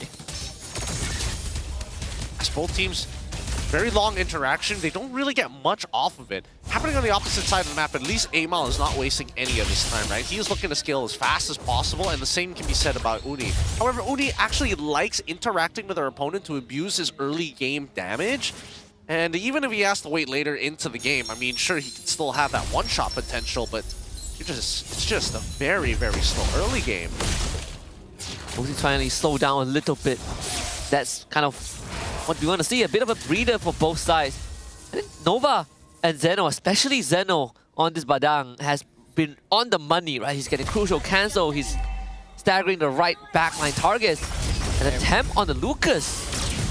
Ouch! Ooh. Look at that damage. And that's why this hero is ridiculous sometimes, you know? Nana missed the fist break, and now he's gonna get jumped on. Still manages to cancel the Feathered Airstrike, but he's 1v3, so Amal will eventually finish him off. What is the rest of the team doing as they see all of this happening? 3 members down. Oh!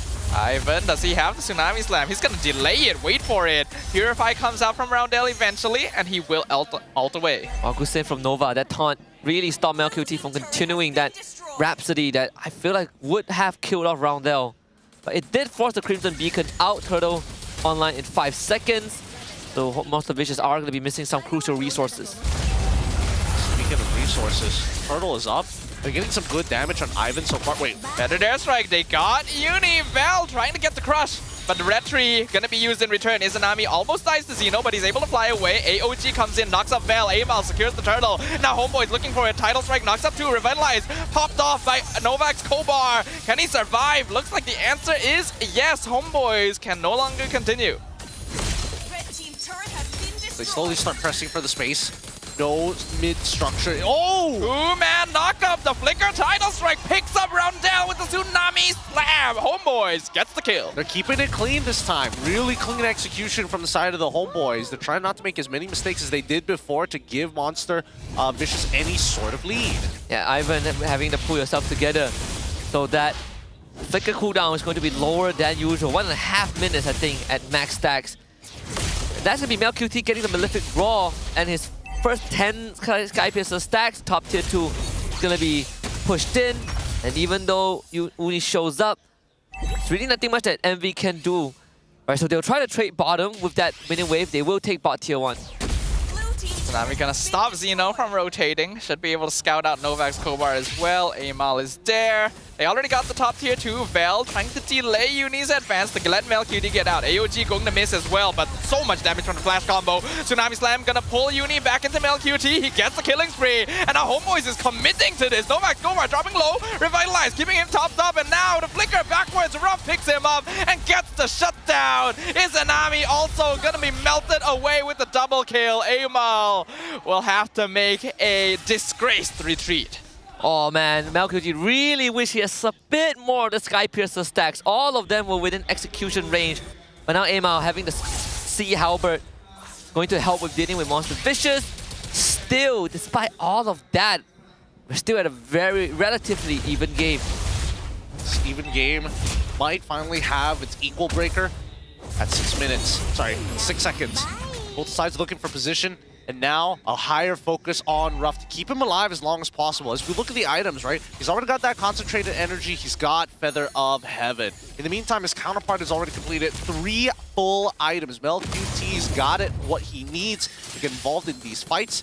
Same can be said about some of the supports. Ivan with the Antique, Duras, trying to protect himself. I'm not seeing enough MR, and neither am I seeing the abuse of Blade Armor. Yeah. The goal advantage that HomeBois has essentially all lies with MLQT. He's going to be the crucial target to take down. So far, HomeBois have been depending a lot on MLQT to hold out these late games, but he still does need the space created to actually get to that stage. HomeBois still have the slight goal lead, but it's a lot lower than what they had before thanks to a pretty solid team fight from Monster Vicious. Ivan looking for a roundel. Tidal Strike will commit to it. Amal enters as well. Feather Strike sets up perfectly for the mega kill. Uni trying to target Izanami, but he is also melted down by the Rhapsody. Novak Kobar with the AOG is a little bit too late, and Xeno will be chased down. Amal not able to land the final hit, and MLQT will find a double kill. Finally, the Temple Breaker from HomeBois. A fantastic fight to isolate and pick off crucial members of Monster Vicious. Without roundel, it's so hard for Monster Vicious to keep staying in the fight. Without all the Lantern Flare, Uni got control. He really couldn't move, I believe, by Ivan too. So Holy Defense gone, a solo on the Lord by Amal.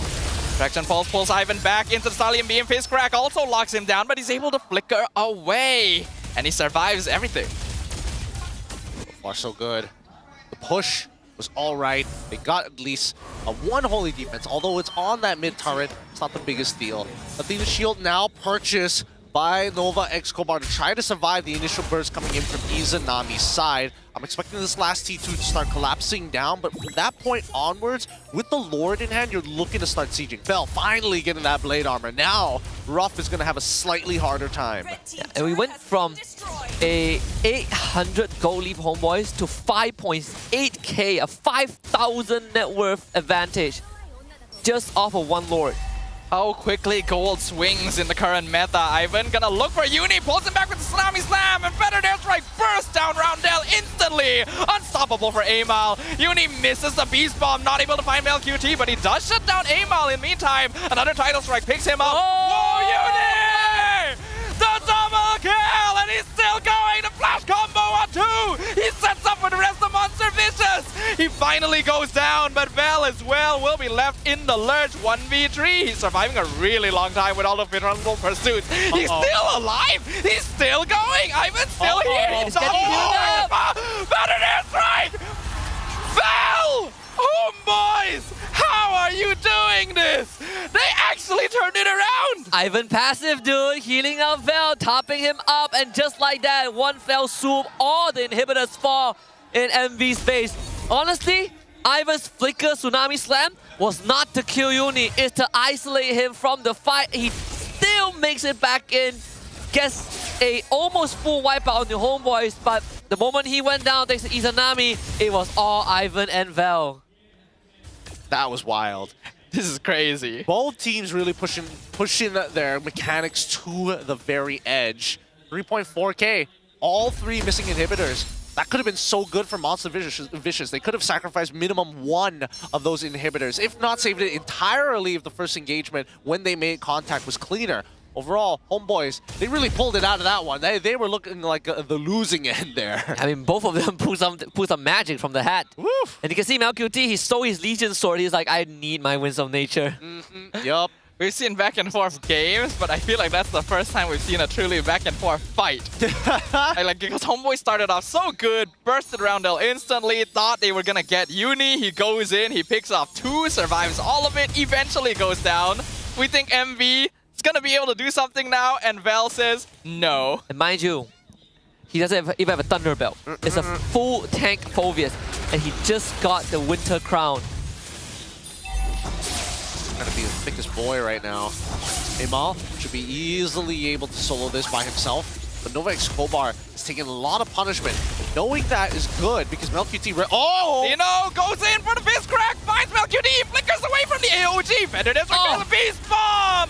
Uni finishes off the ordinary marksman, but Amal secures the Lord away, pops the beast form. HomeBois are looking to disengage. They're actually able to escape from it, and look at Amal. Oh my god. Is he gonna go for the split push? He actually goes for the mid lane because Val is buying time. He's surviving with Winter Crown. He'll eventually go down. Uni is able to get back to the base in time and stop him though. That was close. Amal, he had 2 ways to work with. It did force Monster Vicious back, but with the death of MLQT and Amal, they get to hold the Lord back for 1 more time. But when the next Lord spawns, it might just be the evolved Lord. HomeBois gets that one, the game just straight up ends. This is an insane game right now. I was not prepared for this. No, I don't think anybody was prepared. We expected it to be an intense matchup, but this final game is pushing it to the wire. Still the advantage is with HomeBois, right? They have a majority of their structures alive compared to Monster Vicious, who have none. And this next Lord should be able to end the game as we are moving on to the 17th minute by the time it actually spawns. Man, where do we even begin if you're Monster Vicious? I think we're just kind of speechless right now. Oh, you look at the damage, right? We're seeing that at least for MLQT as well as Izanami is going to be topping these charts. They're more than happy to do everything. And I think so far, this choice of rapid boots for Izanami has been put to good use. Oh yes, really helps him to rotate, right? Like he's just using his ultimate off cooldown, clear up waves. As long as they maintain that wave in their favor, victory is almost guaranteed. When you have a Ling on your side, nonetheless. Yeah. I mean, a lot of plays have been made, but a lot of outplays at the same time. They're really pushing each other. Zeno flickers, MLQT is able to flicker almost immediately after before getting hit by Nova Escobar's AOG. A lot of good moments, but a lot of things to remember in terms of order. They're going in on Roundel, forcing out the Susin ult, instant disengage. Ivan gets pulled back though. The Tsunami slam cancel, the fist crack! Zeno! No, not again. Zeno sets it up with Uni! They found the backline, it's a double kill for the Sacred Beast! Amal now gonna be seeing if he can get some kind of split push in. He's already lost 3 teammates and Monster Vicious is 5-man strong, but Zeno is ready to defend. What is happening? What was that angle? I didn't think the hitbox was going to hit all 3 targets. It's that crazy. was like a coup for all. Like when the wall forms, it falls behind you and it traps everyone in the vicinity. It is. And Monster Vicious, they should be able to get this inhibitor. I'm not sure if they can end the game. Izanami, MLQT are coming back. Retribution used. They will brute force their way through, but at least the members of HomeBois will be back in time for the next Lord. This could be one of the greatest comebacks we've seen, right? We've already seen a comeback by JP9ers without inhibitors. But MV doing it against HomeBois? I mean, I think the HomeBois are honestly cutting it a little too thin here. At this point, you can't let another super play like that go through. You've already given it twice now. A 3rd time, you're really asking for it. Which is what we kind of established, right? There's very less good targets to grab. You grab Zeno, he kills the whole team. You grab Uni, same thing. What is HomeBois' choice? Gonna get pulled in, dodges the traction pulse with the flicker. Monster Vicious still looking pretty healthy. Amal is actually on the opposite side. I think he wants to find Ruff if possible once the fight starts, or go for a split push. The top maybe. Ivan gonna start things off. Tsunami Slam pulls away Zeno. AOG doesn't really hit anything. Amal comes from behind! Steals the Lord away! Get out. Revitalize comes in. Uni gonna keep kept alive. Gets the mega kill back on top of Val. Traction Pulse dodged again by MelQT. Only one player gets killed in all of that. It's an item swap by, I believe by Uni. He lost his immortality, now he has a Winter Crown. Amal getting the Malefic Raw. MV holds on for another probably minute. But this Lord, it's not the evolved one, so at least MV don't have to worry about a supercharged HomeBois roster running it down mid. Yeah. This game goes on. Oh man, Uni decided to go for the Twilight Armor instead. They're looking for as many engagements as possible, but again, they have to focus wave by wave, right? They can't just simply run it down mid to try and crack open the base of the HomeBois. With Izanami still around, they have plenty of wave clear. Ivan gonna commit Tsunami Slam on Novak's Kobar. Feathered Airstrike going on Ruff. Izanami dodges Zeno! My goodness, Traction Pulse pulls him back though. Izanami in trouble. He doesn't have abilities. He picks up Ruff. He trades it for himself. And now the Tidal Strike picks up Zeno once again. Amal looking for it, but he doesn't have the energy. He doesn't have purple buff. Ivan gonna form the front, but it is still a 1-for-1. Man, the Pigeon of Izanami actually killed Ruff. Now HomeBois is gonna start walking up. Ivan, he should have his Tsunami Slam soon. They gotta hold these waves. Monster Vicious doesn't have their gold laner. HomeBois might be trying to force it in with this. Val doing a good amount of poke damage. They've got to fight! Tidal Strike knock up. Sacred Beast Form comes out as well. Flash combo only lands on one. Fist Crack also only on Val, and he's still alive. Revitalized, popped up by Novak Kobar. The taunt! Amal able to dash away though. Still has immortality. Standing Monster Vicious. Haven't lost any extra bodies. They're still holding on. Oh, they've chunked them out hard enough, and now they're like, man, this sucks. I'm out of here. Man, whoever... MV better make it through play-ins. If they go lower bracket, they better make it through the lower semis. But this is a top 3 worthy performance so far. Rose Gold Media now swapped over for Ruff. The conversion of the attack speed over to magic damage, it all is going to pay off. Gets an extra shield, some extra lifesteal. MV holds on 45 seconds until the next Lord. What a crazy defense. What a crazy defense. Had anybody not been able, for an example, Uni, the way that he plays this, okay, jump in, push them as far back as possible, try to live, flash step out of there, and have to redo it again to make sure that he collapses upon 2 waves of minions. This is not an easy game to play. But it is one of the best games we've had of the entire season. So, back and forth. We are seeing such incredible mechanics from every single one of these players. And there are no stakes on this game. I'm not kidding when I say it. This was, I think, what a lot of people initially expected when SRGOG was playing HomeBois. Yeah. Instead, here we are with Monster Vicious. They've got waves working on 2 sides. But it doesn't really matter. With no inhibitors, they will eventually fall in. They've got to rush this. Yeah, Amal has to beeline there. There's no time to wait for the next wave too. They know he's up top. Feathered Airstrike, the zone. Doesn't really do much damage. They also have to send Zeno home just in case Amal goes for the split push. Ivan gonna see that there's no one hiding in that bush. Uni though, he's looking for Izanami. He's gonna chase him down with the flash step. Izanami, can he fly away? He takes so much damage, but he's not dead quite yet. Uni with another combo. He's unstoppable. And he Winter Crowns away, but Tsunami Slam pulls him back into MelQT. Then he get the execute. No, Revitalize gonna heal him back up. Val is on top of Ruff. Wind of Nature comes out. Amal diving into the wall. Tracks over the wall, and now Val and Amal are stuck. But they finish off his immortality. Ivan's on top of him.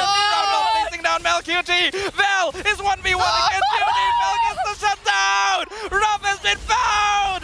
MelQT finishes the Rondell! There's so many fights happening on the map right now! But only the tanks are left alive for Monster Vicious! And also they have immortality, they don't have the wave clear! They're just gonna try and hold on as much as possible to get 2-man Dark Wave knockup. Tsunami Slam gonna pull him back forward, the taunt of his crack comes out, Monster Vicious trying to hold on for as long as possible, but they simply cannot do so! HomeBois have finally done it! They have wiped out Monster Vicious! The crystal is theirs for the taking! And what a hard-earned victory it was! Oh man, both teams deserve their flowers. Either way, doesn't matter who won, this was one of the match of the season. I don't know if we could ever top this. At least not in regular season. Maybe playoffs will give us more, but it has set the standards for sure. HomeBois maintain their standings and maintain the fact that they are still the superior team in the long run. All smiles across the board for both of our competitors. Disgusting game here, and a real treat for our full house here today. All the HomeBois fans are joyful. Even Monster Vicious fans are pretty excited about how this played out. Nobody is disappointed with this best of three. It's truly a marathon, not in terms of just game length, not just because we went the full distance, but with how bloody every single game was. Really just pushing the mechanics to the maximum. That is why we got the Infinix GT30 Pro, man, to give these players the optimal performance. I mean, I think we need a breather. Boji, stage is yours. Take it away. Ini adalah perlawanan terakhir untuk Monster Vicious. Jadi berikan tepukan gemuruh kepada mereka, guys. Satu persembahan mantap. Rasa macam final tapi dekat regular season. Betul kata Mars tadi. Alright, soalan yang pertama lah kita macam puas hati. Untuk Monster Vicious, hari ni saya tahu bukan hari awak. Kemungkinan ada hari lain, itu dekat playoff. Korang dah lock. Jadi untuk playoff nanti, kemungkinan besar akan bertemu dengan DX Soul dan kemudian bertemu semula dengan HomeBois. Perancangannya macam mana? Kita akan bantai balik ada orang. I like that confident. Terus bantai, maksudnya planning macam mana? Meta macam mana? Kita ada few days untuk prepare apa mistake kita untuk 2 hari ni. Then we should be good untuk playoff nanti. Baik. So segalanya akan berlaku dalam tempoh kurang 1 minggu sahaja, betul? Betul. Okey. Nice. Suka jawapan. Confidentnya ada sebab korang dah pun ngelak playoff dan secara jujurnya HomeBois pun bukanlah pasukan yang lemah, betul? Alright, jadi untuk Raf, saya ada satu soalan untuk Raf. Raf, kita ada dekat sini kan, Raf? Raf, untuk musim ni kan, awak belum lagi balas lagi dekat HomeBois kan sebabkan kekalahan hari ni. Awak rasakan nanti bila jumpa mereka dekat playoff, anda kata dapat jumpa, akankah awak balas semula kekalahan ni dekat Mel Kitty? Sebab korang both adalah the best MM sekarang dekat Mobile Legends MPL ni. Saya rasa memang saya akan balas balik and saya pun akan panggil member untuk bantai Mel macam tadi. Dia kan panggil member. Panggil member, bawa kawan. Ya, dia bawa kawan. Kusangka by one rupanya bawa kawan. Ya. Alright, ini kata terakhir untuk semua peminat yang datang, family hari ni yang menyokong korang semua. Coach Aero nak cakap. Boleh. Alright, terima kasih kepada semua fans MV, terutamanya The HomeBois dan semua yang menonton di rumah. Terima kasih kerana menyokong kami sepanjang 6 minggu ini. Dan jangan lupa untuk teruskan menyokong kami untuk minggu depan. InsyaAllah. Terima kasih, itu dia MV Sodo. Okay, terima kasih. Alright, jemput turun. Terima kasih kepada korang. Dan sekarang, terima kasih kepada anda semua. Pemenang hari ini, HomeBois. Dipersilakan. Anak-anak rumah jantan, ini gelanggang aku. Tempat layaran aksi. Saya tak boleh nyanyi lah, tak pandai. Tapi ini dia pemain-pemain kita. Tahniah. Kenapa jauh-jauh? Sinilah. Sini. Dekat. Alright. HomeBois. Tepuklah sikit. Itu dia. Satu kemenangan mantap daripada HomeBois. Alright, soalan yang pertama. Kita nak straight away pergi dekat Val. Mana Val? Sini Val, ini kita. Ini dinamakan buff water heater. Alright Val, saya nak tanya sikit lah hari ni. Saya nampak awak datang awal, semualah satu tim datang awal kan. So sebenarnya nak buat apa datang awal tadi? Dah ready sangat ke nak menang? Terlalu bersemangat, wow. Memang dah plan lah, hari ni mesti menang. Ya. Water heater okey? Okey lah. Thank you kepada Daddy dan juga semua yang udah give lah. Alright. Jadi sekarang Val, korang untuk HomeBois sekarang dah ada dekat upper bracket. Pasti dah lock dah kan. Kalau dah lock kat situ, korang akan berjumpa di antara dua. Kalau bukan DX Soul, Monster Vicious. Antara dua ni, yang mana satu nak jumpa? Aero boleh, Aero dekat atas.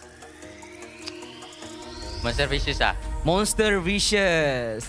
Sebab kuat Ya, rematch lagi. Rematch lagi. Respect. Nice.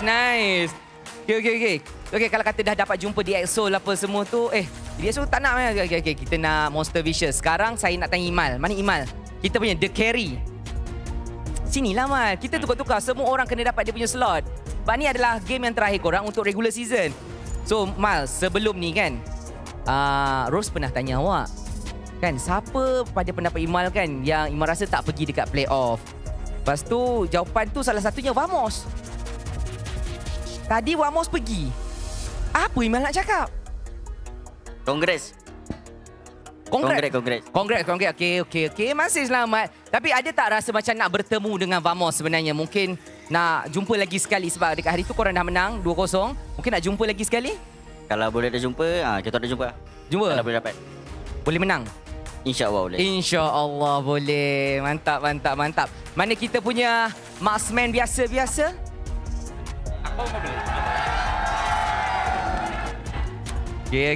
Okay. Mel. Ada satu video Mel tunjuk ranking tau. Semua MM tu dia letak dia dengan Raf dekat E, yang lain semua dekat F. Jadi sekarang Mel, berapakah rating untuk Raf? Dia join dorang F. Join dorang F. Kasar. Jadi sekarang dah menang dekat E ke dekat S untuk Mel? Masih E lah. Masih E. Jauh lah, innocent jauh sangat. Kenapa humble? Tak, bukan humble, reality.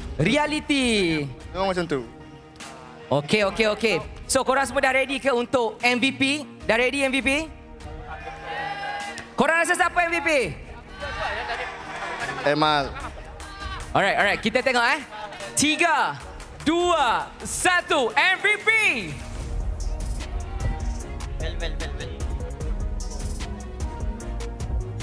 Alright, siapa? Abe MVP.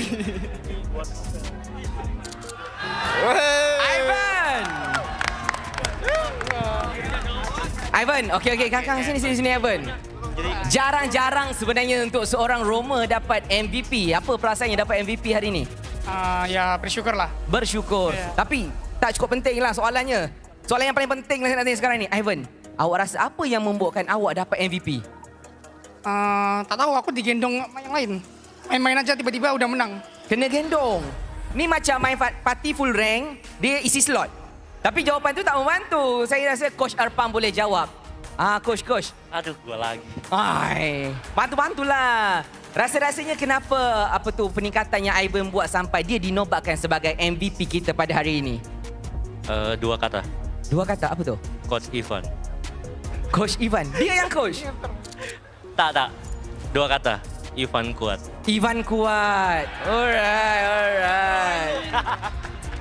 Alright. Kalau boleh bagi sepatah 2 kata lah untuk prestasi Ivan hari ini. Apa pendapat coach ni? Adakah dia cukup bagus dan dah pun bersedia untuk melangkah ke pentas playoff?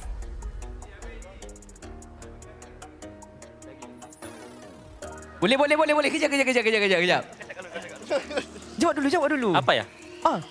Okay, soalannya apa yang membuatkan macam untuk kami menilai dia ni layak diberikan MVP? Adakah disebabkan permainan dia ataupun bagaimana, rotasi ke, setup ke?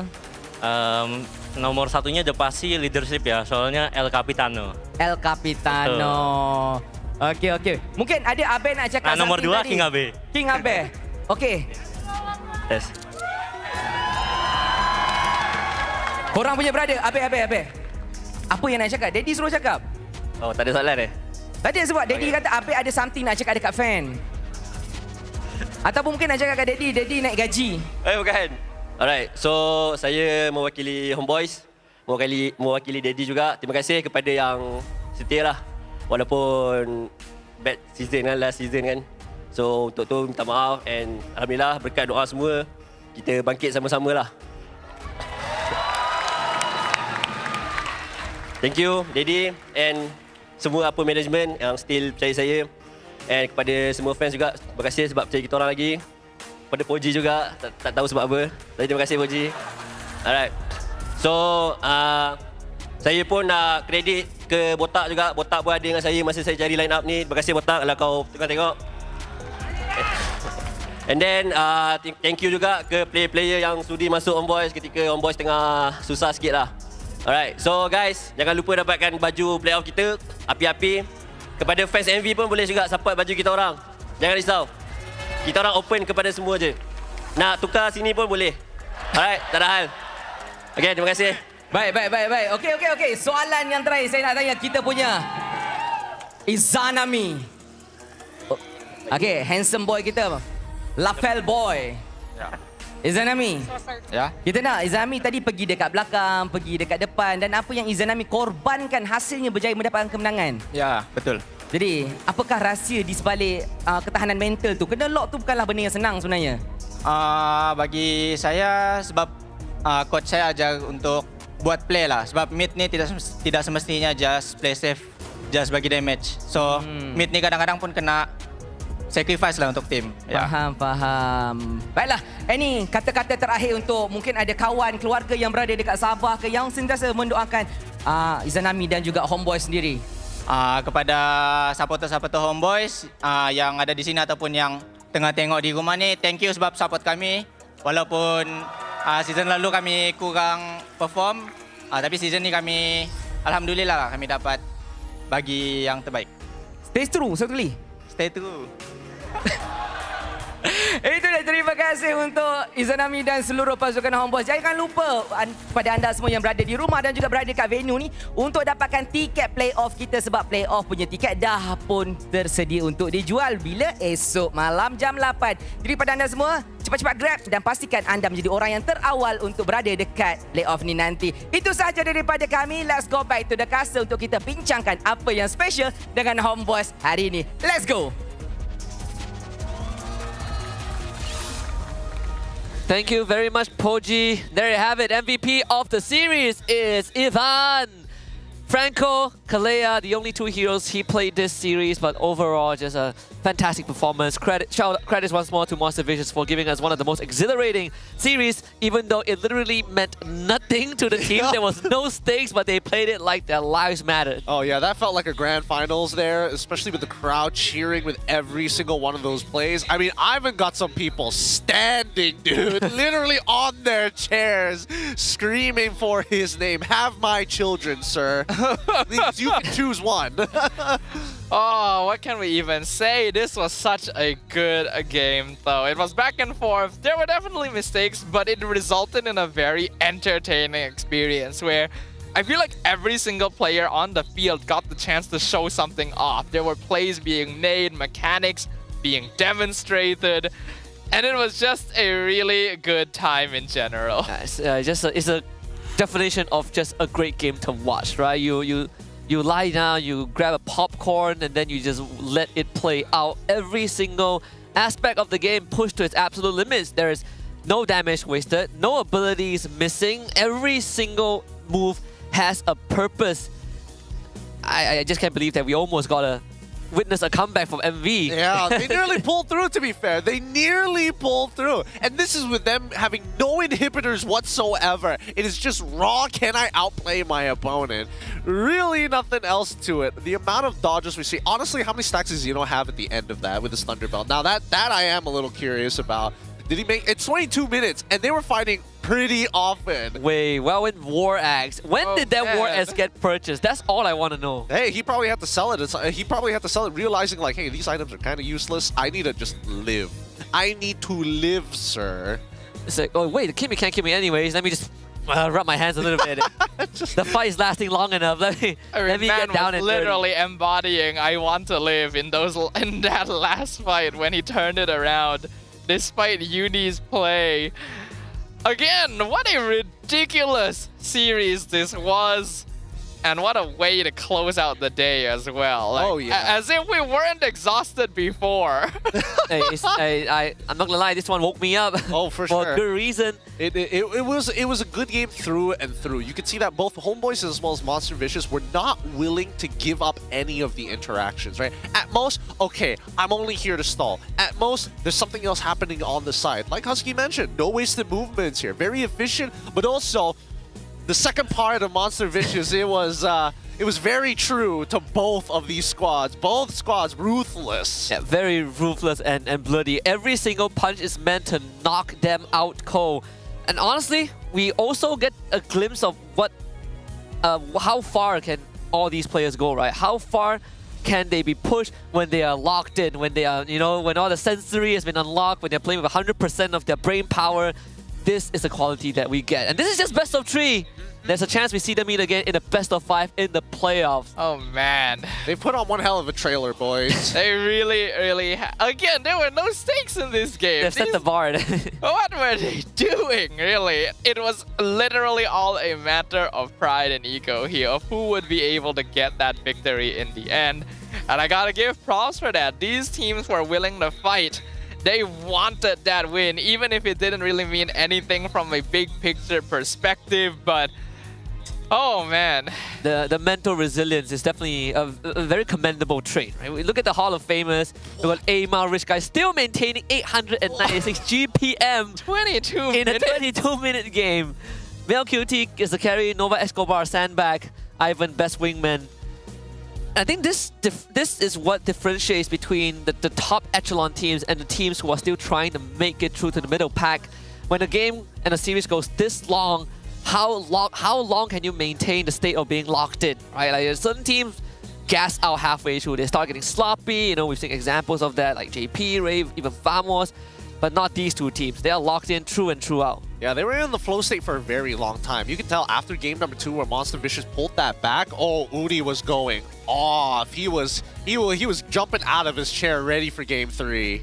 He really was. Every single one of these players were so ready to levels that we never could have anticipated. The game started off pretty solidly for the HomeBois. We could see that they were able to get the early lead that they played off of in game 1 once again.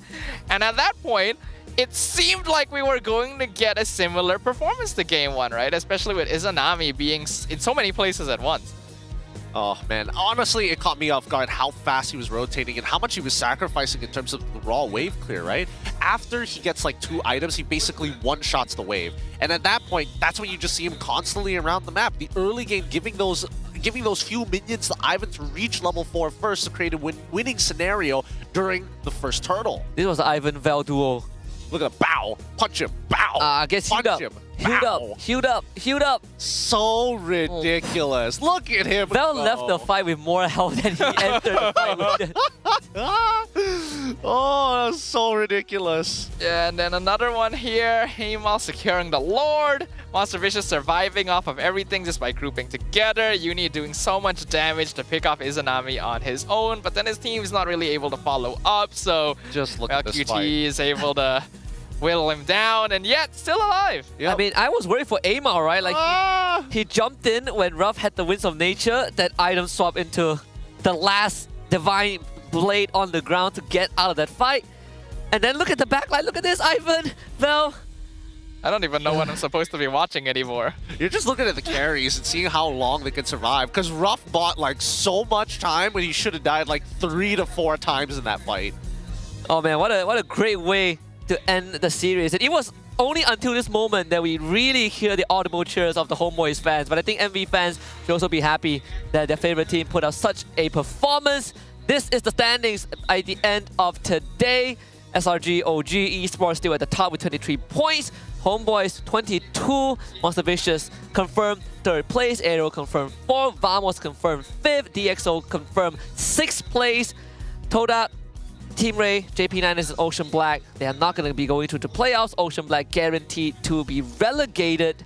Now it comes down to tomorrow. Can JP9ers escape 9th spot? They got one more shot against Toda. That's the only position that can still be affected on the standings now. We already know the top 6, the teams that will be moving on to playoffs. The fact that Todak has not made it for the first time in over 10 seasons is still ridiculous to me, but it really does show a changing of the times. And wait, now that I just realized, even if Niners get the same point as Team Ray, they lose aggregate. They still lose. They lose head-to-head. Yeah, wait. They lose aggregate. Are we locked in? The aggregate will be tied, but they lose head-to-head. But they lose head-to-head. JP9ers confirmed have to play that BO5 for their next season slot.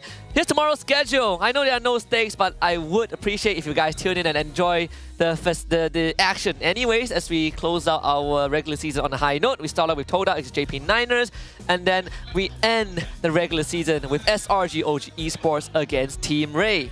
Who knows? We might get another HomeBois versus MLBB in one of these matches. Yeah, maybe. Maybe. Wild guess which one. I think it's the Todang Niners one. Of course, it's the SRG OG versus Team Ray.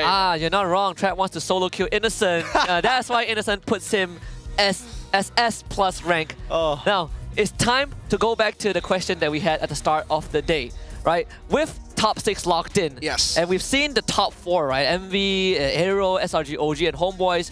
Does DXS and Vamos have a fighting chance against the top 4? I mean, unless Vamos really change it up, I think that DXS currently is in a good phase, but I don't think they're on the same level as MV or even the HomeBois. What about you? Well, so far DXS has been able to win their series by bringing it to all 3 games.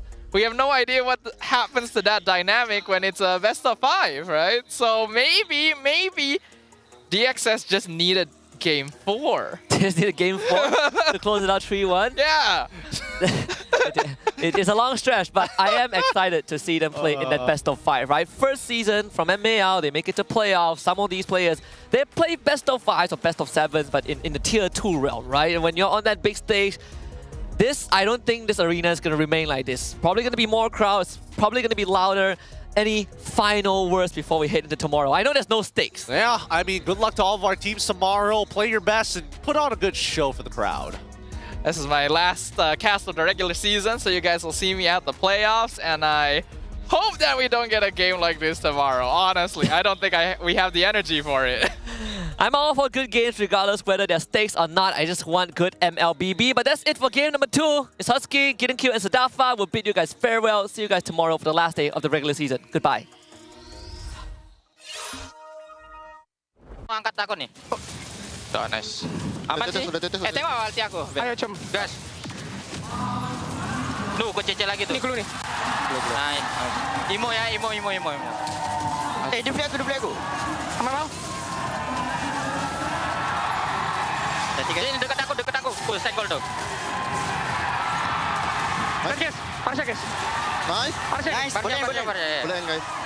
Nice. Alhamdulillah. Nice try. So guys. Aman. Boleh. Brinko. Nice tau. Jaga base. Bantai. Aku aman. Toro, sumpah. Go. Nice loh. Aku duduk. Lagi duduk, sumpah. Aku duduk. Bisain. Alright, bawa guys, aku dah ulti. Pikir. Nice guys. Ada ni, ada. Bertepi kan? Go kal. Dia tempel go kal. Ya, aman. Aman. Nice guys. Alhamdulillah. Lukas. Mati. Lukas sama kamu, Cok. Tengok aku. Enggak bisa level. Aku kuat. Tidak balik apa? Alti aku 7, jap. Kok enggak kuat? Alti aku 7. Jap. Kimi tak ada play, Kimi dah terbang kau. Tak ada play. Kata betul enggak berapa? Nice well. Nice. Itu level. Gua cakap. Ada duksin. Katuan. Dapat di rumah. Waduh, Ringan ada skill 1. Aku kali ya. Angkat. Aku GP. Aku guys. Bobe. Mati tahu. Jaga bis. Ya, ada. Aman. Aku. Yang mana tadi? Tengok Lukas. Winter. Ada winter. Bunuh dia boleh? Bunuh dia. Jauh. Posisi batang dia no get dia tuh. No get dong tak boleh lot enggak? Loss. Tuh tengok. Kimi. Nice. Tunggu warnya Amal. Kasih Mel. Nice Mel. Jadi Mel aku aman nih. Aku aman nih guys, santai. Boleh Mel. Basic attack. Let's go. Mati mak kuat Kimi. Nice one. Nice. Kimi mati mak kuat. Bisa natos. Ayo lu. Nice Cok. Tuain lu. Defend. Bismillah. Boleh. Takut jap. Oi. Nice try. Let's go. Nice try.